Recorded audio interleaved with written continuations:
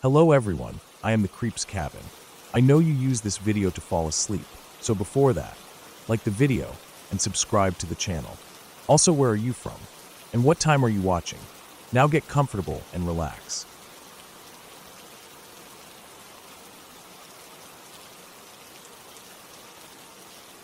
It was the winter of my 9th grade year when my parents bought a house deep in the northern Utah mountains. The property backed right up to national forest land, which meant we didn't have neighbors behind us, just acres and acres of pine, aspen, and rocky ridges. At that age, I was already in love with the outdoors. There was something about the woods that always pulled at me. Maybe it was the stillness, or maybe it was the way everything smelled cleaner, sharper. Maybe it was just the silence. No cars, no voices, no distractions. It felt like the only place my mind could be quiet. From the start, I started sneaking out at night to walk in the woods. My parents had no idea. They thought I just liked sitting on the porch to stargaze, which I did too, but most of the time, I'd quietly walk off the deck, slip through the edge of the yard, and melt into the tree line. I didn't go far at first. I'd just stay within sight of the house, testing the cold, getting used to the snow-covered ground under my boots and how it muffled my steps. But after a while, I started going further. Winter nights in the forest were something else entirely. It's hard to explain unless you've really been out there. The snow absorbs a lot of sound, so even the tiniest noise feels huge. A branch cracking in the distance sounds like a gunshot. You become hyper-aware of everything. The sound of your own breathing, the crunch of your boots, the breeze rustling dry branches above. I liked that feeling. It made me feel alive. Sometimes I would just sit. I'd find a fallen log or a smooth rock and park myself there for 30 minutes, sometimes an hour. I didn't bring a flashlight, just let my eyes adjust to the dark. Snow reflects starlight better than you'd think, and when the moon was out, it was surprisingly bright. The trees cast long shadows that looked like something out of a black and white photograph, and the world felt completely still. That night, the one I still think about, started just like all the others. It had snowed earlier that day, just a light dusting that covered up the previous night's footprints, so I knew I'd be breaking trail. I put on my heaviest coat, laced up my boots, and slipped out the sliding door just after midnight. The air bit at my face the second I stepped off the porch. My breath came out in thick clouds, and the cold made the hairs inside my nose stick together. The trees stood dark and tall at the edge of our backyard, forming a wall of black shapes against the lighter snow. I crossed the yard in silence, heart picking up speed the way it always did when I started these walks. It wasn't fear, exactly, more like anticipation. I never knew what I'd see. Sometimes it was nothing. Other nights I'd spot deer picking their way through the trees, or a raccoon sprinting off when it noticed me. Once, I saw an owl swoop down and snag something in the snow, then disappear into the trees without a sound. That kind of stuff made it worth it. That night, the snow squeaked under my boots as I headed north, following the faint outline of a dry riverbed that wound through the forest about 100 yards from the house. I'd walked it before in daylight and knew it was a safe path. The bed was wide and mostly flat, lined with rocks and scattered branches. It was easy to follow in the dark and offered good visibility in all directions. I stayed quiet as I moved, pausing every few steps to listen.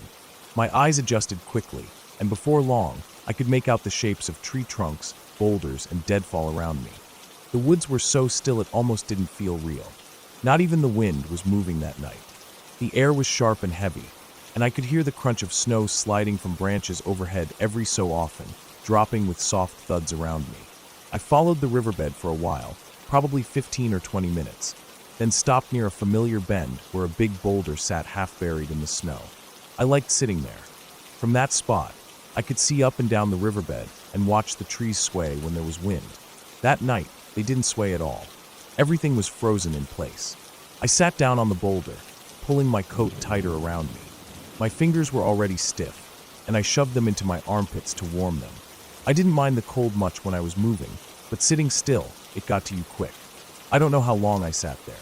Maybe 10 minutes. Long enough that I started to relax, to forget that I was alone in a national forest in the dead of night. I was leaning back slightly, watching the stars through the trees, when I heard it. A scream. I froze. Not like in the movies, where someone gasps and looks around. I mean, I didn't move. Not a muscle. It had come from somewhere behind me, maybe 50 yards off to the left. It was high-pitched and raw, like something in pain. No words, no human tones, just a drawn-out, guttural shriek that didn't sound like anything I'd ever heard before. My body locked up so tight I couldn't even breathe. The air felt like it was frozen in my chest. I didn't dare look around, didn't turn my head, didn't even blink. I just lowered myself slowly off the boulder and crouched in the snow, barely making a sound. The scream had come once, then stopped. The silence after it was somehow worse. I strained my ears, trying to hear anything, footsteps, rustling, even breathing, but there was nothing. Just the ringing in my own ears and the pounding of my heartbeat. I stayed there for a long time. It felt like forever.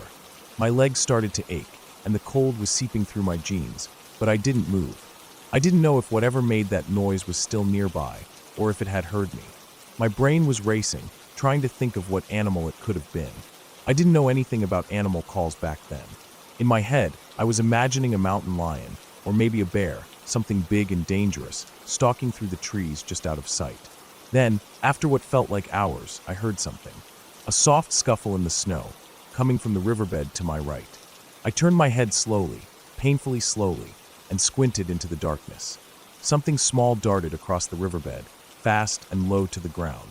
At first, I couldn't make out what it was, but as it moved into the faint moonlight, I saw the bushy tail and narrow snout. It was a fox. Just a fox. It skittered across the snow without noticing me, then disappeared into the trees on the other side. I felt everything in me sag at once. The fear didn't vanish, but it changed. I let out the breath I'd been holding and sat back in the snow, my legs numb and my hands shaking. My heart was still racing, but my brain was catching up. I didn't move right away. I stayed there for a while longer, sitting in the snow, staring at the spot where the fox had vanished. The forest was quiet again, completely still. Eventually, I stood up, brushing the snow off my jeans and coat. My legs were stiff, and my fingers were numb, but I was okay. I turned and started walking back the way I came, following my tracks in the snow. I didn't rush. Moving too fast in the forest can make things worse. You make more noise. You miss things. I kept my head on a swivel, eyes scanning the trees, but nothing else happened. The woods stayed quiet. By the time I reached the backyard, the sky was starting to lighten just a little. Not full sunrise, but that pale blue hint that comes before it. I stepped onto the porch, kicked the snow off my boots, and slipped inside. I didn't sleep that night. I sat in my room with a blanket wrapped around me, staring out the window at the forest. Later, I looked it up. The scream I heard, almost definitely a fox.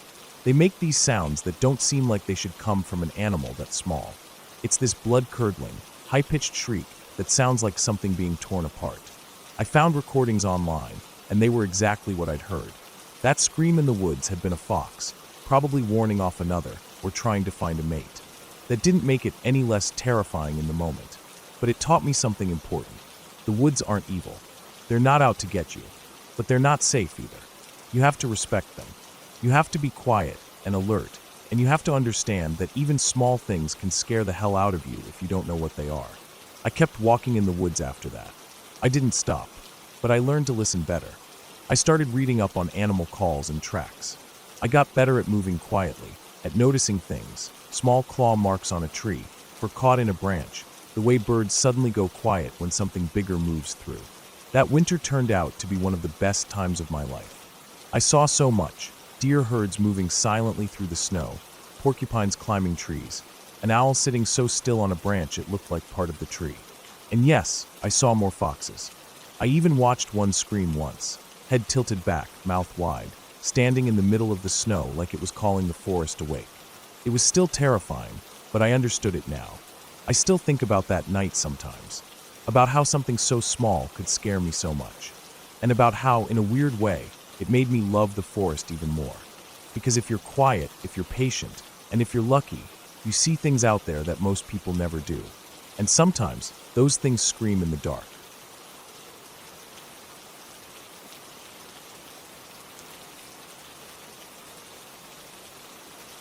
When I was 13, I went on a week-long camping trip with 2 adult guides and 5 other kids who were around my age. It was one of those summer outdoor programs meant to teach basic wilderness survival, bonding, and getting away from screens. I wasn't a super outdoorsy kid, but I liked kayaking, and the flyer had a photo of people paddling on a wide, calm river under bright blue skies. So I signed up. My parents were thrilled. They dropped me off early one morning, waved goodbye, and I didn't see another building or road again for the next 7 days. By the 5th day, we were all exhausted. We'd hiked for hours with our packs, cooked on little camp stoves, filtered river water through old plastic bottles, and gotten used to being sweaty and smelly and bitten up by mosquitoes. That day was the hardest. We were scheduled to paddle downriver for several kilometers, set up camp near a site marked on a laminated map the adults kept folded up in a dry bag, and cook a hot meal before dark. But things didn't go as planned. Late in the afternoon, dark clouds rolled in fast. The wind picked up and the river, which had been smooth all week, suddenly felt angry. Our paddles slapped against waves, and the rain started so suddenly it felt like being sprayed with a hose. Thunder cracked somewhere far ahead of us, and the adults started yelling directions to stay together, keep our heads down, and get through the bend. We never made it to the site. The downpour threw off our timing completely. It got dark much faster than expected. We found a wide flat spot just off the riverbank where a big tree had fallen some time ago. Its roots were sticking up like the fingers of a giant hand, tangled with dirt and moss. It looked like something out of a nature documentary. The adults talked in low voices while we all stood around dripping, shaking, our packs heavy and soaked. Eventually, one of them clapped their hands and told us we weren't going to bother with tents. It was warm enough that we wouldn't freeze and too wet to try to build anything useful. No fire either, just sleeping bags on the ground. We'd eat in the morning. No one argued. We were too tired. Most of the kids laid their sleeping bags close together, right in the clearing created by the fallen tree. There was a decent patch of flattened grass and leaves, and you could feel a bit of airflow from the river. I stood over the space for a moment, but I kept looking at the hole where the tree roots had torn up the earth. The roots left a pit maybe 4 feet deep, lined with mud and bits of stone, and it just looked like the kind of place snakes or spiders, or who knows what might use as a home. I couldn't shake the image of some cold thing sliding out while I was asleep, so I moved back from the group, maybe 4 meters. Just enough to still see them if I lifted my head, but far enough that I had a bit of space to myself. I found a spot with a bit more grass and fewer rocks, laid out my bag, crawled in while still a bit damp, and just lay there watching the last light fade through the tops of the trees. The clouds had started to clear, and the moon was already up. Everything smelled like wet bark and mud and the river. My muscles ached in that deep, hollow way that only comes from physical exhaustion. For a long time, all I could hear was the occasional cough or shuffle from the others and the constant soft rush of the river. I don't remember falling asleep. I just remember waking up. It was the middle of the night. I had no idea what time it was. I wasn't cold, but I was completely still, wide awake and listening. There was a sound, a sharp, wet clicking, fast, almost rhythmic. It didn't sound like a bug or bird. Then I heard sniffing. Not like a dog exactly, lower, heavier, more deliberate. The kind of sniffing an animal does when it's figuring something out. It wasn't just one sound. It was several overlapping. Click, click, sniff. Click, click, click. Grass rustling. I stayed absolutely still. I knew we were in the woods and that animals were a part of it, but this was different. The sounds were close, closer than I wanted to admit. I tried to tell myself it was raccoons, maybe porcupines, something harmless. I had my flashlight in the small inner pocket of my sleeping bag. My hand was resting inches from it, but something told me not to use it. I don't know if it was fear or just some kind of instinct, but I didn't want to light up whatever was out there. I imagined a startle, a panic, claws or hooves or teeth. The clicking got louder. Then I felt something heavy step on the edge of my sleeping bag. I froze. It didn't stomp or press too hard, but it was a solid step. I could feel the weight through the thin nylon of the bag. The hoof slid a bit, adjusted, and then another hoof landed a little higher up. The breathing was loud now, deep and slow. There was a low snort. I didn't move. I kept my eyes closed at first, trying to slow my heartbeat. Then I let them open, just a crack. The moon was brighter now. I could make out shapes. Large ones. At least a dozen. Maybe more. They weren't bears. They weren't anything aggressive or threatening. They just stood there, completely silent now except for the occasional footstep or exhale. One of them, the one that had stepped on me, lowered itself. I felt the heat of its body as it settled down, legs folding beneath it, its chest pressing lightly against my side through the bag. It wasn't painful, just heavy, like a firm, warm presence. I held my breath, then let it out slowly. My nose filled with a smell like wet fur and soil and something a little sweet, maybe plants or bark. More shifting, more breathing. I let myself turn my head the tiniest bit, eyes adjusting. It was a herd. Deer. Maybe 15 of them. Some stood. Some were lying down. All of them faced the same direction, toward the clearing, toward the other campers. None of them looked at me. Not directly. They just stared like statues, ears twitching now and then, completely still. The one lying on me didn't move. Its body was solid, legs tucked under neatly, head lifted and alert. It wasn't sleeping. None of them were. They were just watching. I couldn't understand it. I lay there like that for what felt like forever. Minutes passed. Then more. My muscles cramped from staying still, but I didn't want to move. The moon drifted higher. I think I dozed off for a while. Not real sleep, but that strange in-between state where your mind floats. I came back to full awareness when the deer above me shifted slightly, exhaled, and leaned its weight to one side. By then, the herd was quiet. One by one, they began to rise. Legs unfolded, heads turned. There was no rush, no panic, just slow, measured movement. They walked in loose formation, hooves silent on the soft ground, slipping between trees without a sound. The one on my bag was the last to move. It stood, stretched slightly, looked in the direction the others had gone, and then followed. I lay there, completely still, watching the last flicker of its white tail disappear between the trunks. The sky had started to change. Not light yet, but less dark. The stars faded. A pale blue spread slowly across the tops of the trees. Birds started up, first one, then two, then a full choir.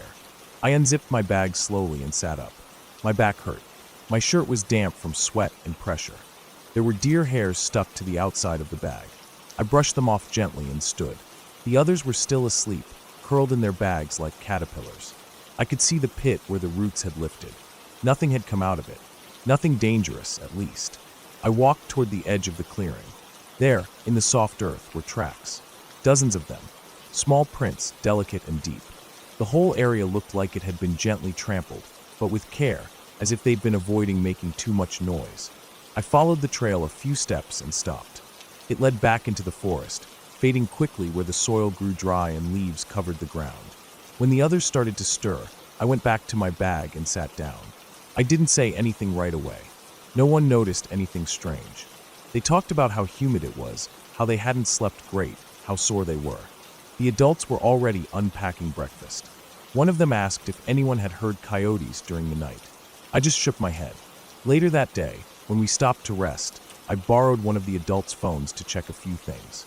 I didn't know what that sound had been at first, the clicking, the sniffing. But after searching, I found videos. Deer. When agitated or alert, they make a rapid clacking noise with their mouths or hooves. Some snort, some stomp. It's a way to signal to the herd. A warning or curiosity. It's not a sound you forget once you've heard it. That night stuck with me. Not because it was scary in the usual way. There were no growls or glowing eyes or anything like that. Just a herd of animals, silent and deliberate, surrounding a bunch of sleeping kids in the dark. It was wholesome, in a weird way, but also unsettling. To think they watched us, maybe trying to understand us, maybe just waiting. And one of them, without hesitation, sat on me. Not to hurt me, not to scare me, just to be there, like it decided I was part of the ground. Even now, years later, I can still remember the feeling of its body pressing into mine, steady and calm, as if I was just another part of the woods that night. Just another thing to be watched.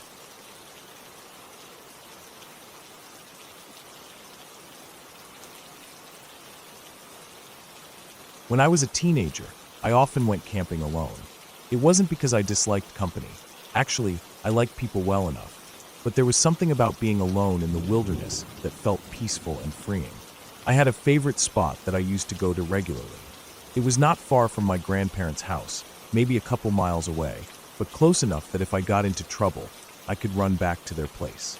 The land was wild, open, and mostly empty except for a few cattle pastures and some thick patches of trees.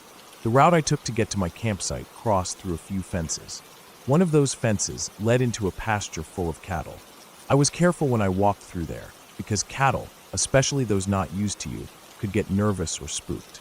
Usually, I just stayed calm, walked slow, and didn't make sudden movements, and they tended to leave me alone. They are generally pretty chill animals if you don't bother them. That one time, the last time I ever went there, I slipped through the fence into the pasture, but something was immediately off. The cattle were restless and freaked out, pacing and mooing loudly. I stood at the edge, trying to figure out what was upsetting them, but I couldn't see anything. No predators, no people, no noise. Just a tense, buzzing kind of quiet except for the cattle's agitated mooing. I gave them a wide berth and walked around the far side of the pasture, heading to my campsite. The whole time, the cattle were on edge, eyes darting, muscles tight, as if something invisible was lurking. The night was fine. I set up my tent, made a fire, cooked some food, and enjoyed the stars. There was a slight breeze, and the air smelled like pine and wet earth. I remember how peaceful it felt despite the uneasy cattle. The sky was clear, with a half-moon casting soft light over the trees and fields. I fell asleep easily. The next morning, I packed up early, eager to get back before the heat of the day. As I stepped back into the pasture, I immediately noticed a terrible smell. It hit me like a wall, a rancid, sour stench, like a mix of skunk spray, rotten eggs, and old manure all mashed together. It was the worst smell I've ever encountered, the kind that makes your eyes water and your stomach turn. I looked around for the cattle to see if they were still there. They weren't. The pasture was empty, silent except for the buzzing of flies. I figured they had moved out of sight into some brush or trees near the far edge of the field. The stench was stronger the closer I got to the little ravine that cut through one corner of the pasture. I dropped my pack on a rock by the fence and walked over to investigate. What I found was awful. The cattle were all dead. Their bodies were piled up in the shallow ravine. Each one had been shot in the head, clean, precise marks, like someone used a bolt gun or a similar device to kill them quickly. They had been eviscerated, guts pulled out and scattered, something I had never seen before outside of a butcher's shop or a slaughterhouse. The carcasses lay twisted and torn, blood soaked into the dirt and leaves. Flies and buzzards circled overhead. It looked like some kind of massacre, done deliberately and carefully. I stood there frozen for a moment, my heart pounding. I didn't understand why anyone would do that. It was a terrible and brutal sight. I wanted to leave immediately, but I also realized my gear was still back where I'd left it at the fence line. I turned back to the rock, but my pack was gone. The small pile of things I'd set down, my backpack, water bottle, and a couple of supplies, were nowhere in sight.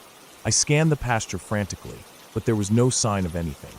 It was as if someone had come while I was only a few minutes away and quietly taken my things. That realization hit me hard. Someone had been close by watching, maybe even waiting. I felt a rush of adrenaline and fear unlike anything before. My only thought was to get out as fast as I could. I didn't look back or linger. The smell was overwhelming. The image of the dead cattle burned in my mind, and the thought that whoever did this had been nearby left me feeling vulnerable. I ran the mile back to my grandparents' house, my legs pumping as fast as they could go. I felt like I was being chased by the invisible presence that had caused all this. When I finally burst through the door and slammed it shut behind me, I was shaking and breathless. I told my grandparents what I'd seen, but they just looked at me in disbelief, saying they hadn't heard anything unusual. I never went back to that campsite or pasture again. I don't know what those cattle meant or who did it, but that day changed the way I saw the quiet countryside around my grandparents' place. There was more to it than just empty fields and peaceful animals. A few years later, I went on another trip, this time with my cousin. She works for the Forest Service in the Montana-Wyoming border area, and I thought it would be interesting to tag along on one of her hydrology checks. She monitors water quality by testing streams and snow runoff, riding out to places deep in the wilderness that most people never see. It was exciting to get to camp out for a couple nights in such a remote area. The first day was amazing.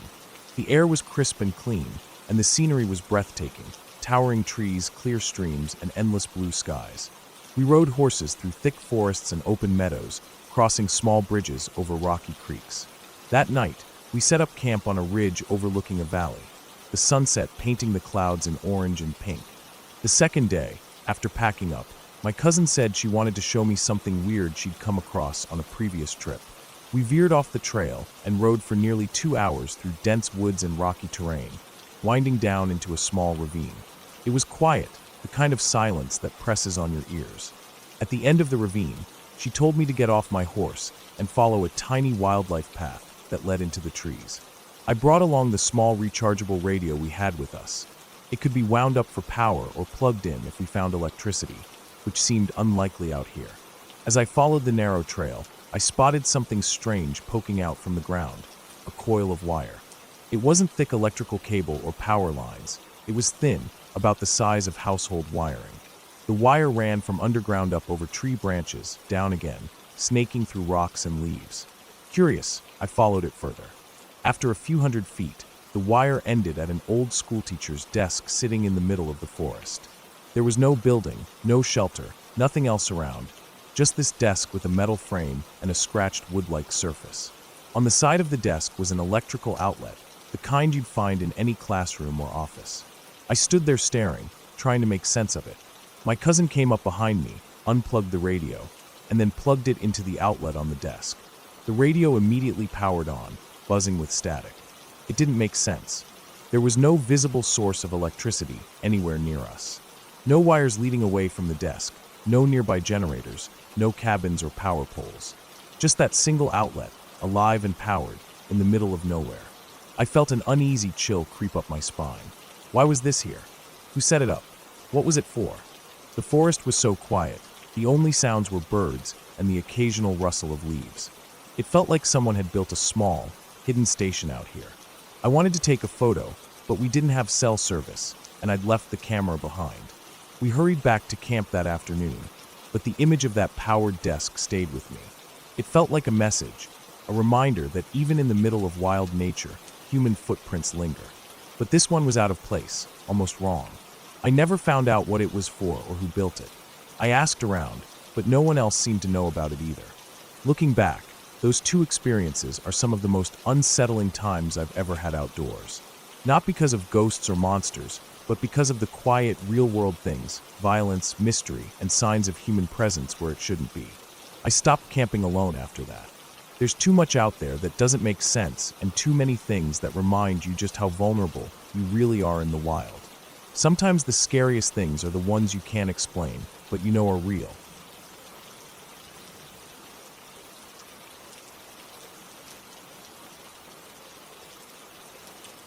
Out where I live, things are mostly quiet. My house is just outside a small town in Australia, right at the bottom of some low mountains. It's not the kind of place you'd call remote because there are properties scattered around. Maybe every 400 or 500 meters, you'll find a house or a farm. But there are stretches of road where it feels like no one's been for a long time. You can drive for close to a kilometer without seeing a single light or any sign of human life. The trees crowd close on both sides of the road there, mostly eucalypts and a few thick bushes that make the shadows feel alive even when it's quiet. One night, my mom and I were coming home pretty late. We'd been out visiting family in town and took the long way back because the road cuts through some nice scenery, and we usually listened to the radio to pass the time. That night, the sky was clear, a few stars flickering above, but the moon was barely up yet, so the road ahead was mostly dark, lit only by the headlights of the car. The air smelled sharp and cool with that fresh scent that comes after a little rain, though it hadn't rained for a couple of days. I remember the radio was playing some classic rock, nothing too loud, just enough to keep us company on the quiet drive. Mom and I were chatting quietly, just talking about random things and the week ahead. We rounded a bend on this narrow stretch of road where the trees grow really close to the edge, almost like they're leaning in, watching you drive by. I was about halfway through the turn when something caught my eye. At first, I thought it was just a shadow or some weird trick of the light, but then I saw it clearly. It was standing on the side of the road, not more than 10 meters away from us.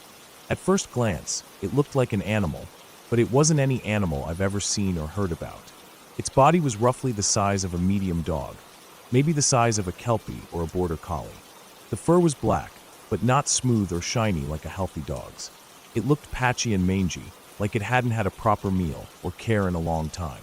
The fur hung off its frame in rough clumps, and some patches looked almost bare, exposing dark skin underneath. What freaked me out most was the head. It was too big for the body, almost abnormally large. It wasn't shaped like a dog's head either. It was longer, a bit wider at the back, with a strange shape I can't really explain. But what really froze me was the eyes. They were huge and bright green, glowing even in the weak car light. They didn't blink. The stare was fixed on us like it was studying every inch of the car, and the people inside. The eyes were almost hypnotic, but in a way that made my skin crawl. And then the neck. The neck was just ridiculous, impossibly long and thin. It looked like it shouldn't be able to hold up such a big head.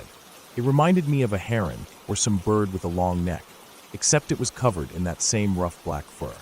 The way it moved its head slightly side to side made me realize how strange and unnatural it looked, like something wasn't quite right. Mom and I started swearing without thinking. Something about the sight just sent us into shock. I slammed the brakes a little and turned the wheel quickly, making a U-turn to get a better look. My heart was pounding so hard I thought it would burst through my chest. I wanted to get a better look at whatever this thing was. I rolled the window down just a crack and slowed to a stop about 15 meters away from where it had been standing. But when I looked back carefully, there was nothing. No sign of it anywhere. Not behind trees, not on the ground, nowhere. It had disappeared completely in less than 10 seconds. I scanned the area for a while, headlights sweeping the roadside, but there was nothing at all. I've seen wild dogs and feral cats around here before, plenty of times. But this didn't look like either of them. The body was too slender for a wild dog, and the way it held its head and neck made it look unnatural. It was too big for any wild cat in this area too, and definitely nothing I'd ever heard about like a Tasmanian devil or a thylacine. For one thing, I don't live anywhere near Tasmania, and those creatures haven't been confirmed here for decades. Plus, the shape and size just didn't add up. The whole drive home, I couldn't stop thinking about that thing.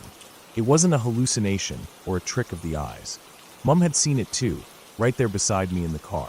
We were both quiet after that, glancing nervously at the dark edges of the road, half expecting it to pop up again. But it never did. That was the first time I saw it. Since then, my family has spotted it 2 or 3 times, always late at night. We try not to talk about it too much, because it sounds ridiculous, and people usually just laugh it off. But my partner's dad has even seen it twice himself, once in the daylight and once at night. He's not the kind of guy to make things up, so I get the feeling we're not the only ones around here who have had this weird encounter. When you live out here, you learn to live with the unknown in some ways. There are plenty of kangaroos and wallabies that hop across the roads at night. There are the usual critters, snakes, and birds you expect. But this thing? It's different. The way it looks, the way it moves, the eyes that seem to watch you, it feels like something that shouldn't exist here. Like it slipped out from some nightmare and found a place to hide. It doesn't act like any animal I know. I've never seen it make a noise, never heard it growl or howl. It just watches like it's waiting.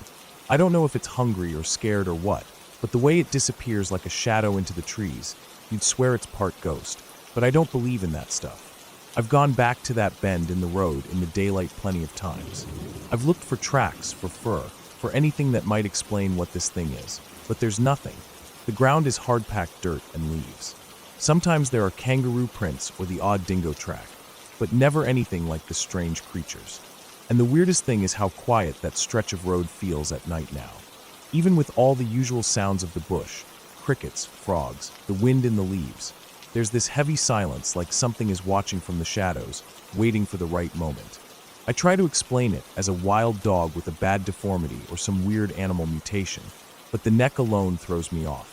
No animal I know can have that kind of neck and head ratio. It's like its body was designed wrong, or nature made a mistake. I don't tell people much about it because it sounds so strange, and most folks here don't believe in things that don't have a name. But after seeing it a few times, it's burned into my mind. Every time I'm out driving at night, I feel eyes on me, like something's just out of sight, watching and waiting. I know now to keep my doors locked and windows up when I'm on that part of the road. I try not to slow down too much or stop if I see shadows.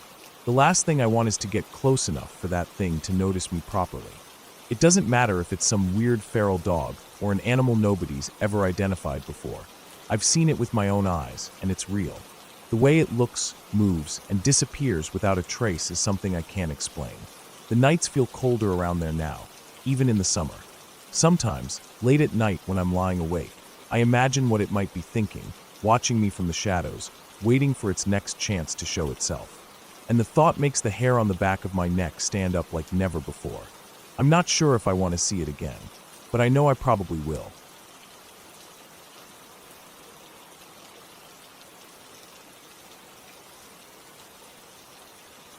I used to spend a lot of time hiking alone, It was one of the only things that made me feel clear-headed. The world gets quiet out there. I could be a couple miles from the nearest parking lot, just me and the river and the sound of leaves underfoot. I liked the silence. It felt honest. I'd go out for hours, take side trails, explore little pockets of the woods that weren't on any official map. I brought enough water, snacks, sometimes a book if I felt like sitting down and listening to the river. For a long time, it was my favorite way to unwind. This happened in early fall. The kind of cool where you still break a sweat moving, but don't mind it. I remember the way the wind felt that day because it kept rustling the trees, and the light would shift from shade to sun with every breeze. I liked that. I liked watching the river flash through the leaves as the wind passed. The trail I was on wasn't remote, not really. It ran along the river for about 5 miles, with some gentle climbs and drop-offs. Popular with mountain bikers on the weekends, but quiet during the week. That's when I'd go. I liked the quiet. I knew the trail well. I'd been down it a dozen times. There were these little offshoots, small footpaths that led toward the river through thick brush. Most of them weren't used much. You could tell by the way the grass grew up tall in the middle. I knew one of them led to a flat rock shelf by the water. I'd sat there before. It was a good place to stretch or eat something. That day I had my usual setup: backpack with water bottles, energy bars, small first aid kit, and a decent knife I'd picked up after a weird encounter the year before involving a guy asking too many questions about whether I hiked alone. I carried it now more for peace of mind than anything. I didn't think I'd ever need it. I'd gone about 2 miles in, maybe a little more. The trail curved along a hill, trees rising on one side, dropping away on the other. You couldn't see the river directly from the trail here, just flashes of it through the trees. I was walking at a steady pace, not rushing, just breathing in the smell of dry leaves and old bark. I wasn't listening to music. I like to hear what's around me. Then something felt off. I don't know how to explain it clearly. You just notice when something's wrong in the woods. Like a rhythm's been broken. It wasn't sound, exactly. It was absence. A pause. Like the woods themselves were holding their breath. The wind didn't stop. The leaves kept moving. But something underneath that rhythm had shifted. I slowed down. I didn't want to look jumpy, even though I was. I kept my steps even, kept my eyes forward, but I started scanning the edges of the trail. On the riverside, the brush was thick enough to hide someone if they were crouching down. That side drops down toward the water, maybe a 10 or 15-foot slope, then flattens out again. A lot of thin, bare trees and tangled bushes in there. That's when I saw him. He was crouched maybe 15 feet off the trail, just at the edge of the slope, partly behind a downed tree. He was in camo, pants, jacket, even a hat. At first, I thought I'd imagined it. My brain didn't want to make a person out of what I was seeing. I thought maybe it was just a hunter, but I knew there was no hunting allowed here. Signs were posted clearly at all the trailheads. This was a county area. Fishing was allowed in parts of the river, but not here, not where he was. And he wasn't fishing. He wasn't even near the water. He was crouched low, watching. Still as stone. His face was mostly covered, but I could see the shape of his nose and cheek under a dark hood or mask. He didn't move, didn't shift, didn't turn his head, but I knew he saw me. I don't know how, but I felt it. The tension in his body was like a coiled spring. He was waiting for something, or watching for someone else. Maybe both. I didn't stop. I didn't flinch. I didn't change my pace. I kept walking, eyes forward. I didn't let on that I'd seen him. I made it maybe 20 steps before I pulled my phone out and acted like I was answering a call. I held it to my ear and started talking. Nothing important, just noise. I made my voice sound casual, upbeat, like I was meeting someone ahead on the trail. I talked about plans, meeting for lunch, how I was almost there. The trail didn't have cell service in most places, but I didn't care. I needed the illusion. I needed anyone watching to believe I wasn't alone.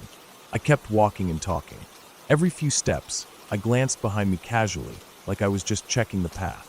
I didn't see him again, but I knew he was still there, still watching. After about half a mile, I started to see signs of other people. A guy on a bike passed me going the opposite direction. A couple with a dog was ahead, slowly walking. I felt myself breathe again. I caught up to the couple and stayed behind them for a bit, still pretending to be on the phone. When we reached the small parking lot near one of the side entrances, I finally let myself stop. My hands were shaking a little. I sat on a bench and waited. I made a real call that time, just to have someone on the other end. I didn't tell them what happened, just small talk. I sat there for nearly 30 minutes before I felt calm again. I watched the woods, watched the trailhead. Nobody came out who matched what I saw. Nobody suspicious. No one in camo. Just a jogger, a woman with a stroller, 2 teenage boys on bikes. Normal people. No one looked like they were hiding in the brush. I thought about reporting it. I really did. But what would I say? I saw a guy in camo near the trail. That's not illegal. He didn't approach me. He didn't say anything. Maybe he had a reason. Maybe he was just hiding from someone else. Maybe he was birdwatching. But no binoculars. No fishing rod. No gear. I know what I saw. He wasn't relaxing. He wasn't enjoying nature. He was hiding. Watching. That's what changed it for me. After that day, I didn't hike alone for a long time. I still haven't gone back to that trail. I told myself I'd be smarter next time. I bought a better knife. Looked up courses on personal safety. I even practiced some basic drills, things I remembered from someone I knew who used to teach me how to shoot. I don't carry a gun, personal choice, but I know how to use one. That helps. That memory. What sticks with me most isn't what he did. It's what he didn't do. He didn't move. He didn't speak. He didn't run when he saw me. He just watched, like he was waiting for someone different. I think about how many people might have passed him that day. How many didn't notice? Or maybe they did, and they didn't say anything either. Maybe they're carrying knives now too. I've gone back to hiking sometimes, usually with a friend. I'm more careful now. I check trail maps. I let people know where I'm going. I trust my gut more, because that day taught me something. The woods are peaceful, but they're also quiet. Too quiet for comfort if someone means you harm. You scream out there, and it takes a while for sound to reach anyone who can help. And sometimes the scariest thing in the woods isn't a bear or a storm or getting lost. It's the guy you don't know, the one who doesn't belong, and the moment you realize he's watching.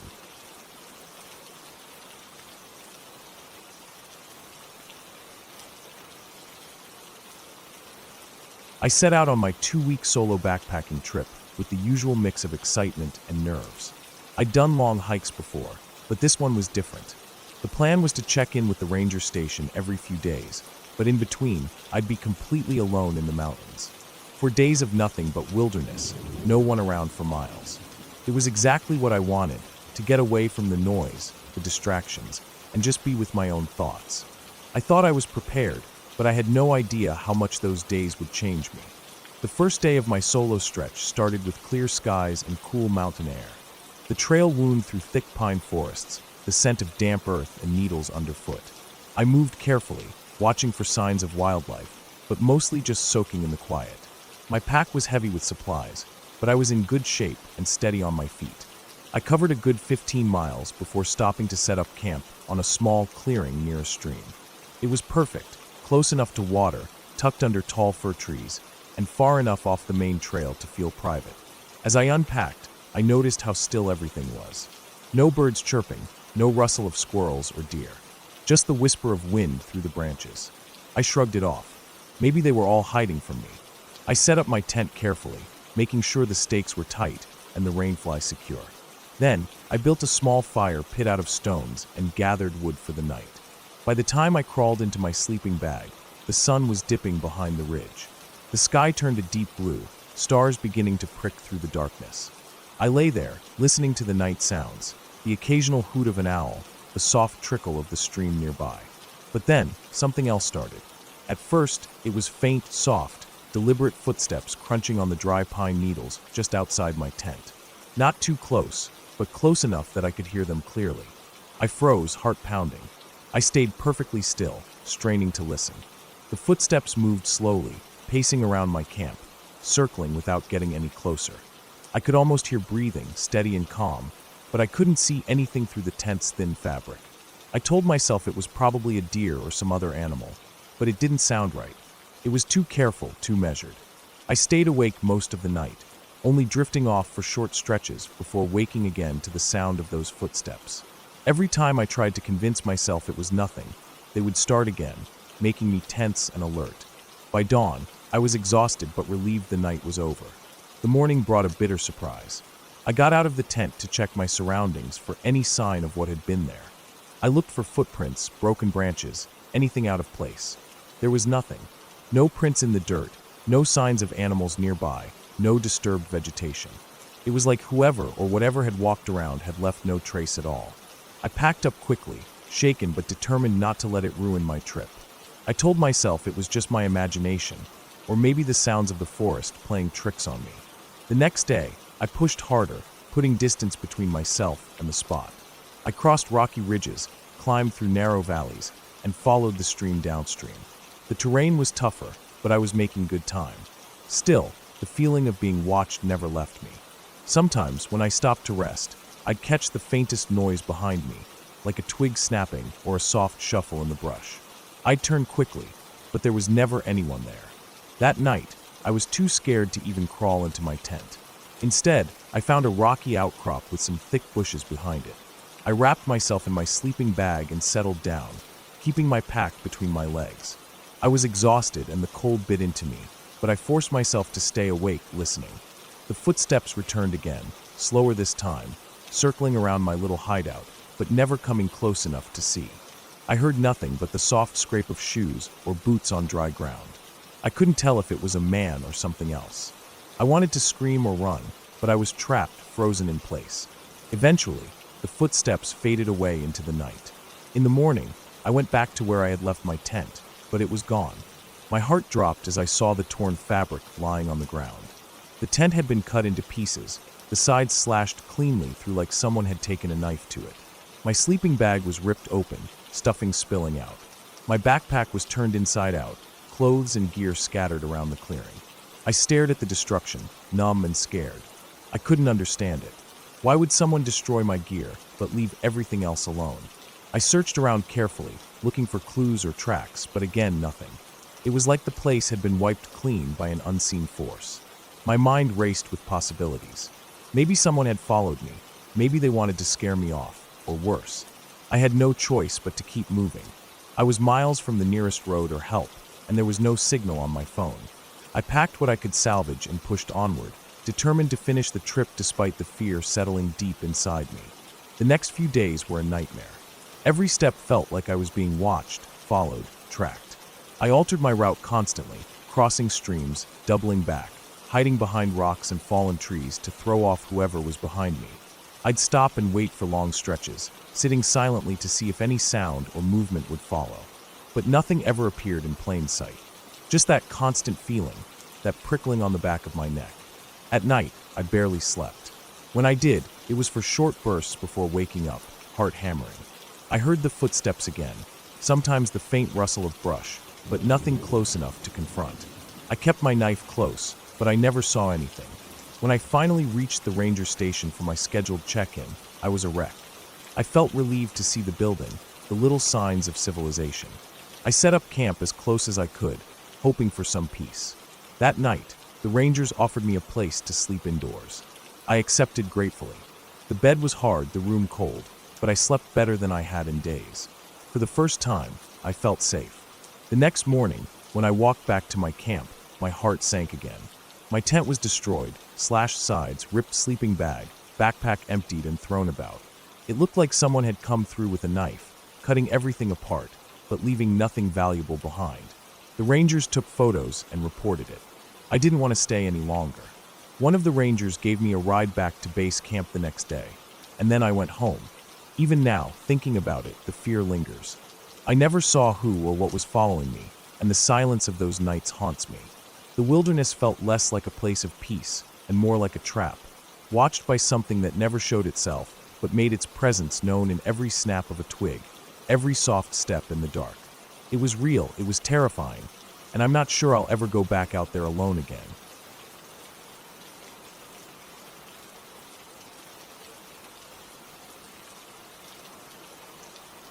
It was a quiet week at the camp, quieter than usual. Normally, we had a full crew of counselors, kitchen staff, and floaters. Those folks who could jump in wherever they were needed, but that week was thin. A couple people had left early for college stuff, another had a family emergency, and a few others were off for scheduled time. It was just the way the schedule had shaken out, and because the first group of campers wasn't set to arrive until a few days later, the director figured it was fine. He left in the morning to pick up a truckload of supplies from the nearest town.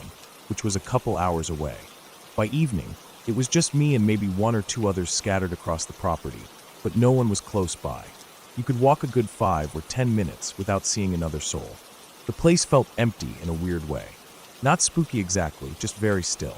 The air didn't even move much. No breeze, not a single rustling tree. The camp was wedged between two mountain ridges, thick with pines and firs, and they blocked most outside signals. Phones barely worked unless you climbed a ridge, which meant the old landline phones in some of the cabins still got regular use. After dinner, which was leftovers from earlier in the day, I decided to call a friend. One of those catch-up calls we all mean to make, but put off for weeks. There was a cabin near the old arts and crafts shed that still had a working landline. I walked up the hill in the dusky light, sun long gone behind the ridgeline, but the sky still glowing deep blue. I spent a good 40 minutes on the phone, sitting on the wooden porch steps with my feet in the dust, swatting away mosquitoes. I could hear frogs down at the lake starting up, and the cicadas were going off like they do when the day cools down. A couple bats flitted through the air above the trees. It was peaceful, a little lonely maybe, but peaceful. After I hung up, I sat for another minute, just listening. Then I realized it was darker than I thought. That quick drop between twilight and night had happened while I was talking, and now I was looking at full-on darkness settling in. I stood up, brushed my jeans off, and clicked on my flashlight. It wasn't a very strong one, just one of those cheap plastic ones from the camp supply closet, but it did the trick. I started walking the gravel path back toward the counselor cabins.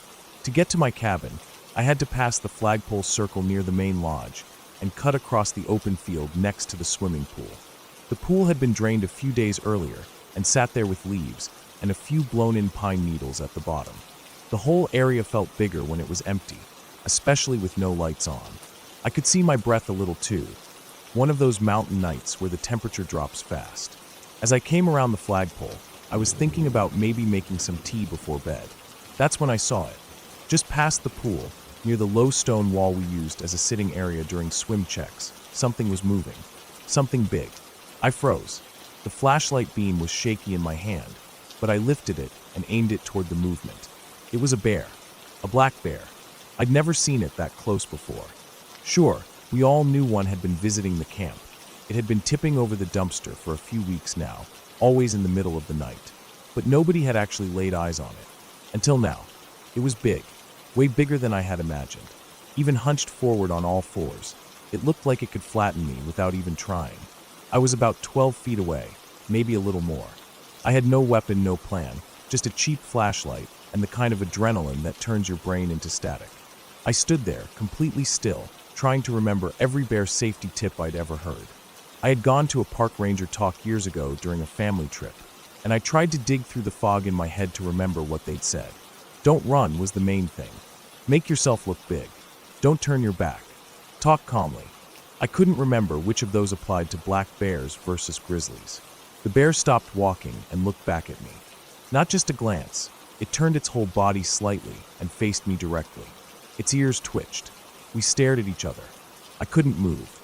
Not out of fear, exactly, but because I didn't want to set it off. I didn't know what it would do if I took a step forward or back. I wasn't breathing. The light from my flashlight hit it just right. Its fur wasn't shiny like I thought it would be, but kind of matte and dusty.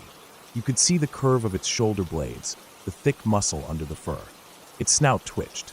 I could tell it had noticed me before I noticed it, but it hadn't been alarmed until just now.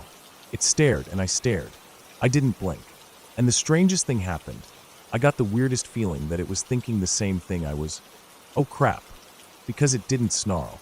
It didn't paw the ground. It didn't charge. It didn't do any of the things my animal brain was screaming it might do. It just looked like it was trying to decide whether I was a threat. And I guess it decided I wasn't. After maybe 15 seconds, longer than you'd think, the bear turned and walked away. Not fast, not panicked. It didn't even trot. It just turned, pointed its nose toward the tree line past the far edge of the field, and walked away like it had somewhere else to be. Like it had simply changed its mind. I stood there for a long time after it disappeared into the dark. I couldn't hear it moving anymore. The gravel under my boots felt sharp when I finally shifted my weight. My hand was sore from gripping the flashlight so hard. My heart was still thudding, but I wasn't shaking anymore. Just hollow.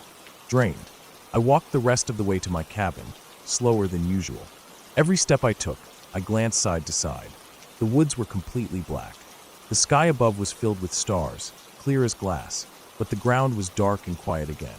Inside the cabin, I locked the door. Not that it would have stopped a bear, but it felt better. I sat down on the edge of the bunk and replayed it in my head a dozen times. Had it really just walked away? It had. I hadn't yelled. I hadn't made myself look big. I hadn't done anything impressive. I had just stood there like a piece of wood, flashlight shaking in my hand, and it had left. I remembered the ranger talk again. He had said that sometimes just standing your ground was enough. Animals don't always want to fight. They want food, or a route, or quiet. If you don't get in their way, they move on. But if you run, then maybe you become part of the problem. That bear was just trying to get to the dumpster. I'd gotten in the way. It decided to find another route. The next morning, I told the other staff. Word got around quickly. By the time the campers arrived, it had turned into something else. A story. I didn't tell them much. One of the lifeguards said he'd heard I stared down the bear until it backed off. One of the kitchen staff said I chased it off with just a flashlight. I didn't correct them. When one of the kids asked me if I really saw a bear and made it run away, I just nodded. Let them believe it. It earned me a weird kind of status. The one who stood up to a bear. But the truth? I hadn't driven anything away. I'd just been lucky. I was in the right place, doing the least threatening thing possible. Still, it changed the way I moved around camp after that. I was more alert, listened harder to the quiet, watched the shadows longer. I never walked anywhere without that flashlight, and I always looked around corners, especially near the pool and the dumpster. I never saw the bear again, though the dumpster kept getting tipped for a few more weeks. Then it stopped. Maybe the bear found better food elsewhere. Maybe it got bored. Or maybe it remembered the human with the flashlight and figured this place wasn't worth the trouble. Whatever the reason, it never came back. But I never forgot that moment. The deep eye contact, the weight of stillness, the sense that both of us were thinking the same thing at the same time. It wasn't mystical. It wasn't a fairy tale. It was just two animals crossing paths in the woods, neither wanting trouble. That night taught me something I didn't know I needed to learn. Sometimes, doing nothing is the best you can do. Sometimes it's enough.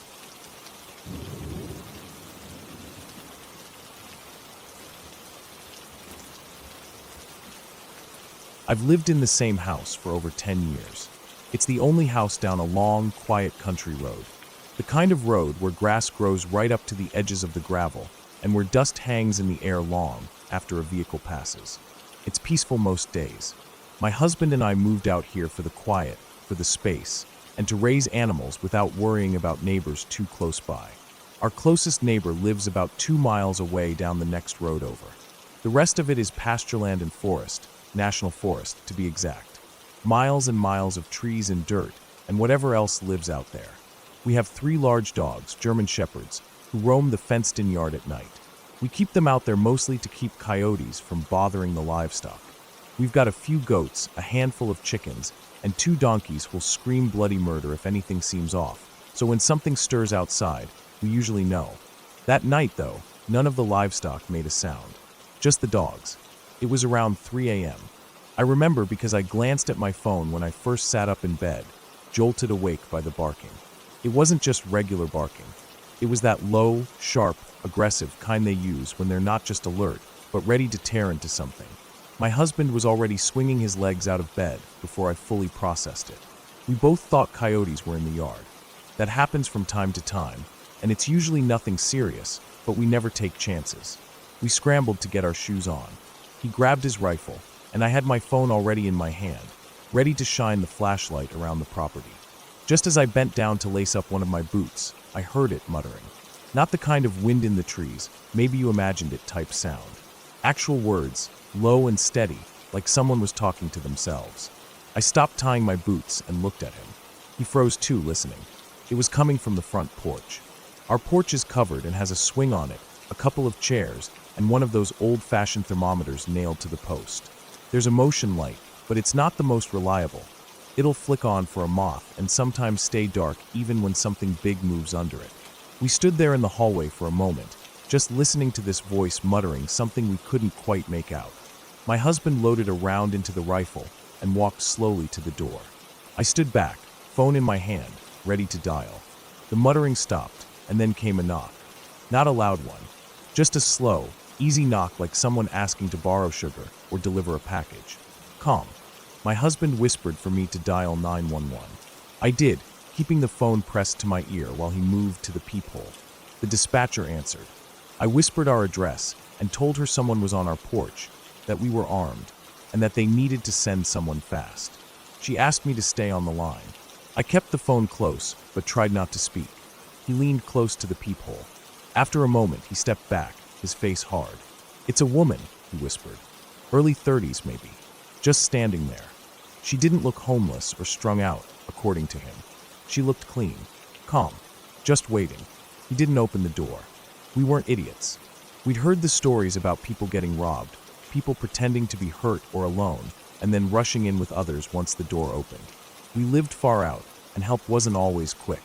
The idea that someone would show up on our porch this far from town, at 3 a.m, calmly knocking like it was Sunday afternoon didn't sit right. He spoke loud enough for her to hear through the door. Told her the cops were on the way. Told her she could sit on the porch swing if she needed to wait, but that we were armed and wouldn't hesitate if anyone tried to come inside.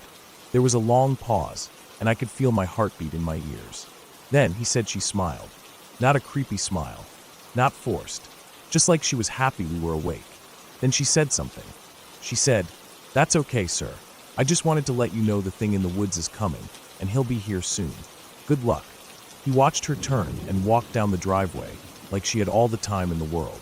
No rush, no fear, just casually heading back into the dark. The dispatcher stayed on the line with us until the county deputy showed up about 20 minutes later. She told me to let the dogs out. They'd help if anyone was still around. They bolted out, noses to the ground, barking their heads off, but they didn't chase anyone. Just ran circles around the yard and then followed the trail down the driveway. The deputy searched the property, walked the edge of the woods with a flashlight, even drove slowly up and down the road. Nothing. No sign of a car, no tracks, nothing. Just an empty night and our dogs still riled up. For days after, I couldn't shake the feeling. I kept the doors locked even during the day. My husband started carrying his rifle more often. We checked the fence line every morning. Nothing seemed disturbed. No signs of someone hiding out in the woods or squatting in the barn. Still, something about the way she'd stood there, quiet, not afraid, like she knew something we didn't, hung in my mind. A few days passed. We told a few close friends and family, mostly to vent, maybe to see if anyone else had seen anything. Everyone thought it sounded like someone high or crazy, which we had considered too, but she hadn't acted erratic. No twitching, no wild eyes, no nonsense. She didn't look high, at least not through the peephole. And that sentence, about the thing in the woods, felt rehearsed, like something you'd say if you wanted to mess with someone. The following Tuesday, my husband was at the feed store picking up some supplies when a guy from the next road over, our closest neighbor, stopped him in the parking lot. He asked if we'd had any weird late-night visitors recently. My husband's face must have said enough, because the man launched into his own story. A girl, same description, showed up at his house just after 1 a.m. over the weekend. Same thing, calm knock on the door. No panic, just standing there, asking for help. But this time, she said she needed water, a phone, maybe to use the bathroom. He told her he'd call the cops for her. That's when he heard a voice from the darkness say, "No fucking cops." He didn't open the door. He backed into the kitchen and called 911 right away. He kept her talking while he waited. Asked questions, tried to get her to say more. She didn't react to the voice. Just kept saying she was thirsty, needed help. Luckily, a highway patrol officer happened to be nearby and got there fast. They caught them, her and 2 men. One guy was hiding just out of sight behind a truck parked on the side of the road. The other guy and another girl were in a car parked about 100 feet away, engine still warm. Turns out, the group was wanted. Distributing narcotics. Selling stolen medication. Been breaking into houses, sometimes while people were home. At least one of them had warrants out for assault.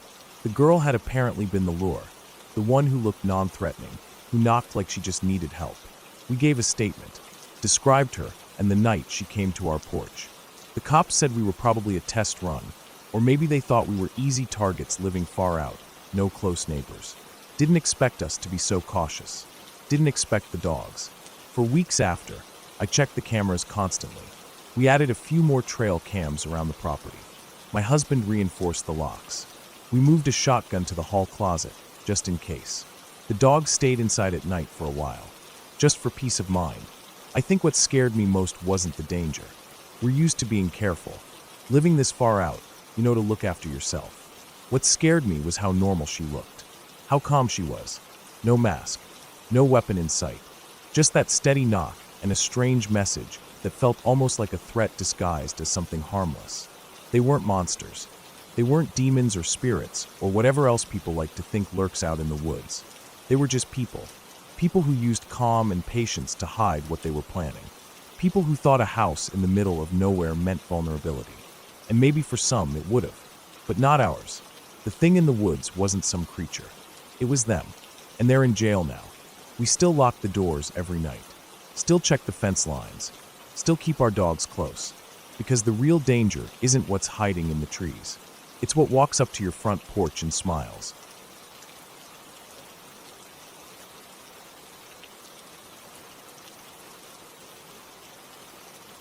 A few years ago, I was driving cross-country, not really with a destination in mind, but more with the intent of seeing the parts of the country I had never experienced.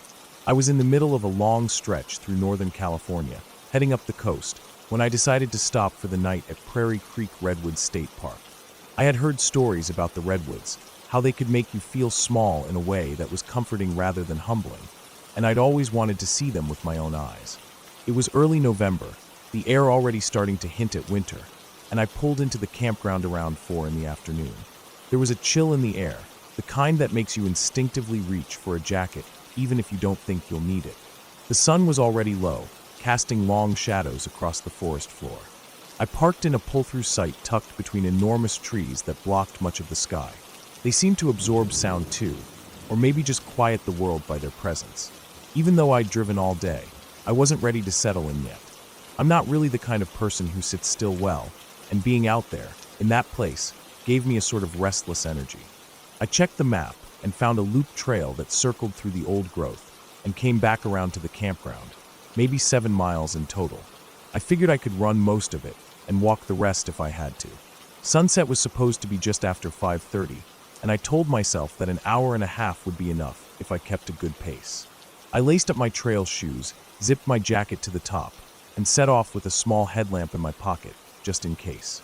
The trail started out gentle, winding along a moss-covered forest floor, flanked by ferns as high as my waist. Everything felt soft, the light, the air, even the sound of my shoes against the dirt. I had run in forests before, but this wasn't just any forest. It felt still in a way I hadn't experienced before. Not silent exactly, just absent of the kinds of sounds I was used to. No traffic in the distance, no buzzing insects, no other people. Just the sound of my own breathing and the faint rustle of my movement through undergrowth. The trail rose gradually, hugging the side of a narrow valley. I passed a stream, then a fallen tree so wide that a family could have picnicked on it comfortably. Everything smelled of earth and wood, and the kind of dampness that only comes from places that never truly dry out. The canopy above was thick, and even though I knew the sun hadn't set yet, the light had dimmed significantly. It was the kind of dim that doesn't feel alarming at first. It creeps up slowly, moment by moment, until you suddenly realize you're straining to see your next step. At around the halfway mark, the trail became steeper, zigzagging up the side of another ridge. I slowed to a walk, partly because of the climb, partly because I could no longer see the roots and rocks clearly. I took out the headlamp and clipped it around my forehead, but didn't turn it on just yet. I still wanted to keep my night vision as long as I could. There was something about using artificial light in that place that felt wrong, like it would break the spell of being part of the forest rather than just visiting it. Another mile or so passed, and by now it was hard to make out any detail in the trees. The trunks were just immense black columns rising into deeper shadow, their tops lost in the darkness. I paused and tried to gauge where I was. The map I'd looked at before setting out hadn't shown many intersections, and I hadn't seen any turnoffs. Still, something about the trail felt different. I wasn't lost, not really, but I no longer had that certainty I'd had at the start. I kept walking. My breath puffed out in small clouds, and the air felt colder than before.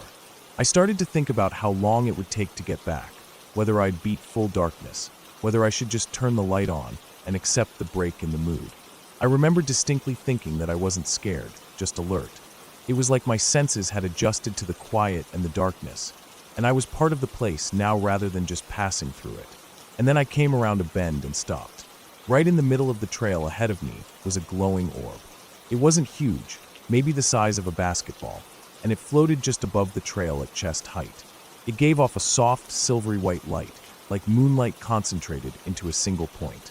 It wasn't bright enough to light the forest around it, but it was enough to make the surrounding trees seem darker by contrast. I stood completely still, trying to understand what I was seeing. At first, I thought maybe my eyes were playing tricks on me. I closed them for a few seconds, let them adjust, then opened them again. The orb was still there. I remember blinking rapidly, then squinting, trying to find the source. It didn't cast shadows, and it didn't flicker. It was just there, perfectly still, silent, and suspended in space. Part of me thought I should be afraid, but I wasn't.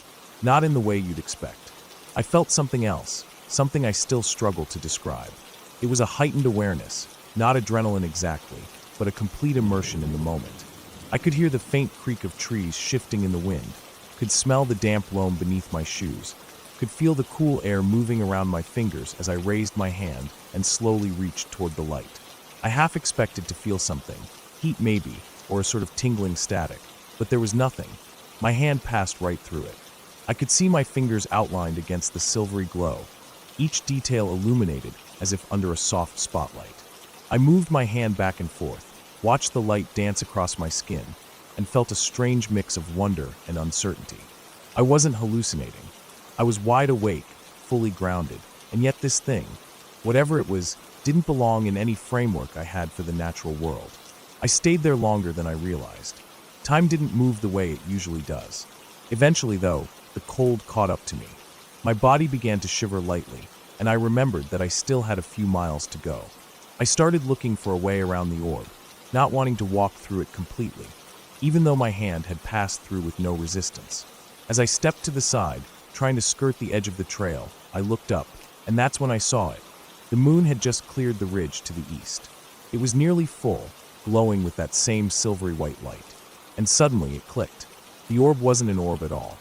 It was a shaft of moonlight, projected through the dense canopy in such a way that, from my perspective, it appeared to be hovering in the middle of the trail. The steep angle of the valley, the way the trees framed the light, the timing of the moonrise, all of it had come together to create this illusion. What I'd seen was just a concentrated beam of moonlight, caught in the misty air above the trail. I stepped fully into the beam and turned to look back at it. From the other angle, it lost its shape entirely. Just diffuse light, blending into the night around it.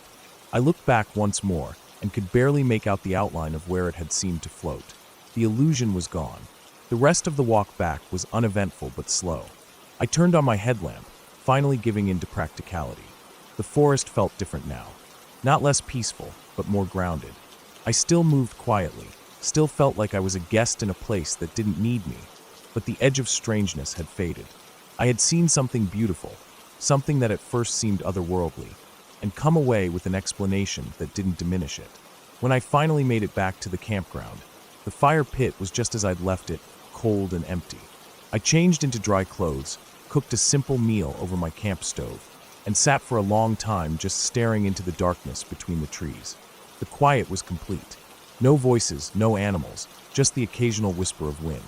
I've thought about that night many times since then, about the feeling I had when I first saw that orb. It wasn't fear. It wasn't even awe. It was a kind of presence I rarely feel in my normal life. A total awareness of where I was, how small I was, and how vast the world could be when I slowed down enough to really see it. The fact that the experience turned out to be explainable didn't take away from its impact. If anything, it made it better, because it reminded me that the world doesn't need magic to be strange or wonder to be real. Sometimes all it takes is being in the right place, at the right time, with your eyes open. That night, the redwoods gave me something I didn't know I was looking for, a reminder of how mysterious the natural world can still be, even without anything supernatural. I went to sleep that night with the sound of wind in the trees, and woke the next morning to fog hanging low between the trunks. As I packed up to leave, I looked back once at the trailhead. I didn't need to go back. That moment would stay with me. And it has.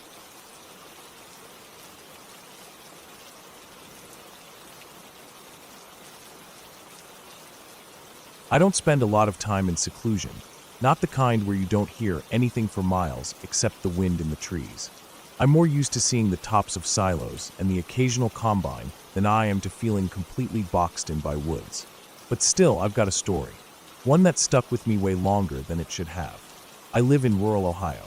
There's not much around me except a few sleepy towns and a lot of space in between them. Farms, old barns, roads that turn to gravel and then disappear into the trees.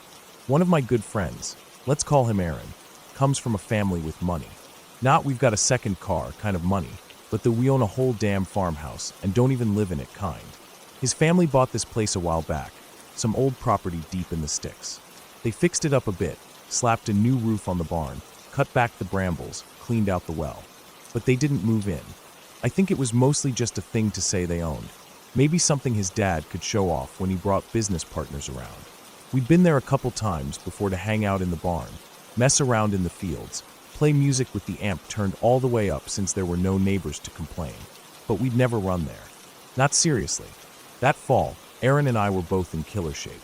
We ran cross-country all through high school, and we'd just come back from running at state. You get used to pushing through pain after that. Running 8-10 miles feels like walking to the mailbox after a season like that. We were in that sweet spot where the legs are strong, the lungs are open, and your mind goes on autopilot as the miles tick by. It was one of those early November days that still feels like fall if you squint. You know the kind, trees half bare, air cool enough to make your skin prickle when the wind cuts through your shirt, but not cold enough for gloves. The kind of day where if you stand still too long your nose starts to run, but when you're moving, it feels perfect. No bugs, no sweat dripping in your eyes, just you and the rhythm of your feet hitting the earth.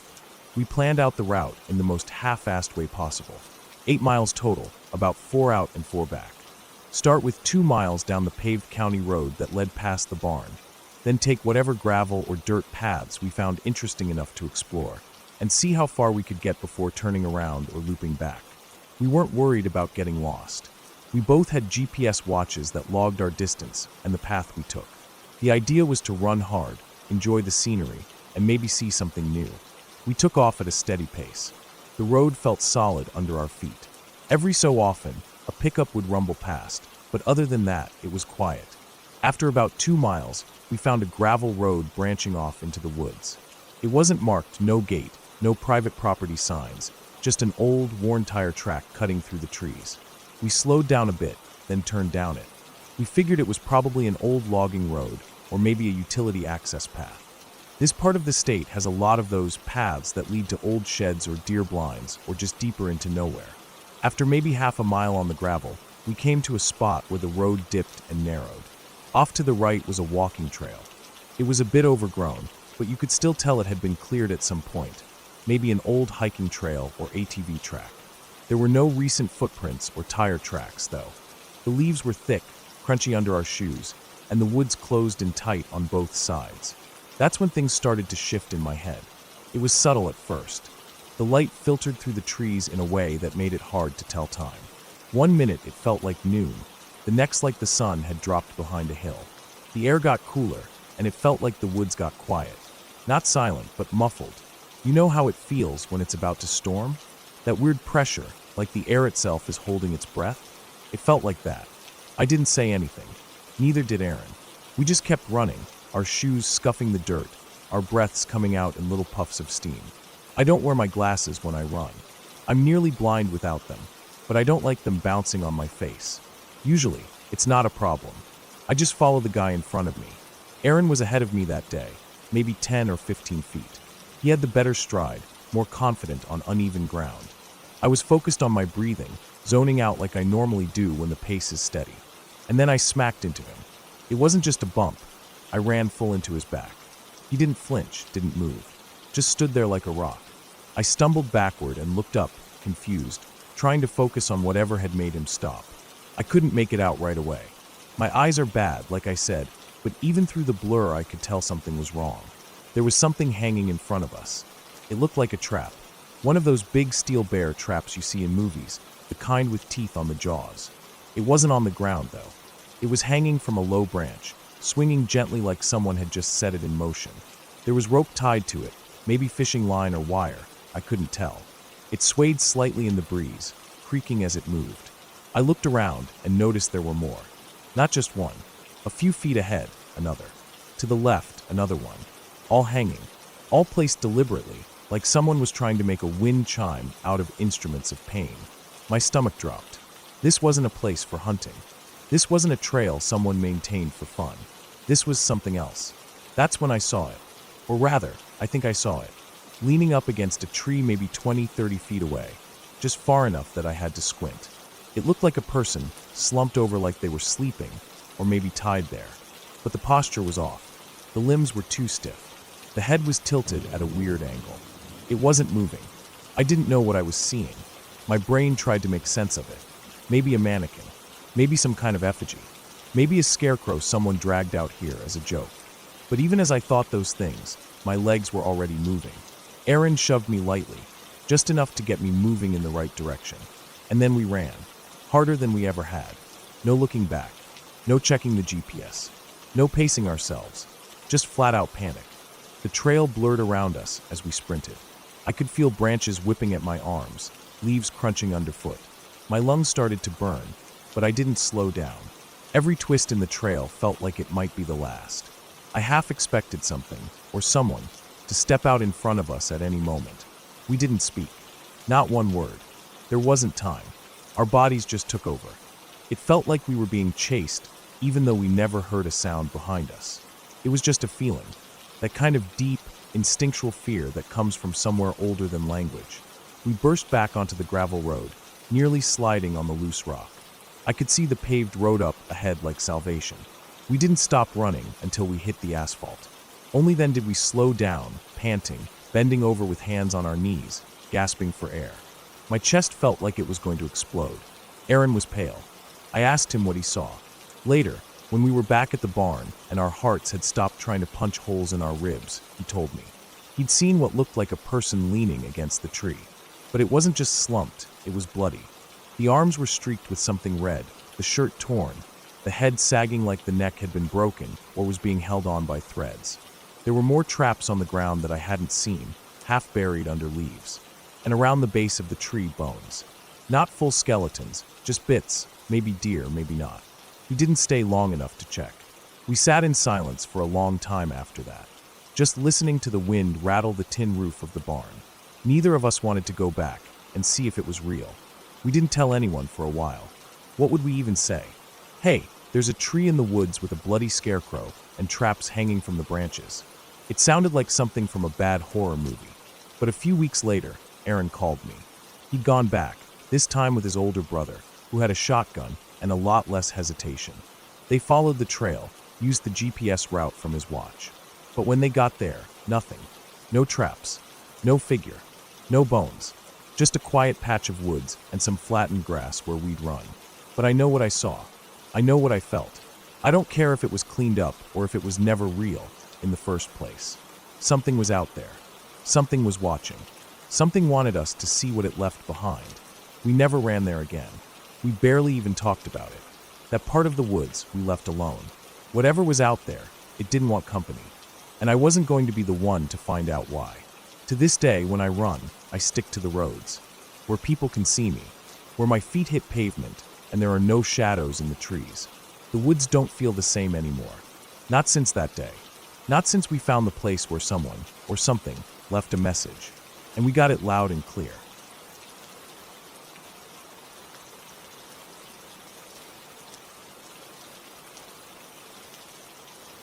I was the navigation officer aboard a research ship, a sturdy vessel built for long journeys across remote waters.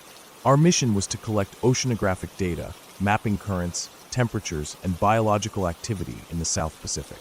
We had been sailing for weeks, charting vast stretches of ocean, until finally we approached the coastline of Papua New Guinea. The landscape there was wild and rugged, dense jungle stretching to the water's edge, broken by narrow bays and jagged cliffs. We arrived at one such bay late in the evening. It was nearly 10 o'clock when we slipped quietly into the inlet, guided by faint echoes from the echo sounder and my careful navigation through the charts. The night was black, almost complete darkness swallowing the coastline, except for the faint outlines of hills against the sky. The water was calm, with only the gentle lapping of waves against the hull breaking the silence. We dropped anchor slowly, letting the chain run until it hit bottom, the anchor biting into the sea floor and holding us steady. I went to the chart table to mark our position. The paper chart was old, worn at the edges, and there was a small handwritten note next to the bay's name. Native village reported in the area. I glanced up toward the shore, looking for any sign of life, fires, lanterns, or any kind of light, but there was nothing. No flickering flames or shadows. The coastline was empty in the darkness. I didn't think much of it at first. The village could be inland or hidden by the thick forest, or maybe the locals had long since abandoned the shore for the night. I turned on all the deck lights and the underwater lights around the hull. The deck lights illuminated the ship's surfaces in cold white light, making the steel decks gleam in the dark. The underwater lights shone down into the water beneath the hull, casting a strange blue glow in the Black Sea. Usually, these lights attract schools of fish, tiny creatures glowing like fireflies, swimming just below the surface. I went back inside to the bridge to take my night watch position. Everyone else on the ship was already asleep. The first officer had sent me the watch with no special instructions, except to keep an eye on our position and be ready for any changes in weather or unexpected events. The air was warm and thick, heavy with the smell of salt and damp wood. The door to the bridge was open, and I liked the sound of the night outside. The distant calls of birds, the subtle rustle of leaves, and the gentle splash of water against the hull. With all the lights on, I could see only about 25 yards away before the mist swallowed everything beyond. The night air was moist, with a faint haze clinging to the surface of the sea. The stars were hidden behind thick clouds, so the world outside was a dark, gray blur broken only by the harsh pools of artificial light. As I sat, watching the instruments and charts, I began to hear a faint splashing sound. It was light and rhythmic, like someone quietly moving through the water just outside the ship. I stepped out onto the deck to look. I scanned the water beneath the underwater lights, expecting to see fish darting about as usual, but there was nothing. No sign of movement other than the occasional ripple on the surface. Shrugging it off, I went back inside to the bridge, but the splashing continued. It was faint, coming from different directions at different times. It wasn't the sound of the ship rocking in the swell or the usual noise of waves. It was deliberate, almost like someone walking through shallow water. I tried to locate where it was coming from, but the mist and darkness made it impossible. Curious and a bit uneasy, I decided to check the infrared camera system in the chart room. The cameras were designed to pick up heat signatures in the dark, allowing us to see what human eyes could not. I flicked the switch, and the screen flickered to life. My breath caught in my throat. There, just beyond the reach of our deck and underwater lights, I could see the unmistakable outlines of dozens of small canoes. About 50 of them. They were arranged in a rough circle or cluster, bobbing gently on the water. Each canoe held 2 or 3 people, all motionless, watching us with steady, unwavering eyes. Their faces, bodies, and the canoes themselves glowed faintly in the infrared spectrum, their heat signatures glowing white against the Black Sea. They weren't coming closer, they just floated there, maintaining their positions with quiet, occasional paddling. The silence between the splashes was unnerving. I could feel my heart pounding hard in my chest. Despite the cameras showing their shapes clearly, I couldn't see any movement with my own eyes. They were completely invisible in the thick darkness and mist. I called a deckhand up quietly, careful not to make too much noise and cause panic. I showed him the camera screen, and his face grew pale. We spent the next hour walking the decks, pacing back and forth, so the men could see there were people awake and moving about. Still, the canoes stayed in place, drifting just beyond the range of the deck lights, watching us. The night stretched endlessly. The men on the canoes never made a sound. There was no yelling, no splashing beyond the faint rhythmic sounds I first heard, no sign of hostile intent, but the sheer number of them and their silence created a suffocating feeling of isolation. I was a small ship, alone in a vast, dark sea, surrounded by an unseen but watchful presence. I remember how cold the sweat was on my back despite the tropical warmth of the air. Every creak of the ship's timbers, every splash of water against the hull sounded like thunder in the quiet night. The mist seemed to thicken, swallowing even the deck light's glow. I could feel a cold tightness in my throat, like a knot of fear that wouldn't go away. The rest of the crew stayed asleep, unaware of the silent watchers on the water. I couldn't shake the feeling that the canoes were not just curious, but that they were holding some kind of silent power. I wondered about their lives, their stories, the long years without a ship visiting their bay. What did they think of us? Were we intruders or just strangers? Eventually, as dawn approached, the first light of morning began to filter through the clouds. The mist thinned, and the silhouettes of the canoes grew clearer, until they were visible to the naked eye as small wooden vessels with simple sails furled at their masts. As the sun rose higher, the people in the canoes began to paddle closer to the ship. When they boarded the ship's small boats, they came aboard with calm, steady movements. They were young and old, men and women, their skin dark and weathered by sun and sea. Their eyes held the same quiet intensity from the night before, but now there was a softness in their faces. They brought fruits, fish, and handmade crafts to trade, their movements gentle and respectful. It was clear now that their village had been there for generations, deep in the jungle beyond the bay. They hadn't seen a ship in years, maybe decades.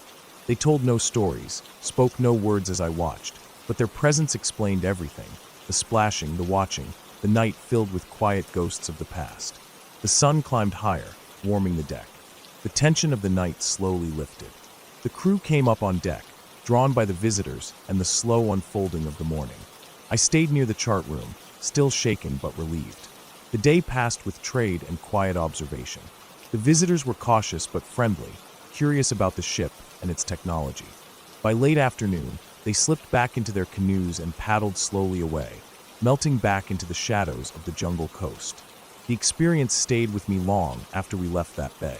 It was a reminder that no matter how much we think we understand the world, there are places where time stands still, where people live by different rules and watch silently from the dark, waiting for the moment they decide whether we are welcome or not.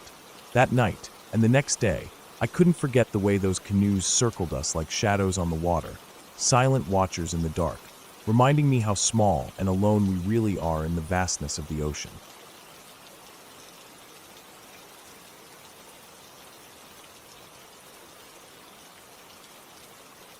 I remember my dad telling me this story more than once, and each time, the way he told it made it feel like the strangest, most unsettling thing he'd ever seen.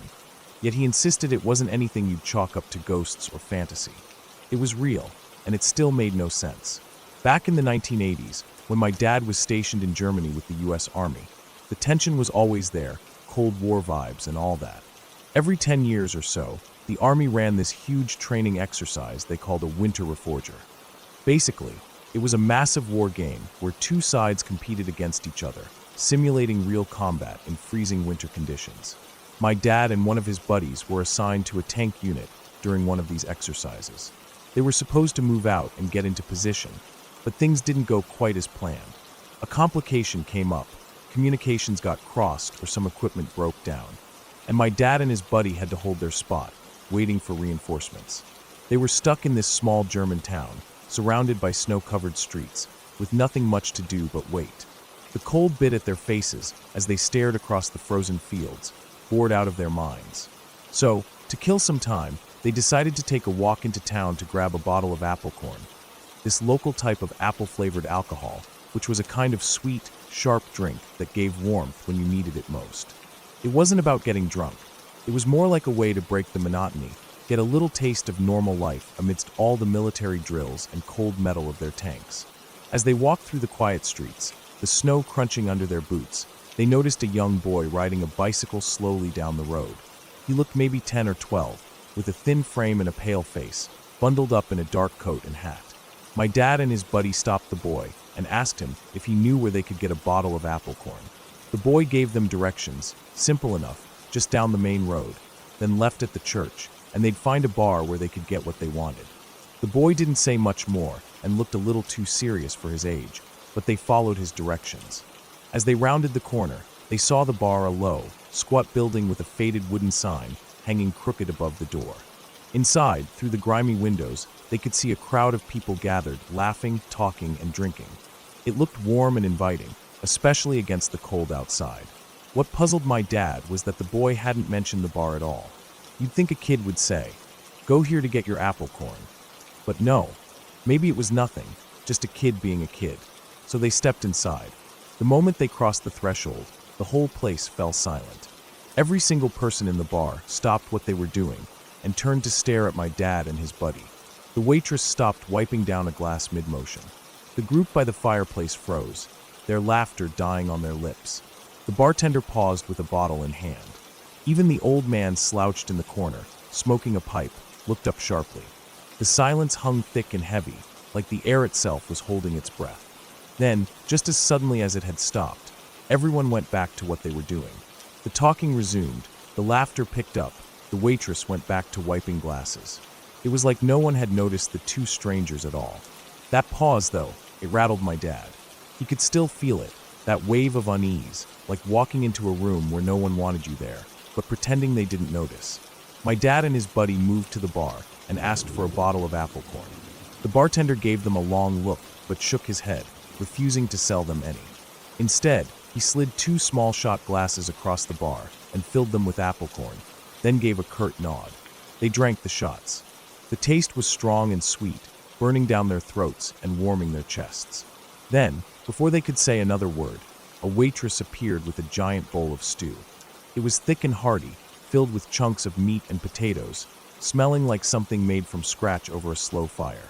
She set the bowl down in front of them and motioned for them to eat. The other patrons were passing around similar bowls, each person taking a handful of stew before passing it to the next person. My dad wasn't hungry, and he told his buddy he didn't want to eat, just wanted to buy some apple corn and leave. But every time they tried to decline, someone else would appear with another bowl or a fresh shot. The offer wasn't just polite, it felt insistent, like refusing wasn't really an option. After a while, they stopped trying to explain and just sat there, awkward and uneasy, passing bowls around and taking small sips of apple corn shots. The bar felt like a trap, like they'd stumbled into some closed-off world that didn't want outsiders. The people inside kept eyeing them, smiling politely, but the smiles never reached their eyes. After what felt like hours, but was probably only minutes, my dad and his buddy decided they'd had enough. They got up, thanked the bartender silently, and stepped back out into the cold night. As they wandered the streets, looking for another place to buy a bottle, they passed the same boy on his bicycle again. They asked him about the bar, about why they wouldn't sell them any apple corn, and if the place was safe. The boy's face went pale, his eyes wide with shock. He stammered, barely able to say the words. "You went to that place?" before pedaling off as fast as his legs could carry him. That reaction sent a chill down my dad's spine. They looked at each other, both thinking the same thing. What the hell had they just walked into? Curiosity and unease pulled them back to the bar. Maybe the boy was joking or there was some kind of misunderstanding, but they had to check it out. When they got there, the bar was dark and empty. The lights were off, the windows were grimy and dusty, and the door was locked tight. They peered inside and saw nothing but overturned chairs and tables, covered in thick layers of dust and cobwebs. The shelves behind the bar were bare. No bottles, no glasses, nothing that resembled the lively place they'd just left. The silence was overwhelming. It was like the bar hadn't been open in years, yet minutes before it had been packed with people. They checked around the block, making sure they were in the right place. It was definitely the same building. No signs of recent activity. The snow outside was undisturbed, except for their own footprints. Nothing explained it. Shaken, my dad and his buddy found another bar a few blocks over. This one smaller and more modest, but at least they could buy a bottle of apple corn there. They paid quickly and left, eager to get back to their tanks and away from that eerie town. For years afterward, whenever my dad told that story, he never added anything about ghosts or magic.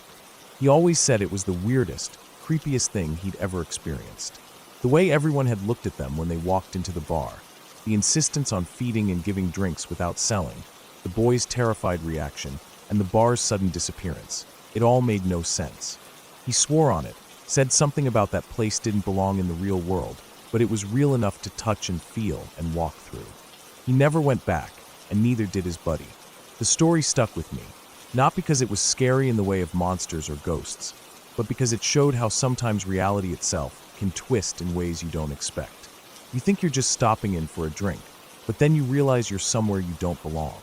And sometimes the hardest thing is just walking away and never looking back.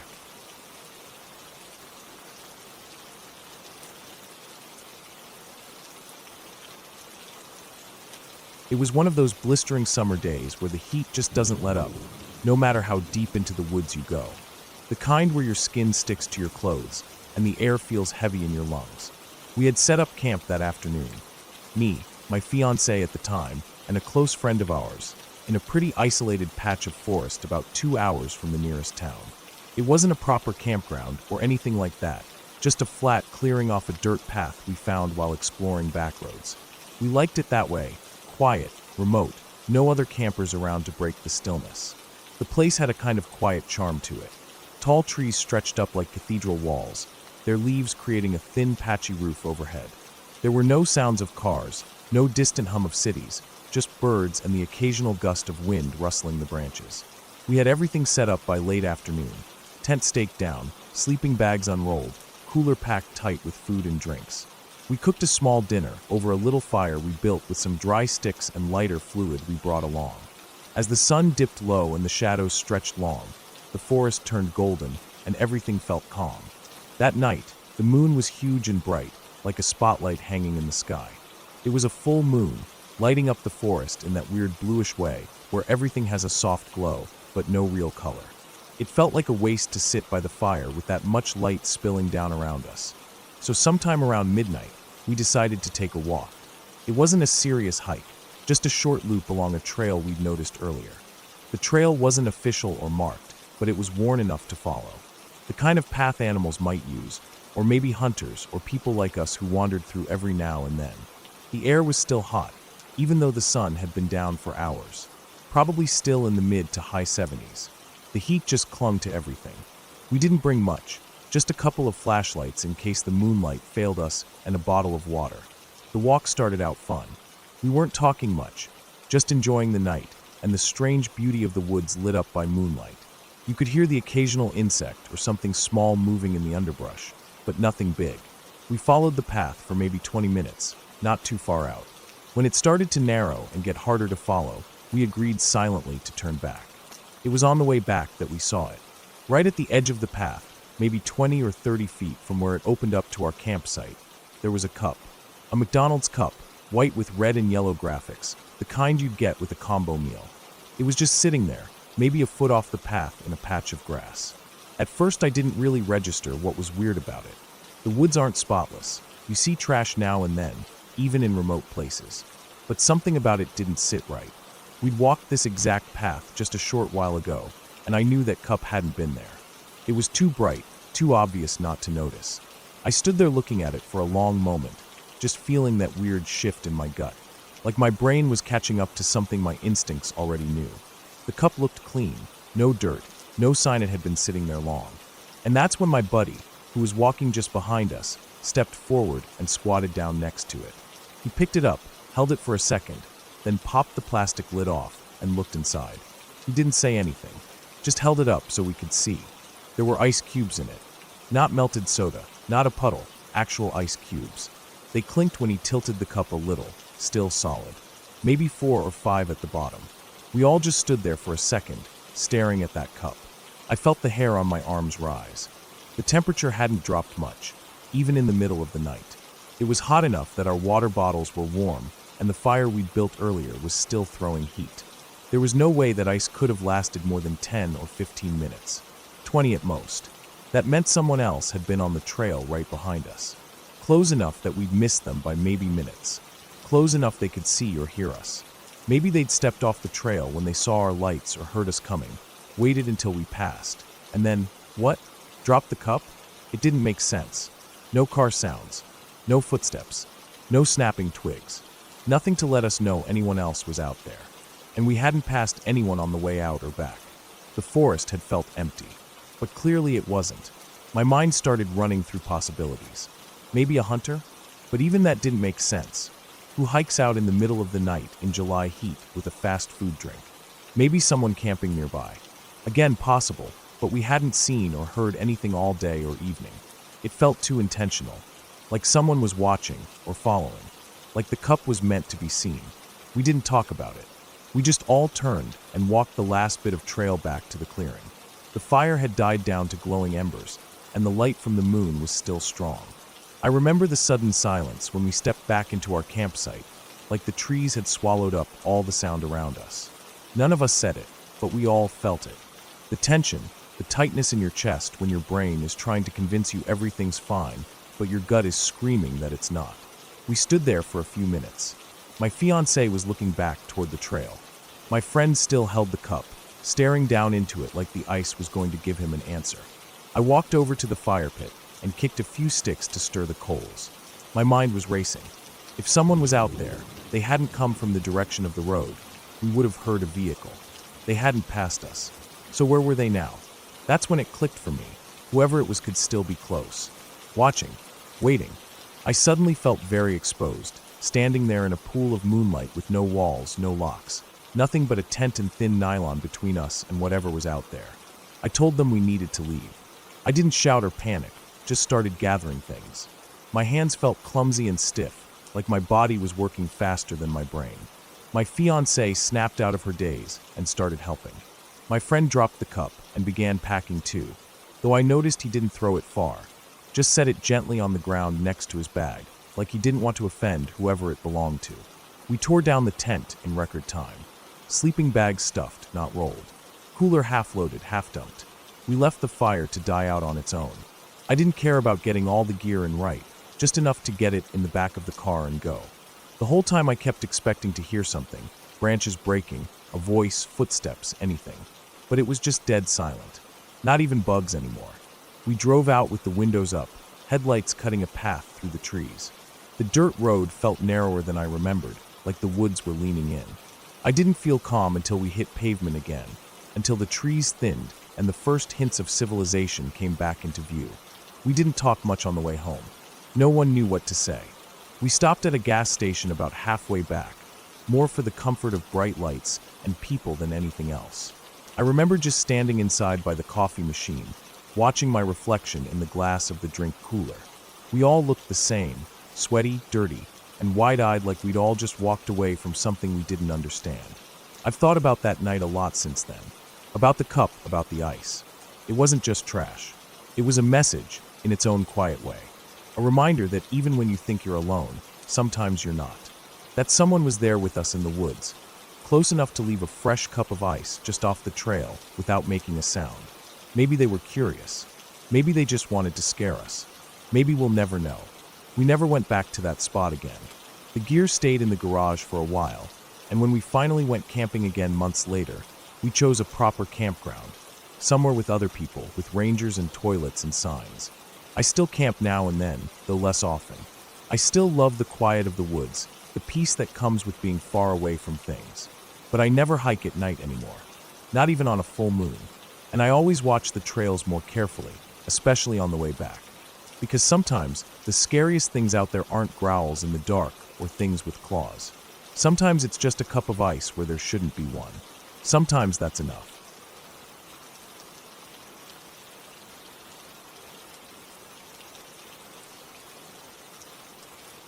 The night I'm about to describe is one I've never forgotten, and one I still don't fully understand. I'll tell it exactly as it happened, without any frills or exaggerations, because the truth itself was strange enough. I've always liked walking at night. It's peaceful, and I don't like crowds or busy streets. I've been trying to get into better shape lately, so I figured night walks were a good way to combine the two. The air tends to be cooler, the streets quieter, and I could clear my head while moving. There's this particular route I've been using for a while. It runs through a patch of open fields just outside a few cities. Even though the area is surrounded by busy highways and urban sprawl, the fields feel like a little island of calm. You can see the skyline of the biggest city clearly from certain spots on the path, especially on clear nights. It's always a reminder that no matter how isolated you feel, you're never truly far from civilization. This night started like any other. The temperature was cool but comfortable, and I had my headlamp strapped on, ready to guide my way along the uneven ground. The fields are mostly flat, but there are small hills and dips, patches of tall grass, and occasional muddy spots from recent rain.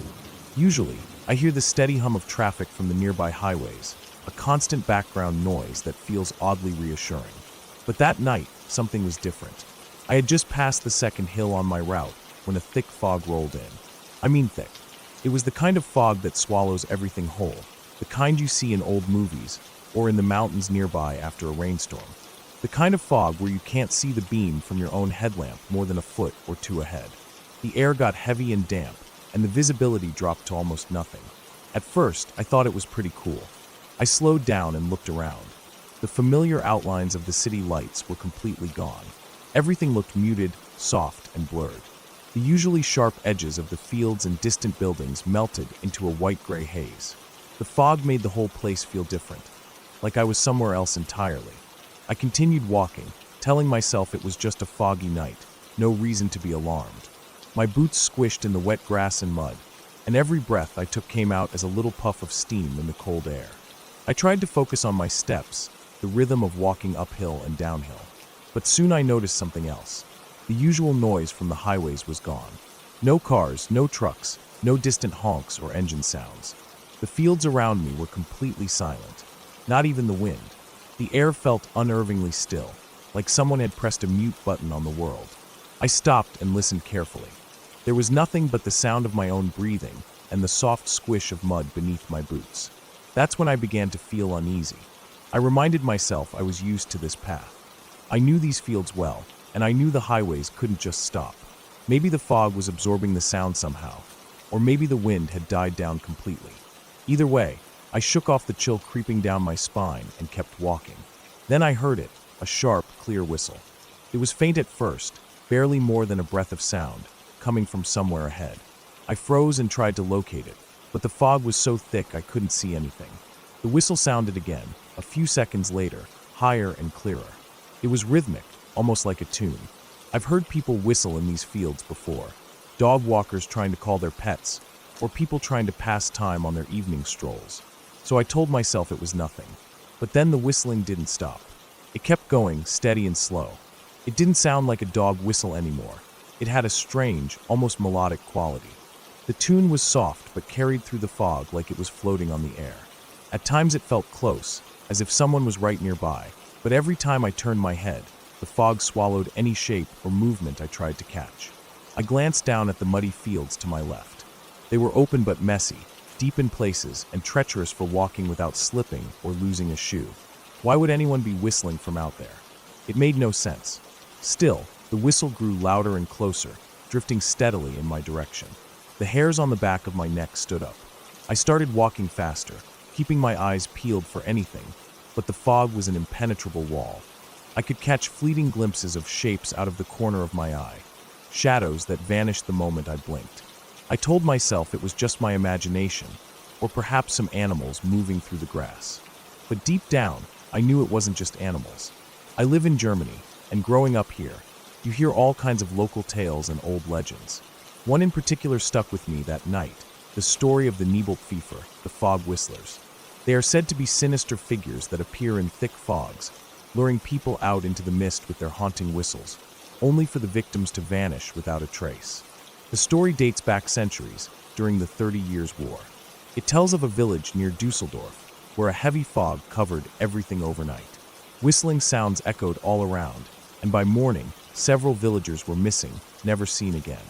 The Nebelpfeifer supposedly stay just at the edge of visibility in the fog, never coming closer, but never letting you escape either.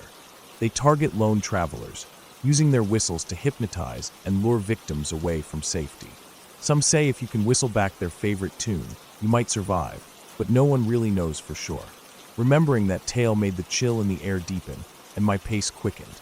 My breath came faster as I tried to ignore the growing dread in my chest. The whistle didn't stop. It was everywhere now, coming from all around me, but still somehow impossible to locate. It was softer, quieter sometimes, but it never ceased. The fields felt enormous, endless, and the fog was suffocating. My headlamp barely cut through the mist, illuminating only a few feet ahead. My boots sank deeper into the mud, making my steps slower and more difficult, but I kept pushing forward. Every few seconds, a faint shape appeared in the fog, a silhouette that seemed to move just beyond my line of sight. I caught myself glancing over my shoulder more than once, but the fog was too thick, hiding anything or anyone. My heart pounded harder. I felt trapped between the silence and the whistle. The world had shrunk to just me, the fog, and that impossible sound. I thought about turning back, but I wasn't sure if I could retrace my steps in the fog. Every direction looked the same, and I worried I'd stumble or get lost in the mud. Despite the fear, I decided to keep moving forward, hoping to reach the edge of the fields where the city lights usually shone through the haze. After what felt like an eternity, but was probably only 15 or 20 minutes, the whistling started to fade.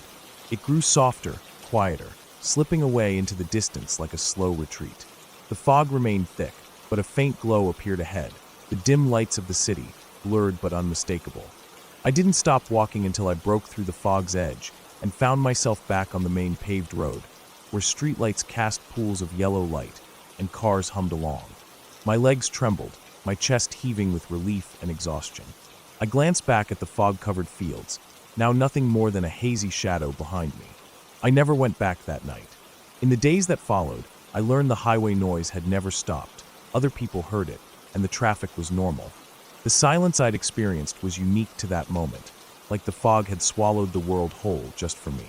Since then, I avoid that path when the fog rolls in. I don't walk alone at night through open fields anymore, especially when the mist thickens. That night taught me there are things in this world you can't explain, and sometimes it's better not to try. Walking home that night was the fastest, most desperate run I've ever made. I wasn't just running for exercise. I was running to escape something I didn't fully understand, but knew was dangerous. I still think about that whistle sometimes, and how it followed me closer and closer through the cold fog. The feeling of being watched, stalked by something unseen in the thick gray mist, that's not something I'll forget. It's a memory I carry like a warning, and every time the fog rolls in, I stay inside.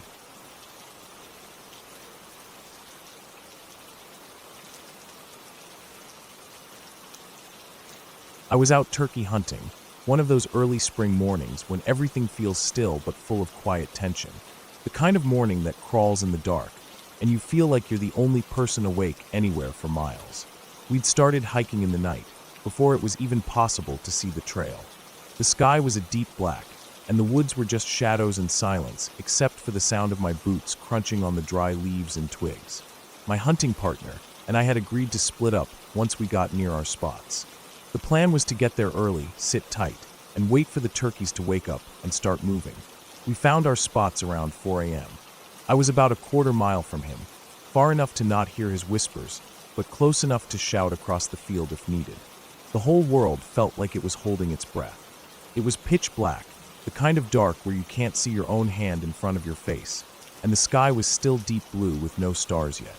I kept my light off, because turkeys can see even the faintest glows, and I didn't want to ruin the morning. I settled into the hollow at the base of a big oak tree, crouched low, trying not to move too much. I had my shotgun leaned against the tree trunk, my call ready in my hand, and my pack on the ground beside me. The air was cold and wet with dew, and I could smell the earth, the leaves, and something like wet pine. I was trying to listen for the soft clucking or gobbling of turkeys waking up, but all I could hear were my own breath and the quiet wind moving through the trees. Then, I started hearing something else. Footsteps. At first, I thought maybe it was a deer or some other animal, but the steps were heavy and deliberate, different from the light, quick steps a deer would make. They weren't steady either. They came from one direction, then another, sometimes closer, sometimes farther away, almost like someone was moving around me in the dark. But when I looked, I saw nothing. My heart started beating faster. It wasn't unusual to hear noises in the woods, but these sounded different. Human. Slow footsteps, like someone walking carefully but not running, just moving around in the shadows. I kept still, trying to see if it was my partner coming over, maybe to check on me. But I knew he was supposed to stay put, and we'd agreed to keep distance. The footsteps kept coming, and I tried to ignore them. I told myself it was probably a hunter or another person out here for the same reason, maybe sneaking around or setting up nearby. The thought didn't help much. I wasn't supposed to be out here alone like this. The cold started creeping under my jacket, but it wasn't just the temperature. Something felt wrong. Then I heard it. A voice. Low, close, and calm. Hey, lawless syntax. It was my hunting partner's voice. Right behind me, maybe 10 feet away. The smell hit me next. The sharp, familiar scent of coffee mixed with Marlboro Reds. I had smelled it before when we took breaks on other hunts, sitting around the fire in the early morning, sipping coffee and smoking. I barely breathed as I replied, "Sup?" Expecting to hear a reply, a laugh, something. But there was nothing. No movement. No rustling of branches. Just silence.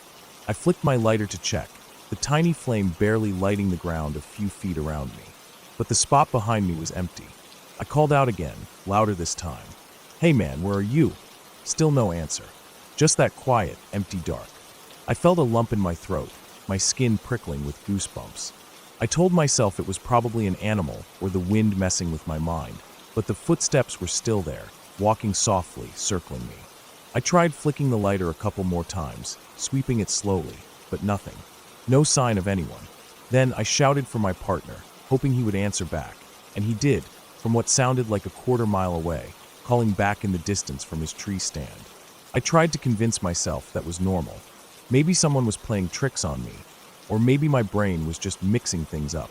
The rain started falling lightly somewhere in the distance, soft at first, then heavier. Heat lightning flickered on the horizon, bright flashes illuminating the field and the outline of trees. One flash lit up a tree not far from me, a tall pine that in the brief moment looked like a human figure standing perfectly still. I blinked and looked again, but it was gone. Just a tree. The footsteps kept coming and going, now joined by the occasional cracking of twigs and rustling leaves. The air felt thick, heavy, like it was pressing down on my chest. I kept my shotgun close, hands shaking slightly. I tried telling myself to stay calm, but the feeling wouldn't leave. By then, the sun was starting to rise, casting pale pink light over the woods. The dark black had turned into shades of blue and gray. Birds started calling far off, and I thought I heard a turkey gobble somewhere in the distance. Still, the footsteps didn't stop. I decided I needed to stop waiting and figure out what was going on. I wasn't going to stay put and get creeped out by shadows and sounds. I packed up quietly and began walking the quarter-mile back to my partner's tree stand. The forest felt different in the daylight, less threatening but still heavy with the scent of wet leaves and damp earth. I passed the tree where the figure had seemed to stand. It was just a tree, nothing more. When I got to the tree stand, I called out softly. No answer. I climbed up the ladder, and there he was, sitting calmly, looking at me like I'd lost my mind. He told me he hadn't left his spot all morning, hadn't walked up to me at all. I told him everything, the footsteps, the voice, the smell, the tree that looked like a person. He just shook his head. We sat quietly for a moment, both looking out over the field as the sun rose higher. After a while, we packed up and headed back down the trail. The footsteps had stopped, and the woods were quiet again. The whole thing felt like a bad dream, but it had happened. There was no other explanation. No ghosts, no fairy tale nonsense, just something or someone out there moving in the dark, messing with me. I couldn't say if it was another hunter or someone else. All I know is that I wasn't alone that morning, and whatever was out there wasn't my partner. That's what stuck with me more than anything. The feeling of being watched, of footsteps that weren't animal, of a voice that sounded just close enough to fool me. After that morning, I never hunted alone in the dark again. The woods have a way of hiding things, and sometimes those things aren't what you want to find.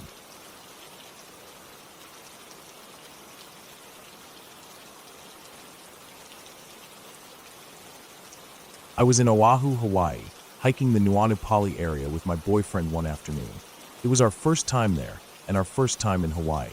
We had heard the place was beautiful, a mix of lush rainforest, tall trees, and bamboo groves that gave it a mysterious, almost untouched feeling. We chose to hike there because we wanted to see the greenery and maybe catch a glimpse of one of the rare chameleons that some people said lived in the area. I had always been curious about those little creatures that could blend into their surroundings so well. The air was thick and humid, but it smelled fresh and earthy, like rain was always just a few minutes away. The trail was muddy in spots from a light morning rain that had passed, and my boots slipped now and then on slick roots and stones. The forest around me was dense, full of the sounds of insects buzzing, birds calling, and leaves rustling gently in the breeze. Sunlight filtered through the canopy above in long, sharp beams, casting dappled patterns on the ground. My boyfriend and I started the hike together, both of us moving carefully but excitedly along the trail. We talked a little at first, pointing out bright green ferns, delicate flowers, and the occasional bird perched high in the branches. But as we moved deeper into the forest, the trail narrowed and became steeper, and the sounds around us grew quieter, more like a hushed whisper of the forest rather than the lively chatter at the start. We decided to get closer to the edge of the mountain, near the cliff, to take in the view. From what we could see, the cliff dropped off steeply, almost vertically, and beyond it stretched the sparkling Pacific Ocean. The view was breathtaking, endless blue meeting the sky. The wind picked up near the edge, carrying a salty tang that mixed with the smell of wet earth and moss. It was the kind of place that made you feel small and part of something much bigger. At one point, my boyfriend and I decided to split up. We had a feeling we were close to a spot where people sometimes saw chameleons, and since we wanted to cover more ground, we agreed to look around separately for a little while. He went one way, and I took a narrower path that hugged the mountain's edge more closely. The path was less worn here, the undergrowth thicker, and the sounds of the forest more intense. I moved carefully, my eyes scanning the trees and bushes for any signs of movement. After about 30 minutes of walking alone, I suddenly heard the sound of someone running through the forest nearby. It was faint at first, but unmistakable, the quick, sharp rustle of leaves and snapping twigs underfoot. I stopped immediately and looked around, but I couldn't see anyone. The trees and bamboo stalks created a maze of green, blocking my view beyond a few feet in any direction. The running sounds continued for a moment, and then suddenly stopped. Silence fell again. My heart beat a little faster, but I told myself it was probably just another hiker, or maybe some local hunters, although the thought of people running here so close to the cliff seemed odd. I sat down on a moss-covered rock to catch my breath, and took out my GoPro camera to mess with the settings. It was a way to calm myself, to focus on something familiar instead of the strange sounds around me. The camera felt cold and solid in my hands as I adjusted the buttons, the screen lighting up in the dim forest light. I tried to capture some of the surrounding greenery, the tall bamboo swaying gently, the play of light and shadow on the forest floor. After a few minutes of sitting quietly, I heard it again, the sound of leaves brushing through the forest, soft but urgent, like someone running. This time, it wasn't just one set of footsteps, but several, moving quickly and in different directions. My skin prickled with unease. I thought, who chooses to run in a muddy, steep forest next to a cliff? The idea seemed reckless and dangerous. I looked around, but again, no one was there. The running stopped abruptly once more, leaving the forest completely still. A creeping feeling began to settle inside me, like invisible eyes watching from the trees. I felt as though I wasn't alone, that many people were staring right at me from the shadows. My skin crawled, and my breath grew shallow. I got up quickly and started to move away from the area, looking for the main trail where I could find my boyfriend. Every step felt heavier, the forest suddenly oppressive instead of inviting. The dense bamboo seemed to close in around me, and every rustle of leaves made me jump. As I walked, my mind raced with questions. What was making those running sounds? Why was there never anyone there when I looked? I tried to shake off the feeling of being watched, but couldn't. The forest was too quiet now, except for the distant calls of birds and the whisper of the wind through the leaves. I kept my eyes on the trail ahead, trying not to look behind me. When I finally found my boyfriend waiting near a clearing, relief washed over me. I told him about the sounds, though I didn't mention the feeling of being watched, because I didn't want to seem crazy. He shrugged it off, saying it was probably hikers or hunters, but I couldn't stop thinking about it. That night, back at our hotel, I couldn't sleep. The sounds echoed in my mind, and the way the forest had felt so alive yet empty was unsettling. I decided to look up the area online, searching for anyone else who might have experienced similar things. What I found surprised me. Many people had reported hearing the sounds of running footsteps in the forest near Nuanupali, but when they looked, no one was there. Some believed it was the echoes of soldiers who had run through that forest long ago during a battle in the late 1700s, soldiers who had fallen to their deaths off the cliff. Reading the stories gave me chills. The thought of so many people hearing the same thing, of footsteps without bodies, was haunting in a way that had nothing to do with ghosts or spirits. It was just the weight of history pressing on the present. I felt connected to that place in a way I hadn't expected, aware that the forest held memories and secrets, even if no one could see them. I kept thinking about the soldiers, running and falling, their presence still somehow felt in the rustling leaves and empty air. It wasn't supernatural, not in the way of ghosts or monsters, but real, raw history layered into the landscape. The forest wasn't just beautiful, it was alive with the past, and that made it both wonderful and deeply unsettling. The next day, we returned to the trail but stayed closer together, moving quickly and keeping to the main paths. I didn't hear any running footsteps that time, but the memory stayed with me. Even now, when I close my eyes, I can still hear the faint rush of feet moving through the forest, disappearing into the silence where no one stands.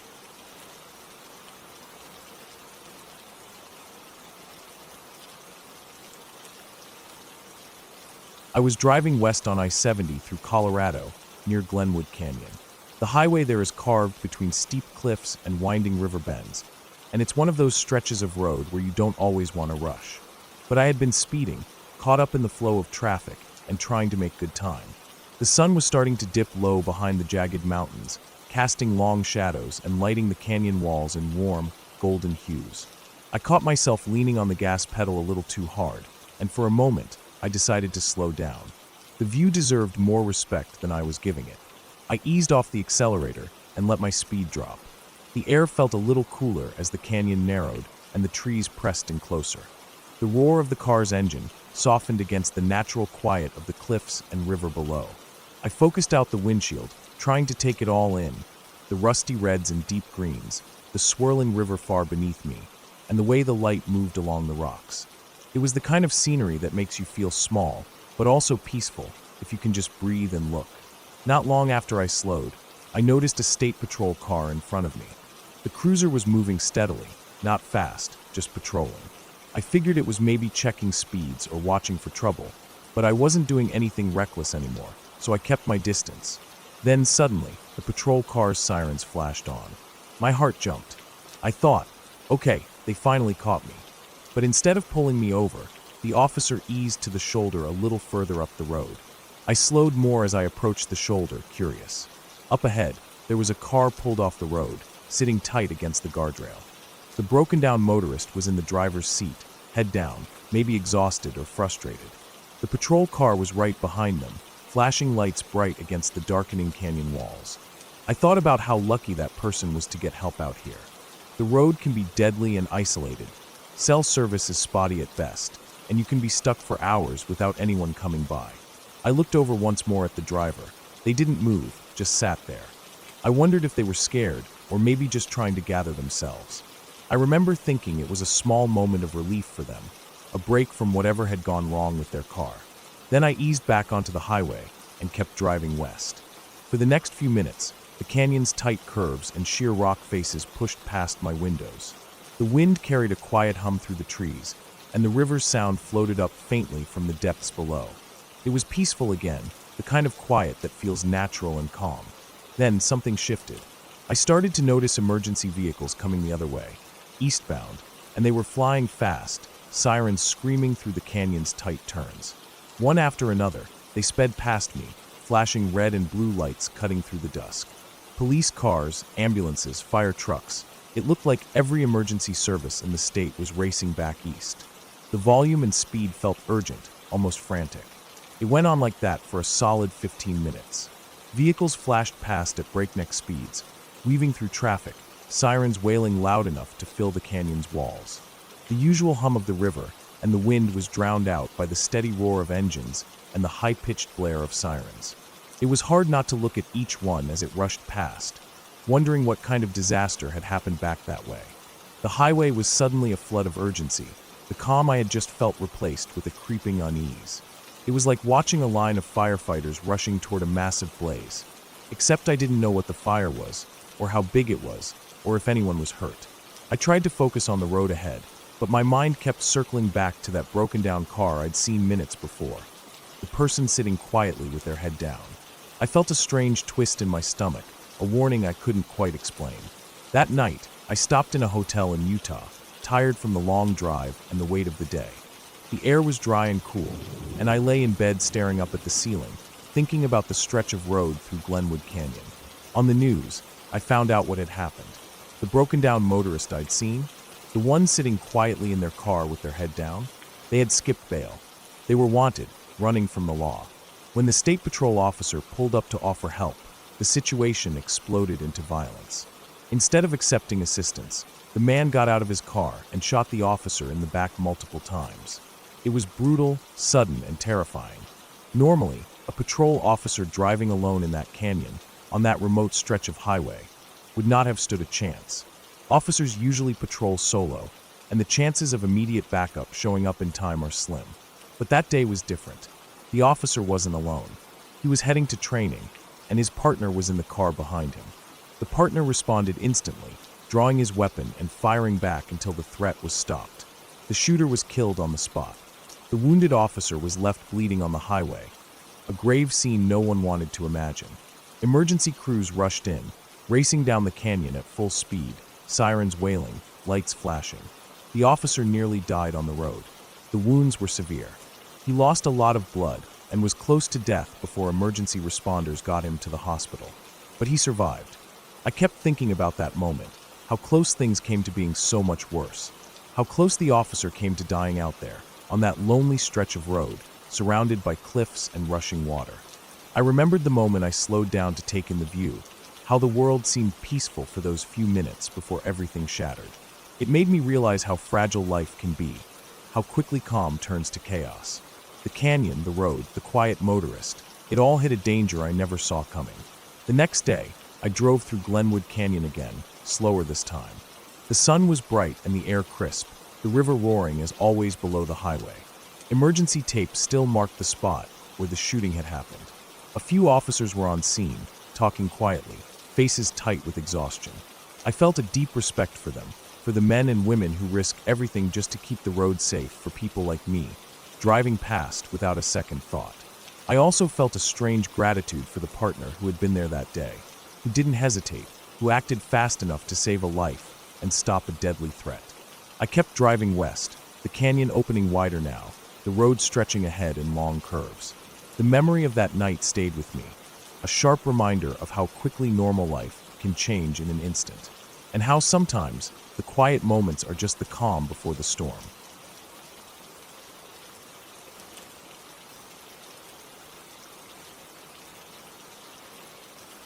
It was just past 2 in the morning, and the road stretched out dark and empty before me, slicing through thick, endless woods in South Texas.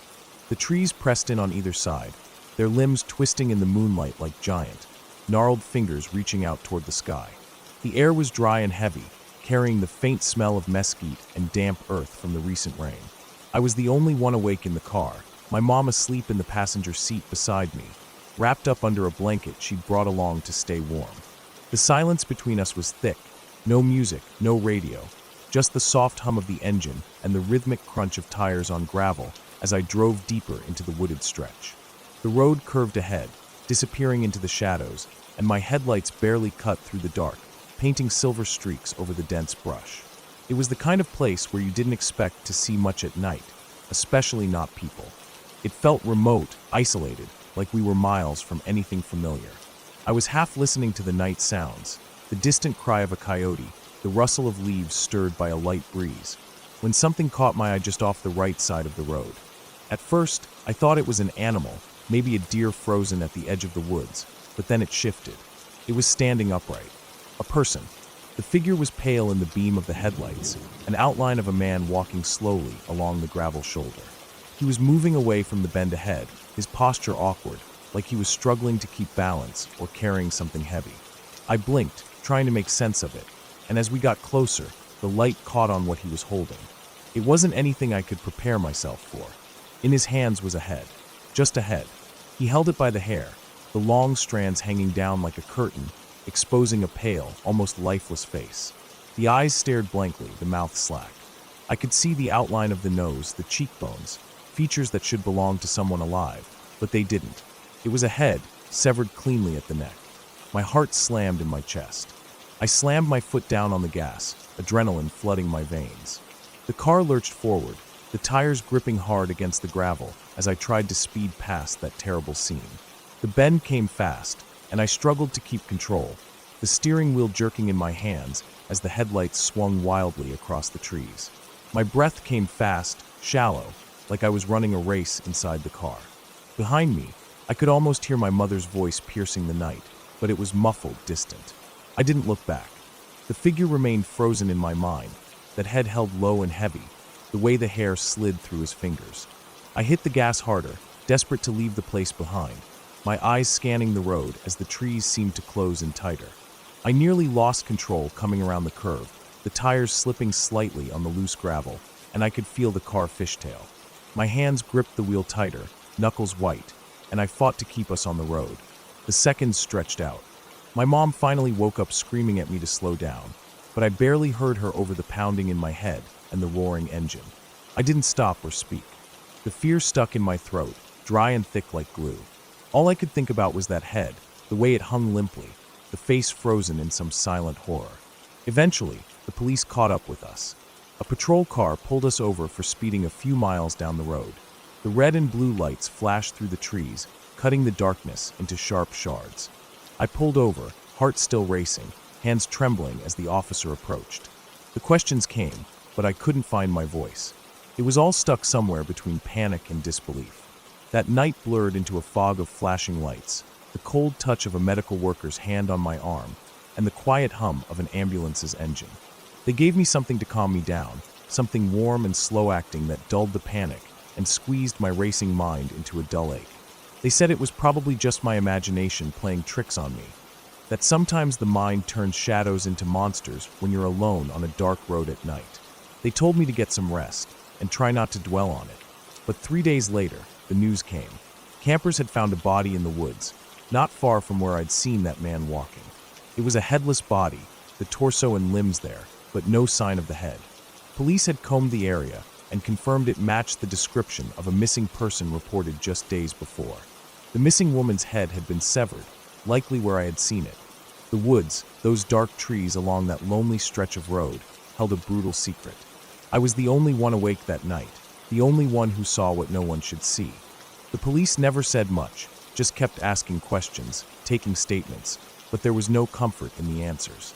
No explanation for why or how it happened, only the stark reality that sometimes the worst things are real. Since then, I've driven that road a few more times, but never at night, never alone. The memory sticks with me like a shadow I can't shake. The image of that head held by the hair burned into my mind. There's no magic, no ghosts. Just a terrible, human act hiding in the dark, in the silence between the trees.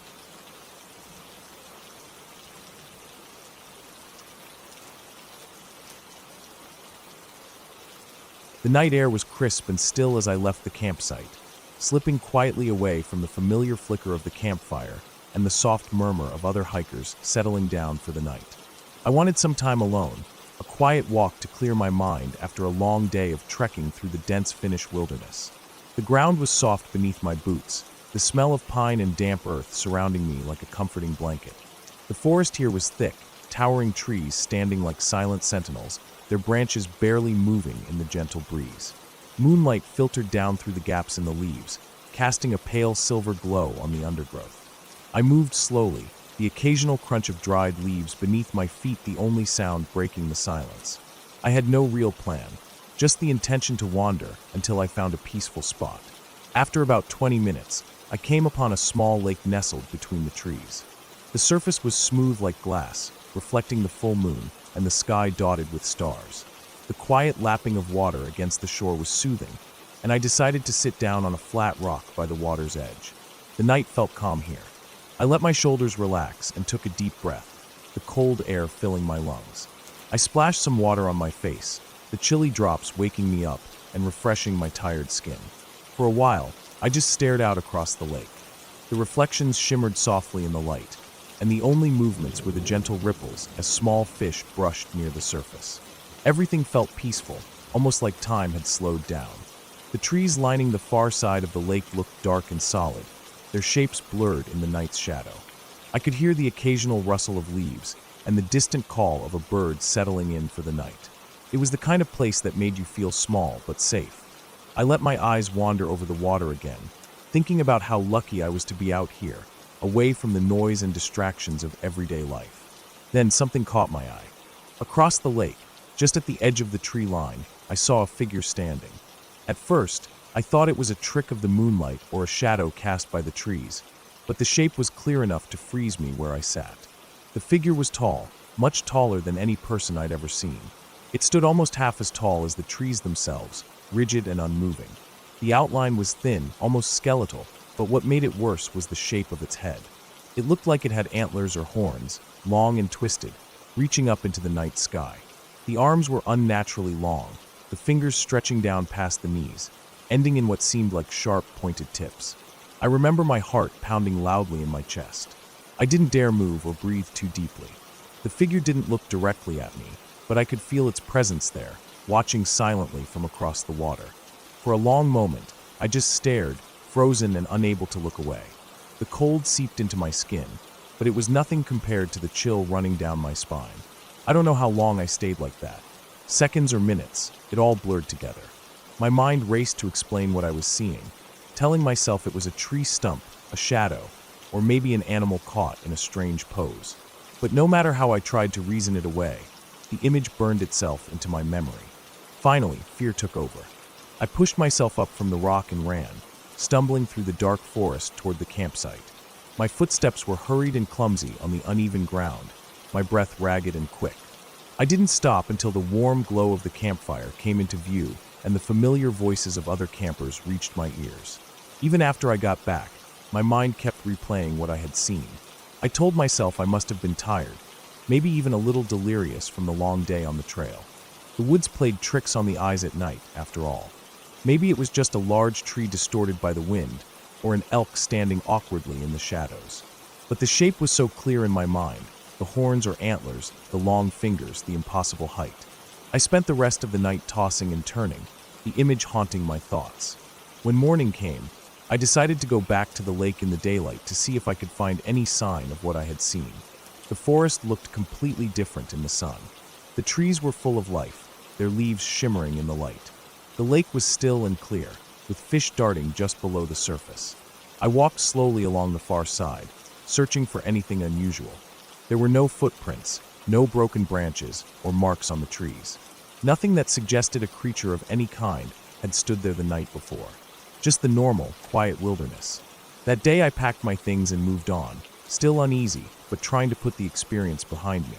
I never told anyone what I saw, thinking they would laugh or say I was imagining things. But sometimes, when I think back to that night by the lake, I wonder if I really did see something out there. Something large and strange that doesn't belong in the quiet woods. Even now, I can't explain it. All I know is the memory is real to me, and that's enough to keep me cautious whenever I'm alone in the dark near the trees and water.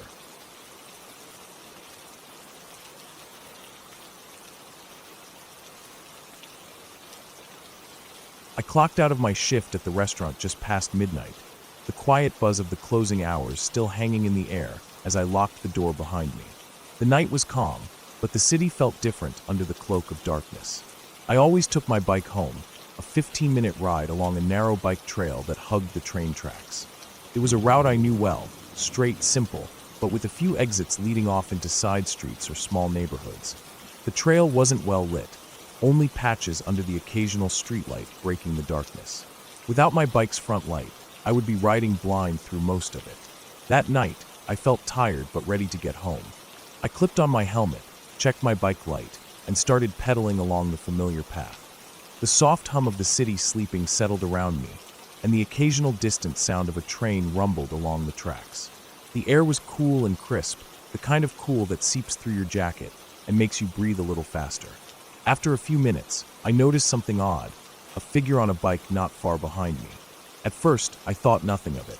Even at this hour, this city wasn't unsafe. People biked and walked here at all hours. But this guy was strange. He had no lights on his bike at all. No front light, no rear light, just a faint shadow rolling behind me, perfectly matching my pace.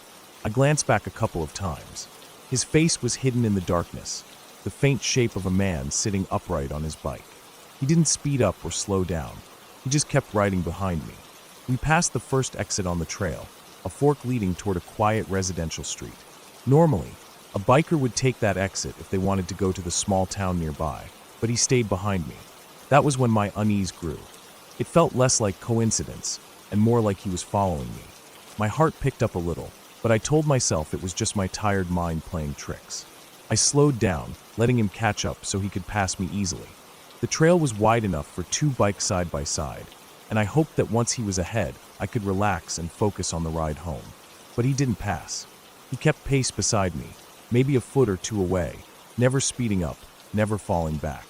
It wasn't like he was trying to race me or get somewhere quickly. It felt deliberate, calculated, like he was waiting for something. I swallowed the lump of nervousness forming in my throat and tried to focus on the trail ahead. The bike's light cut a weak path through the darkness, but the parts of the trail away from the street lamps were just black.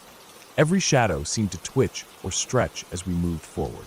The distant rumble of trains faded in and out with the night wind. I thought about the exits. If he really was following me, maybe I could lose him by turning off the trail. The next exit came up, a turnoff to a suburban neighborhood. Without hesitation, I veered left. The trail ended, replaced by quiet streets lined with houses that were mostly dark, except for a few dim porch lights. The houses were close together, their windows tightly shut. The only sound was the crunch of my tires on the pavement and the faint rustle of leaves in the wind. I checked behind me again, and to my dread, there he was. The figure still trailed behind, silently, no change in speed or direction. Panic started to prick at my skin. I considered calling someone on my phone, but I didn't want to risk slowing down or taking my hands off the handlebars. I also didn't want him to see me fiddling with my phone. So I kept riding, turning left, right, weaving through the neighborhood's grid of quiet streets. Each turn was random, a desperate attempt to confuse whoever was behind me. But he was still there. It was almost like he knew where I was going, or maybe he was just following blindly, waiting to see where I'd go. The streetlights cast long shadows between the houses, making the night feel deeper, darker, and colder than usual. I could feel sweat trickling down my neck despite the chill. Ahead was a narrow path I recognized, a small, barely lit shortcut used only by bikes and pedestrians. It ran between two houses, a shadowed corridor with overgrown bushes and a few stray branches poking out. I didn't want to take it. It was narrow, dark, and felt isolated even during the day. But if he was following me, maybe I could lose him by ducking into a side yard or hiding in the shadows. As I approached the path, I slowed and quickly looked over my shoulder. His bike's outline was coming closer, no lights, no sound except the soft hiss of tires on pavement. Without thinking much, I turned sharply into the driveway of a house just before the path entrance. The garage door was closed and the porch light was off, but there was a narrow gap between the house and a tall wooden fence, shrouded in deep shadow. I slipped into that dark corner, crouching behind a trash bin and some overgrown bushes, my breath loud in my ears. The cool air seemed to press down on me, and I heard my heartbeat pounding so hard it felt like it might burst. The sound of a bike approaching grew louder. Then I heard it, the sudden sharp squeal of brakes on pavement as the bike came to a stop right outside the path's entrance. I stayed completely still, barely daring to breathe, and listened. The silence stretched out, broken only by the faint hum of distant city noises and the steady ringing in my ears. I could hear nothing more from the man behind the bike. No footsteps, no rustling, no calls. Minutes passed. Finally, the sound of tires rolling away along the trail came back, slower now, as if he was moving away, then stopping and starting a few times down the path. I waited, frozen, until the noise completely faded. The adrenaline hit me like a wave. I jumped back on my bike and didn't hesitate. I pedaled as fast as I could, heart hammering in my chest. My legs burned, my lungs gasped for air, but I couldn't stop. I took a couple of sharp turns in the neighborhood, doubling back and weaving through empty streets, forcing myself to look back as little as possible. Once I felt the streets clear and the familiar glow of my neighborhood's streetlights came into view, I slowed down, though I kept moving. I made a few more loops through the area, just to be sure I wasn't being followed. The quiet comfort of home felt far away, and every shadow seemed suspicious. Eventually, I made it back to my apartment complex, locking my bike up and slipping inside quickly, double-checking every door and window behind me. My hands were still shaking when I finally collapsed on my bed, replaying everything over and over. I never saw the man again, and I never found out who he was or what he wanted. But that night stayed with me. How the darkness can make the familiar feel dangerous, how silence can scream louder than any sound. I learned to trust my instincts and to never ignore the feeling that someone is watching. Sometimes it's better not to know why.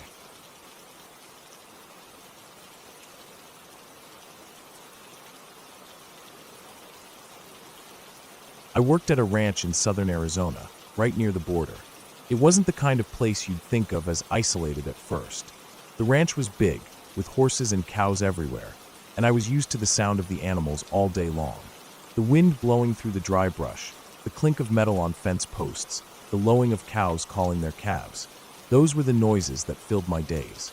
At first, It didn't seem lonely because the horses and cattle kept me company. Sometimes I'd swear the horses were talking back to me, like they had their own way of making sure I stayed sane out there. But looking back, I realize how alone it really was. There were no neighbors for miles, no paved roads, just endless stretches of dirt, cactus, and dry scrub that went on until the land dropped off into the border wall far to the south. I'd been working there for a few months when one day I was assigned to help a guy from another camp on the ranch. His name didn't really stick with me. He was older, grizzled, and had been doing this kind of work for years. The ranch was split into different camps because it was just so damn big, and each camp had a few ranch hands responsible for different tasks. That day, our job was to check and fix the fence lines that ran along the property borders.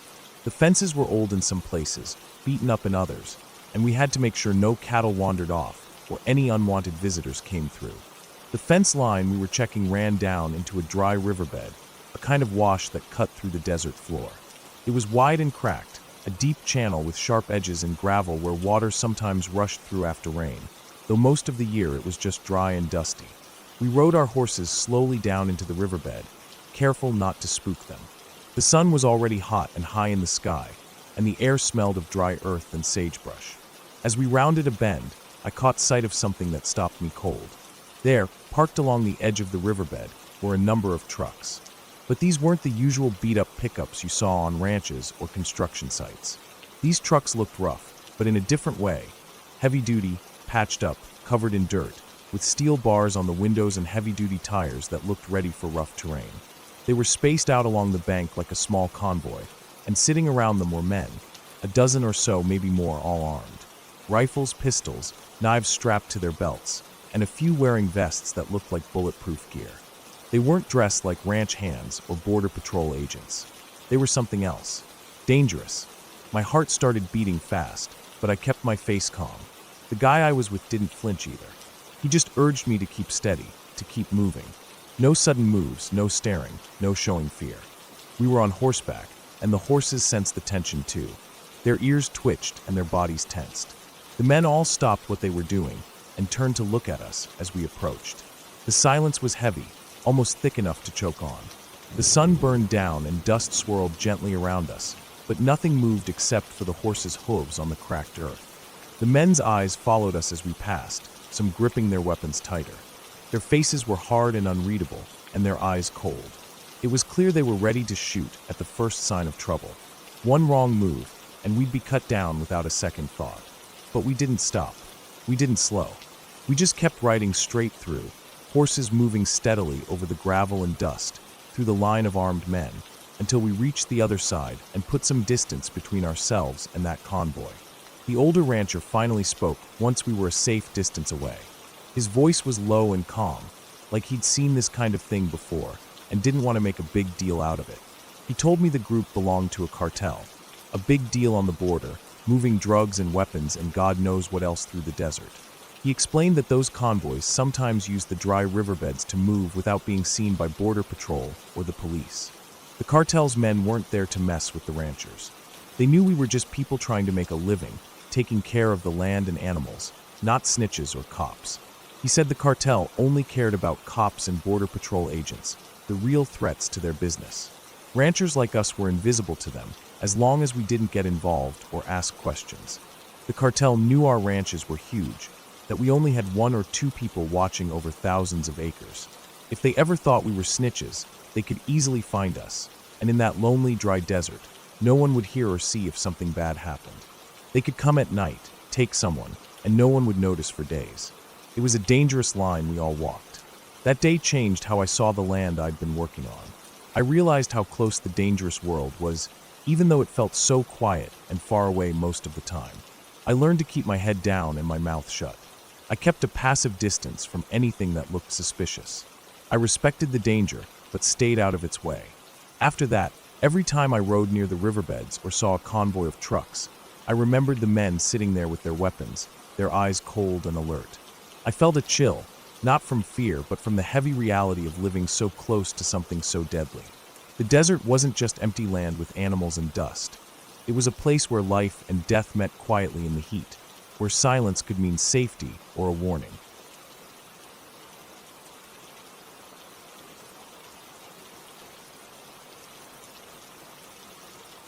It was the kind of cold that seemed to sink into your bones, the deep, biting cold of an Irish February night. My friend, who asked me to share this story, was out in the middle of nowhere, on a sheep farm in Tipperary. The farm itself was ancient, an old stone farmhouse, the kind you'd expect to find in a history book. It had stood there for generations, and the walls were thick but offered no warmth. The windows rattled in the wind, and the floors creaked underfoot like the house was alive and breathing. No insulation to speak of, just cold stone and old timber. The nearest neighbor was miles away, barely a flicker of light on the horizon, and certainly no one to call for help if something went wrong. It was utterly isolated. He was there to watch over the ewes as they lambed, a task that kept him tethered to the farm day and night. The ewes were restless, birthing season was underway, and any trouble could mean disaster for the sheep and the farmer's livelihood. His only company was the old sheepdog, Rocky, a large, wiry beast who had been on the farm for years and knew its dangers better than anyone. Rocky was loyal and fierce but old now, his muzzle speckled with gray. Every night, my friend made sure to keep his shotgun close by, tucked under the bed or leaning against the wall. He wasn't one for guns normally, but here, in the middle of nowhere, there were wolves rumored to roam and foxes hungry enough to take a lamb or two. The shotgun was a necessary precaution. Rocky would sleep at the foot of the bed, eyes half closed but alert to the slightest sound outside. The farmhouse was a bitter place to spend the night. The windows were single pane, cracked in places, and the wind found its way through every crevice, howling like a chorus of lost souls. The floorboards were cold and unforgiving beneath thin rugs. There was a faint smell of damp earth and old wood, mixed with the faint, comforting scent of sheep that had crept into the house on his boots and clothes. 2 weeks into his watch, the cold seemed to deepen. February nights in Ireland can be deceptive. The day might hold a rare sun, but once the light dies, the chill spreads fast and ruthless. My friend had been drinking a little to take the edge off, 2 fingers of whiskey neat, to warm his insides before bed. It was a habit he'd picked up for the nights out on the farm. The whiskey didn't do much except make the cold more bearable and blur the sharp edges of loneliness. He was settled in his room, a small, cramped space with an iron-framed bed and a wooden chest at the foot. The walls were bare except for an old calendar pinned crookedly to one corner. He checked the shotgun one last time, running a practiced hand along the worn stock and checking the safety. Then he patted Rocky, who was curled up at his feet, eyes watching him like a sentinel, and laid down beneath threadbare blankets. The house creaked and groaned with the wind. Outside, the sheep stirred, their quiet bleats faint in the distance. The night stretched long and dark, with a sky full of stars overhead, clear and cold. Then, around 3 in the morning, it happened. He was woken by a cry, not the bleating of sheep, not the howl of the wind, but a deep, resonant call that froze his blood. The sound was wild and raw, echoing through the cold air and bouncing off the distant hills. It was the cry of a stag, the mating call, sharp and lonely. The noise felt out of place, almost primal, and it seemed to come from just beyond the farm's boundary. His heart thudded hard in his chest as the sound cut through the stillness, filling the night with its wildness. Before he could process the cry, a sudden, deafening blast shook the room. The shotgun had gone off, not from a deliberate trigger, but from knocking against the floor as he jerked upright in fear. The recoil sent a blast of cold air and smoke through the room, the sound exploding against the stone walls and startling every living thing inside. In the chaos, the old farmhouse window was shattered by a dark blur. Rocky, terrified out of his wits by the gunshot, had leapt through the pane. The sound of breaking glass and the rush of cold air filled the room as shards scattered across the floor. The dog disappeared into the night, yelping and scrambling away through the darkness. My friend was left shaking and terrified, clutching the blankets to his chest as his heart pounded wildly. The shock was so intense that he couldn't stop the humiliation. He literally shat himself right there on the bed. Frozen in place, his mind raced with every fear. Wild animals, the loneliness of the night, the cold, and now his dog gone into the freezing dark with broken glass underfoot. He stayed huddled for a long time, waiting, listening. Outside, the stag's cry continued, haunting and beautiful, while the wind whispered through the broken window frame. After what felt like hours, he worked up the courage to get up and look for Rocky. The night was bitter cold, the kind that stole the breath from your lungs and turned your fingers numb in seconds. Outside, the ground was hard and frosted over, crunching underfoot. He searched the dark edges of the farmyard, calling softly, his voice swallowed by the night. After a tense, endless search, Rocky appeared, limping slightly, dusted with glass fragments but otherwise unharmed. The dog shook itself off and limped back to his side, tail wagging weakly. The rest of the night passed in uneasy silence, the house colder than ever, the window a jagged wound in the wall. The next morning, the farmer came by to check on him, and the story came out in fits and starts, shame mixed with relief. What had seemed like a nightmare was just the raw truth of life out in the wild. The cry of the stag, the accidental shotgun blast, the panicked dog breaking free in fear. No ghosts, no magic, just the harsh reality of isolation, fear, and survival on a cold Irish farm. From that night on, he made sure the shotgun was always secured in a proper rack, and Rocky slept in the next room, safe from sudden noises. The farmhouse remained as cold and unforgiving as ever, but something about that night changed him. He knew now the thin line between safety and terror, and how quickly the wild could reach in and remind you just how alone you really are.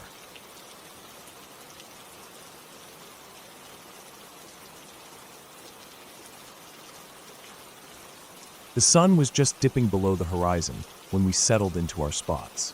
We'd been hunting this island for nearly a decade, an old, familiar place, rugged and wild but predictable in its own way. Each year, the same patterns, the same trails, the same quiet moments. This night, like many others, we split up, spacing ourselves about 100 yards apart across the thick woods. The trees here were tall and close, their branches weaving a dense canopy overhead. The forest floor was littered with dry leaves, brittle twigs, and the occasional crunch of pine needles. I climbed up into my tree stand with the routine ease of someone who'd done this hundreds of times. The metal ladder creaked softly beneath my boots as I settled onto the wooden seat. From up here, the world stretched out, fading slowly from the last pinks and golds of sunset into the creeping darkness of night. I strapped in, pulled out my rifle, and scanned the area below. The air was cool but steady, carrying the familiar sense of earth and wood.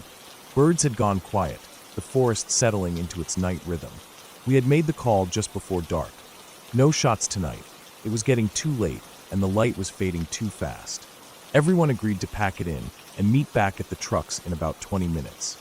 I was the last one to climb down, figuring I'd take my time, enjoy the moment, and maybe spot one last deer before calling it done. But as I began unstrapping myself from the stand, I heard it, a faint snap of a twig somewhere down below. My breath caught. I froze, heart pounding in my chest. It was the kind of sound you never want to hear when you're alone in the woods at dusk. It wasn't the dry crack of a branch falling from above or the scurry of a squirrel. This was deliberate, careful, and close. I held perfectly still, listening. The only sounds were the rustle of leaves in the wind and the occasional distant call of a bird settling in for the night. I told myself it was probably a deer, just stepping lightly, and I didn't want to scare it off. So I stayed quiet, sitting on the seat, muscles tight but still. I waited, counting the seconds in my head, watching the shadows grow longer. But then, out of nowhere, came a howl. A sound so raw and chilling it froze me to my core.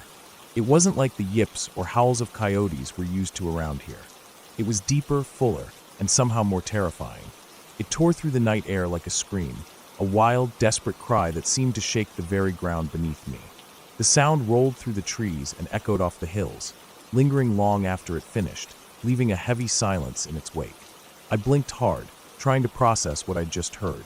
Wolves don't live on this island. No packs have ever been spotted here, at least not in the last 10 years we've hunted. Coyotes were common enough, but this howl didn't match any I'd heard before. This was something else, something unknown. My phone suddenly buzzed in my pocket, jolting me out of my thoughts. I pulled it out to see messages lighting up from the other guys. They all asked the same thing. "Did you hear that howl? Where are you?" I typed back quickly, telling them it was almost right under my tree and that it was loud enough to shake my chest. The messages kept coming in, their voices full of nervous disbelief. For a while, nothing else happened. No movement, no more sounds, just the heavy silence that stretched between the trees. I kept scanning the darkness below, knife gripped tightly in one hand, heart pounding harder with every minute that passed. I wanted to believe it was just a one-off sound, maybe an animal I didn't recognize, or some kind of weird echo. But the raw terror in that howl told me it was something I couldn't explain. After what felt like a half hour, the silence started to press in on me. I knew I couldn't stay up here forever. I had to get down and meet the group. Steeling myself, I unstrapped the safety harness and climbed down the ladder slowly, every movement deliberate so as not to make a sound. My knife was in my pocket, ready if I needed it. The forest around me felt different now, darker, heavier, like it was watching. Every crack of a twig beneath my boots sent a spike of adrenaline through my body. I moved cautiously, eyes wide, ears straining for any sign of movement. The group wasn't far, but in this low light, the trees all blurred together, and the underbrush felt thick and tangled. I kept telling myself the others were nearby, that it was just my imagination feeding off the howl and the silence that followed. But the weight of the unknown pressed down, and every shadow seemed to shift with a life of its own. I kept my head low, knife ready, heart racing. When I finally made it back to the clearing where the group had gathered, relief washed over me. The others were already there, looking as unsettled as I felt. None of us had seen or heard anything else after that single, blood-curdling howl. No movement, no rustling, no more sounds. We waited a while longer, watching the edges of the woods, but nothing came. Eventually, we packed up and left the island quietly, each of us lost in our own thoughts about what had happened. The island felt different that night, more silent, more watchful. We never figured out what that howl was. It wasn't a coyote, not any animal we knew. No wolves, no wild dogs, nothing like that had ever been reported there. Just one howl, loud and terrifying, from a place that had always felt safe and familiar. Even now, years later, I get goosebumps thinking about it. The way it echoed through the trees, the way it shook me down to my bones. It was a reminder that sometimes, even in places you know well, the wild can still surprise you, and not always in ways you can explain.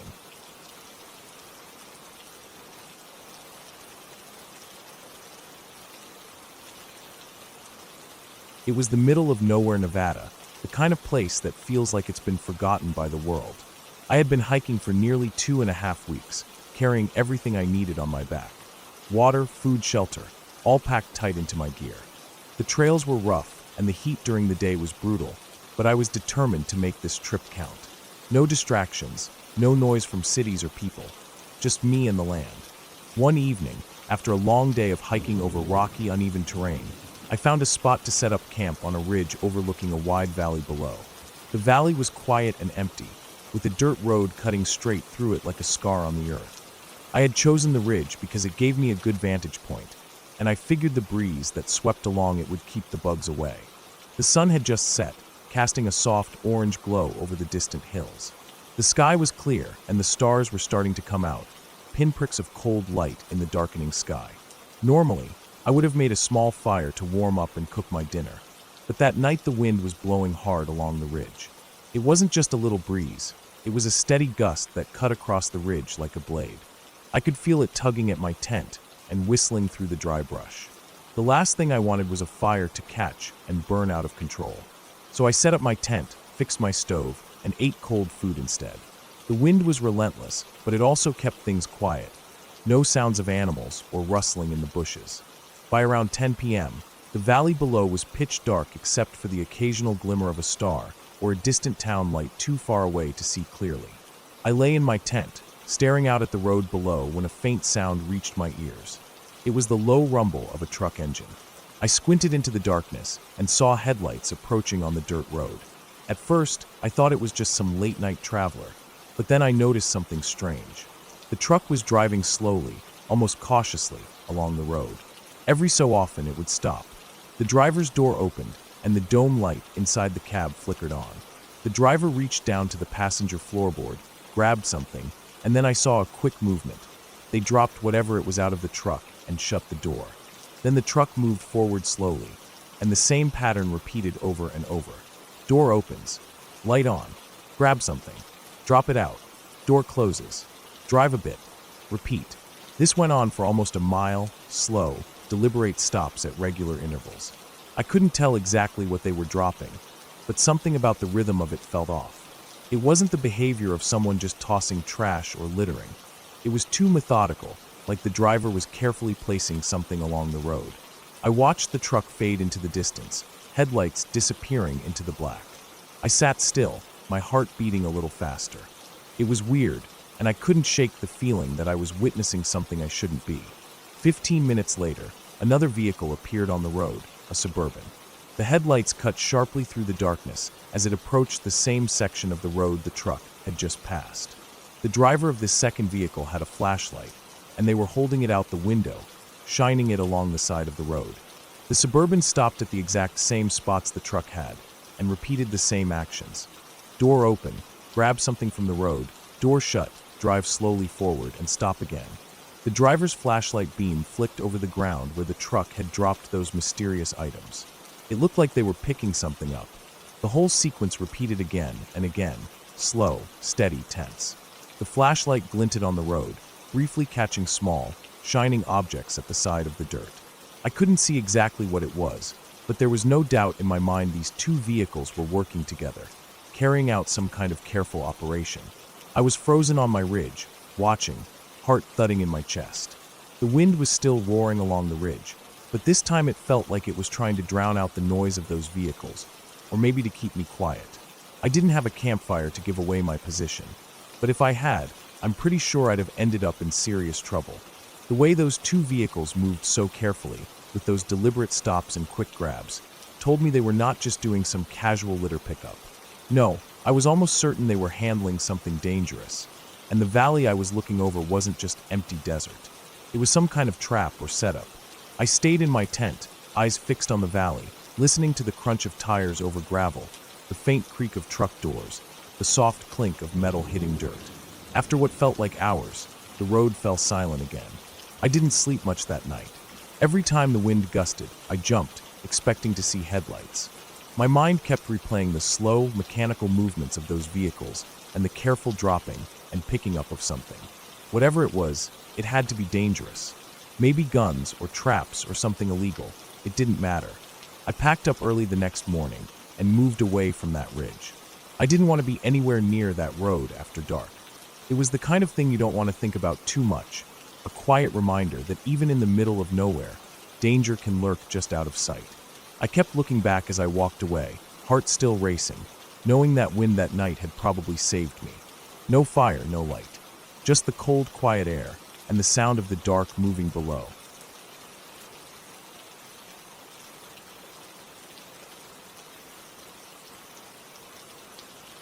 I remember the exact moment I decided to do this overnighter walk alone in the Blue Mountains like it was yesterday, even though it was about 5 years ago. The Blue Mountains are this vast, wild stretch of bushland west of Sydney, and I've been exploring there since I was a kid, mostly with my dad. He was a bushwalker too, and I guess that's where I got this deep craving to be out in nature, surrounded by nothing but trees, rocks, birds, and the smell of damp earth. There's something pure and intense about it, like you're really alive when you're deep in the bush. I'd been doing day walks alone for a while, nothing too far or complicated. But this time I thought, why not try an overnight hike? It felt like a way to push myself, to prove I could handle being alone in the wild for a night. I wasn't totally reckless about it. I always carry a satellite phone, even though there's rarely any signal out there, and I bring knives with me for safety. Being a woman, I know the risks of going solo, but I also know I can handle myself pretty well. Still, looking back, yeah, it was probably a stupid idea to go completely alone, especially overnight. The first day was fine. The trail I picked was a bit off the main paths, not the well-trodden tourist tracks. It's a place that feels untouched, with thick ferns and tall gum trees shading the narrow dirt path. The smells of eucalyptus and wet leaves were everywhere. I saw a handful of people, 3 or 4 groups, mostly day hikers or couples with backpacks, moving the opposite way. We gave each other polite nods or brief hellos, but no one stayed long enough to chat. It was peaceful and quiet. As dusk started creeping in, I found a small clearing about 30 meters off the track to set up my little one-person tent. It wasn't much, just enough space cleared of ferns and underbrush, hidden mostly by trees and bushes. I like to be just out of sight, away from the main trail, but close enough that I don't feel totally cut off. The air smelled cool and fresh, and the light was soft, fading quickly into twilight. I cooked some dinner on my small stove, ate quietly, and listened to the sounds of the bush, crickets, occasional bird calls, the rustling of small animals moving in the undergrowth. I was settling in to sleep when I first heard it. It wasn't a typical bush noise, the kind I was used to from years of walking here. It was this bounding sound, like someone sprinting past, but it didn't make sense. The bush undergrowth here is thick, full of low branches and dense ferns that make moving fast almost impossible without breaking twigs and making noise. Plus, the sound moved way too fast and with way fewer footfalls than a human sprinting through scrub would make. I tried to tell myself it was probably something falling from a tree, a kangaroo maybe, or a big bird, or even just my imagination playing tricks on me because it was dark. I laid back down and tried to relax, but that uneasy feeling didn't leave me. It was hard to get comfortable. The usual night sounds felt distant and muted, as if the whole forest had gone quiet, listening too. My mind kept drifting back to that strange noise, the way it zipped by without slowing or stumbling, like it was gliding through the bush rather than running on the ground. Morning came slowly. The sky brightened, and the bush started waking up with bird calls and insects buzzing. I made breakfast, packed my gear carefully, and set off back along the trail. For a while, I passed a couple more people going the other way, but after that, I was alone again. The bush around me thickened, and the path narrowed. I kept my eyes peeled and my knife close, just in case. Then I heard it, a sharp crack, like a stick snapping underfoot. It was behind me, a little off to the left, deeper in the bush away from the track. I froze and slowly turned my head, heart pounding in my chest. I saw something standing there, a good distance in, between the trees and bushes. It was looking straight at me. At first, I thought it might be a person, but that thought vanished in an instant. The figure was impossibly tall, at least 9 feet, maybe more. Its skin looked like a dull, dark gray or brownish color, almost like rough tree bark but smoother. It had a huge head, far larger in proportion to a human's, and these enormous black eyes that seemed to shine, even in the dim light. There was no visible mouth, no nose, nothing that resembled a face the way we know it. Its arms and legs were unnaturally long and thin, bending at odd angles. The whole thing looked completely out of place in the bush, like some creature from a nightmare or a sci-fi movie. I couldn't move. My legs felt frozen, locked in place. My breathing hitched, and tears welled up uncontrollably in my eyes. I stared at it, and the fear that washed over me was nothing like any fear I've ever known before. It was pure, overwhelming dread, like every muscle in my body was screaming to run, but my mind was trapped, unable to react. I could see the pounding of my own heartbeat in the veins of my vision, like everything was pulsing in slow motion. And then suddenly, something snapped. My body took over. I turned and bolted, sprinting as fast as I could back down the trail. I didn't dare look behind me, but I could feel something chasing me, not with feet pounding, but like a presence breathing down my neck. I ran until my lungs burned and my legs gave out, tears streaming down my face. Eventually, I caught up to a group of hikers moving in the same direction. They immediately noticed how shaken I was, but I just kept moving with them, too scared to stop or look back. I told myself I'd never be alone out here again. It took me 6 months to finally get back into the bushwalking game, and even then, I never went solo. I stick with friends now, always have my phone on hand, and avoid the smaller, hidden tracks. The memory of that figure stays with me, its impossible height, the way its eyes seemed to burn into me, and the way my body betrayed me with frozen terror. I don't know what I saw that day, but I'm pretty sure it wasn't anything human or earthly. The thought that it could have been some kind of alien or unknown creature doesn't scare me as much as the memory of how utterly powerless and terrified I felt. And every time I go back into the Blue Mountains, especially at dusk or dawn, I find myself glancing off the trail, half expecting to see those black eyes staring back at me again.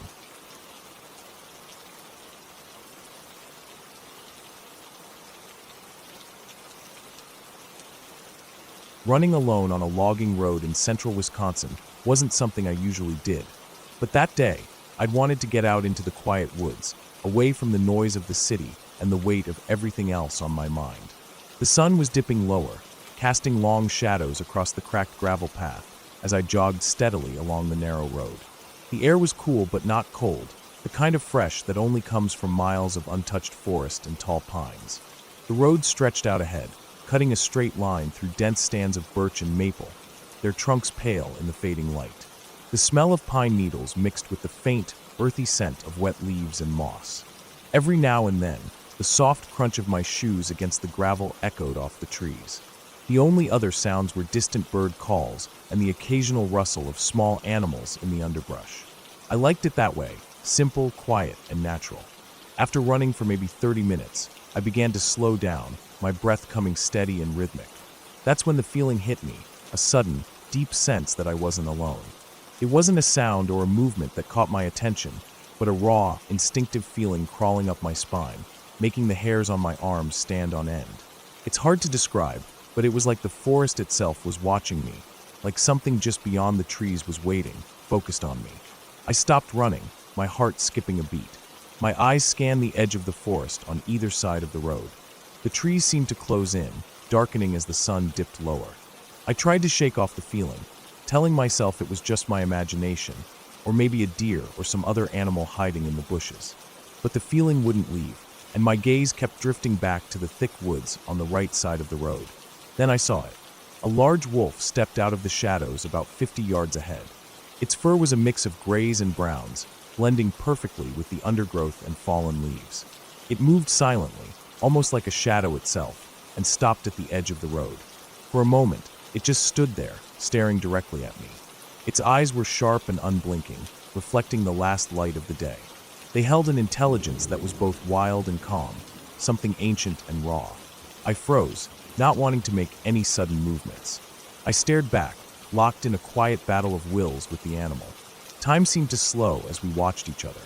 The wolf was big, bigger than any dog I'd ever seen, and there was a quiet power in the way it held itself. My mind raced with thoughts, but none of them made me move. I just stayed still, heart pounding, waiting. After about 30 seconds that felt like a lifetime, the wolf gave one last look, then turned slowly and slipped back into the forest, disappearing like a ghost among the trees. I stood there a few moments longer, eyes following the spot where it vanished, feeling the cool air brush against my skin and hearing nothing but the soft crackle of leaves. Even after it was gone, the feeling of being watched didn't leave. I started running again, but the forest around me didn't feel quite the same. Every shadow seemed deeper, every rustle in the underbrush sharper.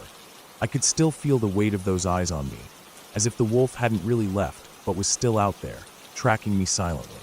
I ran faster, my breath heavy and uneven, heart thumping hard. The logging road stretched ahead, winding through the trees, but instead of feeling peaceful, it felt tense and unfamiliar. I kept glancing behind me, half expecting to see the wolf again. But there was nothing, just empty woods and fading light. Eventually, I reached the edge of the forest where the road opened onto a clearing with a small creek running through it. The sound of flowing water was a relief, something natural and soothing. I paused there, letting the cool air fill my lungs and trying to calm my racing heart. The wolf hadn't followed me, that much was clear. Wolves rarely attack people, and I knew that, but the encounter was still enough to shake me. As I stood there, I thought about how wild and untamed this place was. The woods around me were home to all kinds of animals, deer, raccoons, foxes, and yes, wolves too. They lived quietly, usually avoiding people. But for a brief moment, I'd been part of their world, stared down by a creature that was perfectly adapted to survive here, a creature that could disappear without a trace. I started walking back toward my car, which was parked at the far end of the logging road, thinking about the balance between fear and respect. The wolf hadn't threatened me, but it had reminded me how small and vulnerable I was out here. It was a reminder that no matter how comfortable we get with nature, it's still wild, still unpredictable. When I finally reached the car, I felt a mix of relief and awe. The sun had almost disappeared behind the trees, and the woods were settling into night. I locked the doors, took a deep breath, and looked back at the road I'd come from. The forest was silent again, but I knew it held secrets I'd only just begun to understand. That night, I slept with the window cracked open, letting the cool air in and listening to the sounds of the woods. The memory of the wolf's eyes stayed with me, not as a nightmare, but as a reminder of the wildness that lives just beyond the edge of our lives. It was a real moment, raw and alive, and it changed how I saw the forest. Not just as a place to run, but as a place to respect. I guess that's what stuck with me the most, the quiet, steady watchfulness of the wolf, and the deep, steady beat of the forest itself. It wasn't scary because it was about danger or attack. It was scary because it was real, because for a moment I had stepped into another world, and I could feel how close it all was, how easily it could reach out and touch you if you weren't careful. From then on, whenever I ran in the woods, I kept that feeling with me, a sharp, clear awareness of the life all around, of eyes watching from the shadows, and the quiet power of a wolf's stare. It's not something you forget easily. and maybe it's not something you want to forget at all.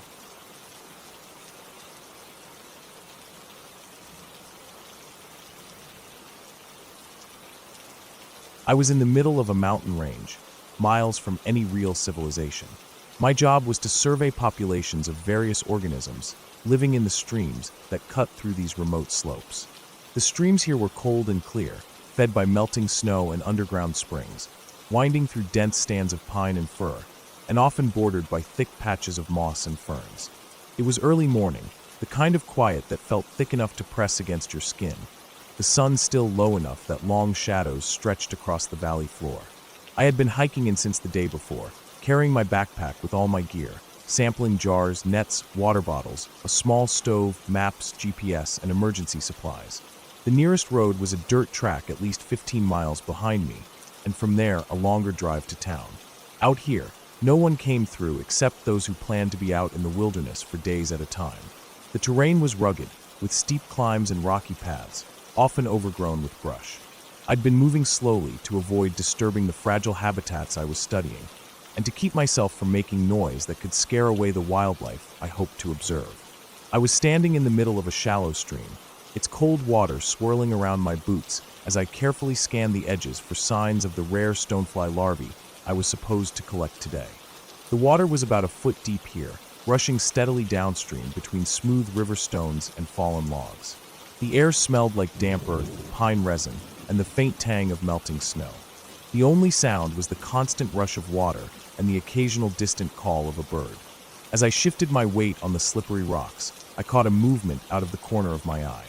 From upstream, an older man appeared, crossing the stream at a narrow point a little ways off from where I stood. I froze immediately, startled. The man was thin but sturdy, wearing clothes that looked worn but practical, a faded flannel shirt and sturdy pants, boots that looked well used. His face was weathered and rough, sunburned from time spent outdoors. He didn't carry a pack or any gear. No water bottle, no fishing rod, no hiking poles, nothing to suggest he was just out for a casual walk. We both stopped when our eyes met. For a moment, the only sound was the water flowing around us. His expression was unreadable, neither friendly nor hostile, just steady and calm. We held that gaze for a second longer than felt comfortable. Then he turned and continued upstream, moving steadily but deliberately, slipping over rocks without hesitation. The thing that stayed with me was the fact that this man was clearly not a hiker, not someone out for a quick trip or a day walk. It was a 15 to 20 mile hike from the nearest road just to get here, through difficult terrain. No trail signs, no easy waypoints. He wasn't lost, I was sure of that. No gear meant he wasn't planning to stay overnight, and no signs of carrying food or water meant he either didn't expect to be out long or was completely hardened to the wilderness. This wasn't someone I'd expect to see in a place like this. I stood there frozen, water swirling around my calves, heart pounding. My mind ran through all the possibilities. Was he a local, someone who lived off the grid? Maybe a hunter or trapper. But there was no visible hunting gear or weapons. Was he homeless or someone avoiding society? None of it made sense. No one just walks through these mountains without reason. I didn't follow him, and he didn't come closer. After a moment, I turned and carefully climbed out of the stream, my boots wet and muddy, but my hands steady. I moved back to my camp spot, a small clearing where I'd set up my tent and laid out my supplies on a flat rock. For the rest of the day, I couldn't shake the feeling of being watched. I double-checked the area, scanning the tree lines and listening for sounds beyond the usual birds and wind. Nothing moved, no footsteps besides my own. But that sense of unease stayed heavy in my chest. That night, as I lay in my tent, the usual sounds of the wilderness felt different. Too quiet in some places, too loud in others. I kept picturing the man's face, the way he'd looked at me so calmly, but with something unreadable behind his eyes. I wondered how long he'd been out here, where he was going, and why. The next morning, I decided to change my route. Instead of continuing upstream along my original plan, I took a side trail I hadn't intended to explore, less obvious, less traveled. It was harder going, with fallen trees and dense undergrowth, but I needed to clear my head. After a few hours of hiking, I found an old, rusted metal barrel hidden among some bushes. Near it, I spotted the remains of a fire pit, scattered ashes, and a few charred logs. It looked like someone had camped here recently, but there was no other sign of who. No footprints in the mud, No discarded trash, just the barrel and fire pit. I felt a chill run down my spine. Whoever the man was, he wasn't the only one out here. The wilderness seemed suddenly less empty. I kept moving, picking up my pace. As the sun climbed higher, I crossed several more small streams, each one colder and clearer than the last. I made sure to collect samples carefully, but kept my senses sharp, watching and listening for any sign of movement beyond the wildlife. By late afternoon, I found myself at the edge of a small ridge overlooking a deep valley. The view was stunning, mountains rising on all sides, forests stretching to the horizon, the stream winding like a silver ribbon through the trees below. I sat on a rock to catch my breath, the wind cool against my face. That's when I heard it, a faint rustling behind me, soft footsteps breaking through the dry leaves. I turned quickly, heart hammering. No one, just trees swaying gently in the breeze. Still, I couldn't shake the feeling. Someone was watching me. I stuffed my gear into my pack, deciding I wasn't going to wait to find out. I took out my GPS, checked my position, and planned the quickest way back to the main trail. It would add a few miles to my hike, but it was worth it. As I moved down the ridge, I heard the footsteps again, this time closer, sharper. I didn't dare look back, just kept moving fast, careful not to trip on roots or rocks. The forest closed in tighter, shadows stretching longer as the sun dropped. I thought about the man in the stream, about the fire pit and barrel, about the feeling of being followed. I didn't stop until I reached the dirt road, dusty and barren in the fading light. I looked back once, down the trail I'd come from. The trees stood silent and still. I made it back to my truck as the stars started to appear. I sat in the driver's seat for a long time, hands gripping the steering wheel, watching the dark forest edge behind me. Whatever that man was, wherever he had come from, I knew one thing for certain. Out here, alone in the mountains, you never really are alone.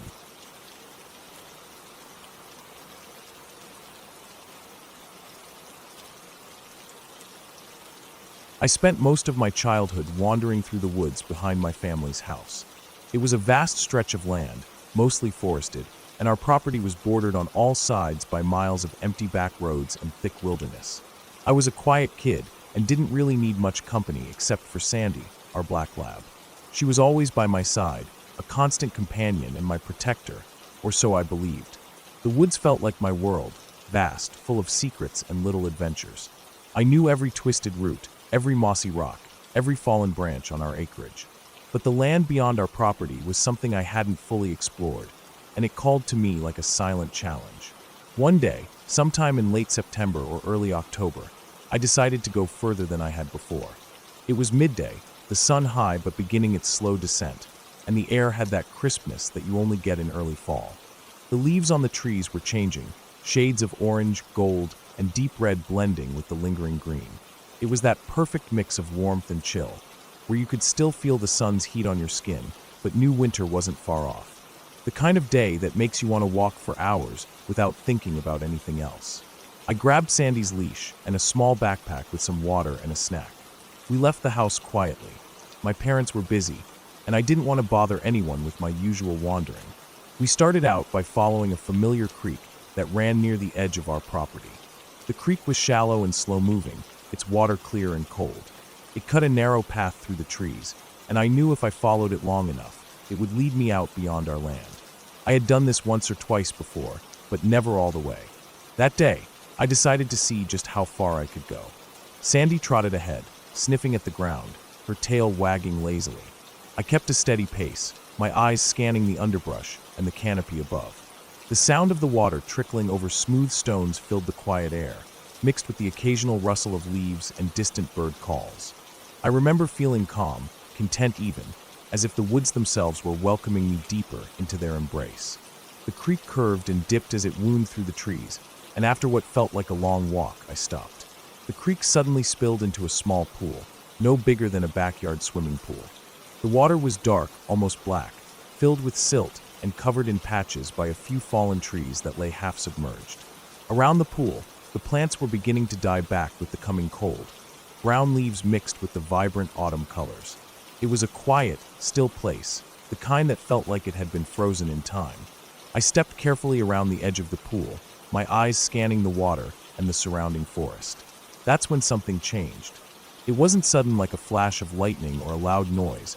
but a subtle shift, like turning the contrast or saturation way up in a photo editor. The colors grew sharper, the temperature of the air seemed different, and even the sounds around me changed. The light was softer but clearer, as if a veil had lifted. I remember looking at the water. It was no longer the dark, silt-filled pool I had just seen. The water had become crystal clear. I could see every pebble and plant at the bottom. The edge of the pool was no longer lined with dying brush, but was surrounded by thick, lush vegetation. The leaves on the trees were brighter and greener. Even the air smelled different, fresh, almost sweet. It was as if I had stepped into a different place or time. I froze. My heart raced, and I stood perfectly still, trying to understand what was happening. Sandy tugged on the leash suddenly, pulling me back from the edge. I turned my head to look at her, and the world snapped back to what I recognized. The colors dulled, the water was dark and murky again, the cold had returned, and the sun was low on the horizon. The light was different too, as if the day had suddenly shifted into early evening. I glanced at my watch, but the time didn't make sense. I felt disoriented. How had so much time passed so quickly? I knew I had left the house after lunch, and based on the distance we had traveled, it shouldn't have taken more than an hour or two to get there. But now, it was clearly near sunset. Sandy was pulling me toward the path home, her leash tight in my hand. Voices drifted faintly from a distance, calling my name. I hurried back, my mind spinning with confusion. When I finally reached the house, my family told me I had been gone for nearly 8 hours. I couldn't explain how that was possible. The area I had explored was too small to have taken that long. They all thought I had gotten lost, but I knew I hadn't. I had been somewhere else, something else, but I didn't have the words or understanding to explain it then. Years later, after we moved away, I went back. The new owners of the property were kind enough to let me explore the land again. I wanted to find that pool, to understand what I had seen. It was the dry season then, and the creek was nearly dry, but I found the spot where the pool had been. It was just a shallow depression filled with dirt and fallen leaves. Nothing like the vibrant, clear pool I remembered. I measured the distance from the house, traced the path, and talked to old neighbors and family members. They all confirmed my timeline. I couldn't have been gone longer than 2 hours. I've tried to find explanations, losing track of time, hallucinating, or simply mixing memories. But none of it fits with how vivid that moment was, how real it felt when everything shifted. The way Sandy pulled me away, the sudden snap back to reality, the voices calling. I'm a rational person. I believe in things I can see, touch, and prove. But this experience has always stayed with me like a question without an answer. It's a place in my memory where time bent, and I crossed into something I can't explain. Not ghosts, not magic, just something real, something strange in the woods behind my house, waiting quietly beneath the changing leaves.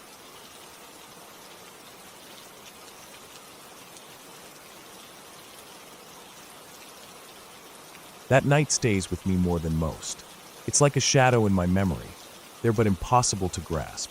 I'm still trying to make sense of it all, but the more I think about it, the less it makes any sense at all. I had a buddy who lived a few streets over in my neighborhood. We weren't super close, but we hung out enough to call each other friends. He had a nice little backyard with a grill and some old wooden patio chairs, the kind that creak when you sit in them. The neighborhood itself was quiet, mostly families, nothing wild or out of the ordinary. Just normal streets with streetlights spaced evenly, the usual hum of cars passing now and then. That night started just like any other. We were sitting outside playing cards, drinking a couple of beers. Nothing special. It was warm enough that we didn't have to worry about jackets, but there was a slight breeze that rustled the leaves of the old oak tree by his fence. The sky was clear, stars blinking faintly, and the streetlights cast soft pools of yellow light on the pavement. We talked about random stuff, work, the weekend, some dumb jokes, nothing deep. I wasn't planning on staying long, because I had some things to get done the next morning. After a few rounds of cards and maybe 2 beers each, I checked the time. It was just before 10. I stood up, stretched, said my goodbyes, and started the short walk home. The walk was no more than 15 minutes, door to door. I never drove there because it was so close and the streets were quiet at that hour. I had the whole walk memorized, past the corner store, the small park where the kids played during the day, the row of houses with well-kept lawns, and finally the street where I lived. It was a nice night, peaceful really. The air smelled faintly of freshly cut grass mixed with the faint smoke of a neighbor's fire pit somewhere down the block. As I walked, I kept my pace steady but relaxed. I remember noticing the coolness in the air that was starting to creep in, a reminder that the summer was slipping away and fall was on its way. The streetlights flickered on one by one as I passed, and the occasional car rolled by, the headlights briefly lighting up the sidewalks before disappearing down the street. I remember feeling a little tired, but not in any way unusual. Just the kind of tired you get after a day of work and a few beers. I made it to my place without incident. I unlocked the door and stepped inside. The house was quiet. My roommate was coming out the front door, coffee in hand, dressed in his usual work clothes.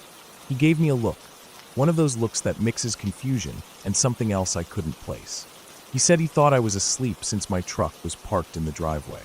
I told him I'd just been at my friend's, having some beers and playing cards. Then he asked why I was just coming in now, at night. That's when things started to get weird. He laughed, but not in a joking way. He asked if I was drunk. We looked at each other for a minute, me trying to figure out if he was messing with me, and him looking like he was dead serious. Then he told me it was just after 5 in the morning. I froze. It didn't make sense. I had just been at my buddy's house. I knew I had just left him. The walk wasn't that long. I looked at my phone. It said 5:10 a.m. I blinked, stared at it like it was broken, but it wasn't. I was wide awake, standing in my living room, with coffee-smelling roommate and a clock that read early morning. I paced the room, my mind spinning. How could that be? I called my buddy's house. He answered groggily and confirmed I'd left around 10 p.m. the previous night. There was no mistake there. The walk, the beers, the cards, it all happened. But what about the 7 hours between 10 p.m. and 5 a.m.? I couldn't remember a thing, not a single detail. I checked around the house, looked at my clothes, the state of the backyard. Nothing was out of place. No evidence of me being out anywhere else. No signs I had gone anywhere but the 15-minute walk home. I wasn't drunk. I hadn't had more than 2 beers, and they were spaced out over the night. I was alert the whole time. No medical conditions that would cause blackouts. No history of that kind of thing. No one had slipped anything into my drinks. The whole thing was a blank. 7 hours disappeared like smoke. I tried to retrace my steps in my head, but there was nothing. It was unsettling. The kind of unsettling that creeps under your skin and never really leaves. I kept checking the clock, trying to convince myself it was just a weird mistake or a prank. But it wasn't. Everything was real and yet impossible to explain. Over the next few days, I kept looking for answers. I retraced the walk again, checked with neighbors, anything that could explain what happened. No one saw me between 10 p.m. and 5 a.m. No security cameras, no witnesses. Nothing. Sometimes I wonder if I fell asleep somewhere, but I have no memory of it. And if I had, how did I get home? I don't even drive the route at night. The whole thing defies logic. It wasn't a dream or a hallucination. I wasn't unconscious. I was completely aware the whole time, or so I thought. But those hours vanished. I've never told many people about it because it sounds insane, like I'm making it up. But I'm not. I remember the confusion, the shock, the cold sweat as I paced around trying to make sense of it. Years later, I still don't have answers. The missing hours haunt me because they remind me how little control we really have over time and memory. It makes me question everything I thought I knew about how our minds work. I know what I experienced was real, even if I can't explain it. And that, more than anything, is the scariest part. That there are things happening in life that we simply can't understand or explain, no matter how much we try. The nights since have been normal, uneventful. No strange gaps, no blackouts, nothing like that. Just that one night, that one impossible stretch of time that disappeared without a trace. And sometimes, when the night is quiet and I'm alone, I find myself wondering where I was during those lost hours. What I did, what I saw, if I was even really awake at all. But I guess some questions just don't have answers. And maybe that's okay, because some mysteries are better left alone.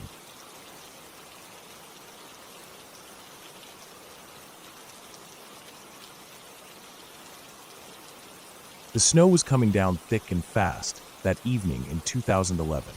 I was driving down an old highway that barely anyone used anymore, the kind of road that had been largely forgotten by most drivers, but it was the quickest way to the next town over.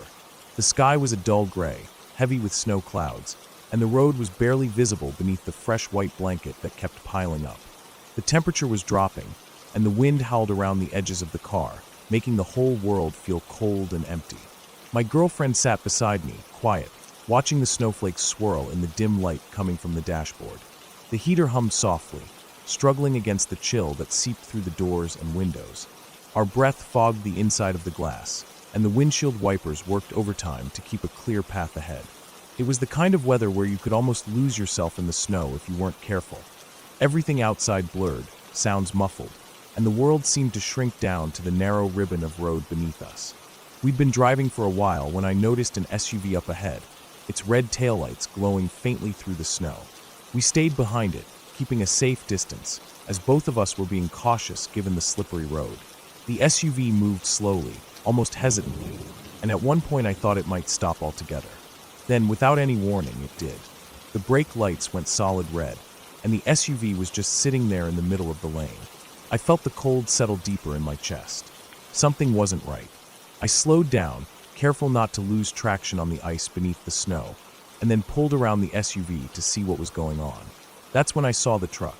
It was parked diagonally across the highway, completely blocking the lane. Both the driver and passenger doors were open, wide, like someone had left in a rush. Snow was already piling lightly on the edges of the doors and on the windshield, but inside the truck, it looked untouched. No one was sitting inside, no visible sign of a struggle. The snow around the truck was fresh and pure white, except for two clear sets of footprints leading from the truck door and heading straight off into the dark woods that lined the side of the highway. The tracks were crisp and defined, which told me whoever had walked them hadn't been gone long. It had to have been recent, especially with the storm pounding down so hard. If they'd been gone long, the snow would have started to fill in the prints. I glanced back at the SUV, where the driver was watching me carefully. I got out of my car, the cold biting at my skin the moment the door swung open. My boots crunched in the snow as I moved closer to the truck, scanning for any signs of people or damage. There was nothing. No one was hurt. The engine was off. The keys were not in the ignition. The truck was just abandoned. My mind raced through all the possible explanations. Maybe the driver had stopped to help someone. Maybe they'd gotten lost or broken down, or maybe worse. I thought about calling the police, but my phone's signal was weak, and the battery was already half dead from the cold. Before I could do anything else, the driver of the SUV approached me. He didn't say much, just motioned toward his phone. He told me quietly that the truck had been reported stolen earlier that day. I remember feeling a cold knot tighten in my stomach. The idea that this vehicle wasn't just abandoned, but stolen made everything feel heavier, more serious. He said highway patrol was on the way. I wanted to ask more, but I figured it was better to stay put and wait rather than wandering into the woods after those tracks. Something about the footprints pulled at my instincts, a warning maybe. I didn't want to find out what was waiting out there. After a few minutes, I got back into the car with my girlfriend. The SUV slowly pulled back onto the road, and I started driving again, the storm closing in around us once more. The road felt lonelier now, colder somehow. A day or two later, I heard the news. The truck belonged to a man from a nearby town, someone local who had been missing for over a week. The police had gone into the woods, following those same tracks that I had seen, searching for any sign of him. What they found was grim. His body was lying in a ditch not far from where the truck had been abandoned. He had been shot once, in the back of the head. The bullet wound was clean and precise. It wasn't a struggle. It looked like he'd been marched out there, executed, and left for the snow to cover. That image stuck with me. The man, probably alive only minutes before, dragged into the woods, his life taken in cold silence. I kept thinking about those footprints in the snow, how close I had been to following them, how easily I might have walked straight into a trap or worse. The silence of the woods was nothing like the gentle quiet of falling snow. It was heavy with danger and secrets no one wanted to hear. The highway, once a simple route to the next town, suddenly felt like a border between safety and something much darker. I'm still thankful I didn't follow those tracks that night. I don't know what I would have found, but I do know I didn't want to find out. That old highway was never the same after that. The memory of those open truck doors, the footprints leading into the woods, and the man's final moments replay in my mind whenever the snow starts to fall heavy again. It was a close call, the kind that changes the way you look at the world. You learn to trust your instincts, to respect the silence, and sometimes to just keep driving.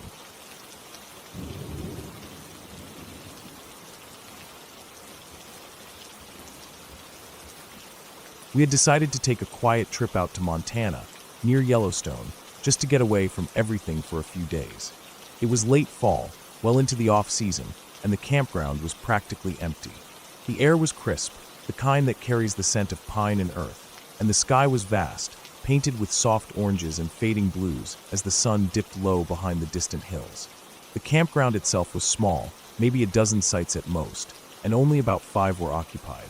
Most of the campers had already packed up and left for the season, leaving just a handful of people scattered around the dusty gravel spots.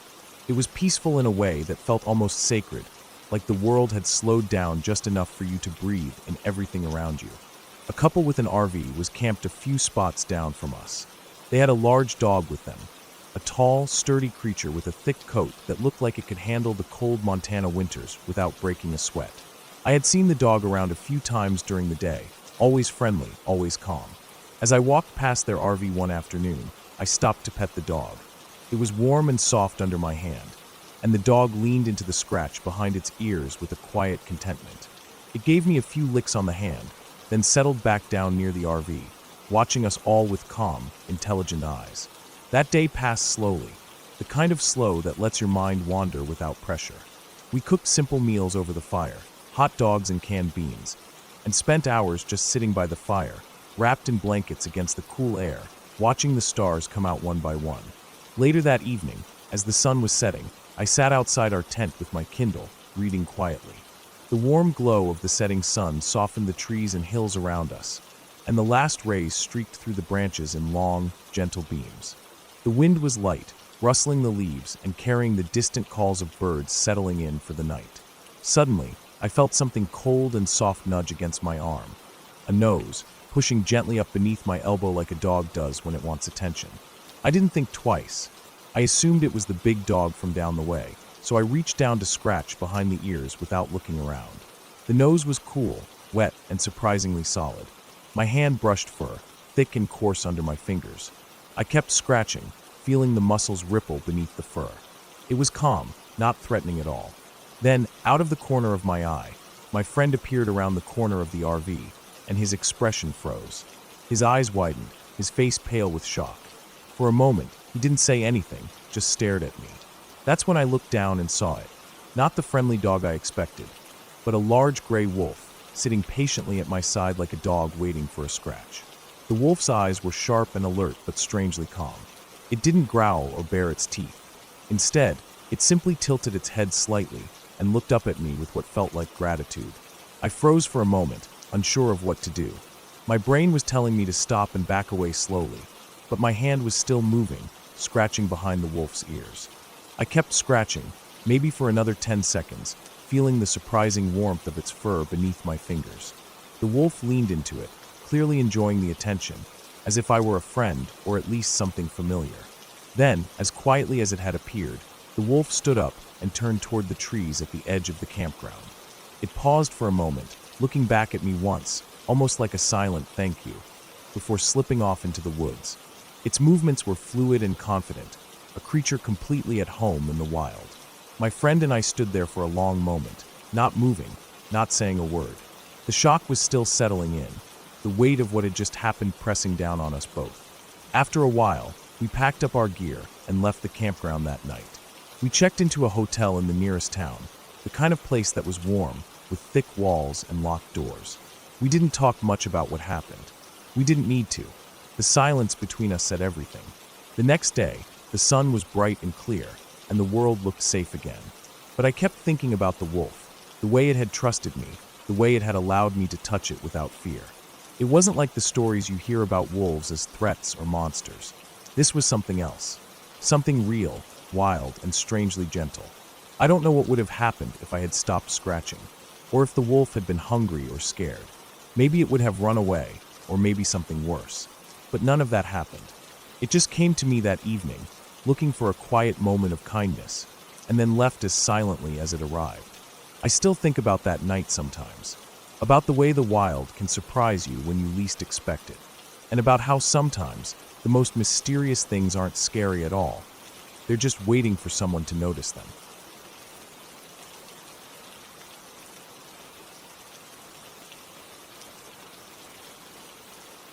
I'm a little late to the party with this story, but it's one that filled my nightmares for a long time after it happened. It's still raw in my mind, even years later. I've never told it to anyone fully like this before. The whole thing feels like a dark shadow I carry around, and even writing it now stirs up the same heavy feeling I had back then. A couple of years ago, I was living in Colombo, Sri Lanka. I had moved there for work and ended up staying in a small hostel on the outskirts of the city. It wasn't one of those fancy places, just a rundown building with peeling paint, creaky wooden floors, and a constant buzz of street noise from outside. The hostel mostly catered to long-term guests, so after a while, you got to know almost everyone living there. We were a small, tight-knit group, with different backgrounds, but all somehow linked by the fact we were far from home. One of the people I got to know was a guy named Raj. Raj was from Colombo originally, but wasn't your typical hostel resident. He worked in something that sounded shady, even when he explained it casually. He was a middleman in the casino world, which in Sri Lanka is a strange and dangerous underbelly. The casinos here are mostly illegal, operating in a kind of gray area, protected by corruption and bribery. They are filled with some serious criminal elements: Russian mobsters, Chinese gangsters, and Indian criminals. It's a dirty business, and you could feel that tension every time you stepped near one of those places. Raj's role was to take online bets from Indian clients and then physically place those bets inside the casinos. His clients weren't sitting at the tables themselves. Instead, they trusted Raj to gamble their money for them, sometimes large sums, because of the high stakes and connections involved. He was basically the link between the online world and the real, physical danger of the casino floor. You could say he was playing with fire, especially since he was handling huge amounts of cash that belonged to some very powerful and dangerous people. Raj was a quiet guy, never really opening up much. He had a kind of heavy look in his eyes, like he was carrying a weight no one else could see. I remember once he showed me his phone with betting slips and transaction records, all tangled in numbers and codes that made no sense to me. It was a glimpse into a world I didn't understand, but knew was risky. One night, everything fell apart.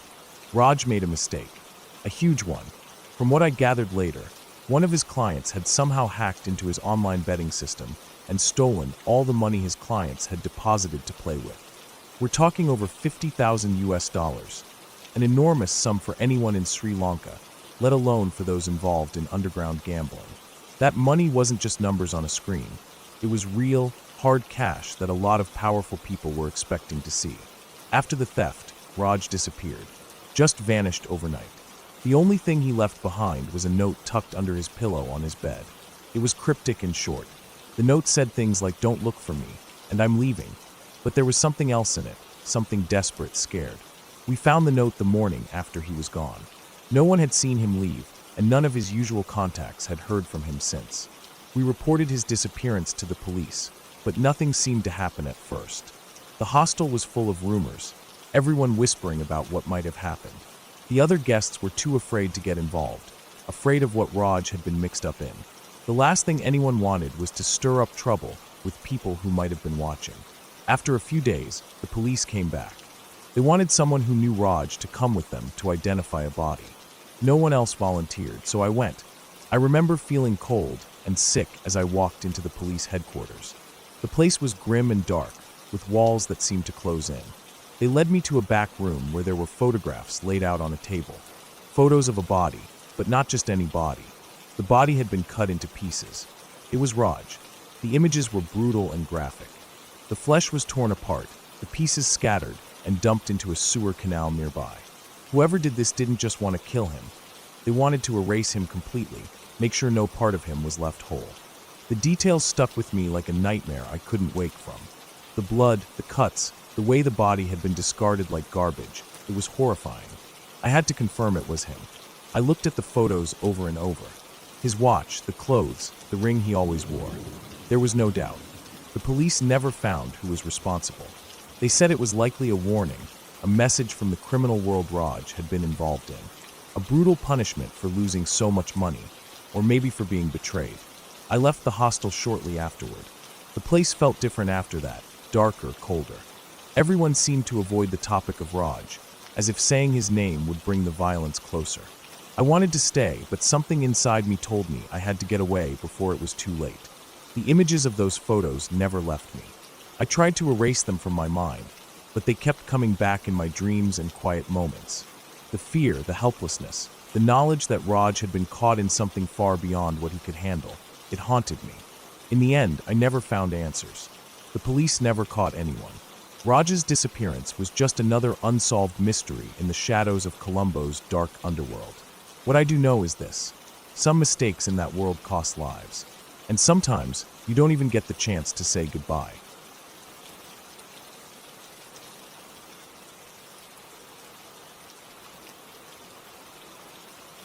I had been hiking for hours, making my way through a patch of forest that felt like it hadn't seen a soul in decades. The map I'd brought showed the outline of an old town, long abandoned, swallowed slowly by the surrounding woods. I was determined to explore it, to see if any traces of its past still remained. The kind of place where nature was quietly reclaiming what humans had left behind. The path was rough, not a maintained trail by any means. Fallen trees stretched across the narrow creek at 3 separate points, forcing me to carefully balance and cross one after another. Each crossing tested my nerves. The logs were slick with moss and uneven, some cracked and rotted beneath my boots. The creek itself was shallow, but the water ran cold and swift, the sound filling the quiet forest like a restless whisper. When I crossed the 3rd fallen tree, I glanced back. The creek looked smaller here, but the tangle of trees and undergrowth around it was dense. My boots sunk slightly into the damp earth, and the smell of pine mixed with decaying leaves hung in the air. I was about 5 miles in, and my legs were beginning to feel the strain. Still, there was a strange pull to this place, a draw I couldn't explain. That's when I saw it, or rather him. A flash of blue caught my eye through the thinning brush, just a few yards ahead. At first, I thought it might be some piece of lost clothing, maybe a discarded jacket or backpack left behind by some careless camper or hiker. But as I got closer, the shape solidified into a man sitting high up in a tree. He looked to be in his 60s, maybe older. He wore a pair of blue satin pajamas, the kind that shimmer softly in low light, the fabric catching the sparse sunlight filtering through the leaves above. The pajamas were clean, crisp even, with a slight sheen that stood out sharply against the rough bark and dull greens of the forest. He was barefoot, his feet hanging loosely from the branch, toes curling around it almost gently. His hair was neatly combed, and his face was smooth and well cared for, almost like he had just stepped out of a comfortable home rather than some isolated patch of woods. What unsettled me the most was his laughter. It started as I got closer, a soft, rhythmic chuckle at first, growing louder and clearer. It wasn't a mad or angry laugh, not the kind you hear in horror movies or on the news when something terrible happens. It was a calm, almost amused laugh, like he found something deeply funny, but not in a way that suggested happiness. More like a secret he alone understood. The sound set off alarms in my head. It didn't fit. I stopped a few feet away and gave him a nod, a polite, friendly gesture.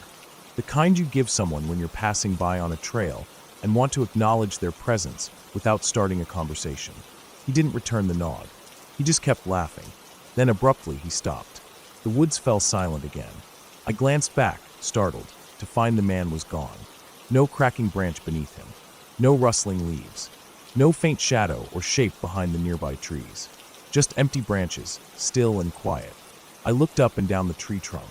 No sign that anyone had climbed down or slipped away. The bark was undisturbed, no footprints in the dirt below. For a moment, I wondered if I had imagined the whole thing. Maybe my mind playing tricks on me after hours of hiking alone in the wilderness. But the laughter echoed in my ears, clear as day. I kept walking, heart pounding in my chest. The woods seemed darker somehow, thicker. The sounds of birds and insects had faded, leaving a suffocating stillness. Every crack of a twig under my boots felt like a shout in the silence. I tried to shake the feeling, telling myself it was just some old man, maybe lost or eccentric, living off the grid in the abandoned town. Maybe he climbed that tree to rest, to get a better view, or simply to scare off animals. But it didn't explain why he vanished without a trace. I pushed forward, eventually reaching the edge of the old town ruins. Foundations of houses poked through overgrown brush. Rusted remnants of vehicles sat half buried in the dirt, and faded signs with peeling paint hung crookedly on splintered posts. Still, I felt watched. The deeper I explored, the more I noticed small details. Footprints too large to be mine, fresh looking despite the years of neglect. Faint smoke trails in the air from some distant campfire. plastic bottles and cans that seemed recently discarded, out of place in such an isolated spot. I kept thinking about the man in blue pajamas. Why would someone live out here like that?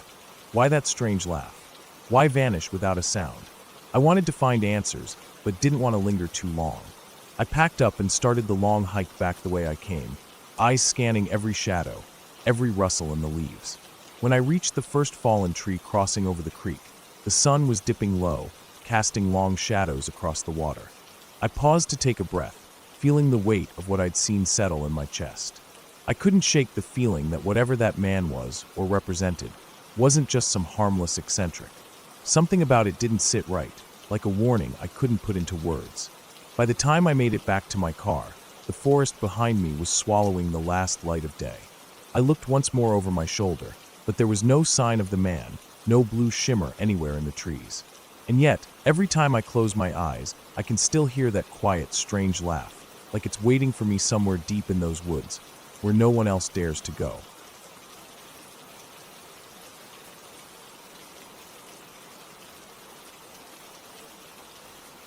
The night before, it had rained hard.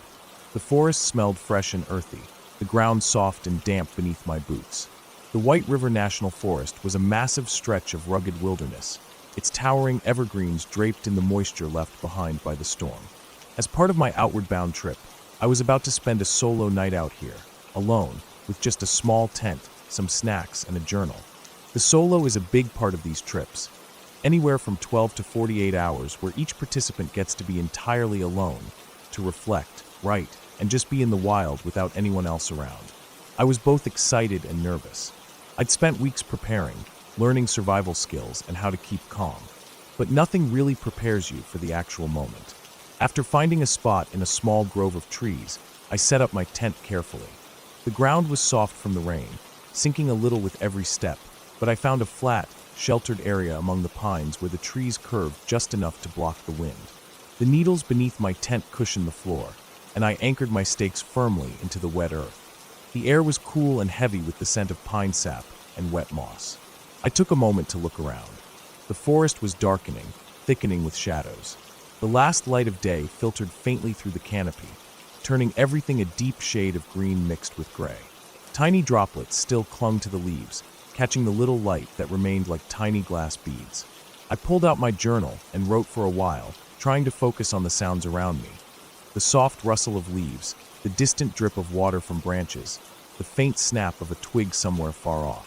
After a while, my body started to feel heavy. The day had been long and full of hiking and setting up camp. The quietness of the forest, combined with the damp, earthy smell, made me feel almost sleepy. I decided to lie down inside the tent and rest for a bit. The fabric was cool and damp against my skin, and I zipped the door closed, feeling the soft rustle as the zipper moved. I pulled my sleeping bag around me and let my eyes close. I hadn't intended to nap for long, maybe just an hour or two to recharge, but I ended up sleeping for nearly 8 hours. When I woke up, it was pitch dark outside. The forest had a completely different feel at night. The silence was thicker, deeper. I could hear the soft sound of twigs cracking nearby, like something was moving carefully through the underbrush. My heart jumped. I grabbed my torch and clicked it on. The beam sliced through the dark, lighting up the trees and the bushes around me.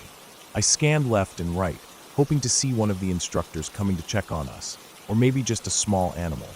Nothing. Just the swaying shadows of trees and the faint outlines of branches. I called out softly, "Hey, you good?" It was strange to say it aloud, but it was the only way I could think of to break the tension. No reply came, just the soft crackling sounds growing more distant. I tried to calm my breathing and remind myself that this was normal. Animals moved around at night. Maybe it was a deer or a raccoon, but the sound was heavy, deliberate, almost too large for a small animal. It was unsettling. The next morning, after packing up my tent and starting back toward the group's meeting point, I noticed something strange. Right beside where I had slept, in the soft mud near the base of a tree, were large paw prints. They were fresh and clear, impressions pressed deeply into the wet earth. I knelt down for a better look, tracing the outline with my finger. The prints were too big for any dog or wolf I knew. These were the tracks of a big cat.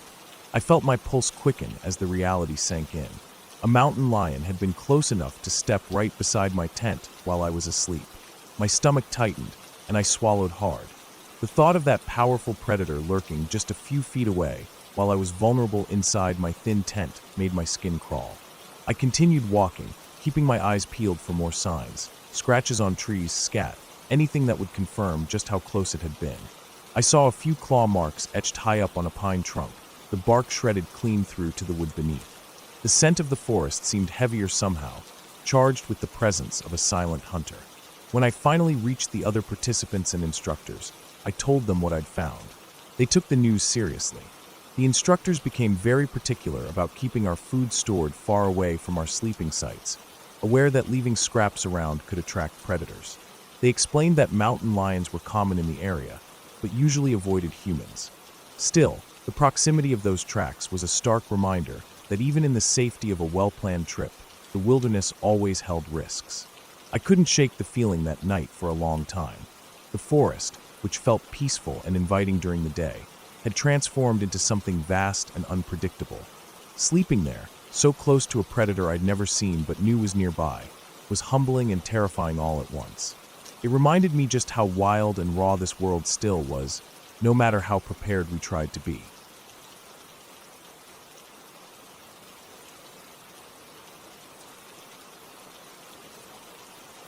I was living alone in a small dirt floor cabin deep in the woods for about 6 months. The cabin was rough and bare, just enough shelter to keep out the rain and cold. The floor was packed earth, uneven and dusty, and the walls were made of old, weathered logs with gaps that let in the wind and the occasional squirrel or mouse.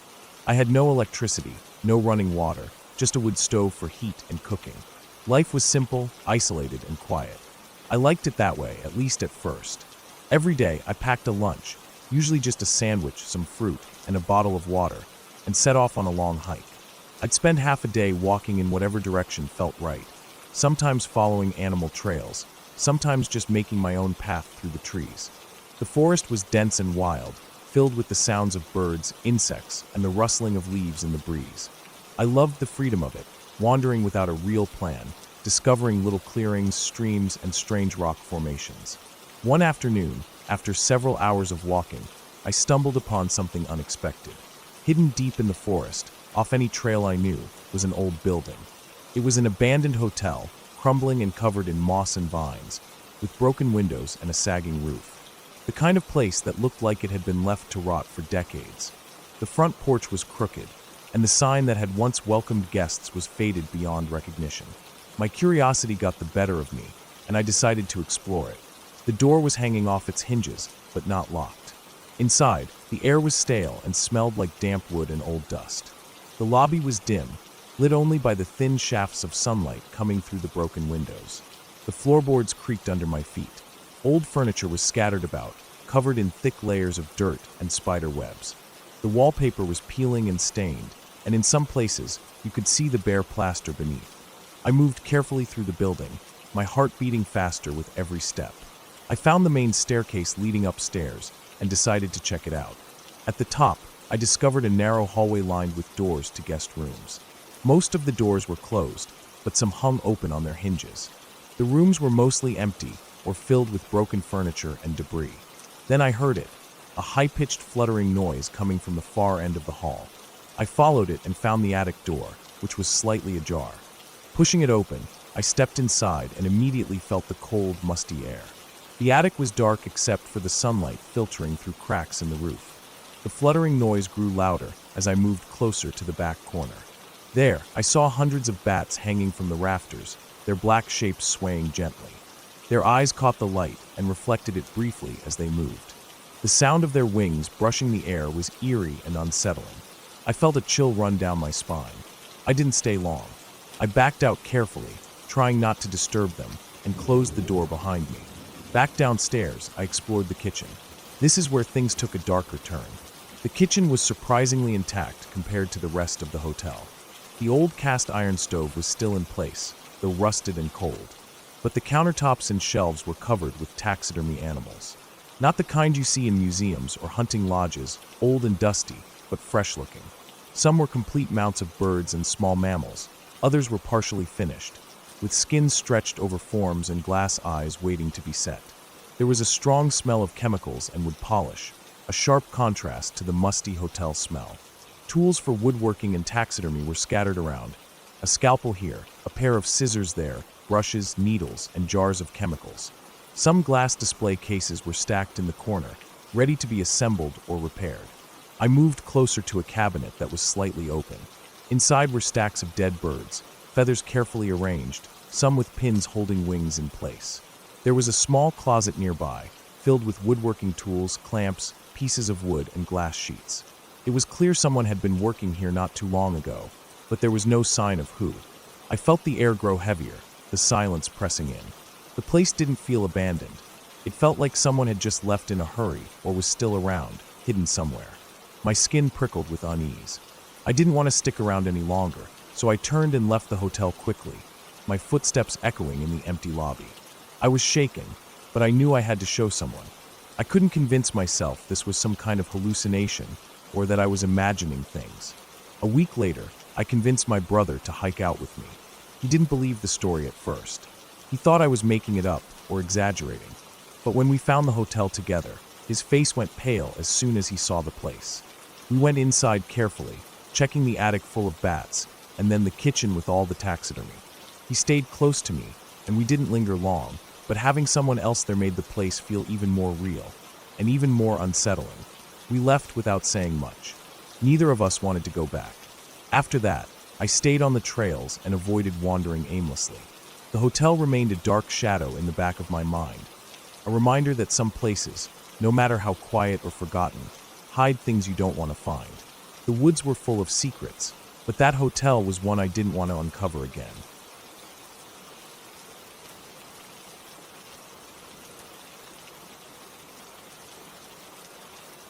Last summer, my fiancé and I decided to go hiking in the Pacific Northwest.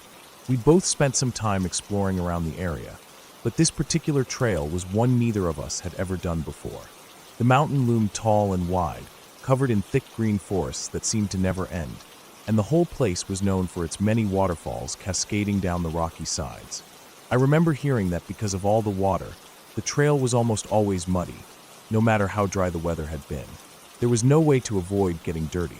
We started early in the morning, just as the sun was waking up the world.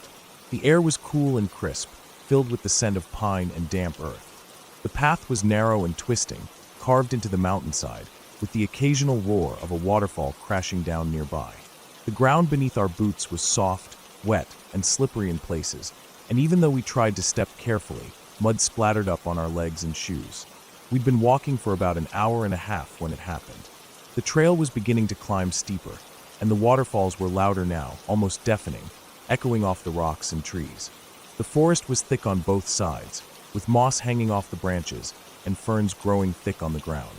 It was the kind of place that felt alive, like the trees were watching you as you moved past.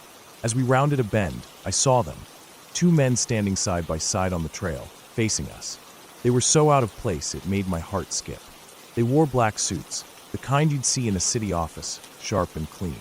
Black hats sat low on their heads, casting shadows over their faces. Both wore dark glasses, hiding their eyes completely, and in their hands, they carried black leather briefcases. Their shoes were perfectly polished, not a speck of dirt or mud anywhere. Even their pants were pressed and flawless, not a wrinkle or stain, like they'd stepped out of a dry cleaner's storefront rather than a muddy mountain trail. I slowed down and looked at them, my fiancé close beside me. The men didn't move or say anything, just stood there silently as we passed. The moment I was alongside them, one of them leaned slightly forward and whispered something in German. I caught the sound clearly, though I didn't understand the words. It was quiet, almost a hiss, and the tone was cold and serious, like a warning or a secret. I looked back at them as we moved away, and they were still standing perfectly still, watching us with those hidden eyes behind their dark glasses.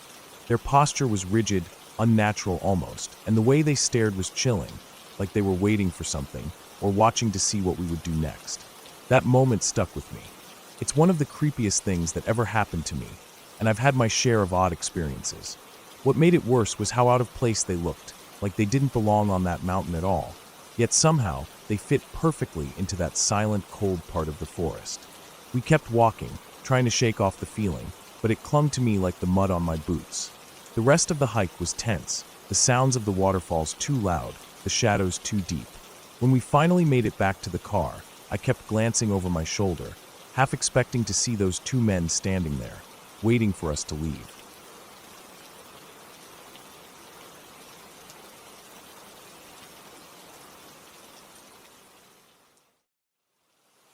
Hello everyone, I am the Creep's Cabin. I know you use this video to fall asleep, so before that, like the video and subscribe to the channel. Also, where are you from? And what time are you watching? Now get comfortable and relax.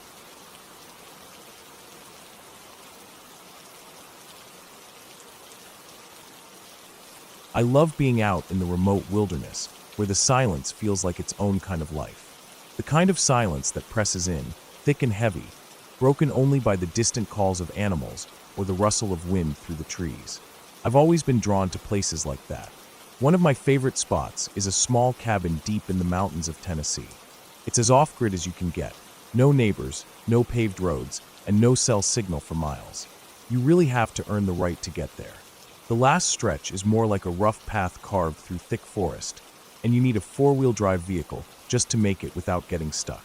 The cabin itself is old but sturdy, built with weathered wood that smells faintly of pine and smoke from years of campfires. There's a tiny solar panel on the roof, enough to power a couple of small lights inside, but that's about it. The solar system can't keep up after dark, so when the sun dips below the horizon, I rely on candles and oil lamps. The soft, flickering light casts shadows that dance against the walls, making the cabin feel alive in its own strange way. On clear nights, the moonlight streams in through the windows and turns the room silver, soft and quiet. I've been out there many times, always alone. I rarely see other people, and I like it that way. The only signs of life are the animals that live in the forest. I've seen coyotes moving silently between the trees, heard the distant, eerie calls of mountain lions in heat, and come across fresh bear scat on the trails. Those mountain lion calls alone can freeze your blood. It's a sharp, haunting sound that carries through the still night air.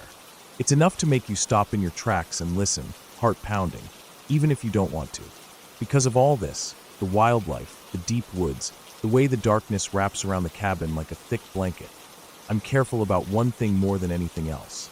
I try to make sure I use the outhouse before it gets too dark. It's only about 25 feet from the cabin, but in the pitch-black forest, those 25 feet feel like crossing into another world.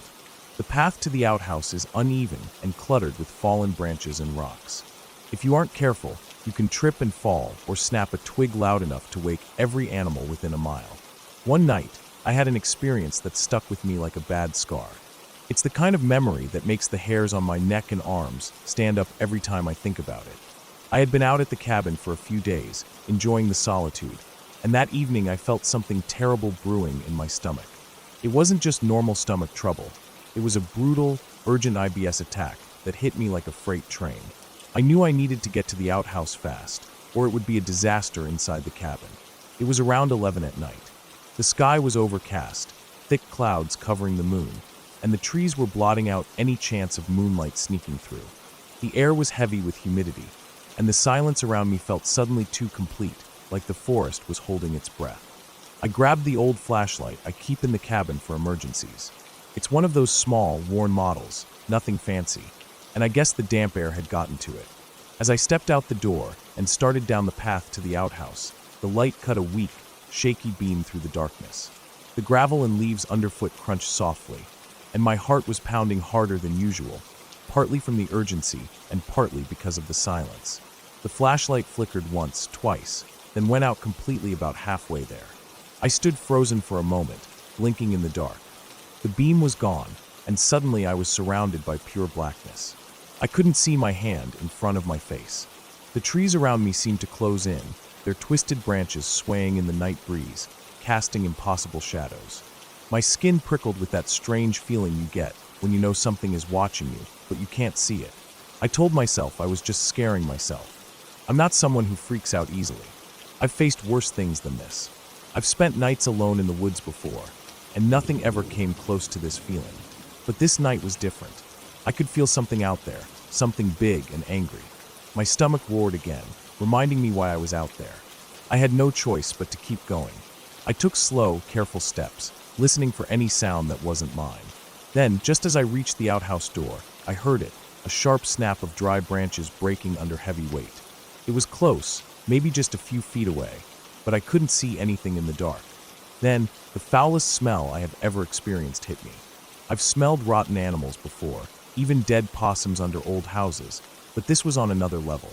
It was thick and wet and sour, almost like something had died and was still decaying right there in the woods. I wanted to scream, to run back, but the urgency in my gut pushed me forward. I barely managed to get inside the outhouse and shut the door behind me. For a few minutes, it was silent except for my breathing and the pounding in my ears. I listened hard, but there was no movement, no noise other than the occasional rustling of leaves outside. I tried to calm myself, telling myself that whatever was out there had moved on. When I was done, I waited a bit longer, then opened the door carefully. The smell hit me again, even stronger this time, like it was right on the other side, waiting. I could still see nothing but blackness. The clouds had thickened, blotting out any hint of moonlight, and the trees blocked out everything else. I started back toward the cabin, counting my steps to keep my bearings. Each step felt heavy, like I was walking through a dream I couldn't wake from. The smell stayed with me, making my stomach turn even after the attack had passed. It clung to the air like a bad memory. And then, just as I neared the corner of the cabin, I felt it, a sudden movement brushing the back of my neck and hair, like something had reached out and swatted at me. My blood ran cold. I didn't look back. I sprinted up the steps and slammed the door shut behind me. Inside, the cabin felt impossibly small and tight, but at least I was safe. I lit a few candles, their flames trembling in the faint draft, and forced myself to look out the window. That's when I saw them, two glowing orange eyes staring straight back at me from the shadows beyond the cabin. They were set high up, maybe 7 or 8 feet off the ground, like the eyes belonged to something standing upright or perched somewhere tall. I rubbed my eyes hard, hoping it was just fatigue playing tricks on me. But when I looked again, the eyes were still there, glowing with a cold, steady light. I tried to convince myself it was something in a tree, a pair of owl eyes or some kind of reflection, but even then it felt wrong. The size and the way those eyes just watched me made my heart race like never before. I stayed up most of the night, candles flickering, muscles tense, ears straining for the slightest sound. I didn't hear a thing else, but I couldn't shake the feeling that whatever had been out there was still lurking just beyond the edge of the clearing. The next morning, with daylight finally breaking through the clouds, I went for a walk around the cabin. I needed to see what had been out there, or at least find some clue. Near the outhouse, in a patch of mud softened by recent rain, I found it, a huge, strange footprint pressed deep into the earth. It had 3 distinct toes, unlike any animal print I'd ever seen around those mountains. It was easily a foot long, maybe bigger. I studied the footprint for a long time. It wasn't a bear, not a deer or any common animal in those woods. The shape was off, too big, too weird. I took pictures with my phone and looked around for other signs. There were no other prints, just that one large mark. I packed up my things and left the cabin a few hours later. That experience stuck with me in a way nothing else has. Even now, thinking back to that night, I can feel the cold brush on the back of my neck, the weight of the darkness pressing in, and that terrible smell lingering in the air. I don't know what I came face to face with out there, but I know it wasn't anything natural or ordinary. I've gone back to that cabin a few times since then, but I never go out at night alone anymore. I always make sure to take a strong flashlight, and I keep my eyes wide open. Sometimes, when the wind blows just right, I still catch the faintest whiff of that smell, like a warning that whatever's out there is still watching. And honestly, that's enough for me.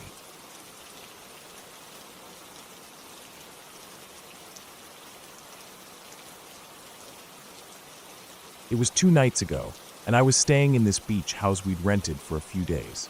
The place was nice, clean, a little weathered, but you could tell it had been cared for. It sat right near the shoreline, tucked back just enough that the main road couldn't be seen from the front porch.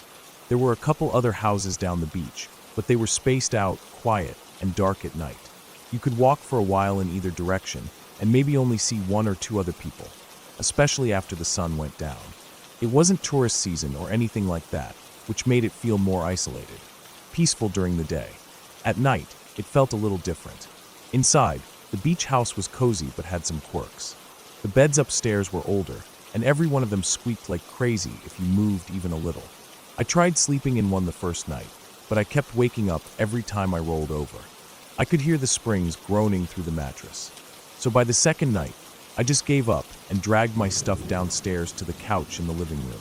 The couch was firm, surprisingly comfortable, and most importantly, it was silent. No creaks, no weird noises, just the dull thump of the cushions when I lay down. It sat right in front of a large wall of windows that looked out over the deck and straight to the beach. The windows stretched almost floor to ceiling, framed with old white trim, and during the day the sunlight poured in.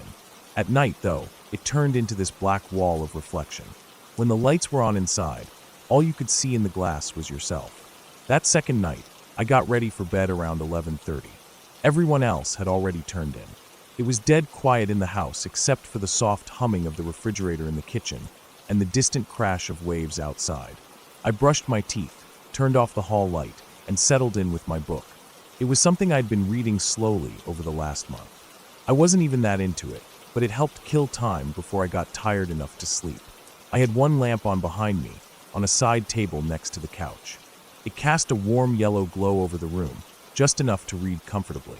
The rest of the house was dark. I sat upright on the couch, my legs stretched out under a blanket, my back against the cushions. The book was propped open in my hands, and the whole time I was facing those big, dark windows. I didn't think much of it. At night you just get used to seeing your own reflection. That's all it ever was, yourself, dim shadows behind you, and nothing else. About 10 minutes in, I noticed something. It came from the edge of my vision.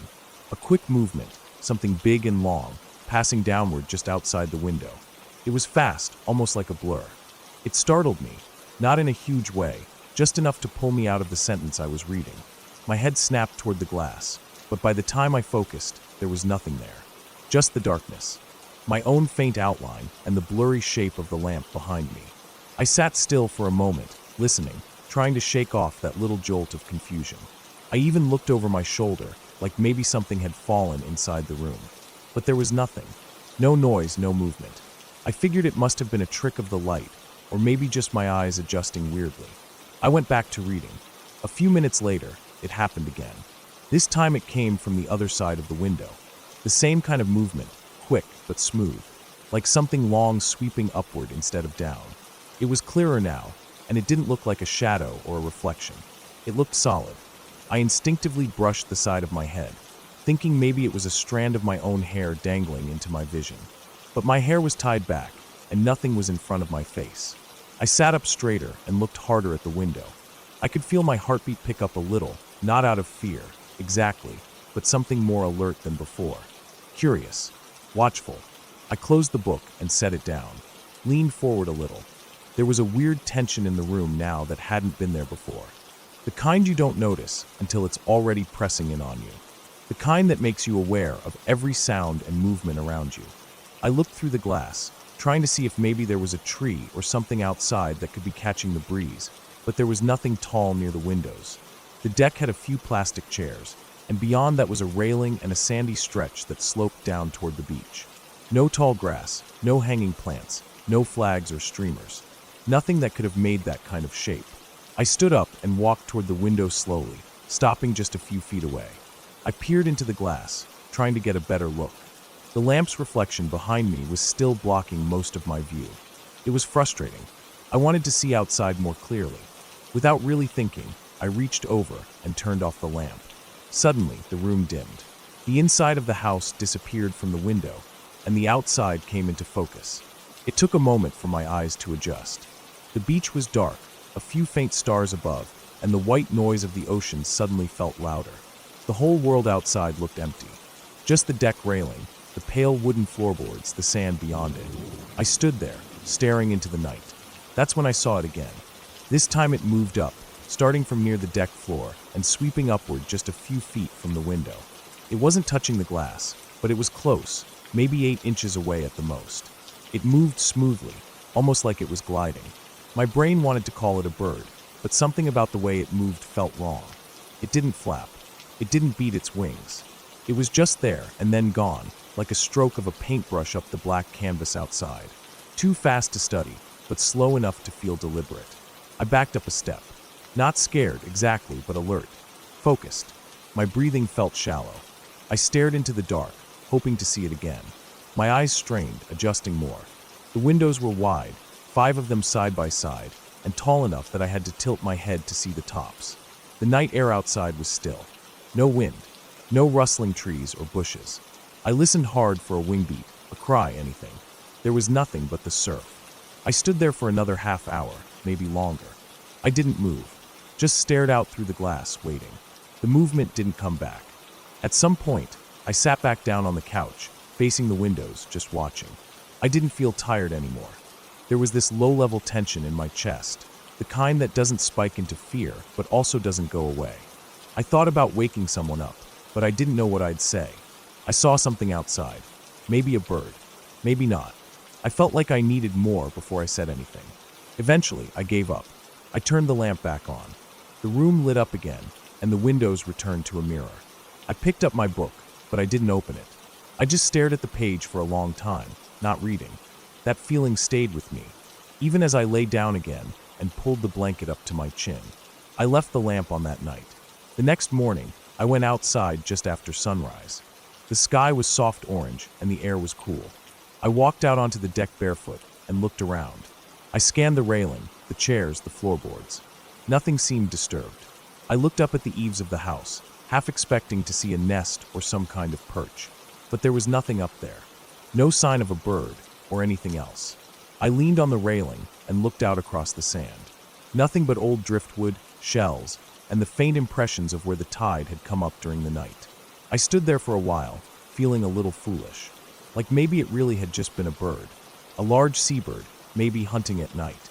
But I'd been to the beach dozens of times, and I'd never seen anything move like that. Never so close to a window. Never so silently.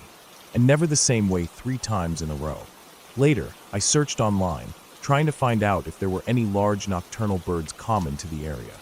I found a few, night herons, owls, even some species of gulls that might hunt at dusk. But none of the descriptions really fit what I saw. Not the way it moved, or how close it got to the glass without making a sound. By the afternoon, I had mostly let it go. I didn't want to obsess over something I might never get an answer to. It was probably just a bird, I told myself. Just a bird. Still, that night, I didn't sit with my back to the window. I turned the couch so it faced the kitchen instead. I left the lamp on again. And when I finally closed my eyes, I kept seeing that shape, long, smooth, and silent, sweeping past the glass just a few inches from where I slept. It hasn't come back. Not yet. But every night since, I've caught myself glancing at the window, just to be sure.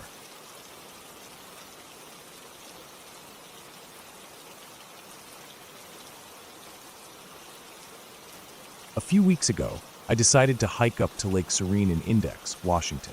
It wasn't planned well. I started late in the afternoon, around 3 or 4.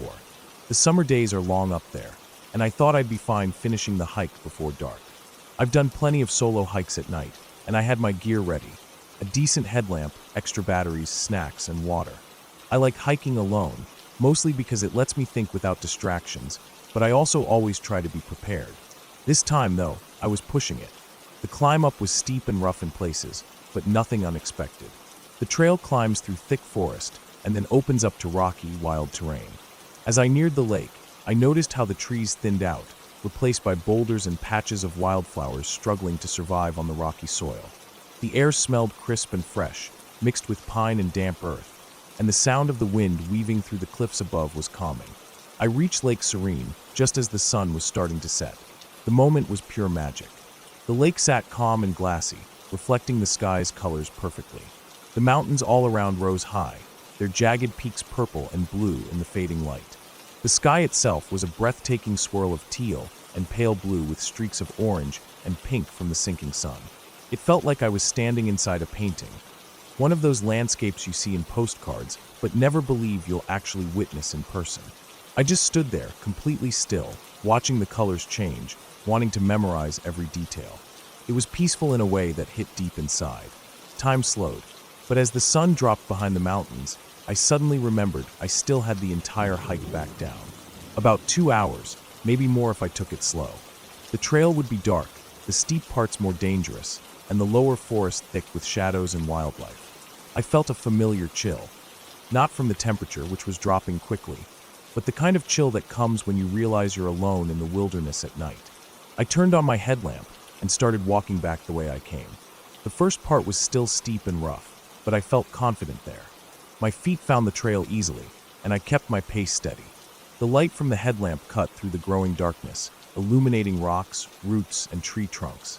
Every now and then I paused to look back at the lake, which was now a dark mirror, barely reflecting the last bits of twilight. As I descended, the terrain slowly leveled out, and the dense forest began to close in around me. I started hearing water, streams running fast over rocks somewhere nearby. The sound was constant, a rushing noise that filled the air and almost drowned out everything else. At first, I liked the sound.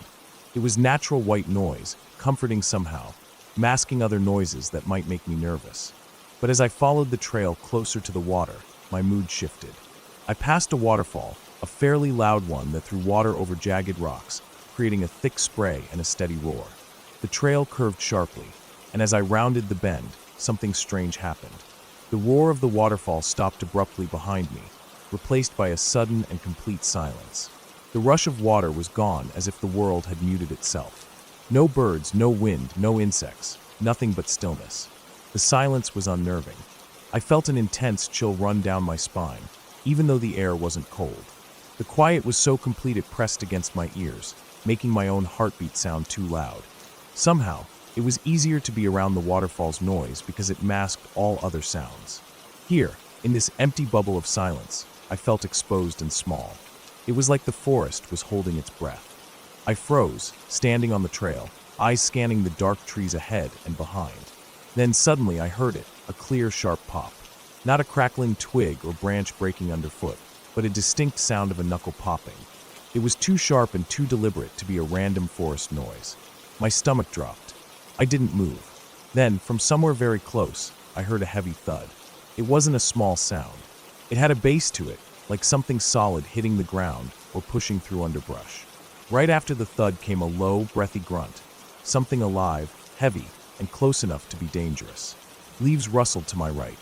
I could hear them crisp and soft at the same time. Every tiny movement made crystal clear by the silence around me. My breathing quickened. The headlamp lit up trees and bushes, but I saw nothing. No eyes, no shape, nothing but dark trunks and the occasional glint of leaves. My mind raced. Was it a bear? A big animal? Something bigger and more dangerous? Or maybe just a deer that had startled me? None of it mattered. I couldn't see it, and that made it worse. Not knowing what was there made the feeling crawl all over my skin like cold ants. I wanted to scare whatever it was away. I raised my voice, shouting loudly into the empty woods. I didn't expect an answer. No reply came, but I hoped the noise would make it back off. Then I blew my emergency whistle, twice, sharp and piercing. The sound echoed between the trees, bouncing back to me. Still, no movement, no sound from the thing hiding in the shadows. I kept clapping loudly, stomping my feet, and yelling random nonsense. I walked faster, always shining my light in the direction of the noises. Nothing appeared. It was like the forest swallowed the creature whole, and it was watching me from somewhere I couldn't see. The worst part was knowing I still had at least an hour of trail left before reaching the car, through thick, pitch-black forest. The trees were tall and close, their branches tangled above me, so the sky was barely visible. The path twisted and turned, roots stretched across it like traps, and fallen leaves made the ground slippery in places. The air felt heavier the farther I walked, and my heart never slowed down. Every few steps, I'd stop making noise for a moment, trying to listen. And each time, I thought I heard that knuckle pop again, or a grunt, or the faint rustling of leaves behind me. My headlamp would catch a shadow or a flash of movement, but when I looked directly, nothing was there. At one point, I thought I heard breathing, low and heavy, just a few feet behind me. I spun around with my light blazing, but the trees were empty. I started to run, headlamp bobbing wildly over the uneven ground, breath short, muscles burning. I yelled again, louder than before, hoping to convince whatever was out there that I wasn't worth the trouble. I don't know how long it took me to get out of that part of the forest. Maybe 30 minutes, maybe an hour. Time lost meaning. My hands cramped from clapping and holding the light. My throat was dry, and I could taste sweat, but I never stopped making noise. I had to convince whatever it was that I wasn't alone, that I was loud and unpredictable and ready. Eventually, the trees started to thin out. I reached the trailhead and the wide dirt road that led to the parking lot where my car was waiting. The distant sound of a passing truck and a dog barking from a nearby house brought a wave of relief, so strong it nearly made me cry. I kept walking fast, finally safe in the presence of human sounds. When I reached the car, I locked the doors, sat inside for a moment, and caught my breath. I thought about the silence, the pop of knuckles, the thud and grunt, the way the forest had seemed to close in around me. I realized I had never really seen what was out there. It could have been a black bear, a large cougar, or some other animal. Maybe it was even multiple animals. But it didn't matter. The fear came from not knowing, from feeling watched and followed in the dark. I drove away slowly, head still shaking as I tried to calm down. I kept glancing at the dark trees on the roadside, wondering if whatever had been there was watching me go. That night, and for several nights after, I found it hard to sleep. Every creak in the house, every wind gust against the windows, brought me right back to that moment in the forest silence. I've had my share of close calls on mountain trails, weathered storms, slipped on rocks, and gotten lost in fog. But nothing compares to that encounter with the unseen creature. It wasn't a ghost or some storybook monster. It was real, silent, watching, and I still don't know what it was. Maybe I never will. The unknown is what made it the most terrifying thing I've ever experienced. And the memory of that quiet, choking silence in the middle of the forest is something I can't shake.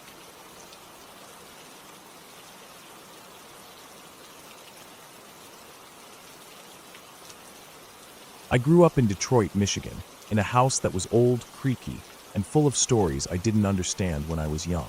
My brother and I, from an early age, started noticing things others didn't. It wasn't the usual childhood imagination either. Both of us would see shadows or shapes that didn't belong, things we couldn't explain, no matter how hard we tried.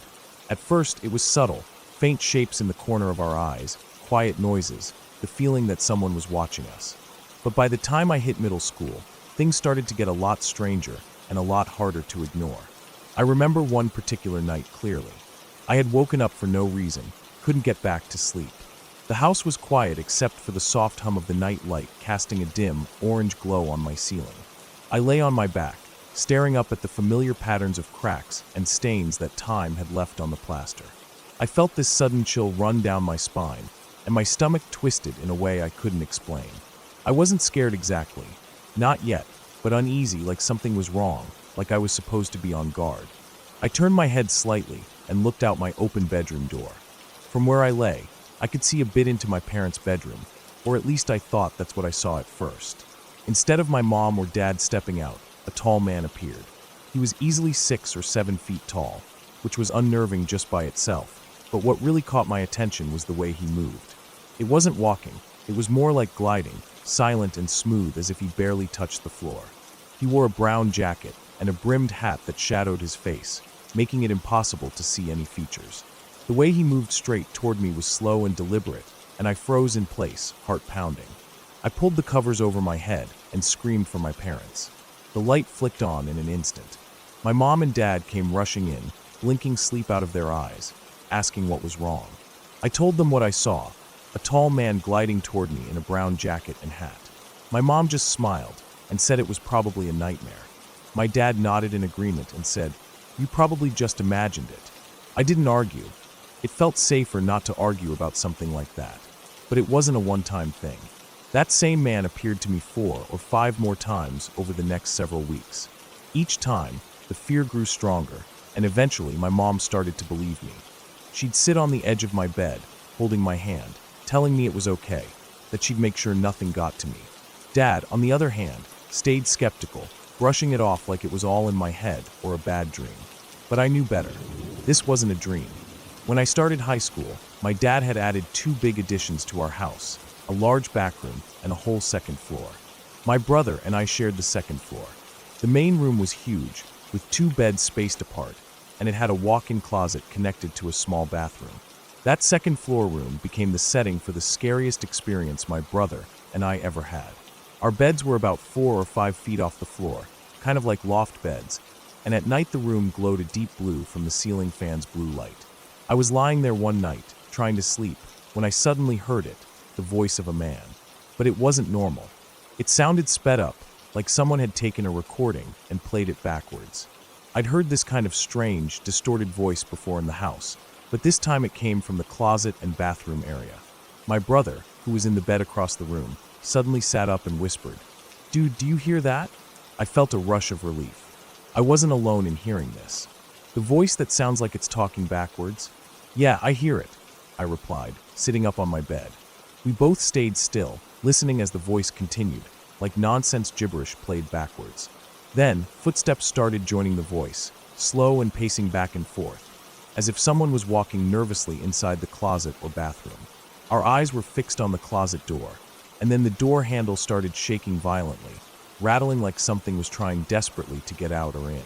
I leaned over my bed rail so I could get a better look. My brother was trembling, looking like he wanted to bolt down the stairs and never come back. Then, without warning, the closet door opened slowly and creaked on its hinges. I instantly asked, "What do you see?" since the way his bed was positioned gave him a full view inside the closet. But he said, "Nothing. There's nobody there." Then the door slammed shut, so hard it shook the whole room. My brother jumped out of bed and flicked on the lights, both of us shaking with adrenaline. We waited a moment, then mustered the courage to open the closet door and check inside. Nothing. No one. No sign of anything. The bathroom door inside the closet was shut tight, and when we checked in there, it was empty too. The windows were shut, so it wasn't the cats or a draft. We climbed back into our beds and tried to calm down. My brother stood next to me, and we quietly talked through what had just happened, trying to make sense of it. Then, out of the corner of my eye, I saw something move. I looked directly at my brother, and we both turned our heads at the same time. A white, cloudy shape zipped under our futon bed and disappeared. We both froze, staring under the bed, but saw nothing. That night, we stayed up for hours, whispering about the strange sounds, the door handle, the closet, and that odd white cloud. To this day, we still talk about it, still wonder what we really saw. The door handle would occasionally start shaking on its own, and the closet door would open and slam shut by itself. Some of my friends even came over and saw it happen. And then there was the Hat Man, the tall figure I saw as a kid, who sometimes appeared early in the morning standing in the middle of our room, completely still. My dad was always baffled and said, "Why would there be ghosts upstairs? I just built it. Why would it be haunted?" But my mom, after hearing the noises herself, finally believed us. One time, I stayed home sick from school, and my mom and I were watching a movie in the family room downstairs, right under our bedroom.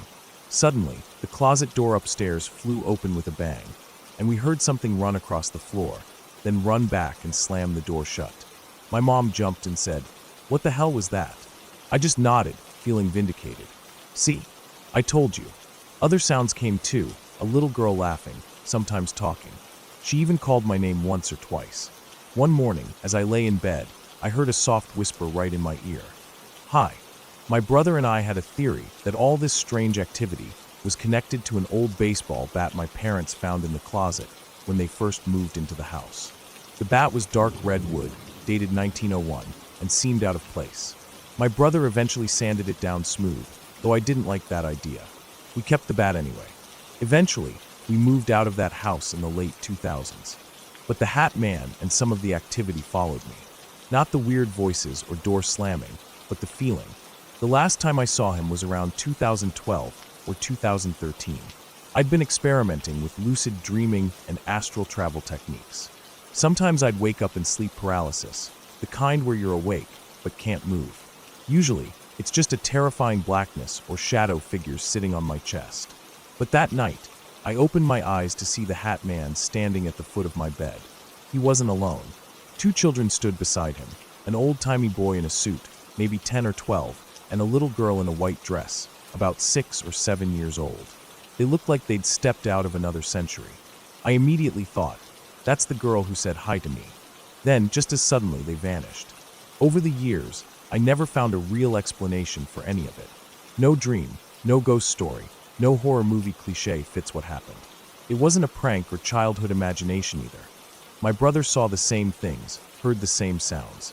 The house itself, with all its creaks, shadows, and whispers, was just old and lived in, but somehow something darker, more complicated settled in the spaces between the walls. Looking back now, it feels like that place held on to memories it shouldn't have. things no one talked about, stories lost to time but still lingering. The way the door handle would move on its own, the weird voices, the sudden coldness in the air.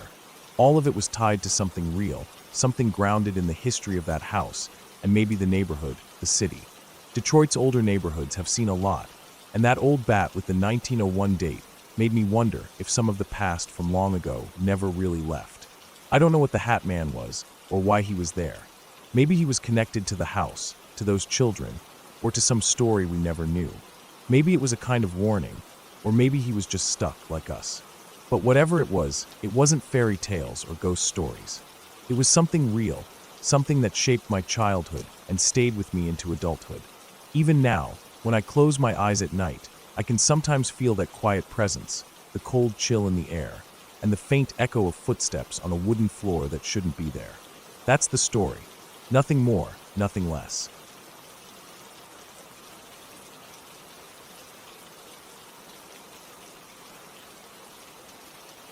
The night was heavy and quiet when I started driving down Highway 81, somewhere between Chickasha and Rush Springs in southwest Oklahoma. It was around 2 a.m., and for the last half hour, I hadn't seen a single car. The road stretched straight ahead, flanked by flat fields fading into darkness. No streetlights, no signs of life except for the hum of my engine and the steady thump of tires on asphalt. It was one of those stretches of road where you realize just how far away you are from anything. No town, no houses, no businesses. Just the dark, empty fields and the long road disappearing into the night. The kind of place where your headlights cut out little islands of light in a sea of black. I was tired but alert, gripping the steering wheel, my eyes scanning the road. The air inside the car was cool, the faint smell of old leather, and a hint of coffee from earlier. I wasn't in any hurry, but wanted to get home soon. I had been on the road for a few hours already, and the road was almost eerily silent except for the occasional chirp of crickets or the rustle of dry grass in the wind. As I crested a small rise, my headlights caught something strange. There, in the ditch by the side of the road, was a car flipped upside down. It wasn't moving, the metal crumpled and resting in a shallow dip beside the pavement. The sight alone made my heart pick up. I slowed, barely able to process what I was seeing. Just outside the car lay a body. At first glance, it looked like a man lying on his side, like he was asleep or passed out. The way he was stretched out, the limpness in his posture. It didn't make sense, but there he was completely still. I slammed on the brakes, my car screeching to a halt. The sudden stop made my stomach lurch, but I was already opening my door and stepping out into the cold night air. The silence around me felt heavy, like the whole world was holding its breath. I ran to the man, the gravel crunching under my boots, and stopped beside him. His face was turned away, shadowed, but when I reached out and touched his shoulder, his body shifted. He slumped over onto his back, and I saw his face clearly for the first time. The left side of his head was smashed flat, bone and flesh crushed beyond recognition. His abdomen was torn open, a jagged, bloody wound leaking into the dirt. The smell hit me then, sharp and sickening, whiskey. The stench of cheap alcohol mixed with blood. It was awful, a terrible, raw smell that filled my nose and stomach. There was no pulse, no breath, nothing. The man was dead. I stood there, frozen for a moment. My heart pounded, and my mind spun, trying to take in what I was seeing. The wreck, the blood, the silence. The man's body looked so fragile, so alone. He was just there, a human being who had met a violent, sudden end, lying in the dirt beside the wreckage of his car. I pulled out my phone with shaking hands, fumbled to unlock it, and called 911. The line felt distant and cold in my ear. I told the operator where I was as best I could, the stretch of highway between Chickasha and Rush Springs, trying to describe the small rise I had just come over. They told me the nearest help was at least 25 minutes away, and that I needed to stay with the scene until help arrived. That was easier said than done. I hung up and looked around. There was nothing but darkness and fields stretching in every direction. The road was empty. I was alone, the only living person near this dead man. I didn't know what else to do, so I knelt down beside him and took his hand in mine. It felt cold and limp, like a doll's hand. I said the Lord's Prayer softly, the words coming out shaky and uneven. I covered his face with a shirt that had been hanging out of the car door, trying to give him some dignity in that awful moment. I could feel my hands trembling. The night felt too quiet, the kind of silence that presses down on you until you feel like you're suffocating. Then I heard it, a high-pitched, eerie sound cutting through the stillness, the howling of coyotes. If you've never heard it, it's hard to explain, but the way coyotes howl in the night sounds like small children screaming in pain. Their voices rise and fall in a terrible chorus that echoes across the fields and trees. It's not just one or two, it's a whole pack, wailing and screeching as if they're surrounding us. The sound was coming closer. I could hear them moving, running, the soft crunch of paws on grass and dirt.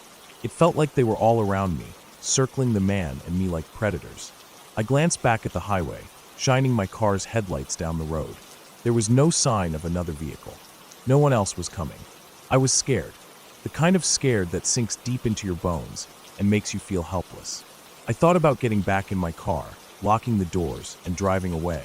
But I couldn't leave him here, not like this. I wasn't about to let those animals tear at his body while I sat inside, safe and warm. So I opened the trunk and pulled out the tire iron. It felt heavy and cold in my hands, the metal rough against my palms. I walked back to the man's side, gripping the tire iron like a weapon. I stood there, waiting, the coyotes still howling and moving in the darkness. The wind blew across the fields, carrying their cries and the faint smell of dry grass and earth. My heart was pounding so loud I thought they might hear it. I wasn't sure if I was ready for what might come. The primal part of me, the part that fights to survive, took over. It was a mix of fear and anger, raw and fierce. If anything came close, I was going to fight like a wild animal. Minutes passed, the coyotes' cries getting louder and closer, and then I saw something else. Car headlights shining in the distance. Finally, someone else was coming. A car pulled over beside me, a beat-up Pontiac Grand Am, full of rough-looking guys who looked wired up on meth. They jumped out, eyes wild and faces lit by the glow of flashlights. They looked at me, then at the dead man, and then at the wreck. They pulled handguns from their belts and trunks, grinning like they were about to go on a hunt. They were almost as unsettling as the animals out there in the dark. I told them about the dead man and the coyotes, my voice tight but clear. They got ready, shining their flashlights into the dark fields and roadsides, eager and dangerous. Then, far off in the distance, I heard a siren.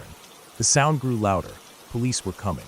The meth heads jumped back in their car and sped off like they were chasing ghosts, leaving me alone again. Minutes later, a state trooper's cruiser pulled up, followed by 2 deputies and 3 city cops from a small town called Ninica. An ambulance showed up too. They took over, checking the dead man, confirming he was gone. They asked me 1,000 questions, suspicious and methodical. They searched my car for drugs, nothing. I told them I'd been sober for 7 years. After what felt like forever, they thanked me for staying put and let me go. I climbed back into my car, still shaky, heart still pounding. As I started driving again down that dark, empty road, I felt like I'd been through something much bigger than just a crash scene. It wasn't just about the dead man or the coyotes. It was about how thin the line is between civilization and the wild. In that moment, I felt stripped down to the raw basics, just a person alone in the dark, facing danger, trying to do what's right. The road stretched out before me, empty and endless. I looked out into the darkness and realized how fragile everything we call normal really is.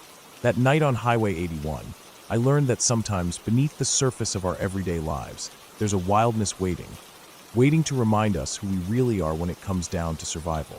And sometimes that wildness howls at your door, demanding you face it head on.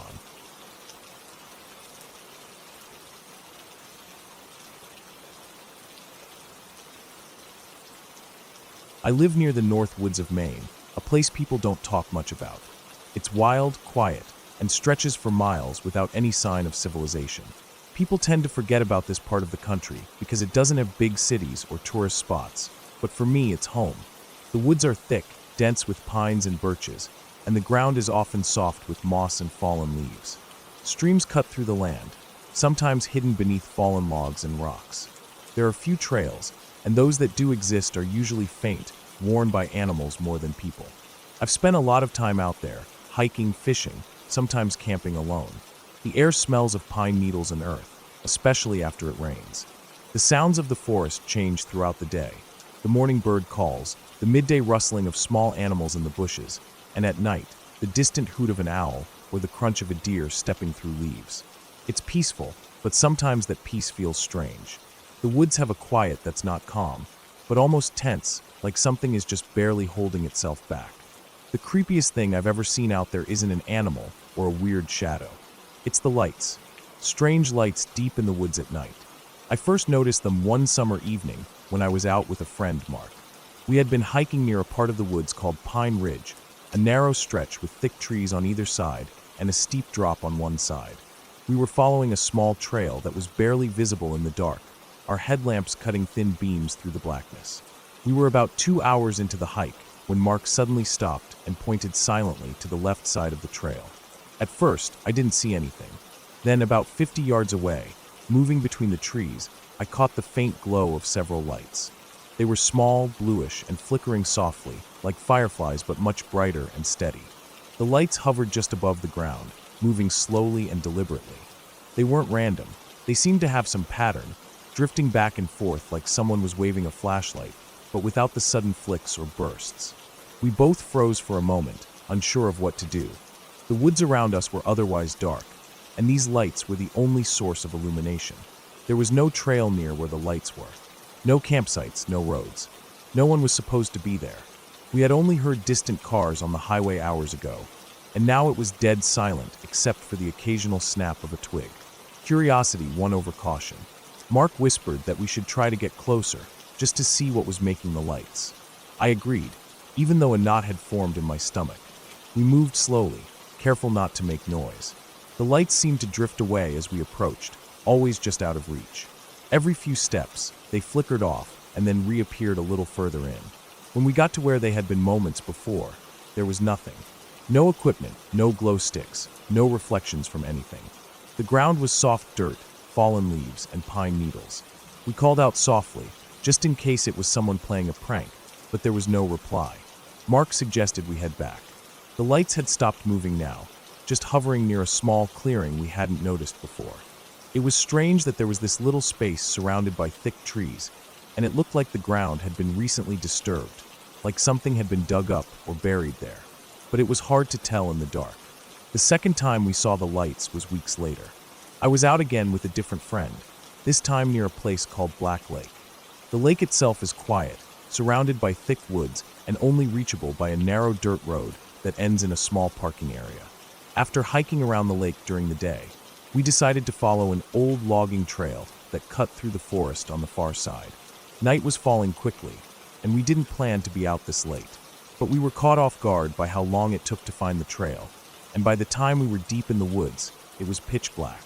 I had a small lantern, and my friend carried a flashlight, but the beams didn't reach far, swallowed up by the dense branches and underbrush. That's when we saw the lights again. This time, there were more of them, maybe a dozen, spaced evenly across a small patch of the forest floor. They blinked in and out, almost like a slow Morse code, but no pattern made sense.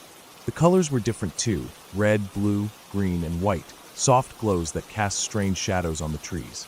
We stopped.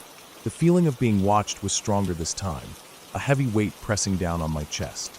My friend wanted to keep moving, to get as far away as possible, but I was frozen, eyes locked on the flickering lights. Then suddenly they were gone, like someone flipped a switch. No sound, no trace, just empty forest where the lights had been seconds before. We didn't say a word as we hurried back toward the lake. When we reached the shore, the moon was high and bright, reflecting off the calm water and making the night feel less threatening. But deep in the woods, the memory of those disappearing lights lingered. I've thought about those lights a lot. I can't explain them. There's no sign of campers or hunters in those parts. No houses, no cars, no power lines.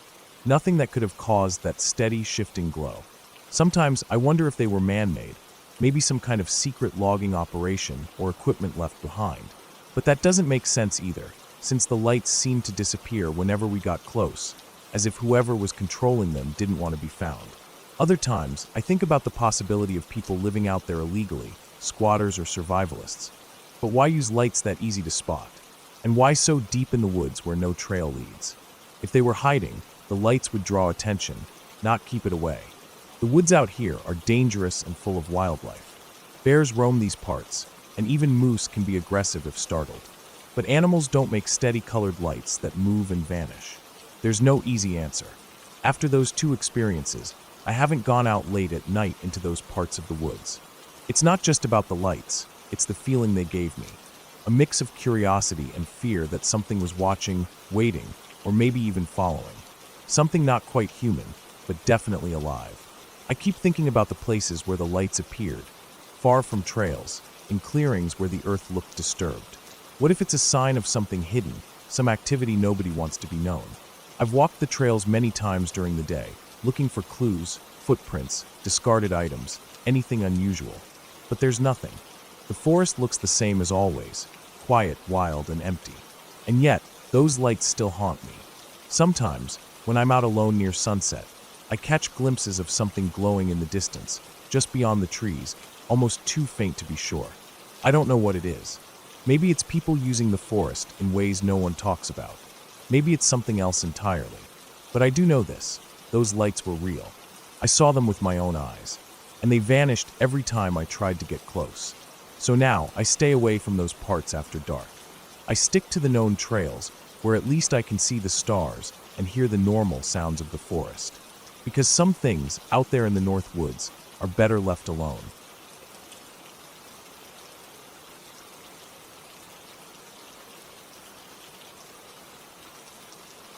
I work in the Air Force as an aircraft mechanic, and like most jobs, there are boring side duties we have to take on from time to time.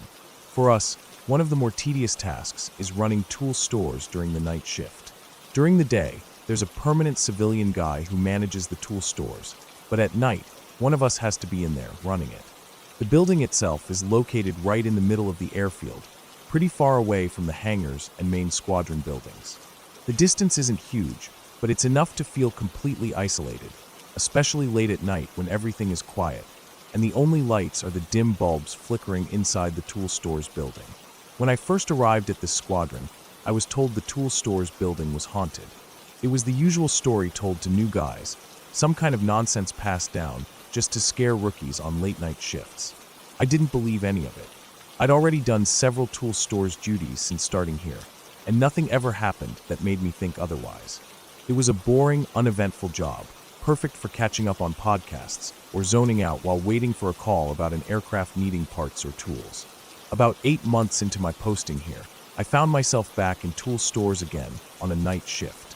That night, the squadron was running night flying operations, so there was a chance jets might come back needing urgent repairs. That meant tool stores had to stay open longer than usual, just in case. Most nights when there's no flying, the tool stores close around 1:30, but on nights like this, we have to stay open well past midnight. It was quiet. No one had needed tools for over an hour, and I was sitting in the small office inside the building, watching some late-night TV on the little screen we had set up. The building itself is old, nothing fancy.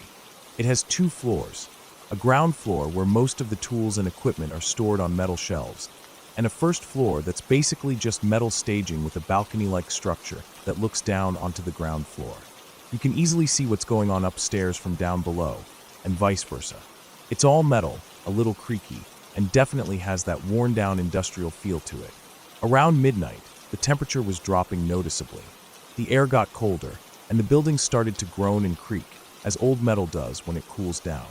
I was used to the odd noise. It was part of the place settling for the night. But then, I heard a distinct metal creaking sound coming from upstairs. It was the kind of noise you get when heavy metal shelves or platforms shift slightly, or when someone moves around on the metal floor above. At first, I wasn't worried. I figured maybe the temperature change was causing some parts of the building to contract and make noise. Still, I glanced up, half expecting to see a shadow or someone wandering around, but the place was empty. 30 minutes later, I heard something else. This time, it was the unmistakable sound of metal dropping onto metal.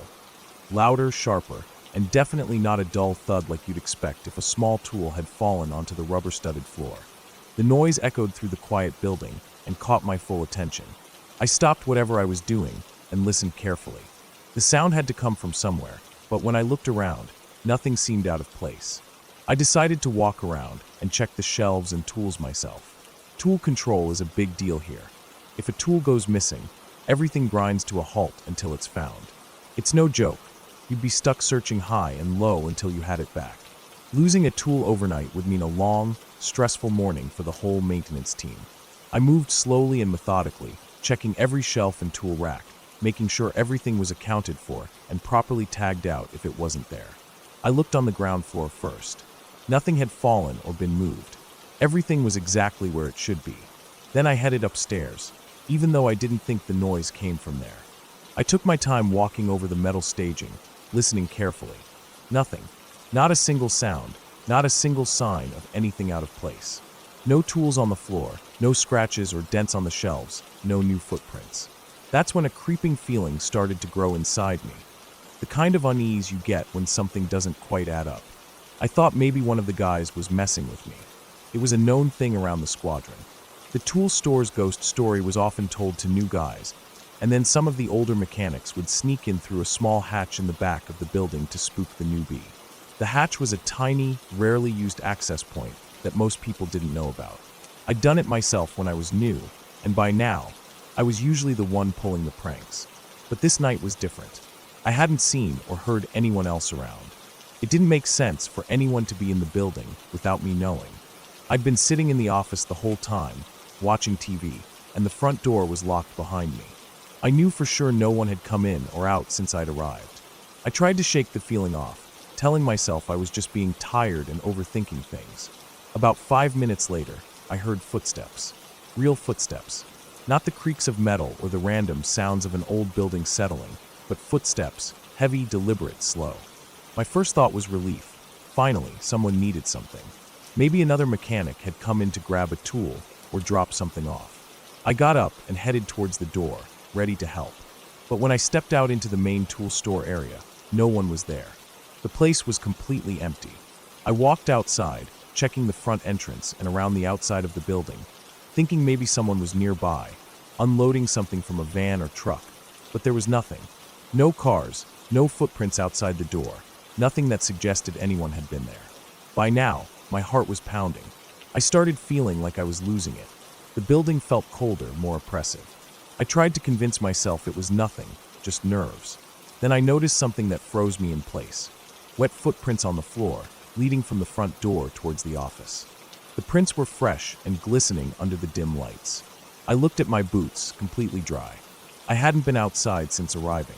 The weather outside had been rainy, so the wet footprints made sense, but the fact was, no one had come in or out while I'd been inside. I stared at the prints, tracing their path slowly.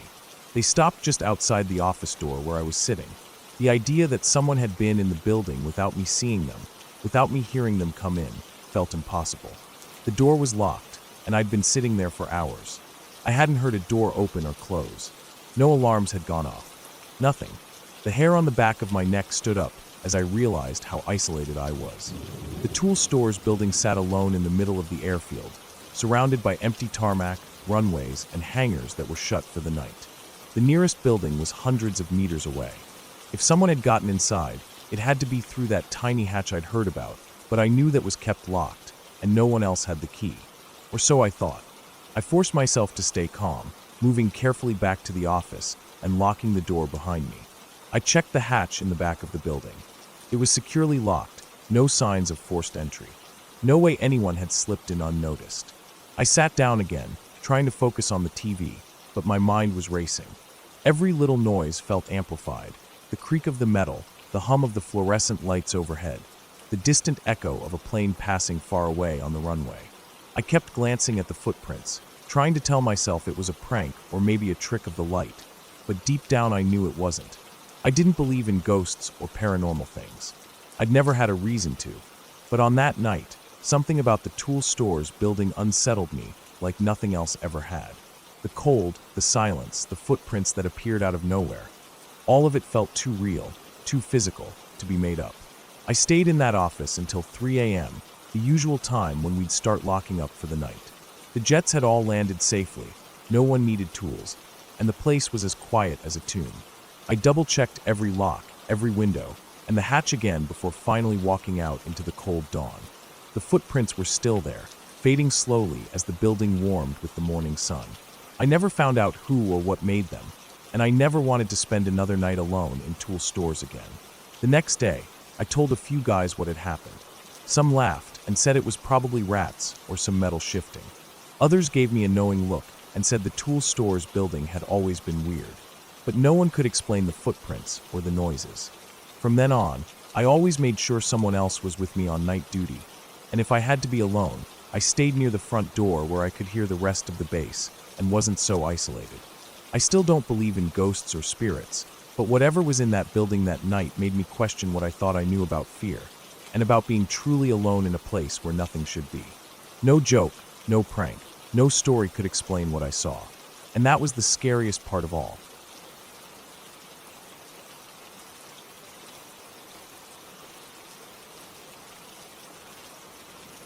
I moved to Fort Worth a few years ago, chasing a new start and better opportunities. Life was shifting beneath me, the kind of shift that's both exciting and unsettling. A few months in, I landed a job in Lubbock, a good step forward but a long drive away. When I got the invitation to a wedding back home in Missouri, I figured I'd combine trips, take some of my things to the new apartment in Lubbock, then drive back to Missouri for the wedding. It was going to be a long trip, but I had to be ready for work the very next morning when I returned. Sleep would be scarce, but I figured I could manage. After the wedding reception wrapped up around 6 or 7 in the evening, I loaded my car, feeling the weight of the night ahead. The road from Missouri to Lubbock is long, really long. After Wichita Falls, Texas, the highway stretches east to west for about 3.5 hours through mostly ranch land.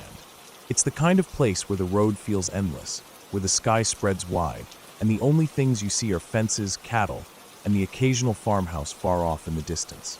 Small towns are few and far between, little specks on the map with just a few buildings clustered together. Drive at the right hour, usually the middle of the night, and you can go miles without seeing a single other car. That night, I hit that stretch right around 3 in the morning. I turned onto the highway just after Wichita Falls, the headlights cutting a narrow path through the dark. The road was straight and flat, stretching ahead like a silver ribbon laid across the quiet Texas plains.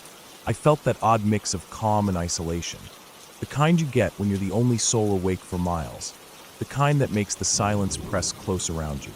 The radio was off.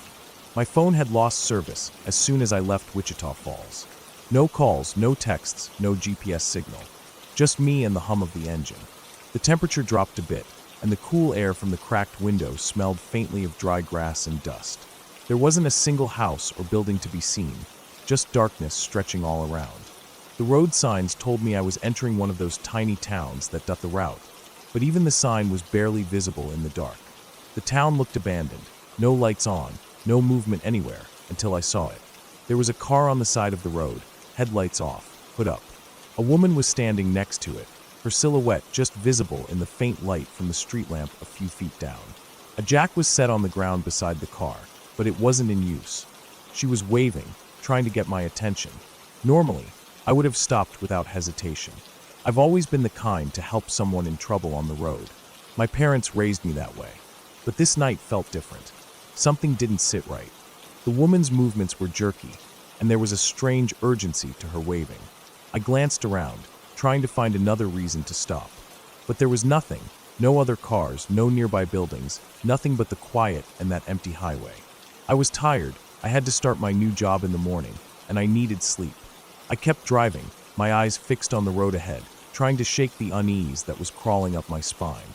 Almost immediately after I passed, the woman ran around the car, slid into the passenger seat, and a man sprang out from behind the car's driver's side. He slammed the hood shut and jumped in. The engine roared to life, headlights blazed, and they started speeding after me. My heart jumped, adrenaline flooding through me. The calm night was shattered, replaced by a cold panic. The road seemed endless, but now it was a race. I floored the accelerator, pushing the car up to 80, then 90 miles per hour. The highway was empty, no other cars, but I had to watch for cattle or stray animals on the road. A collision at that speed would be a disaster, but I didn't dare slow down. I kept checking the rearview mirror. Their headlights stayed behind me, stubborn and bright. I didn't know who they were or what they wanted, but the feeling was pure fear, something primal about being chased in the dark, alone on a lonely stretch of road. The radio was still off. My phone still had no service. There was no one to call, no one to warn. Only me, the road, and the 2 headlights coming up behind me. The minutes crawled by, stretching into what felt like hours. I kept my eyes peeled, trying to spot a place to turn off or a gas station or anything, but nothing came. Just more ranch land, more darkness, and that relentless pair of headlights. Finally, after what must have been 20 or 30 minutes, the headlights faded. I watched the rearview mirror, willing them to disappear completely. Then, just like that, they were gone. The highway was empty again, the only sound the steady hum of my engine and my own heavy breathing. I slowed down a little but kept moving, eyes wide, heart still racing. I passed through a couple more small towns, but there was never a sign of them again. They must have turned around somewhere. Eventually, the road curved, and I saw the faint glow of Lubbock in the distance. The city lights were like a promise of safety and normalcy after those hours in the dark. I thought about pulling over at a well-lit gas station for a moment, but exhaustion pulled me onward. I wanted nothing more than to get to my apartment and sleep. When I finally pulled into my apartment complex, it was almost 6 in the morning. I had about 2 hours to shower, eat something, and be at work by 8. The chase still haunted my mind, but the exhaustion won out. I tried to shake off the memory, focusing on the mundane tasks of the morning. The next few days passed in a blur. Work was overwhelming, my schedule packed with training and orientation. I didn't have time to think about that night on the highway until I stumbled upon some online stories later on. Similar experiences that other travelers had shared about that stretch of road. People mentioned carjackings, strangers trying to flag down drivers to lure them in, then attacking or robbing them. Reading those accounts sent a chill through me, making me realize how close I'd come to something dangerous. I thought about the woman and man in that broken-down car, how quickly they moved once I didn't stop, how perfectly rehearsed it seemed, how lucky I was to have ignored my instincts that night and kept driving. That stretch of road between Lubbock and Wichita Falls is quiet, isolated, and lonely, but it's not always safe. The dark hides more than just empty fields and ranches. It hides people too. People who wait for a lone driver to pass by, who count on exhaustion and kindness to slow you down. After that night, I never drove that highway in the dead of night again. I learned to be wary of any stranded cars or people waving at me in the middle of nowhere. And I kept my doors locked, my foot ready on the gas, always ready to drive away fast. The memory lingers, not because it was supernatural or unexplainable, but because it was real. Because in the silence and darkness, danger was waiting. Because sometimes the scariest stories don't come from myths or legends. They come from the quiet moments when you realize how close you came to being trapped, alone, with no one around to help. That night, I made it home safe. But every time I drive that highway now, especially at night, I think back to those headlights in my mirror and remember how lucky I was to keep going.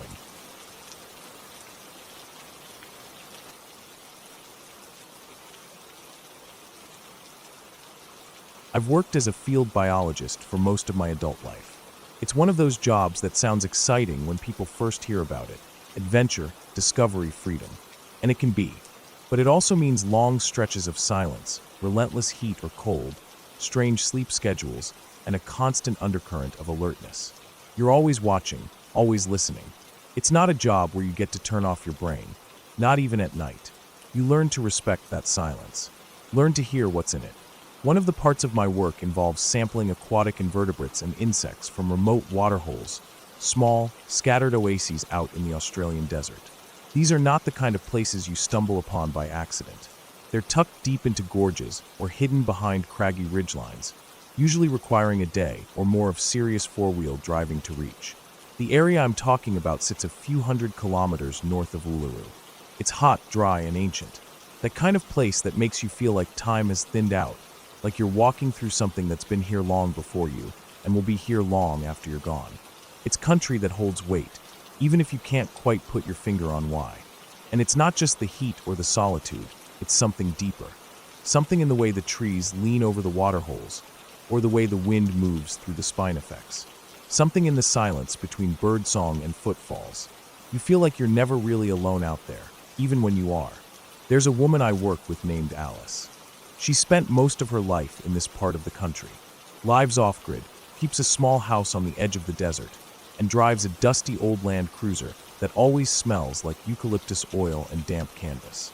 She's the kind of person who can glance at a stretch of dirt and tell you what kind of lizard walked across it and how long ago. She spent a lot of time with local Aboriginal communities and has a deep respect for the stories that come out of this landscape. She doesn't share them lightly, and she never makes a joke out of them. That trip, there were 4 of us. Me, Alice, and 2 others from the research team. We'd planned a multi-day sweep of some waterholes that hadn't been sampled in years. Our last site was a spot in the Finca Gorge area. To get there, we had to spend the better part of a day crawling over washed-out tracks and stony creek beds, tires spitting gravel, suspension groaning the whole way. It was late in the afternoon when we finally arrived. As we pulled into the clearing, the first thing I noticed was the black dingo. He was standing right in the middle of the area we'd planned to set up camp, bold and still, head lifted slightly, ears forward. Not moving, just watching. His coat was thick and jet black, not patchy like a lot of wild dogs get, and his eyes were gold in the late sun. We slowed the car. He didn't flinch, just held our gaze for a long beat before turning and slipping silently into the trees, like smoke folding into shadow. Now, dingoes aren't rare out there. You see them often, especially near water. They come in a range of colors, tan, sandy, even ginger. Black ones are less common, but not unheard of. Still, something about this one stuck with me. Maybe it was his stillness, or the way he stood right where we were going to camp, like he'd been waiting. We set up camp anyway. It was a good site, flat ground, some old logs to sit on, decent access to the waterhole. The sun was dropping fast behind the red hills, casting everything in long orange shadows. That glow you only get out there, where the dust hangs in the air like particles of rust, and every surface turns golden. We unfurled our swags and laid them out in a loose arc around the edge of camp, just far enough from the fire pit to avoid sparks. I walked down to the waterhole with a headlamp and net, took some quick samples before it got too dark to see properly, then came back up to the fire. The others were already cracking into the wine, standard fieldwork tradition. We spent the evening looking for snakes in the rocks and trading stories. I didn't think about the dingo again. The wind picked up hard that night. Not uncommon for that part of the desert. It comes in sharp gusts, rattling the spinifex and whistling low through the gullies. Makes it hard to hear anything else. But it keeps the bugs down and the air moving, so I didn't complain. I zipped myself into my swag, pulled the flap over my head, and let the sound of the wind drown everything else out. I was tired. It wasn't long before I drifted off. I had a dream that night, vivid in a way that most dreams aren't. In it, the black dingo came back to camp.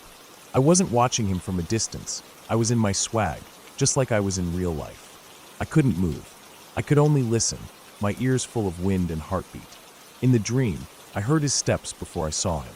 Soft, deliberate padding on the dry earth. Then I saw his shape, low and lean, nose close to the ground.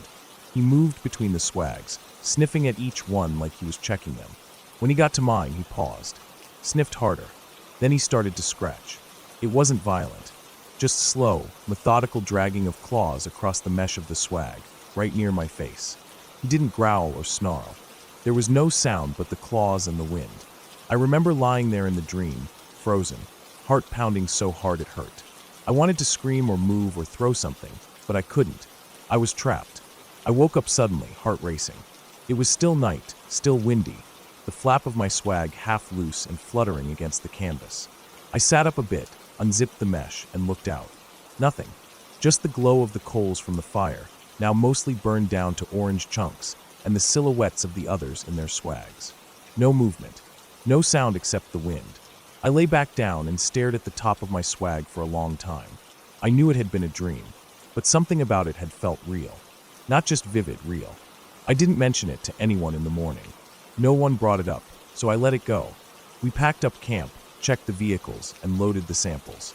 The drive out was slow again, same rock-hopping crawl over dry creeks and rutted trails. About an hour into the drive, we were bouncing along a ridge when Alice spoke up from the front passenger seat. She started talking about the dingo. She said something about how seeing the black dingo the night before had put her on edge. That she didn't say anything at the time because she didn't want to freak us out. Then she said that the waterhole we'd camped at was considered sacred ground by the local Aboriginal people, that they believed it was guarded by a black dingo spirit. She told us that years ago, she'd camped there with another research team. One of the women on that trip had a dream about a black dingo approaching her swag and clawing at her face. When she woke up, she had long, deep scratches across her cheeks. No one could explain how they got there. The camp had been undisturbed. Nothing else had been touched. She turned in her seat and looked at me when she said that. I didn't say anything. I hadn't told anyone about my dream. I didn't want to. Still don't really know why. We drove the rest of the way back in silence. The engine hummed, the tires crunched, the wind came in through the cracked windows. I watched the desert roll by and kept thinking about the dream, about the dingo's claws, about the stillness in the air when he disappeared into the trees. That trip stayed with me in a way most don't. I've been back to the finca since then, to other waterholes, other campsites. But I haven't gone back to that one. Not because I'm afraid, exactly. I don't believe in curses or spirits or any of that. But I believe in respect. I believe that some places have weight for a reason, and if you're lucky enough to pass through them, you don't take that lightly. I checked my face that morning, just to be sure. No scratches, no marks, just the memory of the dream and the sound of claws on mesh that I still hear sometimes when the wind gets loud enough at night. It was probably just a dream, just coincidence. That's what I tell myself. But sometimes, when I'm out there alone and the wind kicks up hard through the gorge, I find myself listening for footsteps, for that slow, steady padding, for the sound of claws on canvas, just in case.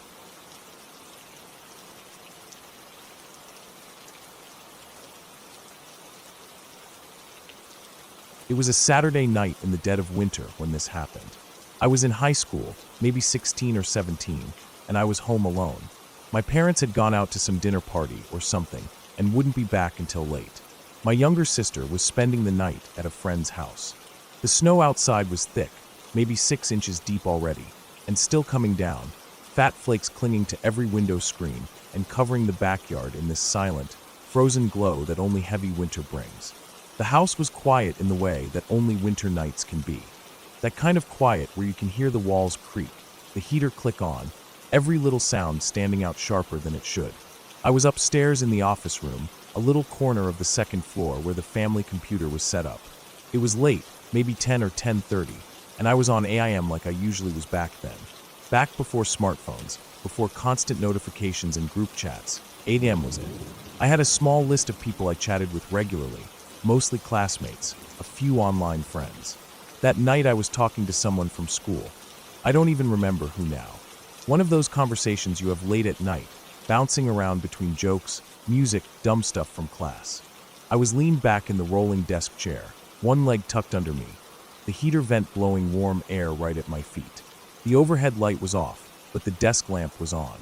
Everything else in the room was dark. Just that one cone of warm yellow light lighting up the keyboard, the monitor, and a few empty soda cans on the desk. The rest of the house was pitch black except for the glow from the computer screen. At some point in the middle of typing something, I got this weird feeling. Not just distracted or jumpy. This sudden, strong unease. Like my skin knew something my brain hadn't caught up with yet.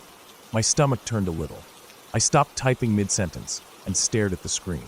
The conversation was still going, but I wasn't paying attention anymore. It's hard to explain. It wasn't a noise or a movement that made me feel weird. It was just a shift, like the air in the house changed. I sat perfectly still and listened, and at first, I didn't hear anything. Just the whir of the computer, the occasional ticking of the heating system, the faint whoosh of wind outside. But then I felt it again. This pressure on the back of my neck, like someone was behind me watching me. Not in a dramatic way, just a low, creeping sense of something not being right. I actually typed out that I felt weird. I told the person I was chatting with that I suddenly had this creepy feeling, like someone was in the house. I think I even joked about it, like, if I get murdered, avenge me, or something like that. Then I got up. I wasn't panicking yet. I just wanted to check things out, make sure the doors were locked, maybe turn a few lights on. I walked out of the office and into the hallway, flipped the switch to light up the stairs, and started heading down. The carpeted steps were soft under my feet, and everything down there was totally dark. I passed the front door, locked, deadbolt in place, and kept going through the living room. Our house was laid out kind of open. Living room leading into the kitchen, and off the kitchen was a sunroom with a door that opened to the backyard. That door had a big pane of glass in it, and led to this kind of porch room hybrid, like an enclosed patio, and from there another door went out to the actual yard. When I rounded the corner into the kitchen, I saw it right away. The back door to the sunroom was wide open. Not cracked, not halfway. Wide open. It was maybe 10 degrees outside that night, and the wind was howling through the screen door in the sunroom. Snow had already blown in across the tile floor, little drifts of it collecting against the baseboard. The wind was pushing at the inner door that led outside, making it rattle in its frame. My heart dropped into my stomach. I stood there frozen for a second, staring at it. That door was closed earlier. I was absolutely sure of it. We didn't use that back door much in winter because the sunroom wasn't insulated and it was freezing in there. My parents always told us to keep it shut tight. There was no way it had been open for hours without me noticing the cold air.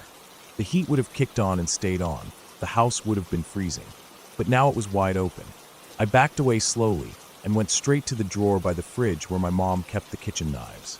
I grabbed the biggest one we had. It was one of those oversized chef's knives, heavy in the handle, slightly stained from years of use. I didn't feel brave holding it, not really. My hand was shaking a little. I took a few deep breaths, trying to think. I started yelling. I didn't know what else to do. I yelled stuff like, "I know someone's here." And I already called the cops. Lies, obviously. I hadn't called anyone yet. But I thought maybe if someone was in the house, they'd panic and run. I shouted that I was armed, that I could see them, that they were screwed if they didn't get out now. No answer. Just the wind rattling the glass. I stepped into the sunroom. The cold hit me instantly, bitter, slicing, like walking into a freezer. Snow crunched under my socks. I quickly shut the outer door, locking it. Then I slammed the inner door shut too, deadbolting it and pushing against it like something might still be trying to come in. After a few seconds, I started walking the house. Slowly, carefully. I cleared the living room. I cleared the downstairs bathroom, the dining room, coat closet, pantry, nothing. Then I moved upstairs, checking each room one by one. Bathroom, guest room, my parents' room, my sister's room, even closets. I moved slowly and tried to position myself so nobody could sneak behind me and get out. I was careful about it. I made sure I didn't miss anything. I didn't find anyone. After I finished, I just stood in the hallway for a second. My heart was pounding, the knife still clutched in my hand. Every shadow looked suspicious. Every sound made me flinch. But there was no one. Nothing moved. No sign of a break-in, no muddy footprints, nothing stolen. Eventually, I convinced myself that maybe, the door hadn't been latched all the way. Maybe the wind pushed it open. It seemed possible, I guess. I wanted it to be possible. I didn't really believe it, but it was better than thinking the alternative. I went around and double-checked every lock in the house. Then I shut off the lights downstairs, went back up to the office, and sat back at the computer. I kept the knife on the desk next to the keyboard. I remember typing something vague to the person I was talking to, like, "That was weird, but I think it was just the wind." I don't remember what they said back. The rest of the night passed slowly. I couldn't focus on anything. Every creak in the house made me stiffen. I didn't go to bed until hours later, when I heard the garage door open and my parents finally came home. I didn't even tell them what happened right away. It just felt strange, like something I couldn't explain. It was only the next morning that everything got weirder. We lived on a street that curved in a long loop through a quiet neighborhood. Most of the houses were spaced out, with big yards and back fences that led to a stretch of woods. Everyone knew everyone else on our street, names, faces, who had dogs, whose kids were troublemakers. That kind of place. That morning, my mom came into the kitchen looking pale, holding her phone. She'd been on a call with one of the neighbors a few houses down. Apparently, sometime during the night, no one knew exactly when, a woman who lived 5 houses away had been attacked in her home. She was alone. Someone had broken in, tied her up in her bedroom, and held a knife to her, threatening her life. I don't remember all the details now, just that she somehow managed to escape. She ran out the front door, screaming, and one of the other neighbors saw her and called the cops. She survived, physically at least. But the guy, whoever he was never caught. He was gone before the cops got there. No fingerprints, no witnesses. The police went around the neighborhood afterward, asking questions, trying to piece together a timeline. They knocked on our door too. My parents answered, talked to them for a bit. I stood off to the side, just listening. I didn't say anything. Not then. I never told the cops what happened at our house that night. Never told them about the door being wide open, or how I felt someone watching me, or the knife I kept at my side for the rest of the night. I probably should have. I think about that a lot. I should have said something, even if it didn't prove anything, even if it wouldn't have helped. But I didn't. Maybe it was denial. Maybe I didn't want to admit how close it might have been.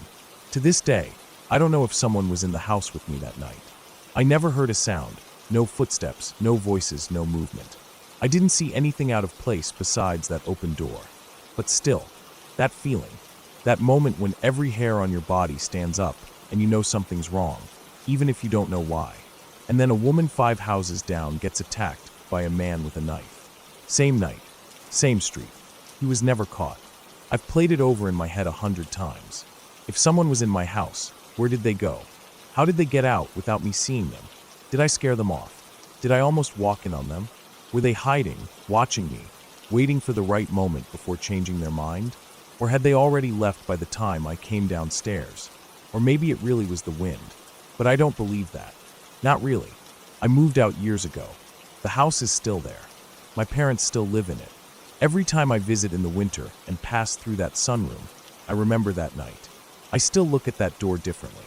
I still wonder how close I came to something I'll never be able to explain. And I still sleep with my bedroom door locked. Every night, even now.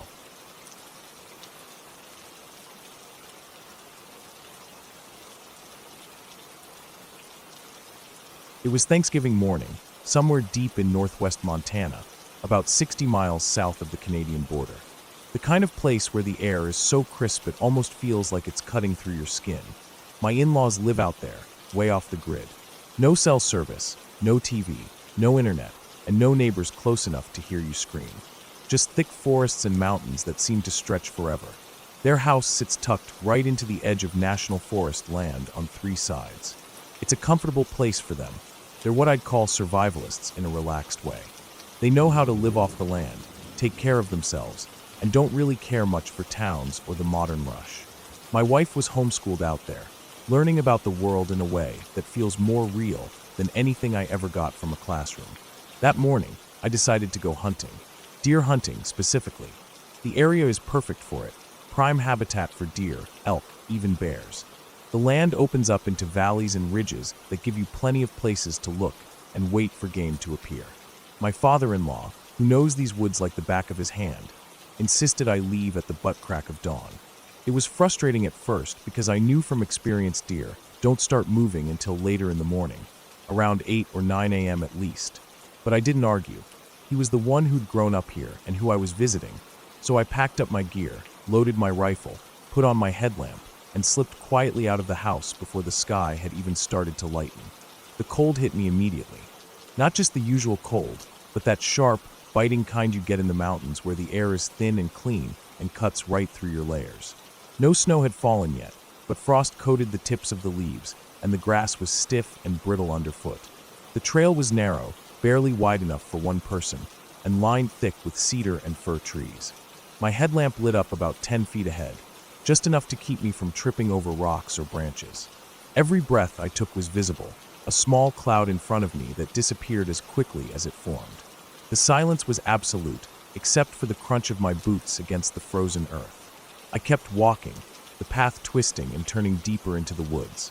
My father-in-law had told me to hike for about 20 to 25 minutes until I reached a small curved valley, a recent logging project area. The logging road was rough, barely a path itself, and surrounded by huge piles of slash, the leftover branches and treetops cut down during logging. The slash piles were enormous, like messy towers of wood debris, and they were scattered all over the valley floor.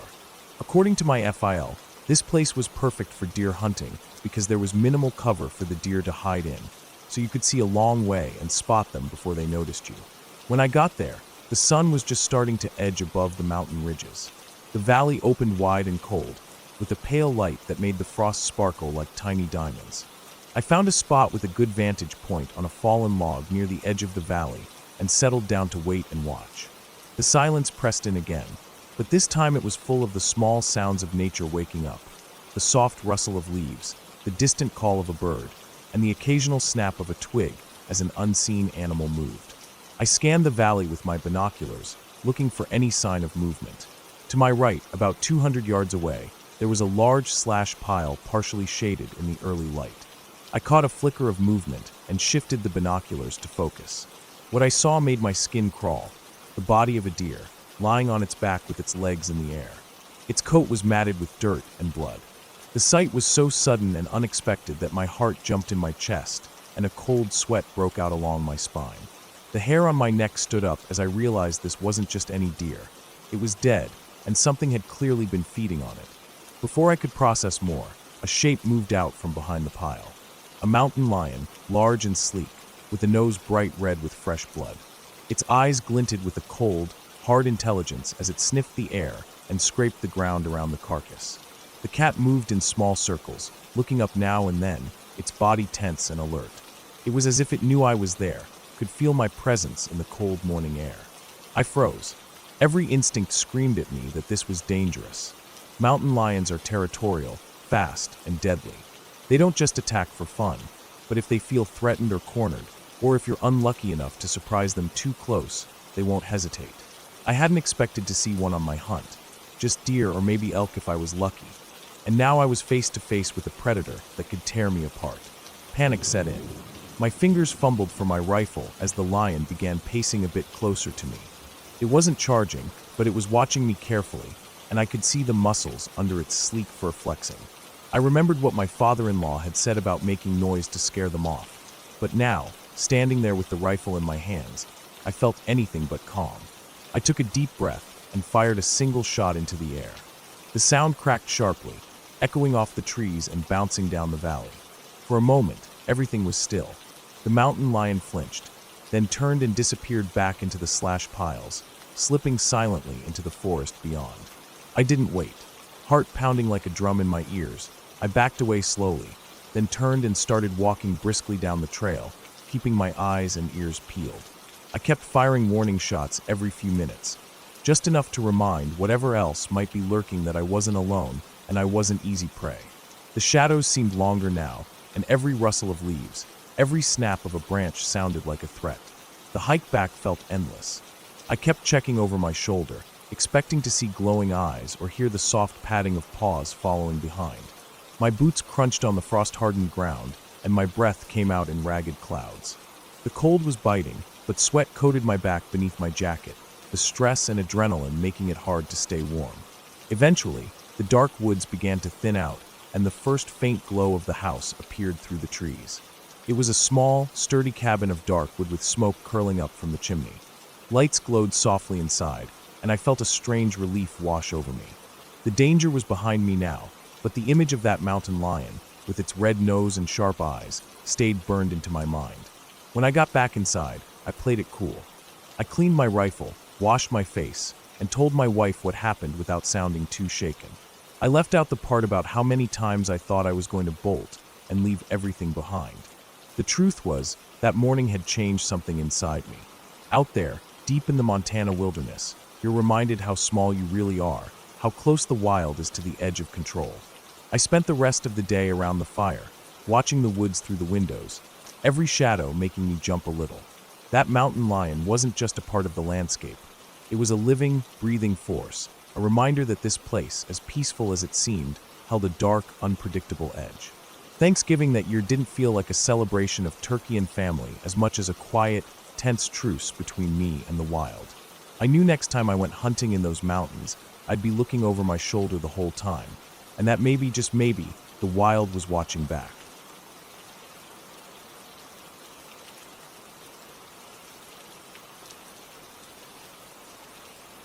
I was 14 the summer I got my compound bow.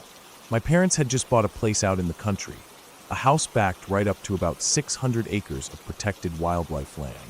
The woods there stretched out in every direction behind the house, thick and wild, the kind of place where you could go for hours without hearing another person or even seeing another house. Deer, foxes, owls, everything you'd expect in a quiet forest like that.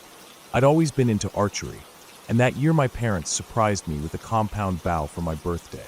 It came with 6 arrows, each one a perfect weight and length for my draw strength, and I kept track of every single one. I numbered them all with a black magic marker on the shaft near the fletching, number 1 through 6. I wasn't about to lose a single arrow. That was the rule. Behind the house was this natural alley in the woods.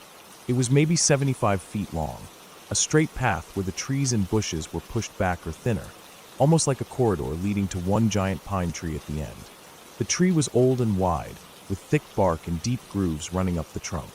I had nailed a square piece of plywood about 3 feet wide to the tree, at roughly 5 feet off the ground to serve as a target.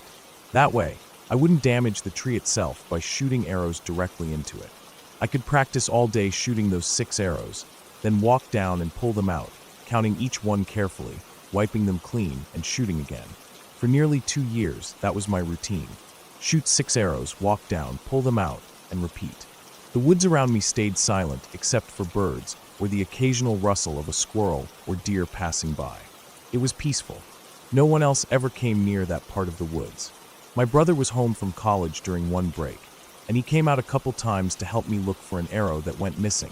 But aside from him, I never saw another person back there. One day, though, something happened that stayed with me for years. I had shot 5 of my arrows into the plywood, but arrow number 4 was missing.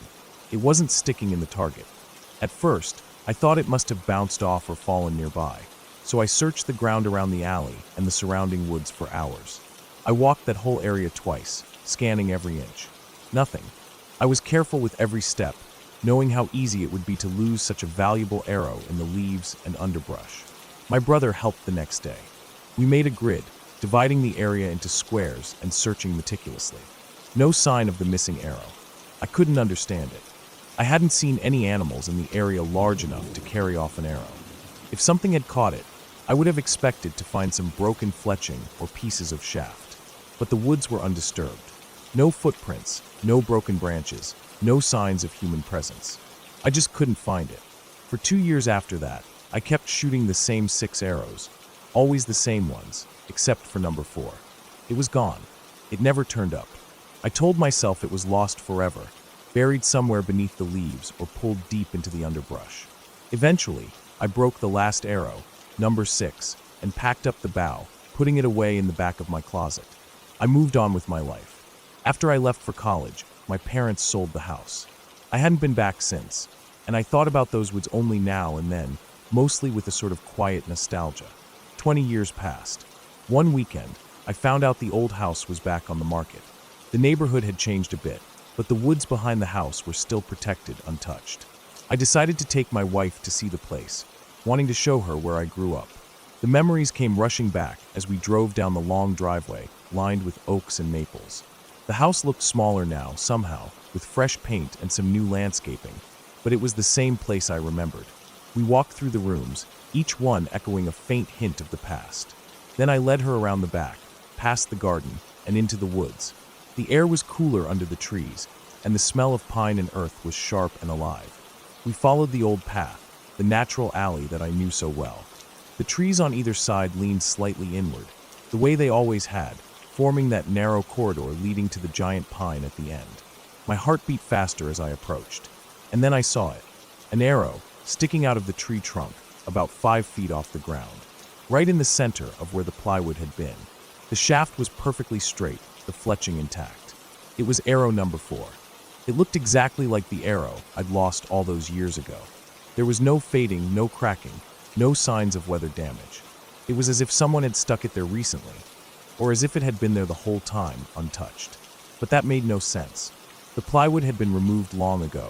I could tell by the missing nails and slight discoloration on the tree bark where it had been attached.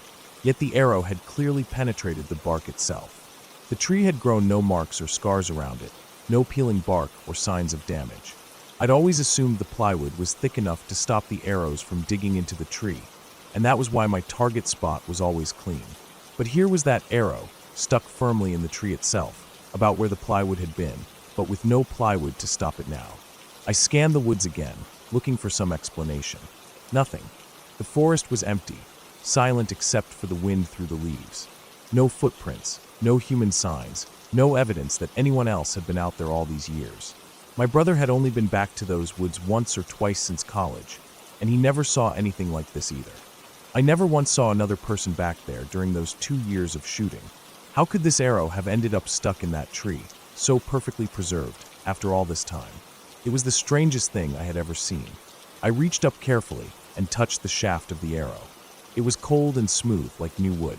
I ran my fingers over the black marker numbers, tracing the faint digits 4. I thought about how many times I had searched those woods for that arrow, how carefully we had looked. It had never been found. And now, here it was, uniged and unchanged, in a place where it shouldn't have been. No one had come into those woods. The land was protected, with no trails or roads cutting through it, and no public access. The kind of place where you expect animals and silence, not signs of other humans or unexplained mysteries. I looked back toward the house, the late afternoon sun casting long shadows through the trees. I realized some things just don't add up. Sometimes, you live with an unanswered question for a long time, and no matter how much sense you try to make of it, the truth remains out of reach. I left the arrow where it was and stepped back, feeling a quiet kind of awe. Maybe the arrow had never been lost. Maybe it had been there all along, waiting for me to find it again. It was a piece of my past, a stubborn remnant that refused to be forgotten. The woods were still, the air humming with the same calm I remembered. I breathed deeply and turned away, ready to leave the mystery behind and move on with my life once more.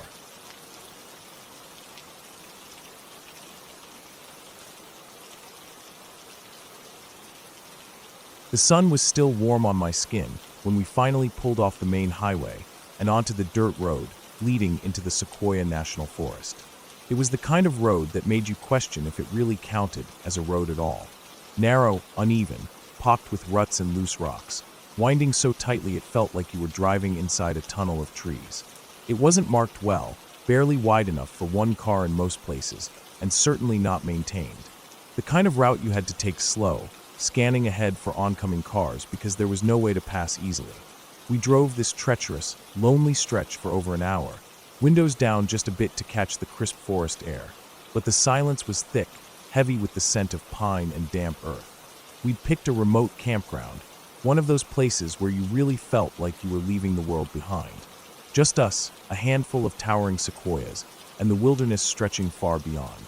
When we finally arrived, the sun was dipping low, casting long shadows that made the trees look like giant, dark sentinels watching over us. The campground was nearly empty, only 2 other occupants besides us. One was the campground host, an older man who looked like he'd been living out here for years. The other was an elderly woman with a tiny dog, the kind of frail little thing you could hold in one hand. We pulled our gear out of the car, tents, sleeping bags, stove, food, and got to work setting up. The dirt underfoot was dry but soft, the smell of pine needles thick in the air. The site was perfect in its solitude, tucked away from the others with just a few feet between our camp and the towering trees. We built a fire ring with the stones scattered nearby, gathered kindling and dry wood from the forest floor, and cooked a simple dinner over the flames. As the sun sank beneath the horizon, the forest darkened into a deep, black shadow, the only light coming from the flickering campfire and the fading glow of twilight. Settling in for the night, the usual sounds of the forest took over. The wind rustling through the branches, the distant call of an owl, the occasional snap of a twig as some small animal moved unseen through the brush. It was the kind of noise you expected when camping deep in the woods, a soundtrack of life around you, but nothing truly alarming. But as the night wore on, things began to shift. At first, it was subtle, a branch cracking a little louder than normal, the faint rustle of leaves shifting closer than they should have. We woke several times, each time catching a glimpse of movement just beyond the firelight, but nothing concrete, nothing that made sense. Just the usual nighttime wildlife, until about 11 p.m. That's when the noise started near the trash cans. There were no bear-proof bins here, just a few metal trash cans chained and bolted shut, but whatever was rummaging in them wasn't deterred. I remember hearing the scraping of metal lids and the unmistakable clank of glass bottles colliding inside. Bears or raccoons, I figured. I beeped my car horn a few times, hoping the sound would scare whatever was making the mess away. It didn't. Whatever was out there seemed determined, coming back time and again, each time the clanging and scratching louder, more frantic. Then the noises changed. The nearby meadow, just 100 yards or so from our tent, had been home to a few wild cattle when we arrived. I'd seen them grazing lazily in the afternoon sunlight, big brown shapes against the green grass. But now, as the night pressed in, the sounds coming from that direction were something else entirely. The cows were screaming, or at least, something sounded like cows, but the screams were filled with terror, blood-curdling, and desperate. It was clear they were in pain, being attacked by something, but the sounds didn't fit any animal I'd ever heard. They were raw, primal, like a nightmare bleeding into the real world. My stomach dropped. The thought hit me immediately. A bear or a cougar, maybe a pack of coyotes tearing into the cattle. But then, over the screaming, came a sound I can't describe well enough. It was a long, deep howling, but not like any wolf or coyote I've heard. It started low and rose steadily in pitch, almost like a musical portamento, but chilling and guttural. The howl was loud, the kind of sound that fills your chest with vibration and makes the hair on your arms stand up. It echoed through the trees and hills, loud enough that I thought something might be nearby watching us. The night got worse after that. The sounds of breaking branches became more aggressive, massive limbs snapping off trees, like something was thrashing through the forest with incredible force. There was knocking too, rhythmic and hard, like someone or something banging a stick or rock against a tree trunk. And then, the scariest moment, something large moving close to our campsite. Heavy steps that shook the ground with every footfall, but moving fast, faster than any bear or mountain lion I'd ever seen. I shined my flashlight toward the window of the tent, heart pounding, expecting to see a bear or a big animal. Instead, something enormous bolted past, barely glimpsed in the beam, but enough to feel the ground tremble in its wake. It was fast, too fast for a bear, almost unnerving in the way it moved. After that, the forest felt eerily silent for a while, except for that howl, which returned once more, farther away this time, fading into the dark woods. I didn't sleep a wink that night. Every creak of a branch or rustle of leaves made me tense up, waiting for whatever it was to come back. The fire burned low, and I kept my flashlight close, the sounds of the forest twisting into shapes of fear in my mind. Morning was a relief, but also brought new questions. We cautiously left the tent and checked the trash cans, all still bolted shut and standing upright, untouched except for the faint sounds we heard. No messy bear raid like I had expected. That was strange. Bears, when rummaging, usually tear into cans, knock them over, make a mess. This was too neat, too controlled. We searched the dirt and soft mud around the campsite for tracks. No bear or mountain lion prints, no obvious animal tracks from anything big enough to cause those noises or attack the cows. But what we found was stranger. Human-like footprints, barefoot, a little larger than average, leading into the woods and disappearing beyond sight. Nothing huge like the stories you hear about Bigfoot, but definitely not small either. They looked like someone had walked there quietly, barefoot in the mud. I'm not one for conspiracy theories or supernatural stories. I've laughed off the idea of Bigfoot or Sasquatch, even mocked friends who believed. But after that night, something inside me changed. There was no explanation that made sense for what we saw, heard, and felt. The older woman who camped near us didn't wait for sunrise. She packed up in a hurry, practically running to her car before the first light, her little dog barely keeping up. She drove away so fast we barely got a chance to say anything. We understood why after the night we had just survived. As the day wore on and the sun climbed higher, the peaceful forest seemed almost mocking, beautiful in its calm, but hiding whatever had made that hellish noise and terrifying presence in the night. We packed up quickly, the thought of spending another night there too frightening to bear. Every shadow and sound from the forest seemed to watch us as we loaded the car. Driving out on that same rough dirt road felt like escaping a trap. My heart was still pounding, every bump in the road reminding me of the night before. We talked little, both too shaken to do much else. My girlfriend pulled out her phone and started searching for similar sounds recorded in the wild, her eyes wide as she found a clip she said sounded just like the howl we heard. Something supposedly recorded in Ohio, said to be a Sasquatch call. I stayed silent. Part of me didn't want to believe it, but another part couldn't deny what we'd experienced. That trip changed the way I think about the wilderness. There's more out there than just bears and cougars. Something big, something unknown, moves in the shadows. We came close enough to hear it, and maybe if it wanted to, it was close enough to see us. We got out that morning, but the memory, that awful night, stayed with me long after the forest was behind us. And if I ever go back, I'll be ready, but part of me hopes I never have to face that kind of terror again.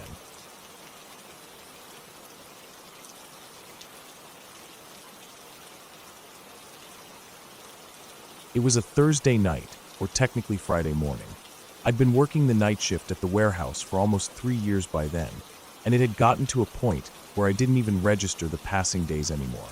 Just shift after shift, clock in, clock out. That night had been slow, dead slow. I'd wrapped up the usual loading dock stuff early and found myself staring at the clock around midnight, realizing I could just dip out, maybe go for a ride. I'd done it before, Left a little early when the floor was quiet and nobody would notice. So I clocked out, still wearing my thick work hoodie, tossed on my gear, strapped my helmet on, and rolled my motorcycle out of the lot.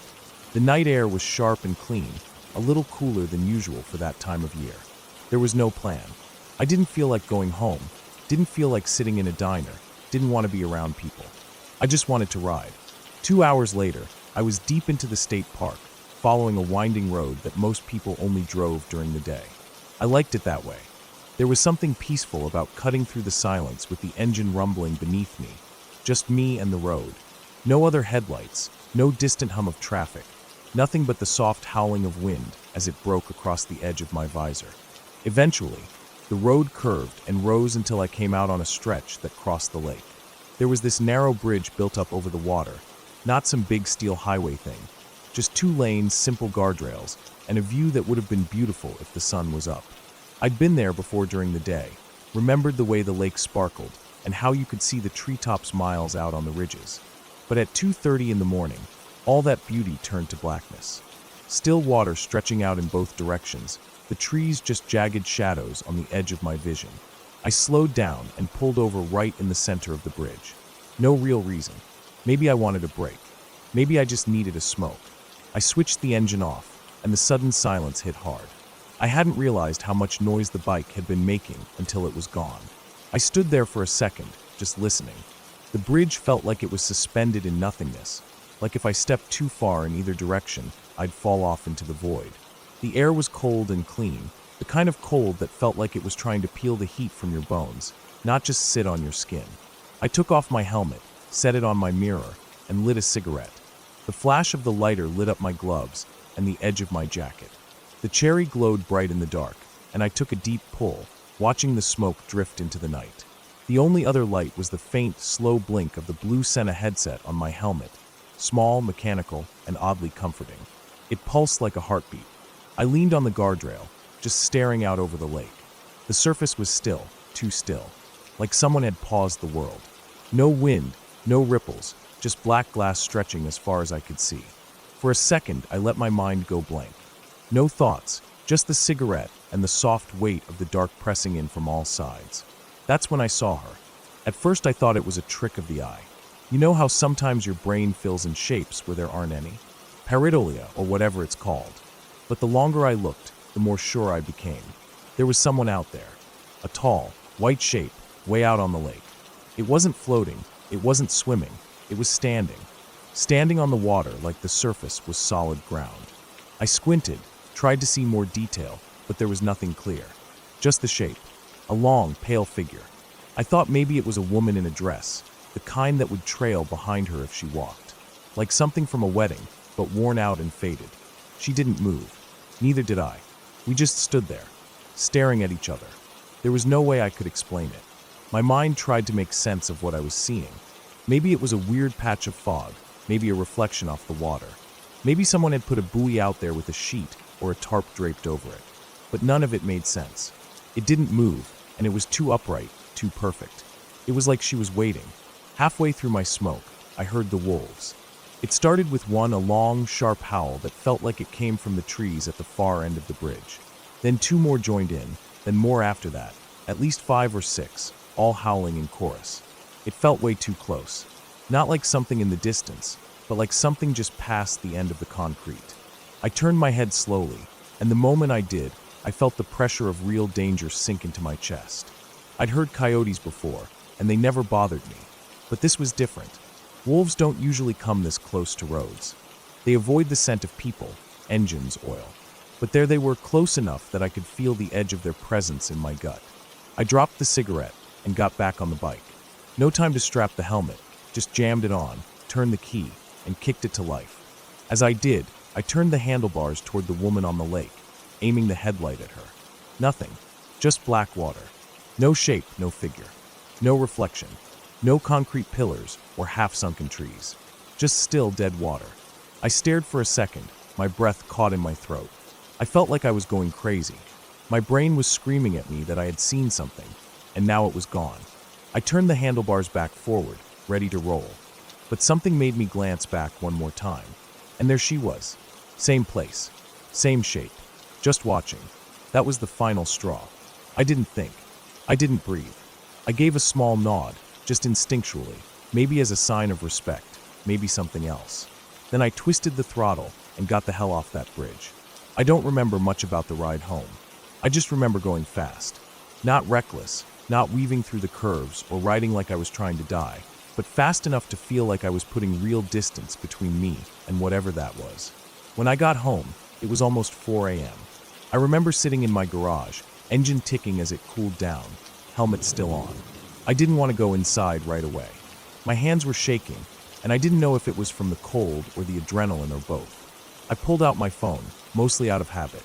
It was a cheap track phone, barely worked, and hadn't had data in months.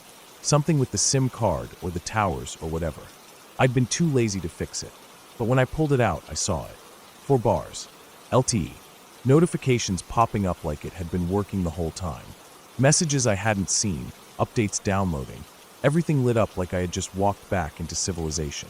I stared at it for a long time, not sure what to make of it.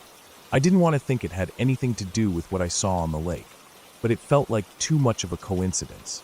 It felt like that thing, woman, shadow, figure, whatever, had followed me home in some invisible way and decided to leave a trace, not a threat, just something. Like a reminder. Over the next few weeks, I kept trying to find a rational answer. I looked up the park, the lake, any incidents, structures, weather anomalies, anything. I thought maybe it had been a hallucination, sleep deprivation, something messing with my head. But nothing lined up. I hadn't been tired, hadn't been on anything, hadn't even skipped a meal. Every time I remembered it, I got that same cold feeling in my chest. Like I'd been seen by something I wasn't supposed to see. Not supernatural. Not a ghost. Just something outside of my understanding. Something real. I started writing less after that. Especially at night. I still work the same job on weekends, still drive past that same stretch of road now and then. But I don't stop there anymore. Even during the day, I don't pull over. I don't even slow down. That bridge doesn't feel like a place people are supposed to stop. It feels like something else owns that spot, and I was just a visitor who got too close. I didn't belong there, and I got lucky nothing worse happened. And the weirdest part? That phone still works. Same one. I've dropped it a dozen times, and it still gets signal in places where it never did before. People joke that I must have gotten lucky with a tower update or whatever, but I don't tell them the real story. Because I know the night it started working again. I know where I was, and I know what I saw.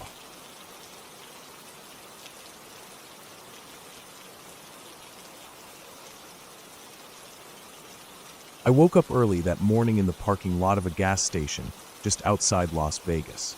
The air was dry and sharp, the kind that feels like it's sucking moisture right out of your skin. I had slept in my car again, the back seat folded down into a makeshift bed. My clothes were stiff from yesterday's sweat and dust, and my mouth tasted like stale metal. I rubbed my eyes and stretched, careful not to wake the little dog I'd found months ago and who had become my constant companion in this drifting existence. The world outside was quiet, just the hum of a few distant engines and the occasional clink of cans from the trash bins. I had been homeless for months by then. My savings were dwindling fast, but instead of collapsing into despair, I decided to do something wild. I'd traveled. I wanted to see parts of this country I'd never been to, especially places where the world seemed untouched, raw. That day, I planned to head north from Vegas along Highway 93, aiming for the infamous Nevada state, Route 375, the extraterrestrial highway. It sounded strange and a bit touristy, but also perfectly lonely. Exactly what I needed. The drive on 93 was long, but not lonely at first. I passed patches of scrubby trees, abandoned trailers, and small farms scattered like forgotten dots in the vast landscape. The sky was a wide blue dome, the sun climbing steadily, burning away the last coolness of dawn. The road stretched straight and empty ahead, a ribbon cutting through the desert. I was happy in a strange way. Free. Untethered. When I reached the junction with 375, everything changed. The emptiness hit me like a wave. There were no trees here, no farms, no signs of life except the dry ground and the occasional low brush. The mountains on either side loomed far but felt close, like the earth itself was caged inside their ancient walls. The dirt was pale and cracked, the sun glaring down mercilessly. The wind was still, which made the silence feel thicker. Near the intersection was a strange sight, a large metal building perched on a small hill. It looked like an old hangar or warehouse, rusted and squat, with a cheap statue of an alien standing guard by the door. I pulled over on the hard dirt, my car's tires kicking up small clouds of dust. The sign said it was a tourist stop, a kitschy monument to the Area 51 rumors that clung to this place like a stubborn ghost. I climbed up the hill to the building, hands scraping against the rough sand and gravel. The door was open, swinging slightly in the faint breeze. Inside, the air was stale, musty with the smell of old fabric and wood. The place was dark and empty except for rows of dusty racks with faded t-shirts and mugs. There was a single flickering fluorescent light buzzing overhead. The silence was so thick it pressed against my ears. I found a restroom in the back, grimy and cold, and left quickly, clutching a small, yellowed pamphlet that promised to explain the area. The pamphlet was marked free, in big letters, and I felt a small, foolish pride at having a souvenir. By the time I got back in my car, the sun was well up. I turned the key and rolled slowly onto the highway. From here, the road was different. It was no longer just an open stretch. It was a vast, empty desert. Flat and barren, the sand stretched for miles on either side, with nothing but low scrub and distant cattle. I could see cows wandering, some so far away they were just shadows against the earth. There was no grass, no trees, no signs of human life. The heat shimmered above the road, twisting the horizon like a mirage. The pamphlet's map was laughably simple: a black line for the road, a red dot off to the east that said Area 51. I wasn't sure I even believed that place was real, but something about it pulled me forward. After about half an hour, I found what looked like a sandy turnaround just off the road. There was a stop sign there, bent and rusted, facing away from the highway toward the desert. I thought that must be the place. Against every instinct, I turned off the paved road and drove onto the rough dirt. From there, the drive became something else entirely. The car rattled over hard-packed sand, dust clouds rising behind me. The horizon was endless, with no signs or landmarks to guide me. I felt a creeping panic start to settle in, but I pushed it down. I told myself I just needed to keep going, that the road would come back around. My phone had no service, so I couldn't call anyone. If I got stuck here, I'd be completely alone. I drove for what felt like hours. The sun hung high, not moving, not shifting. I passed the occasional cow carcass, half buried in sand and flies, a grim reminder of how unforgiving this land was. The heat beat down relentlessly, making the air ripple in waves. My hands gripped the steering wheel tightly. Every now and then, I glanced up, hoping to see something familiar, a building, a sign, a road, but there was only sand, scrub, and sky. Then I saw it, a crumbling wooden building standing alone in the middle of the desert. It was more barn than house, the paint long gone, the wood weathered and gray. I stopped and got out, the sand hot under my boots. There was a single sign next to the door, a wooden arrow painted bright green, pointing off to the right. The color made me shiver. It looked like it had been painted recently, but the wood was cracked and old. I drove on, following the arrow. The desert stretched endlessly around me, quiet and empty. No birds flew overhead, no animals stirred. The only sound was the car's engine and the crunch of sand beneath the tires. Eventually, I came to the edge of the mountains, the base of a massive rocky bowl.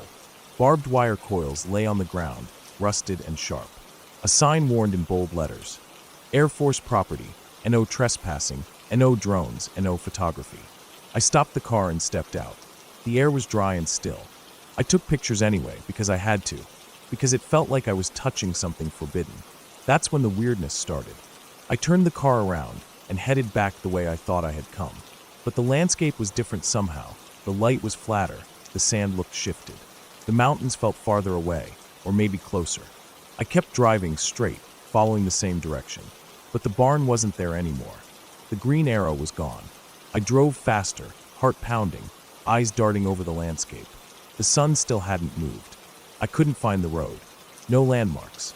No signs. The panic rose in my chest. I hit the gas, trying to keep control over the rough sand, trying to stay calm.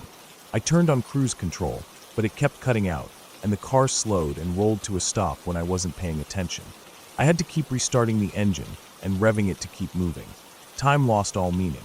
I couldn't tell how long I'd been driving, but the heat was unbearable. My skin felt tight and cracked, my lips dry and split. My eyes stung from the glare. Finally, after what felt like forever, I spotted the pavement again. But this wasn't the part of the road I had left. The asphalt was cracked and old, and there was no sign of the stop sign or the sandy turnaround. The road curved away and disappeared into the mountains. I pulled over, hands shaking. I looked at the clock on my dashboard. Almost 3 in the afternoon. I'd been driving in that hellish desert for nearly 4 hours. The sun hadn't moved, but time had slipped by without me noticing. I felt a deep, hollow dread settle in my gut. I kept driving along 375, hoping to find the tiny town I had heard about. I needed water, gas, anything. Eventually, I saw a dusty little bar set back from the road. I pulled in and filled my gallon jugs with water. Inside, the place was dark and smelled of old beer and dust. There were 3 people at the bar, none of whom looked up at me as I passed. No other cars in the lot. The bartender told me there were no other buildings for over 100 miles. That even with a full tank, the desert was deadly, with cattle collapsing and blocking the road, and no one around to help. I didn't ask questions. I didn't want answers. I thanked her quietly, then got back in the car and turned around.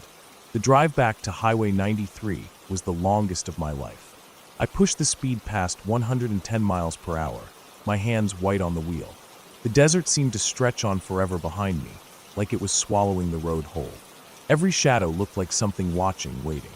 Every bump in the road set my nerves on edge. When I finally hit the interstate, the world felt less hostile. The sun was moving again. The air was cooler. The sky was still wide and blue, but not empty anymore. I let out a breath I hadn't realized I was holding. The experience stayed with me. The silence, the heat, the endless desert that seemed to bend space and time. The way the landscape shifted, making it impossible to find my way back. The strange emptiness, the feeling that the land itself was watching. I never did find that town properly, never saw more than that one bar and the empty road stretching out forever. The metal building with the alien statue was still a mystery. The barn disappeared like a mirage. The 4 hours lost in the desert, time stretched thin and broken, felt like a different world, one that existed alongside this one but just out of reach. That day in central Nevada was the loneliest and scariest of my whole trip. It was a reminder that some places are meant to be left alone, that nature can be indifferent and merciless, and that sometimes the scariest thing isn't a ghost or monster, but just being completely, utterly lost in a place where no one can find you.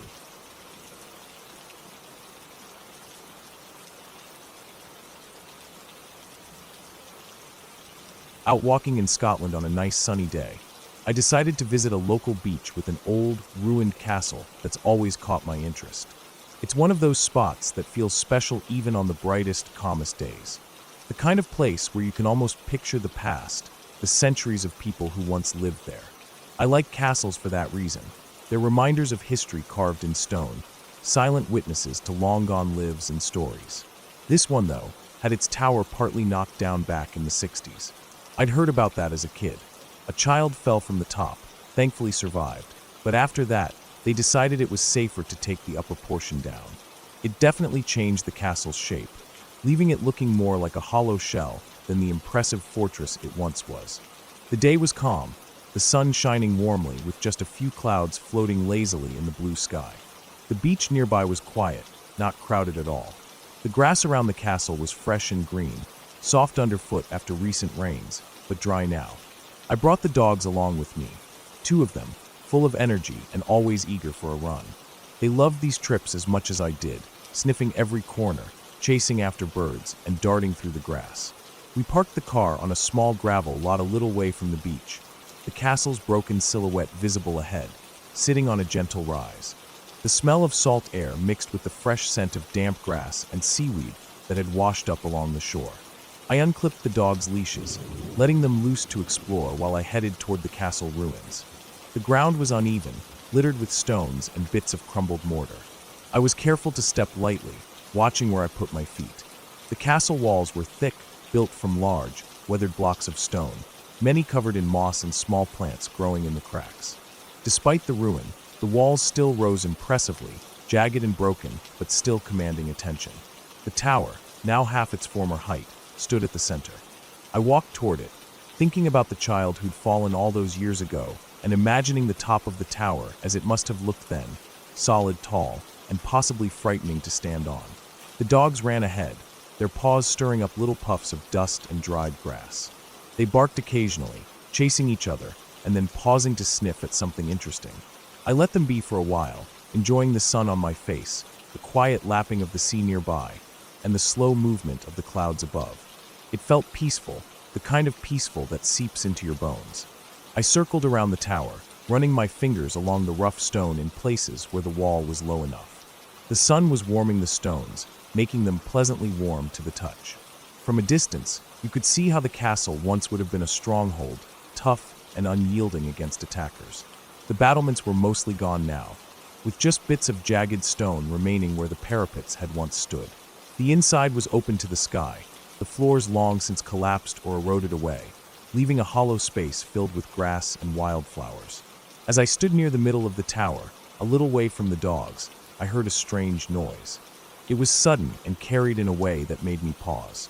It wasn't loud, but it was very clear, a long, drawn-out sound, like a slow, mournful wail stretching out over the air.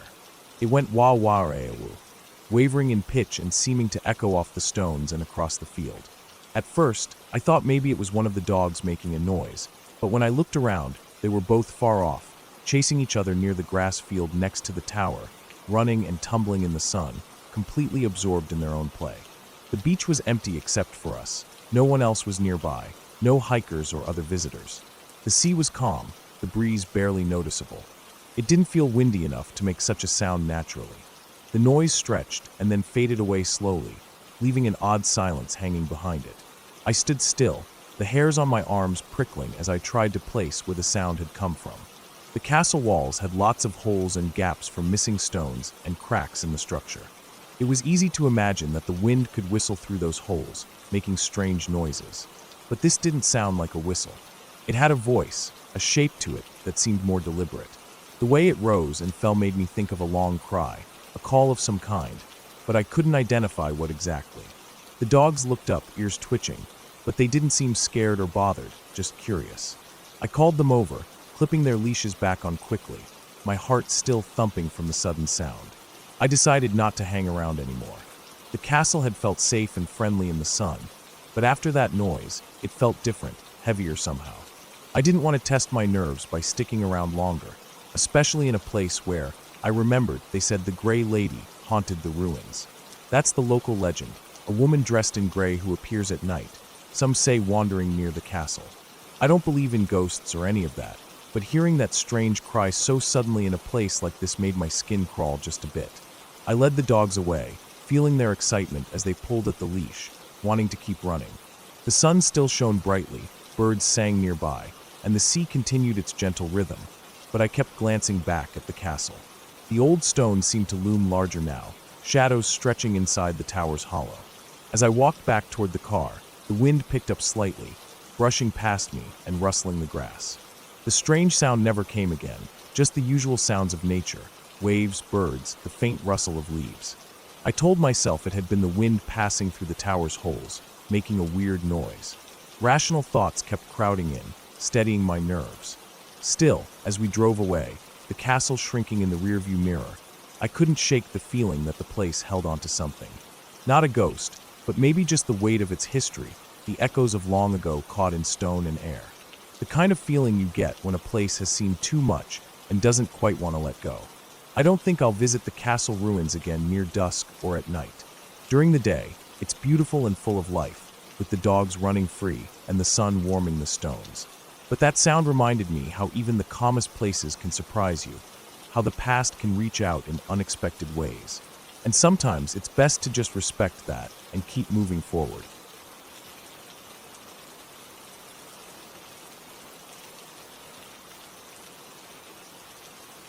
I've spent a lot of time camping in the woods around Portola Valley. It's one of those places where the trees feel ancient, the air smells like pine and damp earth, and the stream nearby runs clear and cold, winding through the forest like a quiet silver ribbon. I've probably camped there for the equivalent of 3 or 4 weeks total over many trips, always setting up near the same stream because I loved falling asleep to its constant gentle roar. That sound, combined with the rustling wind, the occasional snap of a branch, and soft chirps from birds or crickets, became a kind of lullaby. It felt peaceful, alive, and somehow safe. On most nights, I would lie in my tent, wrapped in my sleeping bag, hearing all those natural sounds blend together. The wind brushing through the leaves, a distant owl calling now and then, the creek's water rushing over rocks, and sometimes the faint rustling of a small animal moving through the underbrush. It was always there, a background hum of life, nothing ever too loud, nothing ever too sudden. But one night changed everything. That night, I was asleep next to my boyfriend, Myso, who I'd convinced to come camping with me. He wasn't as much of a nature person as I was, but he liked the idea, and I think he trusted my judgment about the spot. The small clearing where we camped was just big enough for our 2 tents and the fire pit we had built. The stream ran maybe 50 feet away, hidden behind a patch of ferns and moss-covered logs. I remember how the moonlight filtered through the tall trees, casting long shadows on the ground that danced in the breeze. I don't usually have nightmares. I'm not one of those people who wakes up sweating or screaming from bad dreams. But that night, I was thrown into one of the most terrifying dreams I've ever had. In my nightmare, a dark figure stood by our campsite. It wasn't a person or animal I recognized. It was just a tall shape, featureless, like a shadow painted in deep black and gray, standing still. No eyes, no face, nothing to show what it was. It just stood there, staring at me, but without any expression because it had no face to express anything. It was terrifying in its blankness. I woke up suddenly, my heart pounding so hard I thought it might burst. I couldn't tell if I was still dreaming or awake. I blinked, my eyes adjusting to the dim moonlight filtering into the tent. The nightmare's image lingered in my mind, but there was something else, something off. When I opened my eyes fully, the first thing I noticed was silence. It wasn't the normal quiet you get in the woods at night. It was different. There was no wind, no creek sound, no bird calls or insect chirps, not even a faint rustle from the trees. The air around me felt thick and heavy, like a humid heat wave pressing down on my skin, but I could feel no real heat. It was just still, oppressive. My skin prickled with unease. I nudged Myso, shaking him gently. "Hey, wake up. I just had a nightmare." I told him quietly, trying not to sound panicked, but my voice shook. He stirred, rubbing his eyes, but before he even fully woke, I noticed he was silent too. He listened for a moment and frowned. "It's weirdly quiet," he said softly. I nodded, swallowing hard. The whole campground felt wrong, like the natural rhythm of the woods had been broken. Normally, at night, you hear everything, the creek, the wind, the forest animals moving. But now there was nothing. It was so still I could hear my own breathing and the rapid beat of my heart. That feeling, the heaviness in the air, was suffocating. Like something was pressing down on my chest, making it hard to breathe, making me want to run. I couldn't explain it, but I knew we had to leave. Right now. Myso and I packed up quickly, more silently than usual. I kept glancing over my shoulder into the darkness, half expecting to see that dark figure from my nightmare standing just outside the clearing. But there was nothing, just shadows and the faint outlines of trees. As we put out the fire and broke down the tents, the silence stretched on. Still no sound of the creek or the usual forest life. The whole area felt dead, and the air remained thick and sticky, like invisible pressure wrapping around us.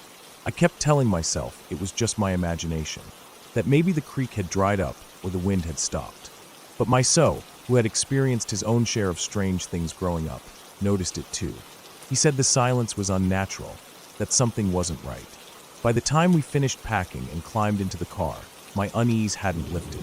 It was like we were trapped in a bubble of suffocating stillness, and I wanted out.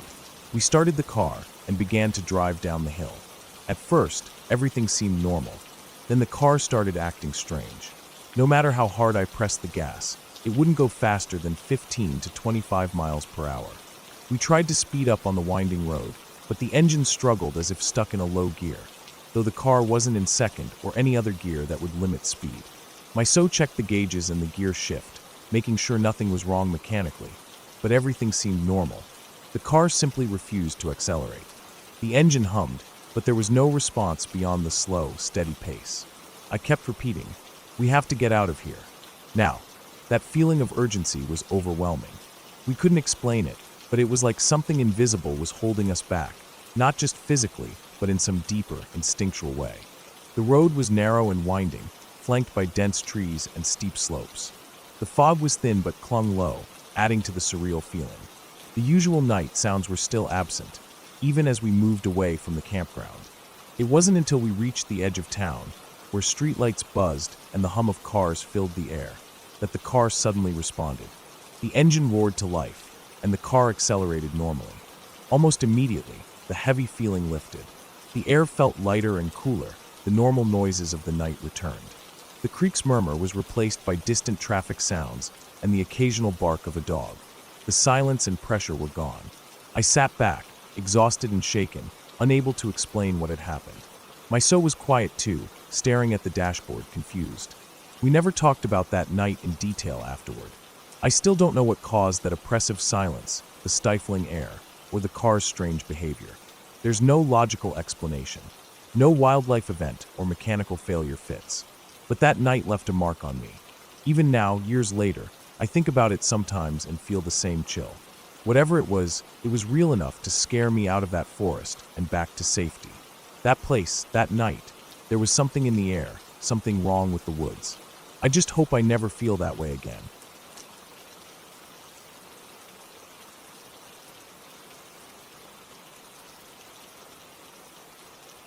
Visiting the old church ruins had been something I'd been wanting to do for a long time. Not for any spiritual reason or fascination with history specifically, but because I like exploring places that feel a little forgotten, a little out of the way. The kind of place where nature is slowly taking back whatever humans once built there. I'd heard about these ruins from a local blog, and it sounded perfect for a day trip. A little adventure, some quiet time, and the chance to see something unusual. The forest where the ruins stood was dense and old. As I approached, I noticed the trees were enormous, their trunks thick and twisted. The canopy was so thick that only slivers of sunlight made it down to the forest floor, and even those patches were small and faint. Moss blanketed rocks and fallen branches, and the ground was soft underfoot, covered with layers of damp leaves and pine needles. The air smelled earthy and cool, with a faint hint of decay and wet wood. It wasn't a place where you'd hear birds singing or insects buzzing loudly. Everything felt muffled, like the forest was holding its breath. I parked my car at the edge of the trail and started walking. The path to the ruins was narrow and uneven, winding deeper into the trees. At first, I could hear the occasional rustle of small animals, the faint chirping of birds somewhere high up, and the wind brushing through the leaves. The sounds weren't loud, but they reminded me I wasn't alone. I liked that. It felt alive, natural. After about 20 minutes, I reached the edge of the ruins. The church itself was mostly crumbled walls now. Stone blocks covered in moss and ivy, broken arches that used to hold windows, and the remains of what might have been an altar or pulpit.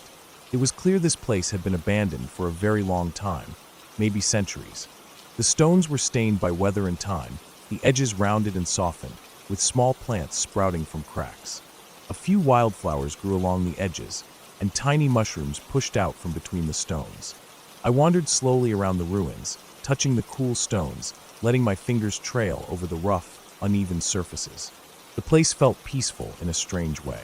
Not lively or welcoming, but quiet and still, like it was waiting for something. The forest around the ruins was quiet but not empty. Small animals darted between trees, and the occasional squirrel chattered softly in the distance. Yet, even with the faint life around me, the atmosphere was heavy and a little eerie. After exploring the immediate ruins for a while, I decided to follow a steep, narrow road that led downwards just beyond the church. The path was covered with fallen leaves and small branches, and I had to watch my step carefully because it was slippery in places. The road curved sharply as it descended, flanked on both sides by towering oaks and twisted smaller trees. The air grew cooler as I went down, the light dimmer. Sunlight barely filtered through the thick canopy, and the shadows grew longer and darker. As I walked further down, I began to notice something strange. The usual sounds of the forest, the rustling of leaves, distant bird calls, the soft hum of insects, all gradually faded away until there was nothing. No wind stirred the leaves. No birds called or chirped. No animals moved. The silence was absolute, and it pressed down on me like a weight. I stopped walking for a moment and looked around, expecting to see or hear something, anything, but there was only stillness.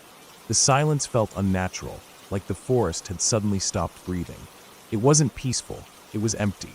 I didn't feel fear exactly, but an odd sense of unease crept over me. It was as if I'd crossed some invisible boundary, a place where the usual rules no longer applied. I wanted to turn back, but something held me there. I kept going down the road, the silence deepening with every step. The trees around me grew larger, older, and more twisted. Some branches hung low, covered with thick moss that brushed against my jacket as I passed. The ground beneath my feet was soft and uneven, littered with fallen leaves and small roots that threatened to trip me up. My breath felt louder in my ears, and I noticed the cold air making my skin prickle. Suddenly, my eyes landed on a large, half-dead tree standing alone near the side of the path. Its bark was cracked and peeling, with huge branches that stretched out like gnarled fingers. Moss and lichen covered parts of the trunk, and its roots twisted through the earth, some exposed above the ground. The tree looked ancient, like it had been standing there for hundreds of years, slowly dying but refusing to fall. I couldn't look away. I stood there, frozen, staring at that tree as if it held some secret I needed to understand. Time seemed to slow down. My body felt heavy, as though rooted to the spot just like the tree itself. My eyes traced the deep cracks in the bark, the dark spots where the wood had rotted away, and the faint green glow of the moss in the dim light. I felt an odd mixture of awe and discomfort, like the tree was both beautiful and something I shouldn't be looking at. It was as if the silence around me was focusing on that tree, amplifying it until it became the center of everything. My mind felt foggy, distracted by the overwhelming quiet and the hypnotic stillness of the place. I blinked several times, trying to shake the feeling, but it stayed. I wasn't scared, but I was certain that I shouldn't be standing there. After what felt like a long time, I forced myself to turn away. My legs felt stiff, but I started walking back up the road toward the ruins. Even as I left the silent part of the forest behind, the weird feeling lingered. The birds hadn't started singing again yet, and the wind was still barely moving the leaves. The moment I stepped back onto the brighter, more open path near the ruins, the sounds slowly returned, the chirping of birds, the rustle of small animals, and the whisper of the wind through the trees. When I reached the ruins again, I paused and looked back toward the steep road. The forest there seemed unchanged, but I knew it was different somehow. It wasn't a place I wanted to return to, at least not alone. I didn't tell anyone about that feeling or the silence. It wasn't a story I thought anyone would believe or understand. But when I visited the ruins again a few months later, hoping maybe I'd imagined it, the same thing happened. The silence returned, thick and heavy, and I found myself staring at that same half-dead tree again, unable to look away. After that second visit, I stopped going back. I didn't feel scared, exactly. More like I'd been warned in some quiet way that I didn't belong there, that the forest was holding something close and didn't want visitors meddling with it. It was strange, a little unsettling, but real enough that I knew the place was best left alone. I never found an explanation for the silence or that strange feeling, but I don't think it was meant to be explained. Some places just exist quietly, holding on to their secrets without needing to be understood. And maybe in the end, it's better that way.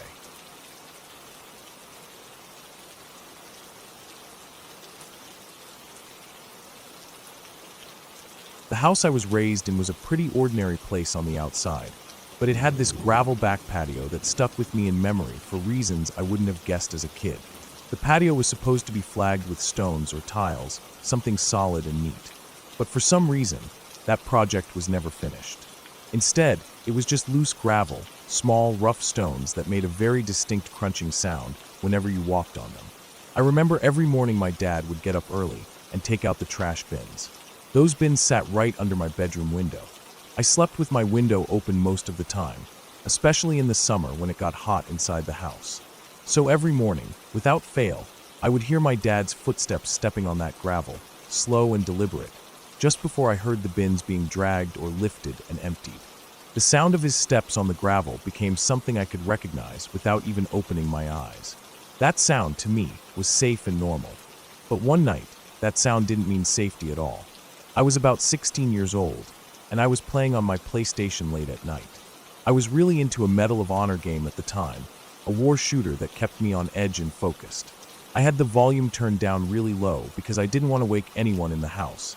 My parents and younger sister were asleep, and I wanted to be quiet. The lights were off too, the room dim except for the faint glow of the TV screen reflecting off the walls. I was sitting on the edge of my bed, controller in hand, completely caught up in the game. The tension was high. Every step, every shot mattered. Then suddenly I heard it. The sound of crunching gravel, right outside my window. It was exactly the same sound I knew from my dad in the mornings. The sound of footsteps on the gravel back patio. But it wasn't morning. It was late at night, and I was alone in my room. I froze immediately. My heart dropped, and I sat absolutely still, trying to figure out what to do. I knew, without a doubt, that someone was on our property. Someone who shouldn't have been there. The footsteps were slow at first, deliberate, like whoever it was creeping across the gravel, trying not to make noise, but they couldn't avoid it because gravel always gives you away. I held my breath and stayed very still. The sound stopped directly below my window. I was scared out of my mind, but I didn't want to seem like a coward. I tried to convince myself maybe it was a raccoon or a stray animal, but the way the footsteps stopped and shifted made me know it was human. After what felt like minutes, but was probably only a few seconds, I jumped up.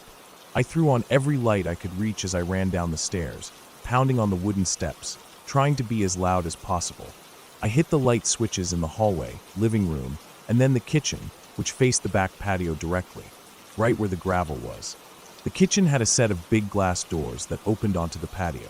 I flipped on the outdoor floodlights too.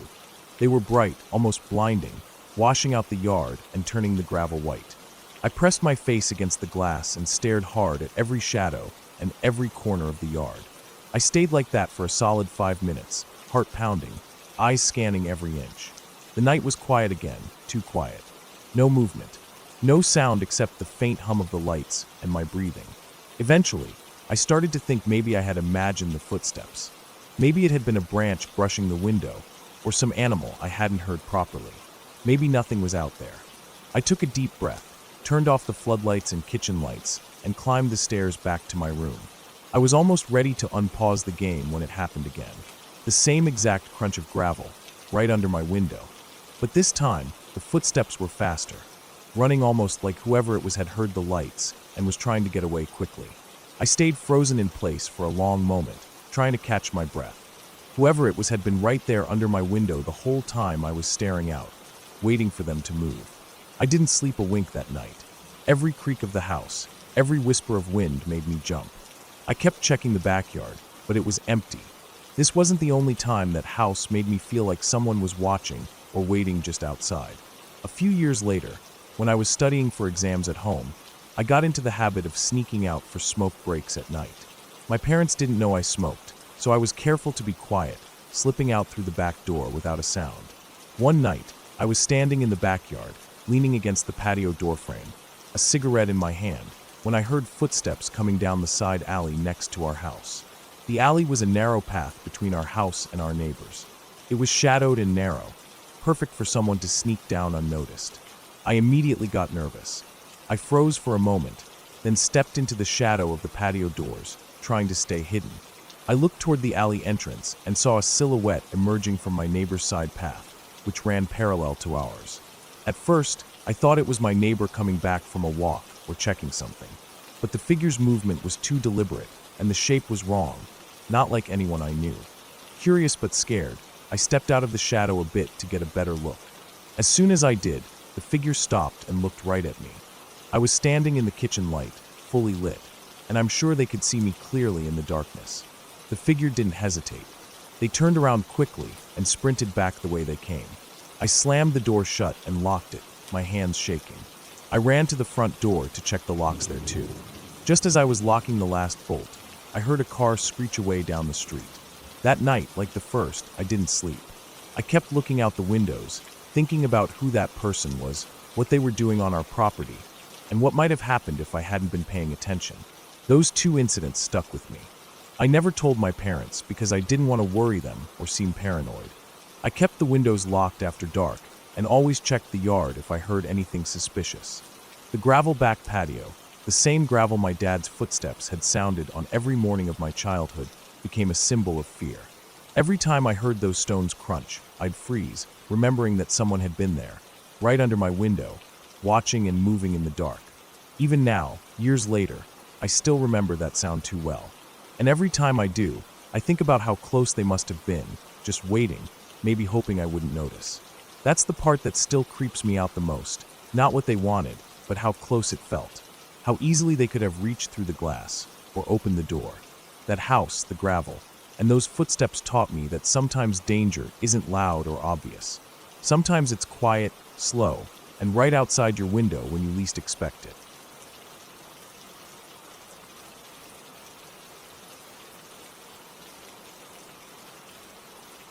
The sun was hanging low in the sky, casting long orange shadows over the wide, frozen lake.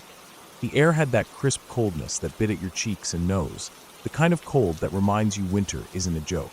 We had been riding snowmobiles for hours, darting between clusters of pine trees, crossing frozen rivers, and then finally arriving at the wide expanse of the lake.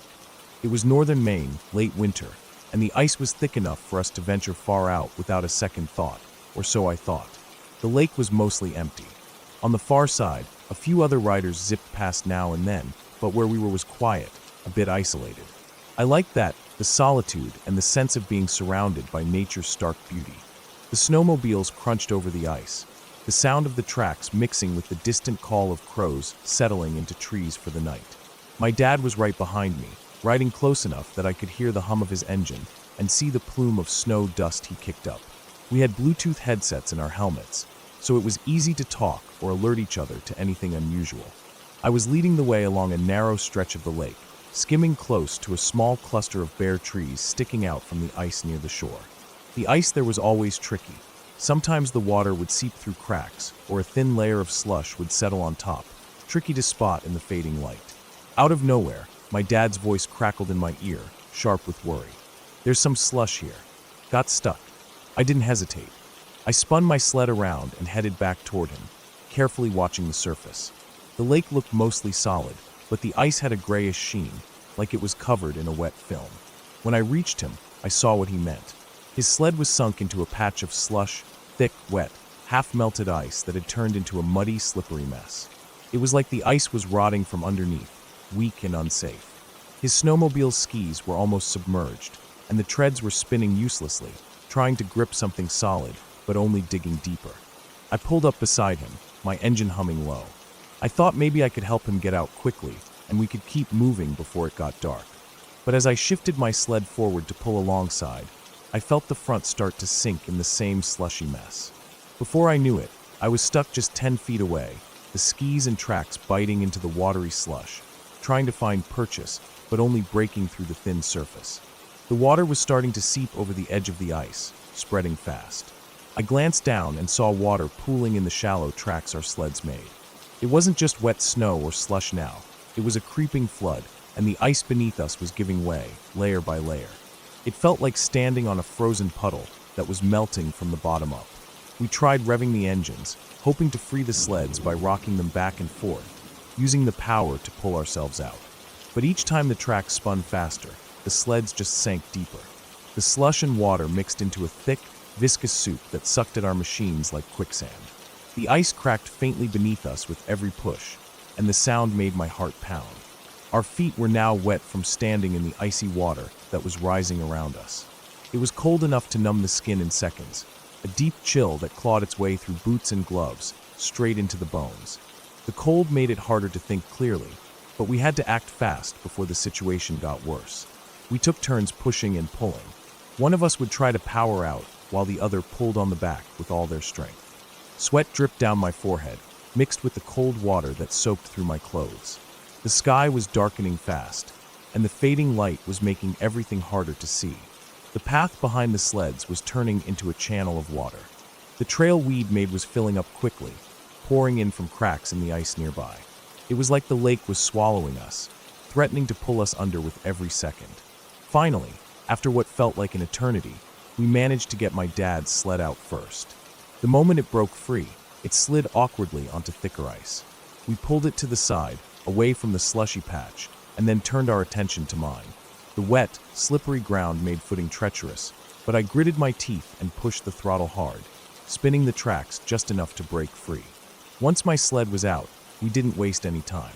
Gunning the engines, we raced back toward the shore, adrenaline pounding, nerves shot. The ice under us felt less certain now, like it might crack at any moment. Every second counted. When we finally reached solid ground, I pulled off my helmet and gasped for air, the cold biting at my lungs. My clothes were soaked through, the chill gnawing at me in a way I'd never felt before. My dad did the same, looking shaken but relieved. That night, I couldn't shake the feeling of how close we'd come to serious trouble. The lake had looked safe, but the thin ice and slush had almost trapped us beneath the surface. Seeing the water pour into the trail we'd just made, watching it flood the ice beneath our feet, made me realize just how dangerous frozen lakes can be. They aren't just giant sheets of safe ice. They're fragile, alive in a way, with hidden weaknesses that can appear in an instant. Since then, we've been extra cautious. We stick to areas where the ice is solid all the way through, never trusting the surface alone. The lake isn't just a frozen playground anymore. It's something to respect, to be wary of. That day taught me that nature doesn't care about your plans or your confidence. It has its own rules, and if you forget them, you can pay a heavy price. I still ride snowmobiles on the lake, but now every step, every rev of the engine, carries a weight of respect and caution. The cold, the slush, the water flooding through ice cracks. It's a reminder that even in the quietest, most beautiful places, danger waits beneath the surface. And sometimes, that danger is closer than you think.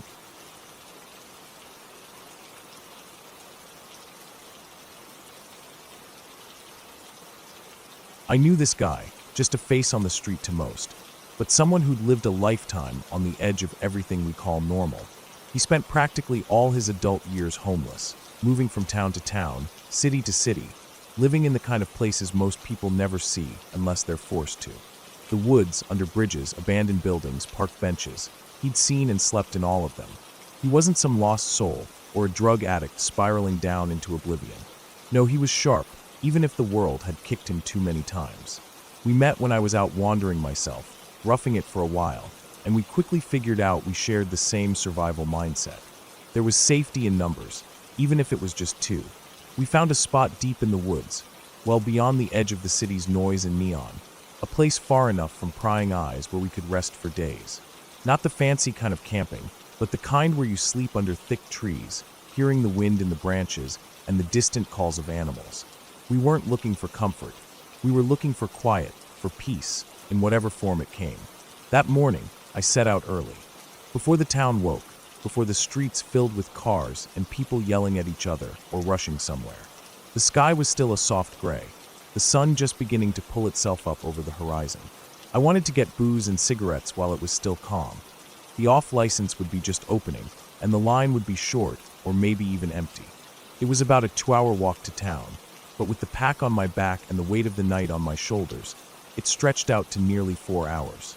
The city was cold that morning, the kind of cold that goes straight through your jacket and sinks into your bones. When I got to the offie, the smell of stale beer and cigarette smoke hit me immediately, even before I stepped inside. The old guy behind the counter barely glanced up. He knew the kind of people who came in at odd hours, people like me, people like my friend. I bought a couple of bottles, enough to dull the edges, and a pack of smokes. The ones we always smoked because they were cheap and burned slow. Then, I had to haul it all back, feeling every step like 100 miles. The weight dug into my back, the plastic bottles clinking against each other, reminding me what I was carrying and why. When I finally got back to our spot, it was late morning. The sun was higher now, filtering through the trees in slanted shafts of gold. I saw the trail where my friend's sleeping bag had been, or at least where I remembered it being. But it wasn't there anymore. Instead, there was a strange, blackened patch of earth, and the air smelled of burnt wood and something worse, something acrid and thick that made my throat tighten. I moved closer, heart thudding so hard I thought it might burst.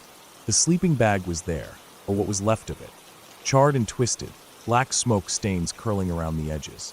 And inside, something no one should ever have to see. The body of my friend, burned beyond recognition, slumped inside the remains of that bag. His face, his hands, everything I could have identified was gone, replaced by scorched flesh and ash. The horror of it hit me in waves. I dropped the bottles, they shattered on the ground with a sharp crack, but I barely noticed. I knelt there, trying to piece together what had happened in the 4 hours I'd been gone. Someone must have come into our space. Someone with hate or anger enough to set a man on fire while he was asleep, defenseless in the middle of the woods. The thought made bile rise in my throat. We weren't violent people. We kept to ourselves, avoided trouble. Why would anyone want to do this? Was it random? Was it personal? Did they even know who they were attacking? I looked around. The forest was quiet except for the soft rustling of leaves in the breeze. No footprints, no sign of anyone else. But the ground was soft enough to show marks if you looked close. I scanned the dirt carefully, finding faint prints that didn't match mine or my friends. They were big or heavy, like someone with boots had come through. Whoever it was, they'd come in, done this terrible thing, and left quickly. There was no way to call for help out here. No phone signal, no neighbors for miles. I was alone with what had happened. The weight of it crushed me. I wanted to scream, to cry, but there was no one to hear.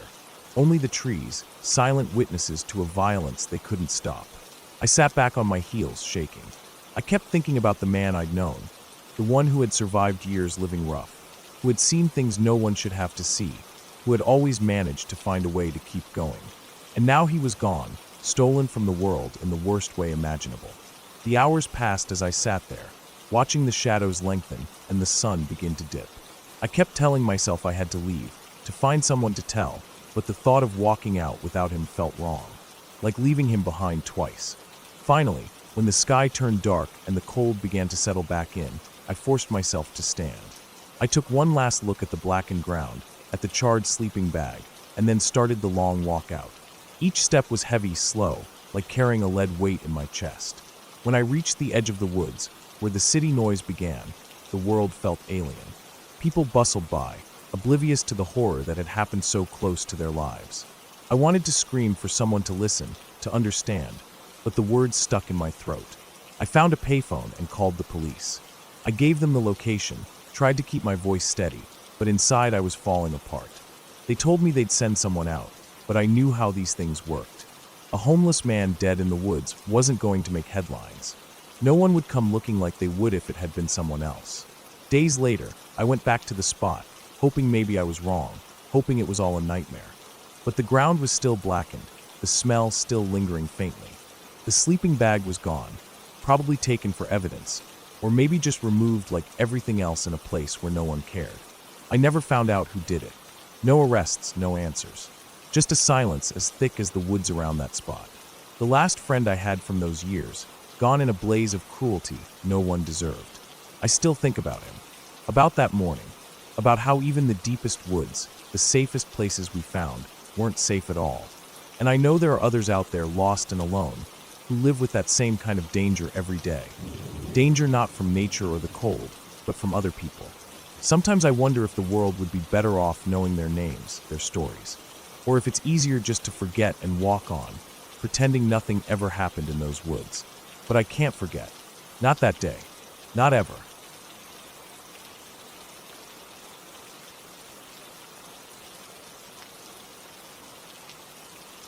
It was nearly 20 years ago, but the memory is still sharp and unsettling, like it just happened yesterday.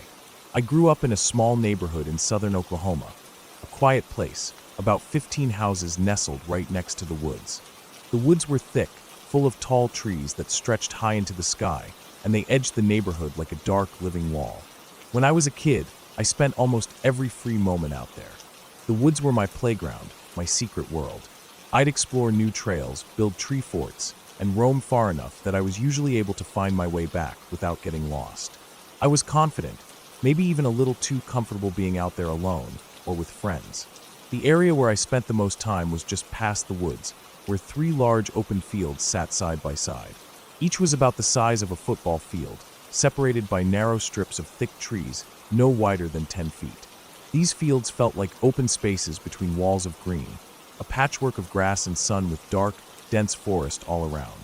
I knew every inch of those fields and the woods beyond them, or so I thought. That summer afternoon, I had a friend and his little brother over. My friend and I were about 10 or 11, and his little brother was maybe 8. We had been out playing all day, running through the woods, climbing trees, and testing out a small trail I'd made that led toward our school. The trail was rough, narrow, and full of fallen branches and leaves, but it was a shortcut that saved us some time on the walk back. As we headed back, the sun was beginning to lower in the sky. The air was still warm from the day, but there was a coolness creeping in from the shade of the trees. We moved through the furthest field, the one deepest into the woods and furthest from the gate that led back to our neighborhood. The grass was tall and slightly overgrown here, with wildflowers dotting the edges, and the trees were thick and shadowy just beyond the field's borders. That's when we noticed something. To our right, About 5 feet into the thick trees that separated the fields, something was standing still. We had been walking side by side, talking quietly, when my friend stopped dead and pointed. At first, I thought it might be a deer or some kind of animal. But what I saw didn't look like any animal I'd ever seen. It stood straight up, no movement at all. Its shape was roughly human but tall, between 6 and 7 feet tall, definitely taller than any man I knew. The most striking thing was its color. It was pale white, almost glowing against the dark green of the trees. The surface looked smooth, like it was coated with powder or some kind of chalky dust. No texture, no fur or skin wrinkles, just smooth and featureless. Its arms were long, hanging down past its knees, which made it look even stranger. Nothing I'd ever seen before. What was the most unnerving was its face, or rather, the absence of one. There were no eyes, no nose, no mouth. Nothing that looked like a face, just a smooth, blank surface where a face should have been. It was like someone had taken a mannequin and painted it white, but this thing wasn't plastic. It was real. It stood perfectly still, looking directly at us, though without eyes to see with. We froze. I can still feel that frozen moment in my chest. We didn't move or speak for what felt like a minute, maybe longer. The thing just stood there, staring, or at least facing us, unmoving. The silence was heavy, and I could hear my heartbeat thudding in my ears. Then, as if some silent signal passed between us, we bolted. We ran across the field, the grass bending under our feet. The little brother was close behind us. But when I glanced back, I saw it was following. The thing glided over the ground as if it wasn't really walking, barely making a sound. It moved with an effortless smoothness that made it seem like it didn't even need to worry about the trees and uneven ground. It didn't dodge the trees or slow down. It just kept heading straight toward us, always facing us. It was maybe 20 or 30 feet away, but keeping pace like it was shadowing us step for step. I felt my legs pumping harder, adrenaline surging, but somehow the thing didn't seem like it was chasing us. It wasn't aggressive. It just moved silently, relentlessly, always watching. We reached the second field. This one was separated from the first by a thin wall of trees and underbrush. And here, the grass was a bit shorter, more worn down like people and animals passed through regularly. We were all breathing hard now, the little brother especially. But the thing was still there, in the woods on the edge of the field, following, not slowing down. I don't think any of us thought to look around for anything else. Our attention was locked on the pale figure stalking us through the trees. It was like it had no concern for the natural obstacles, no need to weave or dodge. It moved through the forest with ease, almost floating. We crossed into the first field, the closest one to the neighborhood. The gate was about 100 feet ahead of us, our way back to safety. We were sprinting, every muscle burning, eyes fixed on the gate and the line of trees between the first and second field.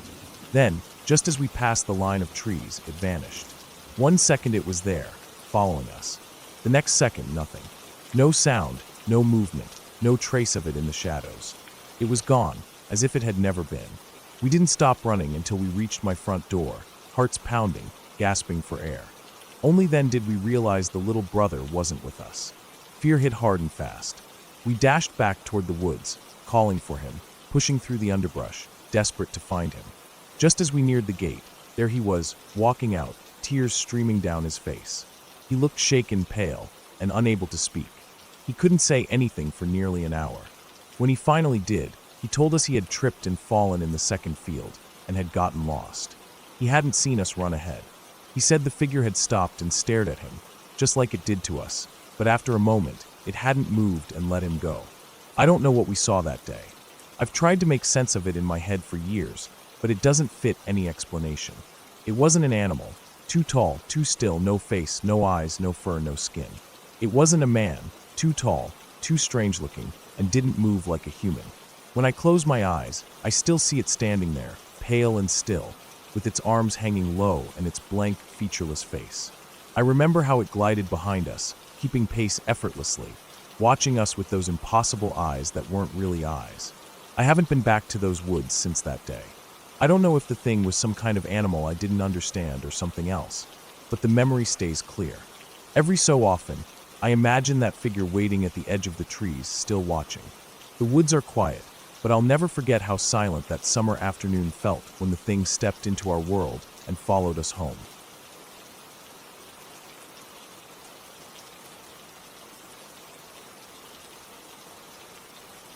I set out into Olympic National Park full of excitement and nerves.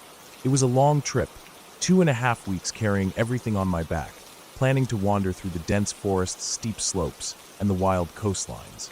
I knew the park was a place of raw wilderness, where the weather could turn quickly, and the landscape could feel both beautiful and unforgiving. Still, I thought I was prepared. The first few days went mostly as expected. Long hikes, setting up camp by quiet streams, the smell of pine and wet earth in the air, the sound of distant birds, and the steady crunch of my boots on the forest floor. I found a rhythm: get up early, pack, hike for hours, set up camp before dark, eat, sleep, repeat. About a week into the trip, though, something happened that I still struggle to explain clearly. The memory itself feels fragmented, like it's trapped in a fog that won't lift, and the timetable blurs in my mind.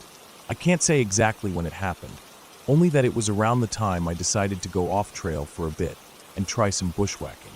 I wanted to see parts of the park less traveled, the kind of place where even park rangers might hesitate to go alone. The day before the weirdness started, I had been following a faint game trail. It twisted through thick underbrush, squeezed between towering trees, and climbed steep hillsides that seemed untouched by human feet for years. The trail grew wider the further I went, turning from a thin animal path into something a little more defined, though still rough and wild. By midday on the second day of this detour, I stumbled across a cabin, an abandoned cabin, hidden deep in the forest. It was the kind of place that felt out of time, swallowed up by the woods and forgotten by the world. The roof was sagging under a thick layer of moss and dirt, making it hard to see its original shape.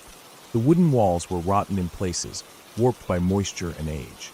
Vines crawled up one side, and broken windows were boarded or missing altogether. Despite all this decay, the cabin was bigger than I expected. When I pushed the creaky door open, a rush of damp, musty air hit me, like wet stone and old wood, and the heavy smell of a crawlspace left to rot. It was stale and thick, the kind of smell that presses down on your lungs and makes you want to breathe shallowly. Inside, the space was surprisingly large. The main room opened up wide, and there was a smaller adjoining room off to the side. But the most strange thing was a third door, one I hadn't noticed from the outside. This door was set low in the wall, opening onto a narrow stone tunnel that sloped down gently. It didn't look like a cellar entrance. There was no way something that long and deep could be hidden from the outside, yet there it was, a dark mouth leading down into the earth. I didn't know what to expect, but curiosity won. I pulled out my flashlight, clicked it on, and started walking down the tunnel. The beam cut through the darkness ahead, but the further I went, the more the light seemed to fade and scatter, until the end was swallowed by blackness I couldn't pierce. The walls were cold stone, rough and damp, and the air grew heavier, thicker with every step. The silence was overwhelming.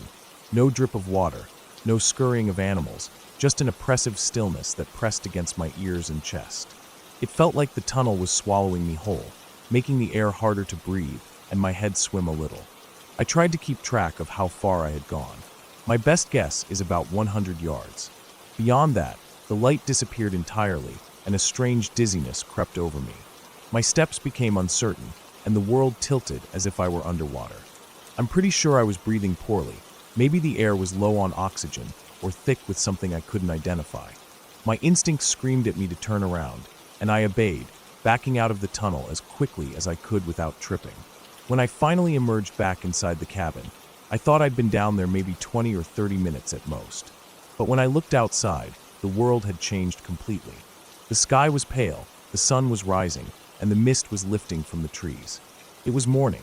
Somehow, I had spent what felt like nearly a full day inside that cabin, without leaving it or even noticing the passage of time. I was stunned and disoriented. The whole experience was surreal, like I'd stepped into a place where time didn't flow the same way. I didn't want to stay another moment. I packed up quickly and retraced my steps back through the thick woods, the old cabin fading behind me. I forced myself to keep moving, to put distance between me and that strange place. I didn't speak to anyone about it at the time. How could I? The story sounded unbelievable, and I was sure I must have been mistaken, that maybe exhaustion or hunger had made me lose track of time. But even now, thinking back on it, I'm not so sure. The rest of the trip passed without anything nearly as strange. I saw the usual wildlife, the towering trees, the rushing streams, and the endless wilderness. But that cabin, and the tunnel beneath it, remains a knot in my memory, a place where something about the normal rules of the world broke down. I don't know what it was, or if it was even real, but I know one thing: I won't go back there again. Some places in the wild are better left unexplored.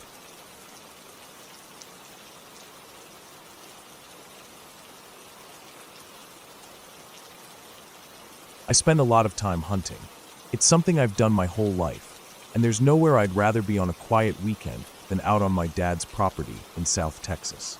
The land is thick with brush, mesquite trees, and those wide open fields that stretch as far as you can see. It's rugged, sometimes unforgiving, but it's home. Most weekends, I like to go alone. It gives me peace, a break from everything, and the chance to focus on the hunt without distractions. This particular weekend was in mid-November. The air was crisp, with that unmistakable chill that sets in when winter starts creeping over South Texas. The sun was still high when I left the truck to start my walk to the blind. It's about a 2-mile trek through the woods, winding along old game trails and patches of grass. Normally, even in the colder months, you see some signs of life on the way. Birds fluttering between the trees, rabbits darting out from the brush, squirrels chasing each other up and down mesquite branches. But this time, it was dead quiet. Not a single bird chirped or a rabbit scurried. Nothing. Just the crunch of my boots on dry leaves and twigs. At first, I didn't think much of it. It's winter, animals slow down, and sometimes the land feels like it's holding its breath. But even so, something about the silence felt off, like the woods were too still, like they were waiting for something. When I finally reached the blind, it was starting to get late afternoon. The blind is a simple, weathered wooden box with small windows facing the direction where deer usually come through. It's old but sturdy, built to blend in and give me a good vantage point. I set my pack down and began getting everything ready for the evening. I unpacked my rifle, checked the scope, laid out some scent attractants, and pulled out a small bottle of doe urine from my pack. It's a common lure hunters use to attract bucks, especially during rut season. But even this late in the year, I figured it was worth a shot. The moment I cracked open the bottle, the faint but unmistakable scent started drifting out, mixing with the cold air. Almost immediately, I heard something moving on the ridge behind the blind. It was faint at first, a rustle here, a crack there, but steady, like something large was making its way through the brush. I kept my eyes glued to the little windows, scanning back and forth, but I couldn't catch a glimpse of anything. Then, without warning, a loud thud struck the side of the blind. The impact made me jump so hard I nearly dropped the bottle. I was sure it had to be a deer that fell or hit the blind somehow, but I didn't hear the usual panicked sounds of an animal in distress. I swallowed hard and forced myself to peek out the door, heart hammering in my chest. What I saw made my blood run cold. There, lying on the ground beside the blind, was a huge rock, easily 30 pounds or more. The side of the blind was dented where it hit, splintered with cracking around the spot. Whoever or whatever had thrown it had to be close. I looked around the ridge and behind the blind again, but there was no sign of anything moving. I grabbed my rifle with a shaky hand. The cold had nothing on the chill running down my spine. I muttered a curse under my breath, probably loud enough to be heard from miles away. Fuck this, I thought. Without hesitation, I threw the blind door open, jumped down the 6 or 7 feet to the ground, and started running back toward camp as fast as my legs could carry me. My breath came out in sharp bursts, the sound echoing through the still woods. My mind was racing with all the worst possibilities. Junkies or squatters hiding in the woods, some desperate person with a weapon, maybe even someone out there looking to cause trouble. The thought of wild hogs didn't help either. They'd been moving into the area over the past few years, and people warned me about their aggressive behavior. The whole way back, I kept glancing over my shoulder, half expecting to see someone or something chasing me. But the woods stayed quiet. No shouts, no footsteps, no other rocks flying. Just silence. And strangely, that night, I didn't hear a single coyote yelp or howl, which is something you always hear out in the Texas brush. Usually, their calls fill the night, eerie and distant, but not that night. It was as if the animals themselves had vanished. I didn't sleep well that night, and I made up my mind to pack up early the next morning. I got in my truck before dawn and drove away without looking back. The feeling I had out there, the silence, the rock, it didn't make sense, but it made me realize how alone you really are out there sometimes. I've been back to that property a few times over the last couple of years, but never near that blind or that ridge. There are wild hogs everywhere now, and that's enough to keep me off the trails. The silence I felt that day, the sense that something was watching me or waiting for me, I don't want to feel that again. I still love hunting, but sometimes the woods remind you they don't belong to you, and sometimes it's better to just leave them be.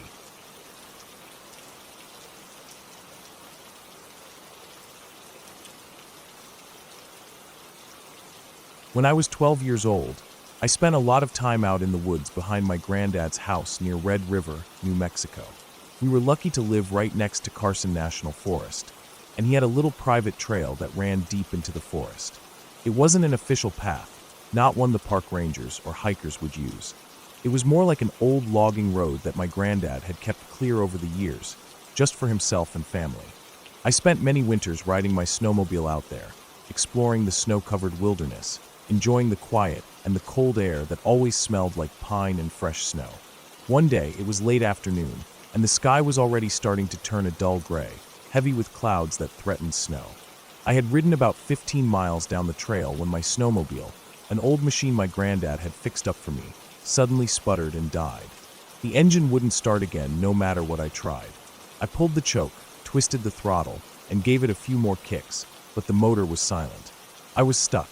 No way to call for help, no cell phone signal out there, and the trail was private, meaning hardly anyone ever came through. I was alone, miles from home, and the sun was dipping lower in the sky, casting long shadows through the trees. I knew I had to start walking back because it would only get darker and colder. I packed my small backpack, which had some snacks, water, and a flashlight, just in case. I made sure to leave the snowmobile where it was, hoping my granddad would come find it later. The thought of spending the night out there wasn't something I wanted to face, especially at my age. The trail back was rough and narrow. Snow covered the ground in thick patches, making my boots slippery and cold. The air smelled sharp and crisp. The trees around me stood tall and dense, mostly spruce and fir, their branches heavy with snow. The silence was so deep that every crunch of my footsteps on the snow sounded loud, like a signal to whoever might be out there. I tried not to think about what might be lurking in the forest, but the mind has a way of filling empty spaces with shadows. About halfway back, maybe 7 or 8 miles from where I had left the snowmobile, I saw something, or rather someone. At first, I thought I might be hallucinating because I wasn't expecting to see anyone else out there. The trail was private, and it was late in the day, too far from the town for anyone to just be wandering around. But there he was, a man walking slowly along the path, heading deeper into the forest, away from town and away from my granddad's house. He looked rough, wearing a heavy, worn-out coat and a hat pulled low over his face. His boots were muddy and his posture stiff, like he was used to moving through the wilderness for long stretches. He didn't carry any visible gear or tools. I didn't say anything. I didn't even make eye contact. We passed each other in silence, the kind of quiet that feels thick and uncomfortable. The cold air bit at my cheeks and nose, but I could feel my heart pounding harder. As soon as we crossed paths, I started running. I didn't look back once. My breath came out in sharp puffs, my legs pushed hard against the uneven ground, and all I wanted was to get out of there. I kept running until the trees began to thin, and I caught sight of the first few rooftops of the houses in the small town. When I finally reached my granddad's house, the relief was overwhelming. I burst inside, shaking from cold and fear.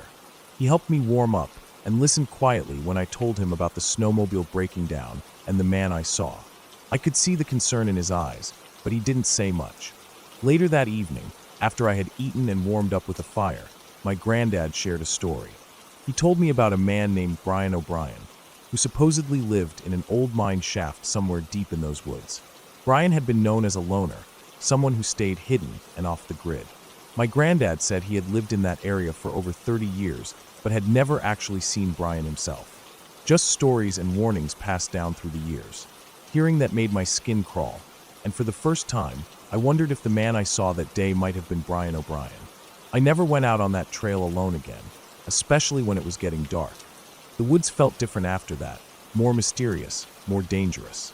Even now, years later, I still think about that day and who that man might have been, and what he was doing so far from town and on a private trail. The forest was supposed to be a place I knew, a place of safety and freedom, but that encounter reminded me how little I really understood the wilderness and the people who choose to live hidden inside it.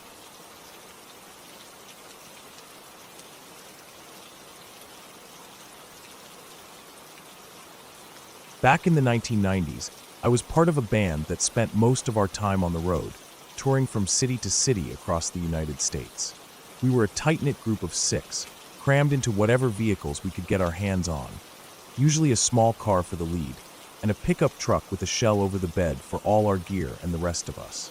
Our life was a constant cycle of driving, setting up, playing shows, and moving on. Often, that meant driving late at night after a gig ended, usually around 2 in the morning, when the roads were mostly empty and the night stretched long and quiet around us. We'd use those early morning hours to cover miles and miles, trying to get a chunk of the journey done before crashing somewhere to sleep for a few hours. Our base was Los Angeles, and early on, we mostly toured the West Coast, up to Vancouver and back a couple of times. Then we decided to expand and push eastward, crossing deserts and plains, stopping in cities like Phoenix, Albuquerque, and further on to Texas and Illinois. The driving was long and tiring, but there was a rhythm to it. The music, the cramped space, the conversations in the car, or the quiet moments where everyone just stared out the windows. This one night stands out more than most, probably because of how weird and unsettling it felt. It wasn't the kind of story you tell about a great show or a wild party. It was just something strange and raw that made me want to keep driving, keep moving, as far away as possible. We were driving somewhere in Arizona, though I can't remember exactly where. The lead car, which had our vocalist and drummer, suddenly pulled off the freeway. That was usually a sign someone needed gas, or maybe a bathroom break. Remember, this was before cell phones were everywhere, so you had to stop and ask, or just wait it out if you ran into trouble. Eric, our keyboardist, was driving the pickup truck behind them. Eric was a big guy, friendly enough, but definitely had that classic stoner vibe. Laid back, but always a little paranoid about things. I was riding shotgun next to him. We followed the lead car off the freeway at the bottom of an off-ramp near Ash Fork, Arizona. We saw the usual signs you'd expect near a highway exit. There was a freeway gas station sign, bright and clear. But then there was also an old, faded gas station sign that pointed to the right. It was dusty and looked like it hadn't been updated in years. What was strange was that, even though the sign pointed right, when you looked around, there were no other lights or signs of civilization in sight. Just desert and scrub brush stretching out under the night sky. The lead car took that right turn off the off-ramp, so Eric followed, though he was complaining quietly about it. He kept saying it was a dead end and a waste of time. I remember arguing back, telling him that if they needed gas, then we should stop and check it out.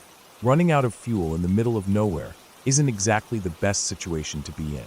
The road itself was narrow and winding, and after a few minutes of driving, we were maybe 3/4 of a mile from the freeway, if that.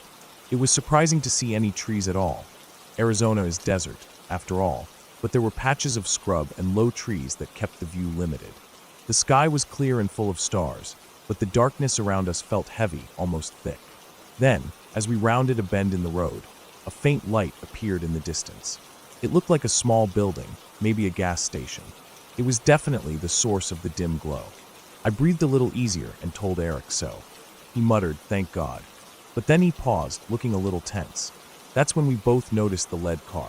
Instead of pulling in slowly to the gas station like you'd expect, they zipped quickly past the pumps and were heading straight back toward us, speeding in a way that didn't feel right. As they passed, I caught a glimpse of their faces. They looked like they were losing it. Some were rocking back and forth, others holding their heads, and all of them were screaming in this weird mix of panic and laughter, like they'd seen something that shook them to the core, but was too bizarre not to laugh about. The whole scene set my nerves on edge. I looked at Eric and started yelling for him to drive faster, but he seemed frozen for a moment, like he was trying to figure out what was going on. Slowly, we pulled into the gas station parking lot. The place was the kind of rundown you'd only see in movies or the worst parts of backcountry road trips. The building was small, probably just a 2-pump gas station with a tiny mini-mart and a 1-car garage attached to the side. The windows of the mini-mart were cracked and dirty, the shelves inside either empty or stripped bare. It looked like it hadn't been stocked in years, or maybe ever. Then there was the old man, sitting right outside the mini-mart on a wooden rocking chair with no clothes on, just sitting there in the cold desert night, grinning wide, his teeth bright and eyes fixed on us like he'd been waiting for something or someone. His smile was so broad it didn't seem real. It was like he was amused or mocking us or just insane. The sight was enough to make my stomach churn. As we continued moving slowly through the lot, my eyes caught something worse. Hanging in the garage bay was what looked like a skinned cow.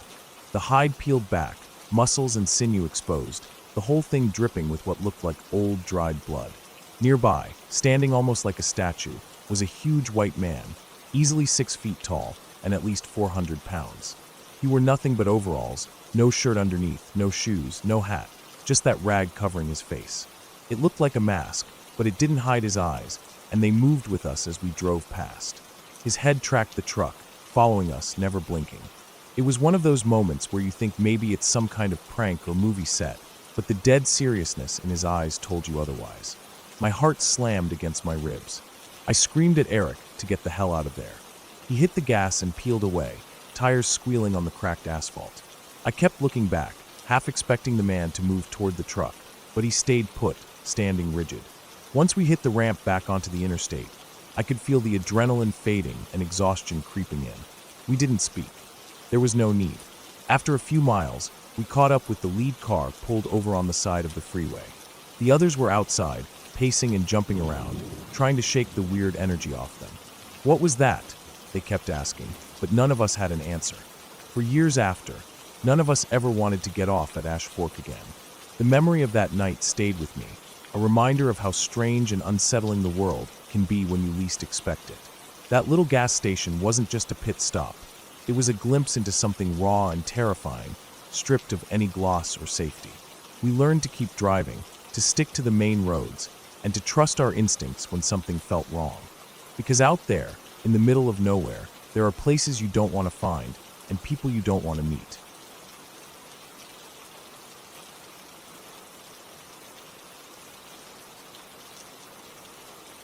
Last weekend, I decided to go on a solo camping trip. I needed a break from everything, work, city noise, people. So I packed up my gear, grabbed my dog, and headed into the wilderness. The plan was simple: hike about 10 miles from the nearest dirt road, find a quiet spot, set up camp, and spend the night away from everything. No distractions, just me, my dog, and the woods. I started early that afternoon. The weather was clear, with a pale blue sky and a few soft clouds drifting lazily. The air smelled fresh, pine, damp earth, and the faint scent of wildflowers. The trail was rough but manageable, mostly packed dirt and rocks, winding through thick forest. My dog was happy, sniffing every tree and bush, occasionally darting off after a squirrel or bird, then coming back with his tongue hanging out. By late afternoon, I found the perfect clearing. It was a small flat area, surrounded by tall trees, mostly pine and oak. The ground was soft with moss and fallen leaves. There was a little stream nearby, its gentle burble adding to the peacefulness. I set my backpack down and began to unpack. The sun was dipping low, casting long shadows and bathing everything in golden light.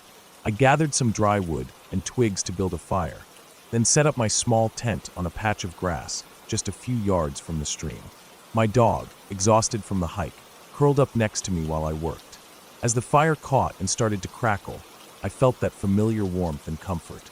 I cooked a simple dinner, some canned stew heated over the flames, and ate slowly, listening to the sounds around me. The rustling leaves, the distant call of birds settling in for the night, the water running over rocks. It was around 8:30 p.m. when the first strange sound hit me. It started softly, almost like a far-off wind, but then it grew louder, turning into a clear, piercing siren. It wasn't the usual emergency siren that I'd heard in towns. It was exactly like the one from that Silent Hill movie, the eerie, almost mechanical wail that seems to cut through everything. The noise felt completely out of place here, deep in the wilderness, far from any town or city. It lasted for maybe a minute, then stopped as suddenly as it started. At first, I thought maybe I was imagining it. Maybe it was some kind of animal or strange wind. But no, it was definitely a siren. It made my skin crawl. I looked around, my dog suddenly alert, ears perked and body stiff. The forest was quiet again, just the natural sounds of the night taking over. But I was on edge. That siren shattered the calm in a way nothing else could. I sat by the fire, poking at the flames, watching my dog as he lay beside me. Every little noise, the snap of a twig, the rustle of leaves, made me jump. The sky was dark now, but the stars were out, bright and steady. The moon was a thin crescent, barely lighting the forest floor. After a while, I tried to convince myself it was just some prank, or maybe a leftover test siren from some emergency system I hadn't heard about. I pulled out my phone to check for any alerts or messages, but there was no signal here, no bars at all. No way to verify what I'd heard. The night grew colder. I wrapped myself tighter in my jacket, made sure my dog was close. Then, just as I was settling in, the siren sounded again. Same eerie tone, same long, slow wail that rose and fell like a banshee's cry. It pierced through the natural sounds again, making the hairs on my neck stand up. I froze, heart pounding. My dog growled softly, standing and looking toward the dark trees at the edge of the clearing. I shone my flashlight in that direction, but there was nothing. No movement, no figures, just the shadows of trees swaying in the night breeze. I listened for a long time after the siren stopped. Only the quiet, the crackling fire, the occasional rustle of leaves. The silence seemed almost louder than before. I tried to sleep, but it was impossible. Every time I closed my eyes, I could still hear the ringing in my ears from that siren. I kept hearing little things in the woods, the snap of branches, faint rustles, the occasional low growl or howl far off. My dog refused to lie down, pacing around the tent, ears alert and tail stiff. The siren sounded again, maybe 2 or 3 more times over the next few hours. Each time, it felt louder and closer. It never lasted more than a minute, but the way it sliced through the peaceful night was enough to keep me on edge. At one point, I noticed the wind had picked up. The temperature dropped noticeably. The fire flickered wildly, and the shadows cast by the flames stretched and danced in strange shapes. The forest felt different, less welcoming. Even my dog seemed tense, his nose twitching as he sniffed the air. I wondered if maybe some kind of weather event was coming. Tornado sirens make sense if a tornado is nearby. But the weather had been calm all day, and I hadn't seen any dark clouds or storms. Just clear skies and a faint breeze. When dawn finally broke, I packed up quickly, eager to leave. I took my time retracing the trail, but the forest still felt heavy, quiet in a way that wasn't natural. My dog stayed close, occasionally glancing over his shoulder. Back in town, I headed straight to the ranger station. I asked if anyone had reported tornado sirens or emergency alerts last night in the area. They looked puzzled. They told me there was no tornado warning system there. No sirens like that for miles. The closest town that used sirens was over 30 miles away, and they hadn't sounded any alarms recently. Afterward, I did some digging online. Nothing. No warnings, no test sirens, no reports of strange sounds. The weather services showed no storms, no emergencies. Local news had no reports. It was like the sound never happened. I've thought about it a lot since then. Maybe it was a prank by some kids with a speaker, but who would haul that equipment so far into the woods? Or maybe some old, forgotten emergency system malfunctioned? But the area doesn't have any official sirens. The fact that the sound was so clear and loud, that it came multiple times, and that it was that exact eerie mechanical wail, has stuck with me. It wasn't an animal, or a natural sound, or any wind effect I know. The wilderness felt safer during the day, but at night, surrounded by trees and darkness, that siren was something else entirely. Something that reminded me how alone and vulnerable you can be when far from help. I still don't have an answer for what I heard, but I know I won't be camping alone that far out anytime soon. The woods can be peaceful and beautiful, but they can also hide things you don't understand. And that night, that sound made me realize just how alone you can feel in the middle of nowhere.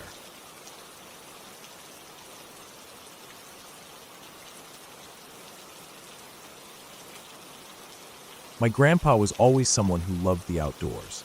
Hunting was his thing. Not just any hunting, but coon hunting. He had a pack of purebred coon dogs, the kind that had won trophies at dog shows all over the state. He took pride in them, well-trained, fierce when they needed to be, but smart too. Those dogs were more than pets. They were partners. One late fall day, he decided to go out for a hunt. The woods behind his house were thick, quiet, and perfect for what he wanted. The property was big, several acres of cornfields running right up to dense patches of trees. The forest was a patchwork of oaks and maples, their leaves turning brown and orange, crisp underfoot. It was that time of year when the air carried a sharp bite, but the sun still warmed your back when it broke through the branches. He had his shotgun strapped on, and the 3 dogs were eager to get moving. They knew the routine. The morning had started like any other, quiet, calm, routine hunting. They moved slowly across the cornfield, the dry stalks snapping and rustling as they walked. That's when he saw it. Up in one of the big trees, hanging between thick branches, was something that didn't belong there. At first, from a distance, it looked like a dark shape, maybe some kind of large animal stuck up there. But as he got closer, the shape became clearer. It was a snowmobile, just hanging there in the tree, like someone had lobbed it up and caught it in the branches. His first thought was something along the lines of, what kind of hillbilly motherfucker does this? It made no sense. Snowmobiles aren't light, and they certainly aren't the kind of thing you'd expect to find stuck in a tree. He scanned the area, looking for tracks, signs of who might have done this or why. But the ground was rough, covered in dry leaves and broken corn stalks. There were no fresh tire marks leading away from the spot, no footprints, nothing to explain why or how it got there. The dogs were tense, low growls rolling softly from their throats. They sensed something was off too, but they trusted him. He gripped his gun a little tighter and moved on. Further into the tree line, the woods thickened. The light grew dimmer beneath the heavy canopy. He kept walking, dogs sniffing the ground, ears twitching at every crack and snap. Suddenly, he stumbled onto something else. An old barn, but not like the kind you usually see on a farm. This barn was strange, open-ended on both sides, without the usual triangular gables that give a barn its shape. It was more like a long, narrow tunnel made of wood, with rough boards nailed across the sides. He stepped inside, and his boots echoed softly on the wooden floor. The inside was bizarre. Platforms ran along both sides, like stages or risers. Neon paintings decorated the walls and ceiling, colors glowing faintly even in the half-light, bright greens, blues, reds, twisted into shapes that didn't make much sense, maybe skulls or eyes or creepy faces. The air smelled like old wood and something faintly chemical, like paint or fuel. He realized, almost immediately, that he wasn't just on some random piece of abandoned farm property. This place was set up for something else. Then it hit him. He had wandered onto a haunted hayride attraction during the off-season. The place had been left to rot, but it still had that eerie sense of purpose, like it had been designed to scare people, to make them jump and scream and run. But now it was just empty. No lights, no sounds, no people. Just silence, and the way the boards creaked when he moved. He checked his watch. The sun was already low, shadows stretching long across the floorboards. The dogs were restless, pulling at their leads, wanting to move on. He turned and headed back out through the barn, keeping his eyes peeled for anything else that seemed out of place. The woods were silent as he moved back through them, but the feeling stuck with him, that this place, this property that he knew so well, held secrets he hadn't known about. Not ghosts or monsters, but something stranger, a forgotten slice of human nonsense, left to slowly rot in the cold autumn air. He made his way back across the field, dogs tired but still alert, and that snowmobile hanging in the tree faded behind him. He didn't stop to try and figure out how it got there. Some things weren't meant to be explained. When he finally got home, he cleaned his guns, fed the dogs, and poured himself a drink. But he never forgot that day. The day when the woods behind his house didn't feel like his woods anymore. The day he found a snowmobile in a tree and a haunted hayride barn waiting silently in the shadows.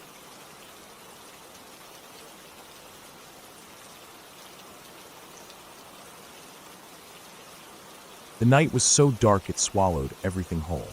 I've been through plenty of dark nights, but that one in the Vietnam jungle felt like the absolute blackest of the black. The sky was covered by a low, thick blanket of clouds, so dense that not a single star could shine through. No moonlight, no distant glow from cities or villages. Nothing but pitch black, like the world had been wiped clean of light.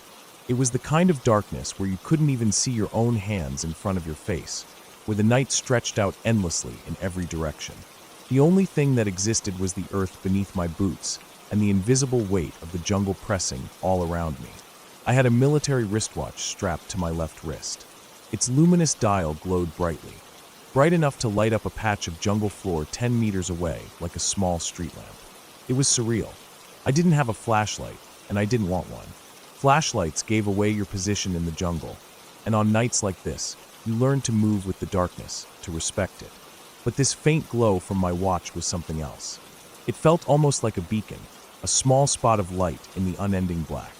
As I shifted my gaze to the ground, I noticed something strange. The earth all around me was glowing faintly in a pale yellow-green light. At first, I thought it was a trick of the eye, maybe something reflecting the watch's glow. But the glow wasn't from any shiny object. It was coming from the dead leaves scattered on the jungle floor. It was a soft, eerie light, almost like the ground was breathing with a quiet, green fire beneath me. The live plants didn't shine. Only the dead leaves glowed, and only just enough to outline their shapes in the darkness. I knelt down and stared closer. The glow was real and unmistakable. It was like the jungle floor was covered in tiny lanterns, each leaf shimmering with a faint, unnatural light. I guessed it was phosphorus in the soil, though I'd never seen anything like this. The effect was both unsettling and strangely beautiful. It looked like a hidden world, an underground carnival lit by nature's secret hand. Then, I saw a beetle crawling slowly over one of those glowing leaves. Its shell was lit up too, as if it had eaten the glowing stuff. The little creature looked like a tiny UFO in the darkness, shining like a moving star in the jungle. A few moments later, a millipede passed by, a long, wriggling thing, its body dotted with bright phosphorescent spots that flickered as it moved. It looked like a disco ball on legs, pulsing softly in the jungle night. I stayed there, watching that strange light show for a while. The silence around me was heavy. Not just silence in the usual sense, but a thick, oppressive quiet that made my own breathing sound loud and foreign. The jungle, always alive with noises during the day, was dead quiet at that moment. It was like everything was holding its breath, waiting for something to happen. But nothing did. No distant gunfire, no rustling animals, no whisper of the wind. Just me, the glowing leaves, and the crawling insects lighting up the jungle floor. I had a lot to think about that night. War, death, fear. Everything that had been pushed aside during the day came crashing back in the dark. The jungle was a cruel place. It didn't care who you were, where you came from, or what you believed in. It was just there, indifferent and patient. The glowing leaves felt like some strange sign from the war gods, if such things existed, reminding me of the fragility of life and the eerie beauty hidden even in the darkest places. I told myself it was just beautiful. That was all I could make of it at the time. No grand meaning, no divine message. Just nature doing its strange, quiet thing. Later, after the war, I wrote about that night on Reddit. It stuck with me because it was one of those moments that felt like a window into something bigger, even if I couldn't quite understand what. Looking back, I think the glow was nature's reminder. A reminder that even in the deepest, darkest nights, life finds a way to shine. Not always loud or bright, sometimes just faint and hidden, waiting for someone to notice. It's the small things that matter. Those tiny lights in the dead leaves, the quiet persistence of the beetle crawling through the night, the millipede's slow dance across the jungle floor. The war took many things from me, but that night in the jungle gave me a glimpse of something else. Something untouched by violence or fear. It was a moment of pure stillness and strange, glowing beauty in a world turned upside down. A moment that, in its own quiet way, gave me hope. In the end, the darkness didn't swallow me whole. It showed me that even the darkest night has a secret light waiting to be found. And sometimes that's enough.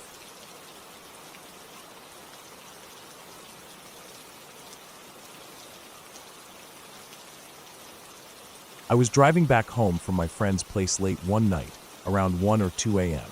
The roads were mostly empty, and the sky was a thick black blanket with no moon or stars to break it up.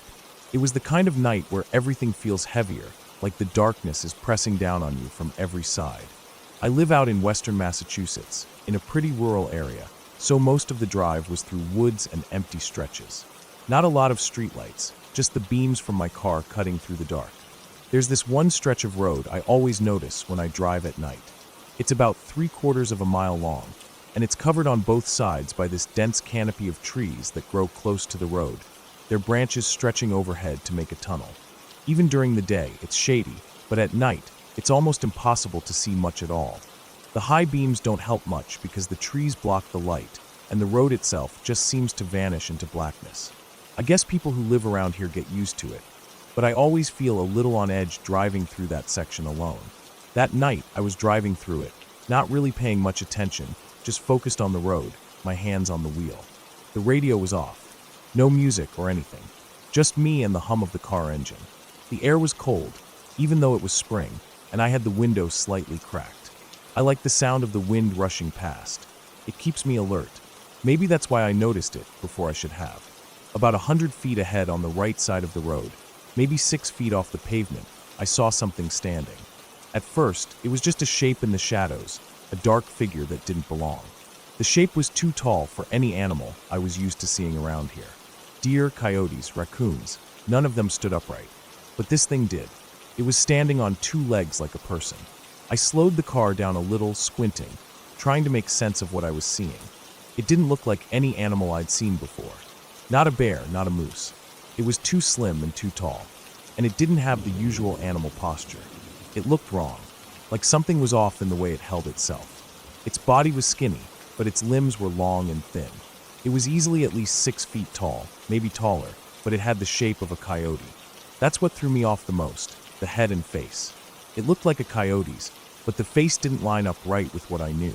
Its eyes were the worst part. They were too big and set too far apart. There was a sharpness to the way they caught the light from my headlights, but they didn't look like animal eyes. They were almost human, too expressive, too focused. I got this sinking feeling in my stomach, the kind you get when you see something deeply wrong, but can't immediately explain why. I kept staring, trying to process what I was looking at. The creature stayed completely still, just watching me as I got closer. I swear the moment our eyes met, I felt my breath catch. It was like the thing was reading me, sizing me up. It made me feel nauseous, like I was staring at something unnatural. I remember thinking, this can't be real. I must be hallucinating or tired. But no, it was there, in the flesh, standing just feet from the road. I'm not the type to scare easily. I grew up around the woods, camping and hiking since I was a kid. I know what coyotes look like, and I've seen a lot of wildlife. This wasn't any coyote I knew. As I got closer, about 30 feet away, the creature shifted slightly. Not running, not moving fast, just a subtle movement that made my skin crawl. Its head tilted almost sideways, like it was trying to figure me out or decide something. That's when my heart really started pounding. My hands gripped the steering wheel tighter. I don't remember much about how I reacted after that moment. I think I must have frozen for a second, caught between fear and disbelief. Then I slammed the gas, gunning the engine and pushing the car forward faster than I should have. The whole time, I kept looking in my side mirror, expecting it to chase me or run after the car, but it just stayed there, standing tall and watching as I sped away. I didn't stop until I pulled into my driveway, about 20 miles later. When I got home, my hands were shaking so badly, I almost dropped the keys. I locked every door and window, even though I was inside and safe, and kept looking out through the blinds, half expecting to see it somewhere nearby. But it was gone. I didn't sleep that night. I sat on the couch, trying to make sense of what I saw. I told myself it was a trick of the light or some weird animal deformity. Maybe someone's messed up dog or a coyote with some strange illness. But the more I thought about it, the less sense any explanation made. It felt like something else entirely, something ancient and wrong. I've read about skinwalkers and wendigos before, stories from Native American folklore about creatures that change form and stalk the woods. I never believed them, not really. But what I saw that night made me wonder if there's some truth to those stories. I haven't driven that road at night since. I stick to the highway, even if it adds time to my trip. The memory of that creature is burned into my mind. The way it stood so still and tall, the way its eyes seemed almost human but cold and hungry. I've never told anyone close to me about it because I don't want to sound crazy. But writing this down now, I realize how much it shook me. I don't know what that thing was, but I know it wasn't just an animal. Sometimes, when I'm alone in the dark, I think about those eyes watching me from the woods.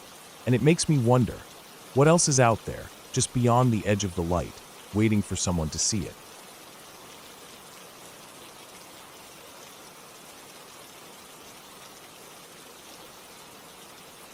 When I was about 6 or 7 years old, my family lived in a trailer house way out in the country. The kind of place where you don't have neighbors right next door. Our closest neighbor was maybe 3 miles away, and even that was a stretch. It was quiet out there, really quiet, especially at night, and the darkness felt heavier, somehow thicker. We had some stories about weird things happening around the area. Most of it was just talk, local rumors, stuff you hear when you live near the woods and a big cemetery that's only half a mile from our trailer. But none of those stories really mattered compared to what my brother and I saw one night. It was the weirdest, creepiest thing I've ever experienced, and the crazy part is my brother saw it too. I know we weren't just imagining things, because he was there and saw it just as clearly as I did. Our trailer had a small addition built onto the back, an extra room made just for me and my brother, so we'd have a bit more space. Before that room was built, we shared a bed, which was normal for us back then. My brother was about 14 or 15 years old at the time. He was way bigger and older, and I always thought it was kind of cool sleeping next to him. That night, my dad was working his late shift. He worked from about 10 p.m. to 7 a.m., so he wasn't around. My mom had gone out of town for a barrel race competition that would last a day or two, so it was just the two of us in the trailer. The clock was probably about 1 a.m. when we were lying in bed, trying to fall asleep. The night outside was completely dark. We had a porch light on, but it only reached so far. The way the addition room was set up, the porch light cut off just a few yards away, and behind the trailer, where one of those old-school, giant propane tanks sat, it was pitch black. The propane tank was about 20 yards behind the addition, close enough to hear noises if you really listened, but too far for the porch light to reach. Moonlight gave just a little bit of light, but with the trees and bushes around it, the area was almost completely shadowed. We were lying there, half awake, when we heard a soft, rhythmic duong duong dung sound. It wasn't loud, but it was clear, the kind of sound you get when you lightly tap a metal propane tank with your heel or a hard shoe. We both stopped and listened. It was coming from right behind the trailer, near the propane tank. "What's that?" I whispered to my brother. He didn't say anything, just sat up slowly, and so did I. We got out of bed and crept over to the window that faced the propane tank. The window was behind a huge entertainment shelf that held the TV and our old Nintendo. We carefully peeked through the blinds, and that's when we saw it. There was a small, dark silhouette sitting right on top of the propane tank. It looked like a little man, maybe a child, but the shape was strange. It was just sitting there, kicking its feet back and forth, its heels hitting the metal tank with those same soft duong sounds. The figure was small, maybe the size of a kid about my age or younger, but the shape of the head and the way it moved didn't look right. The silhouette was just a dark shadow with no clear features, like someone cut out of black paper. We froze, watching it for what felt like forever. Then, almost without thinking, my brother pushed the entertainment shelf against the window blinds. The shelf scraped loudly across the blinds, making a crashing noise. The silhouette immediately stopped kicking its feet and turned its head slowly toward the window. I could almost feel its eyes on us, like it was staring right through the glass. The look of it, whatever it was, made my stomach drop. It didn't look like a person or an animal I had ever seen before. It was wrong. We both screamed and ran, faster than I thought we could move. We didn't stop until we got to our parents' bedroom, where we locked the door and sat on the floor, panting and wide-eyed, trying to catch our breath. We stayed there for about 10 minutes, listening to every little sound, waiting for something to happen. But the trailer stayed silent. Nothing else moved or made noise. Eventually, we calmed down enough to go back to our room. We were still scared, but curious. We looked back out the window where we had seen the figure. It was gone, completely gone, like it had never been there at all. The night was just quiet again, with only the soft rustling of leaves in the breeze. Then we heard the dogs. Our family had several big outside dogs, guard dogs that roamed the pasture and the yard. Suddenly, their barking exploded into frantic, loud yells, sharp and desperate. The dogs were chasing something in the pasture. We ran over to the other window that looked out toward the pasture and saw them hauling ass after something.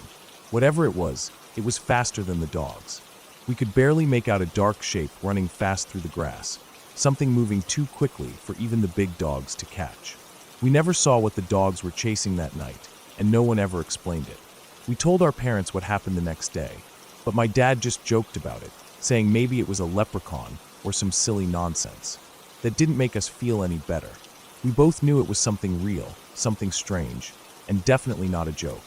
A few nights later, the same thing happened again. The dogs started barking and chasing something across the pasture, just like before. Whatever it was moved so fast, so smooth, the dogs couldn't catch it. That second night was even weirder because this time, we both stayed awake to watch. The darkness hid the shape, but we both saw movement, a quick flash of something small and dark that ran circles and zigzags, completely outpacing the dogs. That whole week after those nights, I kept thinking about that little shadow on the propane tank. How did it get there? What was it? It didn't look human, but it acted like it was watching us. The way it kicked its feet like a kid, but then turned to look right at us, that image is burned into my memory forever. I remember lying awake many nights after that, staring out the window, waiting to see if it would come back. But it never did. The dogs kept barking sometimes, chasing things I never saw. And sometimes, when the night was especially quiet, I could swear I heard those soft duong sounds from the propane tank, like little footsteps or a heel tapping the metal. I never figured out what we saw or what it was. I've asked my brother about it over the years, and he still gets chills thinking about it. Neither of us has a good explanation, and I've never told anyone else because it sounds crazy. But it happened. We both saw it, clear as day. That small silhouette on the propane tank, sitting there in the dark, watching us. It's the weirdest thing that ever happened to me as a kid. And even now, years later, I'm still not sure if it was some kind of animal or person or something else entirely. All I know is that it was real, and I hope I never see something like that again.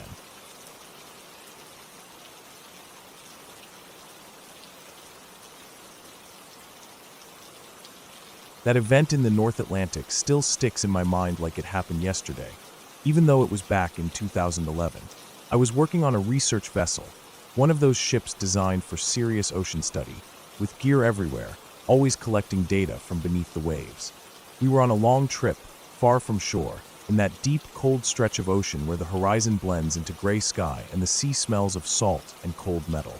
The crew was used to long hours, rough weather, and strange things out there, but nothing prepared me for what we saw one night. The watch I was on was the midnight to 4 a.m. shift. It was dead quiet out there, the kind of silence that makes every creak of the ship sound loud, every drip of water off the rails noticeable. The sea was calm, just a slow swell, and the sky was thick with low clouds, heavy and gray. We were miles from any land, nothing but water in every direction and a cold wind biting at our faces when we went on deck for fresh air. Then it happened. Out of nowhere, this insane bright light shot down into the ocean. It wasn't like a falling star or a flare dropping with a slow arc and a burnout. It moved fast, straight and sharp like a missile, cutting right through the low clouds. The color was the most unnatural thing, neon green, like something you'd see glowing in a science lab, but way brighter, blinding even when you tried not to look directly at it. It wasn't just a light, it was like a living beam, cutting through the night sky and the clouds like a knife through butter. The whole sky around the ship lit up green, the clouds split apart in a perfect, clean line where the thing passed.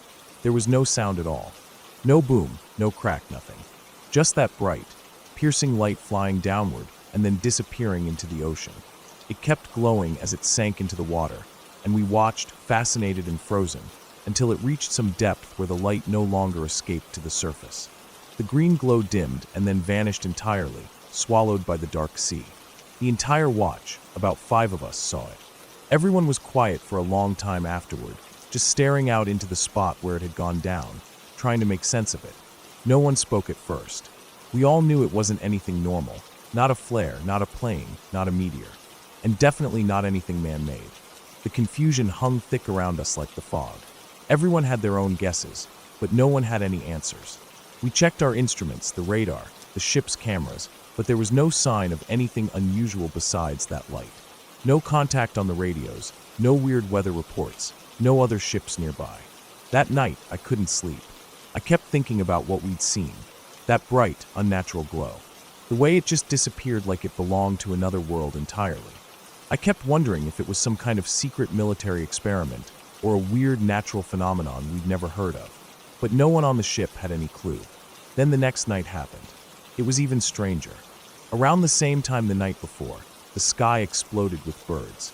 I've been on ships for years, and I've never seen anything like this. Suddenly, thousands of seabirds appeared, flying all over the place like they were caught in some invisible storm.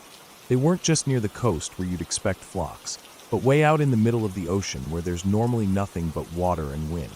They were confused, flying low, bumping into the ship, flying directly into the radar domes, falling into the water, exhausted and stunned. Some of the birds were species I didn't even think could be that far out. We had puffins, gulls, terns, and some bigger birds I didn't recognize at first, ones more common near shore or in colder climates. The chaos was complete, birds crashing into the deck lights, feathers flying everywhere, some drowned trying to land on the rough water around us.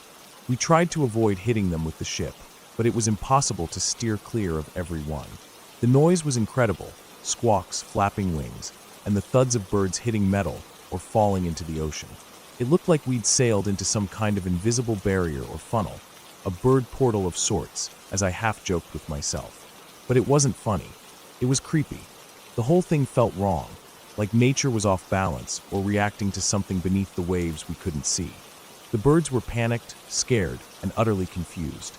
I remember watching one bird circle the deck, struggling to stay upright, then suddenly smacking straight into a radar dome and tumbling off the side of the ship. That night, the entire crew was on edge. The birds flew around us for hours, long after sunset, and the chaos finally began to die down only after midnight. By morning, the deck was covered in feathers and bird droppings, and the sea was littered with flapping wings and floating bodies. It was heartbreaking and unsettling all at once. We never figured out why the birds were there or why they acted like that. Radar didn't show any storms or unusual weather patterns that could explain their behavior. It was like the light we saw the night before had stirred something in the ocean or the atmosphere, something invisible and beyond our understanding. The two events felt connected, but no one could say how. After those nights, the rest of the trip was quiet, almost painfully normal. We double-checked all the instruments and data, but nothing else strange showed up. The ocean was back to its usual calm mystery. I've spent years at sea since then, on many ships and in many places. I've seen storms that could swallow a ship whole, strange sea creatures glowing in the deep, and unexplained noises on the radio. But nothing has come close to that bright green light or the bird chaos that followed. It's the single most mysterious and chilling thing I've experienced on the ocean. A moment when the deep sea showed me something I couldn't explain, something raw and real, but totally alien. I don't tell the story often because it sounds crazy, even to me. But when I do, people always want to know what I think it was. I don't pretend to have an answer. All I know is what I saw with my own eyes, a perfect, blinding green light shooting into the water without a sound, and then the sky filled with confused, desperate birds the very next night. To this day, I wonder if that light was a natural event we don't yet understand, or something man-made, some secret weapon or experiment gone unnoticed. Or maybe it was just the ocean itself, showing a side of itself that no one else had ever seen. Whatever it was, it shook me in a way no storm or strange animal ever has. It reminded me just how vast and unknowable the sea still is, even after all these years of sailing. And maybe that's the real lesson. No matter how much we study or explore, the ocean keeps its secrets close, and sometimes those secrets come glowing out of the darkness when you least expect them.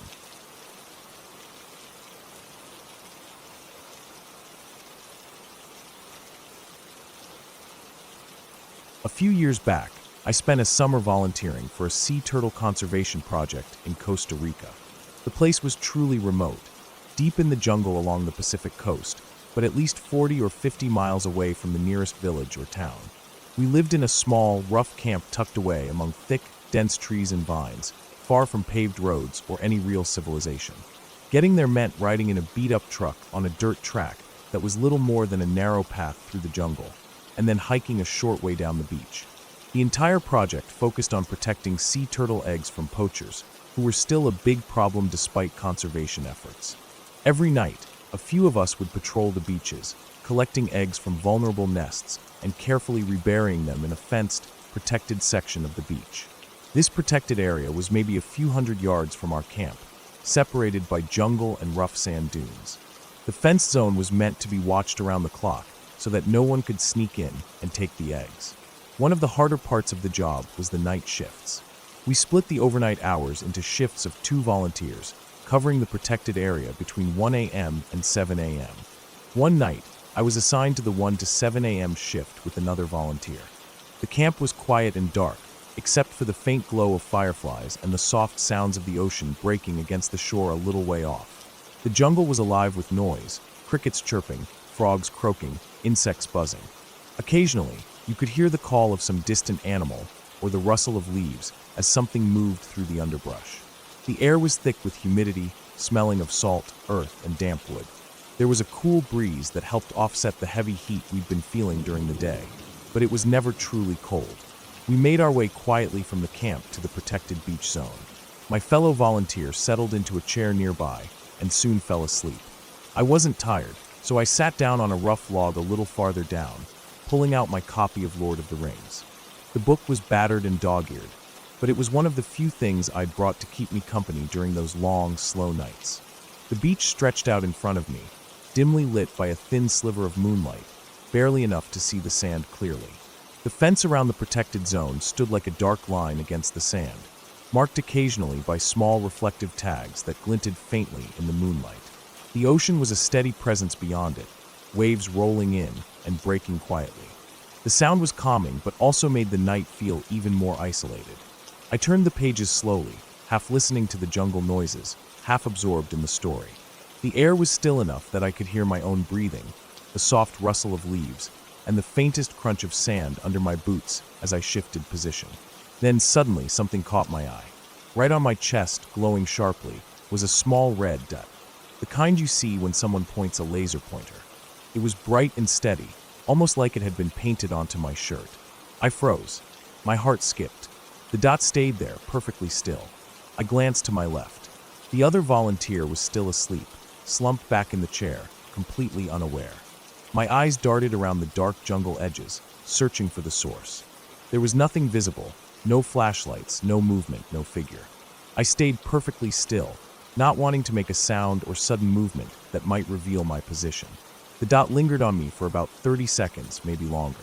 It felt like time stretched out. My mind raced with questions. Who was out here? How had they gotten so close without us hearing? What did they want? The jungle swallowed all other sounds except for my own pounding heartbeat and the distant crash of waves. Slowly, the red dot vanished. Just like that, it was gone. I looked everywhere, but I never spotted the source. The rest of the night passed without incident. I watched the beach, alert and uneasy. The other volunteers slept through it all, and by morning we returned to camp with no further trouble. I never found out who pointed that laser at me or why.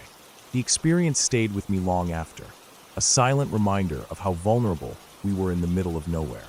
The jungle might be beautiful and full of life, but it's also wild and unpredictable, and sometimes quietly watching back.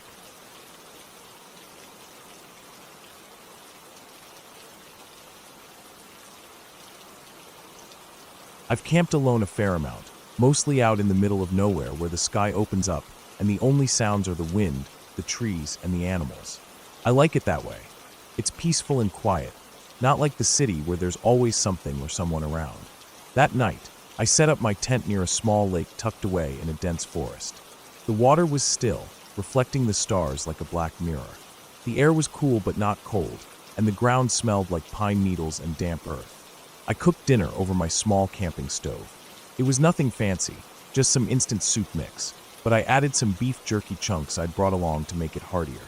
It was kind of like a stew by the time it was ready, thick with bits of jerky and vegetables. I ate slowly, watching the lake's surface ripple softly in the evening breeze. After I finished, I rinsed my pot and dumped the leftover soup and jerky bits into the lake, thinking it would attract some fish or just disappear naturally. I know it's not the cleanest thing to do, but I've always done it this way when camping alone. I've dumped food scraps near water before, and yeah, it usually pulls in some critters. Raccoons, squirrels, sometimes even deer come close to sniff around. It's part of the experience, sharing a little with the wild. I didn't worry about it. I crawled into my tent after dark, zipped it up, and laid down on my sleeping pad. The fabric of the tent felt thin, but enough to keep the chill out. Outside, the forest was alive with the usual sounds, the chirping of crickets, the rustling of small animals in the underbrush, the occasional hoot of an owl. After a few minutes, I heard the familiar scrabbling and sniffing of raccoons coming near the campsite, likely drawn by the smell of jerky stew. Their little paws and claws scraped on fallen leaves and pine needles. I wasn't scared, just comforted, in a way, knowing the forest was awake. But then, something changed. After about 15 minutes, the raccoons suddenly scattered. There was a frantic rustling, a panicked noise like dozens of feet scrambling through leaves. The calm night was shattered by the chaos. The animals seemed terrified, running in every direction at once. I stayed still, frozen in my sleeping bag, listening. Then I heard it. At first, I couldn't place the sound exactly, just a low rustling, almost no footsteps, no heavy thumps. The noise was quiet, but different from the small creatures. Leaves brushing softly, but the movement was purposeful, slow, and deliberate. The forest felt different, closer. Then came the howling, a chilling, raw wolf howl, cutting through the night like a knife. It wasn't far away. It was close, just outside my tent, maybe 100 feet or less. The sound was sharp, clear, and filled with some kind of desperate hunger or warning. It echoed off the trees, bouncing around in the darkness. My heart pounded. I lay perfectly still, hardly daring to breathe. The howling stopped, then started again from a different direction, like the wolves were moving around, circling. The rustling leaves continued. No footsteps that sounded heavy or crashing, just the subtle movement of something big in the brush. I stayed inside my tent, zipped all the way up, clutching my flashlight. I didn't want to peek out, not even a little. The forest seemed alive with eyes watching, waiting.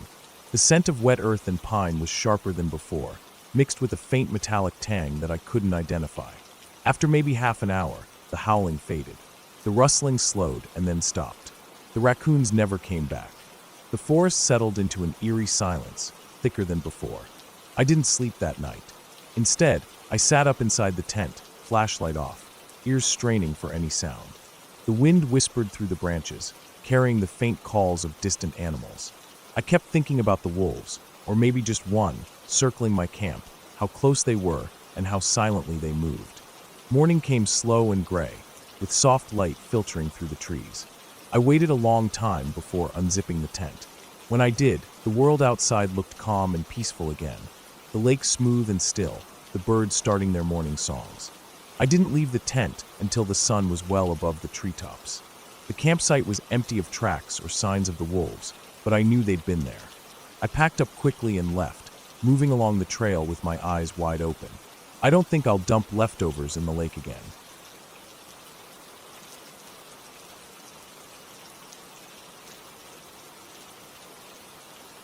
I used to work at this large movie theater, one of those multiplex places with 16 screens.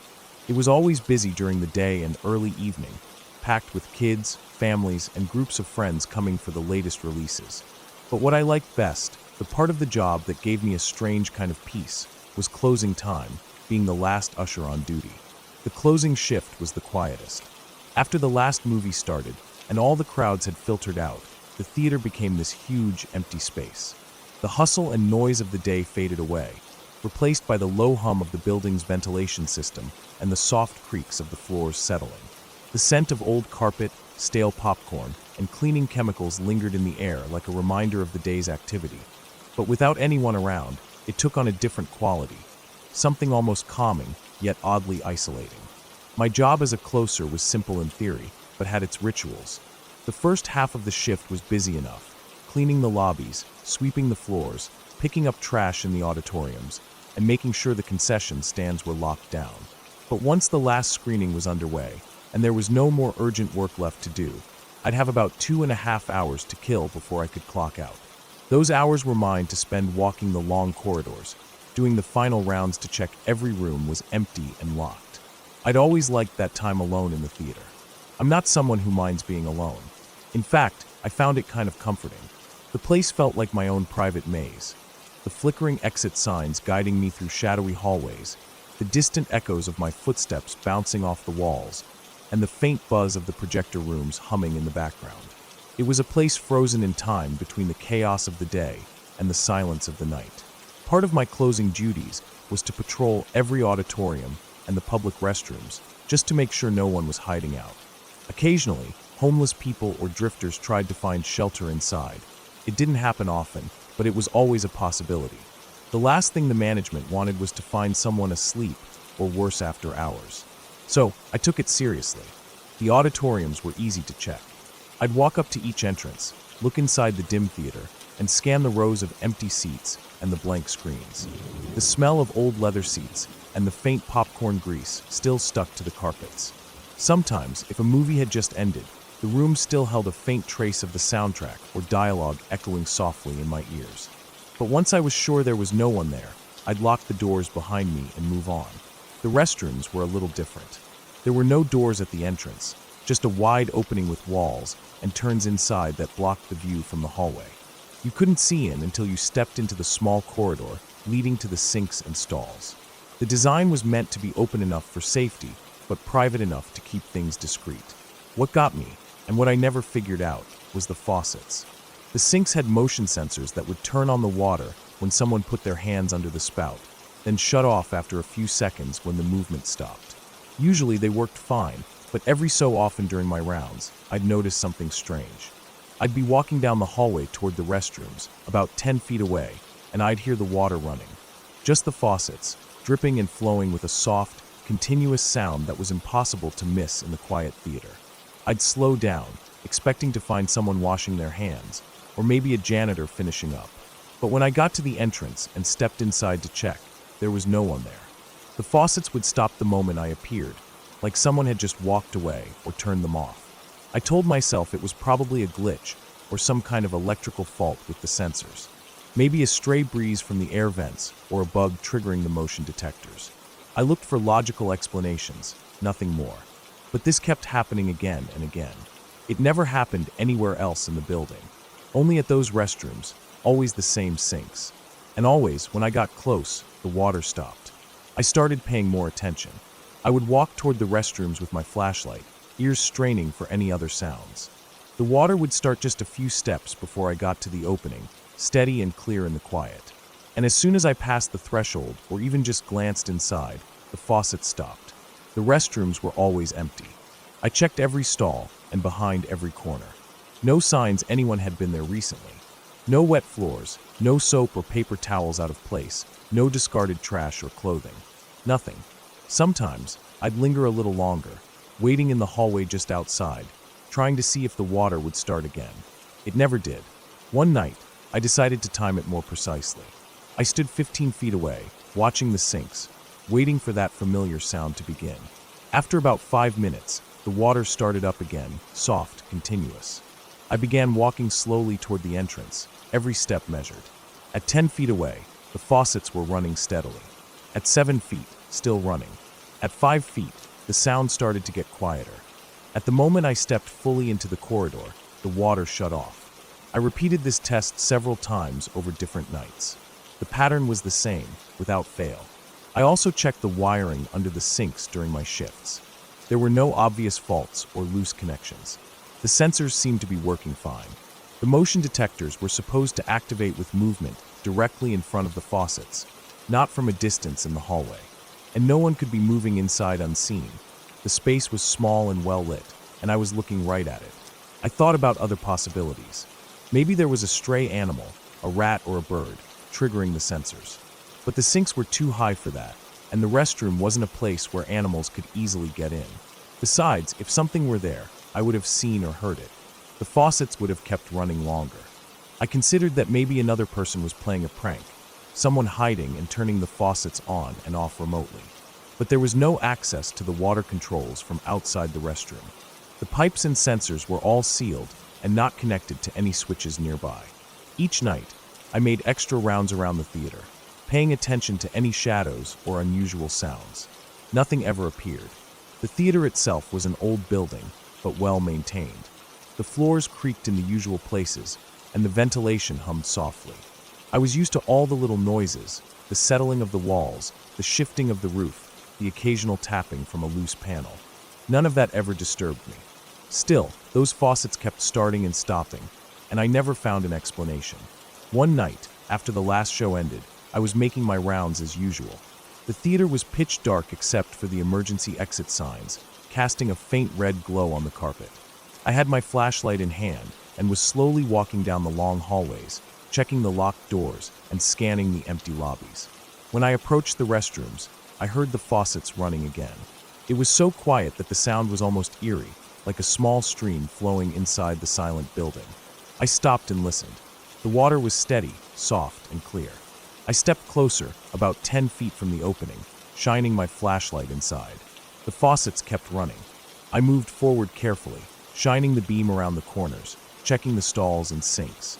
The restroom was empty. At the moment I stepped fully inside the corridor, the water stopped again. The silence that followed felt heavier than before. I stood there, trying to shake the uneasy feeling that had started creeping over me. That's when I noticed something else, a faint smell, not of the usual cleaning chemicals, but something musty, like damp fabric or old sweat. I hadn't smelled that before. I looked down and saw a small scrap of fabric, caught under the edge of the sink cabinet. It was old and frayed, like a piece torn from a jacket or a shirt. That struck me as odd. I crouched down, carefully pulling the fabric free. It was threadbare and smelled like it had been damp for a while. I pocketed it, feeling a chill run down my spine. I kept looking around, searching for any other clues. Near the back wall, behind a trash bin, I spotted faint footprints in the dust on the floor. They were small and light, as if someone had stepped there in soft shoes. No one was supposed to be there. I checked the security cameras in the lobby when I got to the control room. None of them pointed directly into the restroom area, but I scanned footage from the hallways nearby. No one entered or left that section of the building after closing. The mystery deepened. After a few weeks of paying close attention, I started piecing things together. The scrap of fabric was the biggest clue. I thought about who might have been hiding there. Someone small, possibly homeless, sneaking into the theater late at night to find shelter. The water running might have been from someone washing their hands or face, trying to clean up. But why did the water always stop as soon as I showed up? I realized the person must have been hiding just out of sight, moving away quickly whenever they heard me approaching. The motion sensors would pick up their hands or movement near the faucets, but when I got close, they ducked back into the shadows. The restroom's design, walls and turns blocking sight lines, made it easy for someone to stay hidden. I talked to the manager, and they confirmed that homeless people sometimes tried to sleep in the theater, especially in winter. They'd never found anyone after hours, but they hadn't done detailed searches of the restrooms either. After that, I adjusted my patrols. Instead of just walking through quickly, I started checking every nook and cranny. One night, I stayed just outside the restroom entrance, waiting quietly. After about 15 minutes, I heard the faucets start running again. I waited until the sound was steady, then slowly opened the door a crack. I saw a shadow move quickly behind the sinks. I shined my flashlight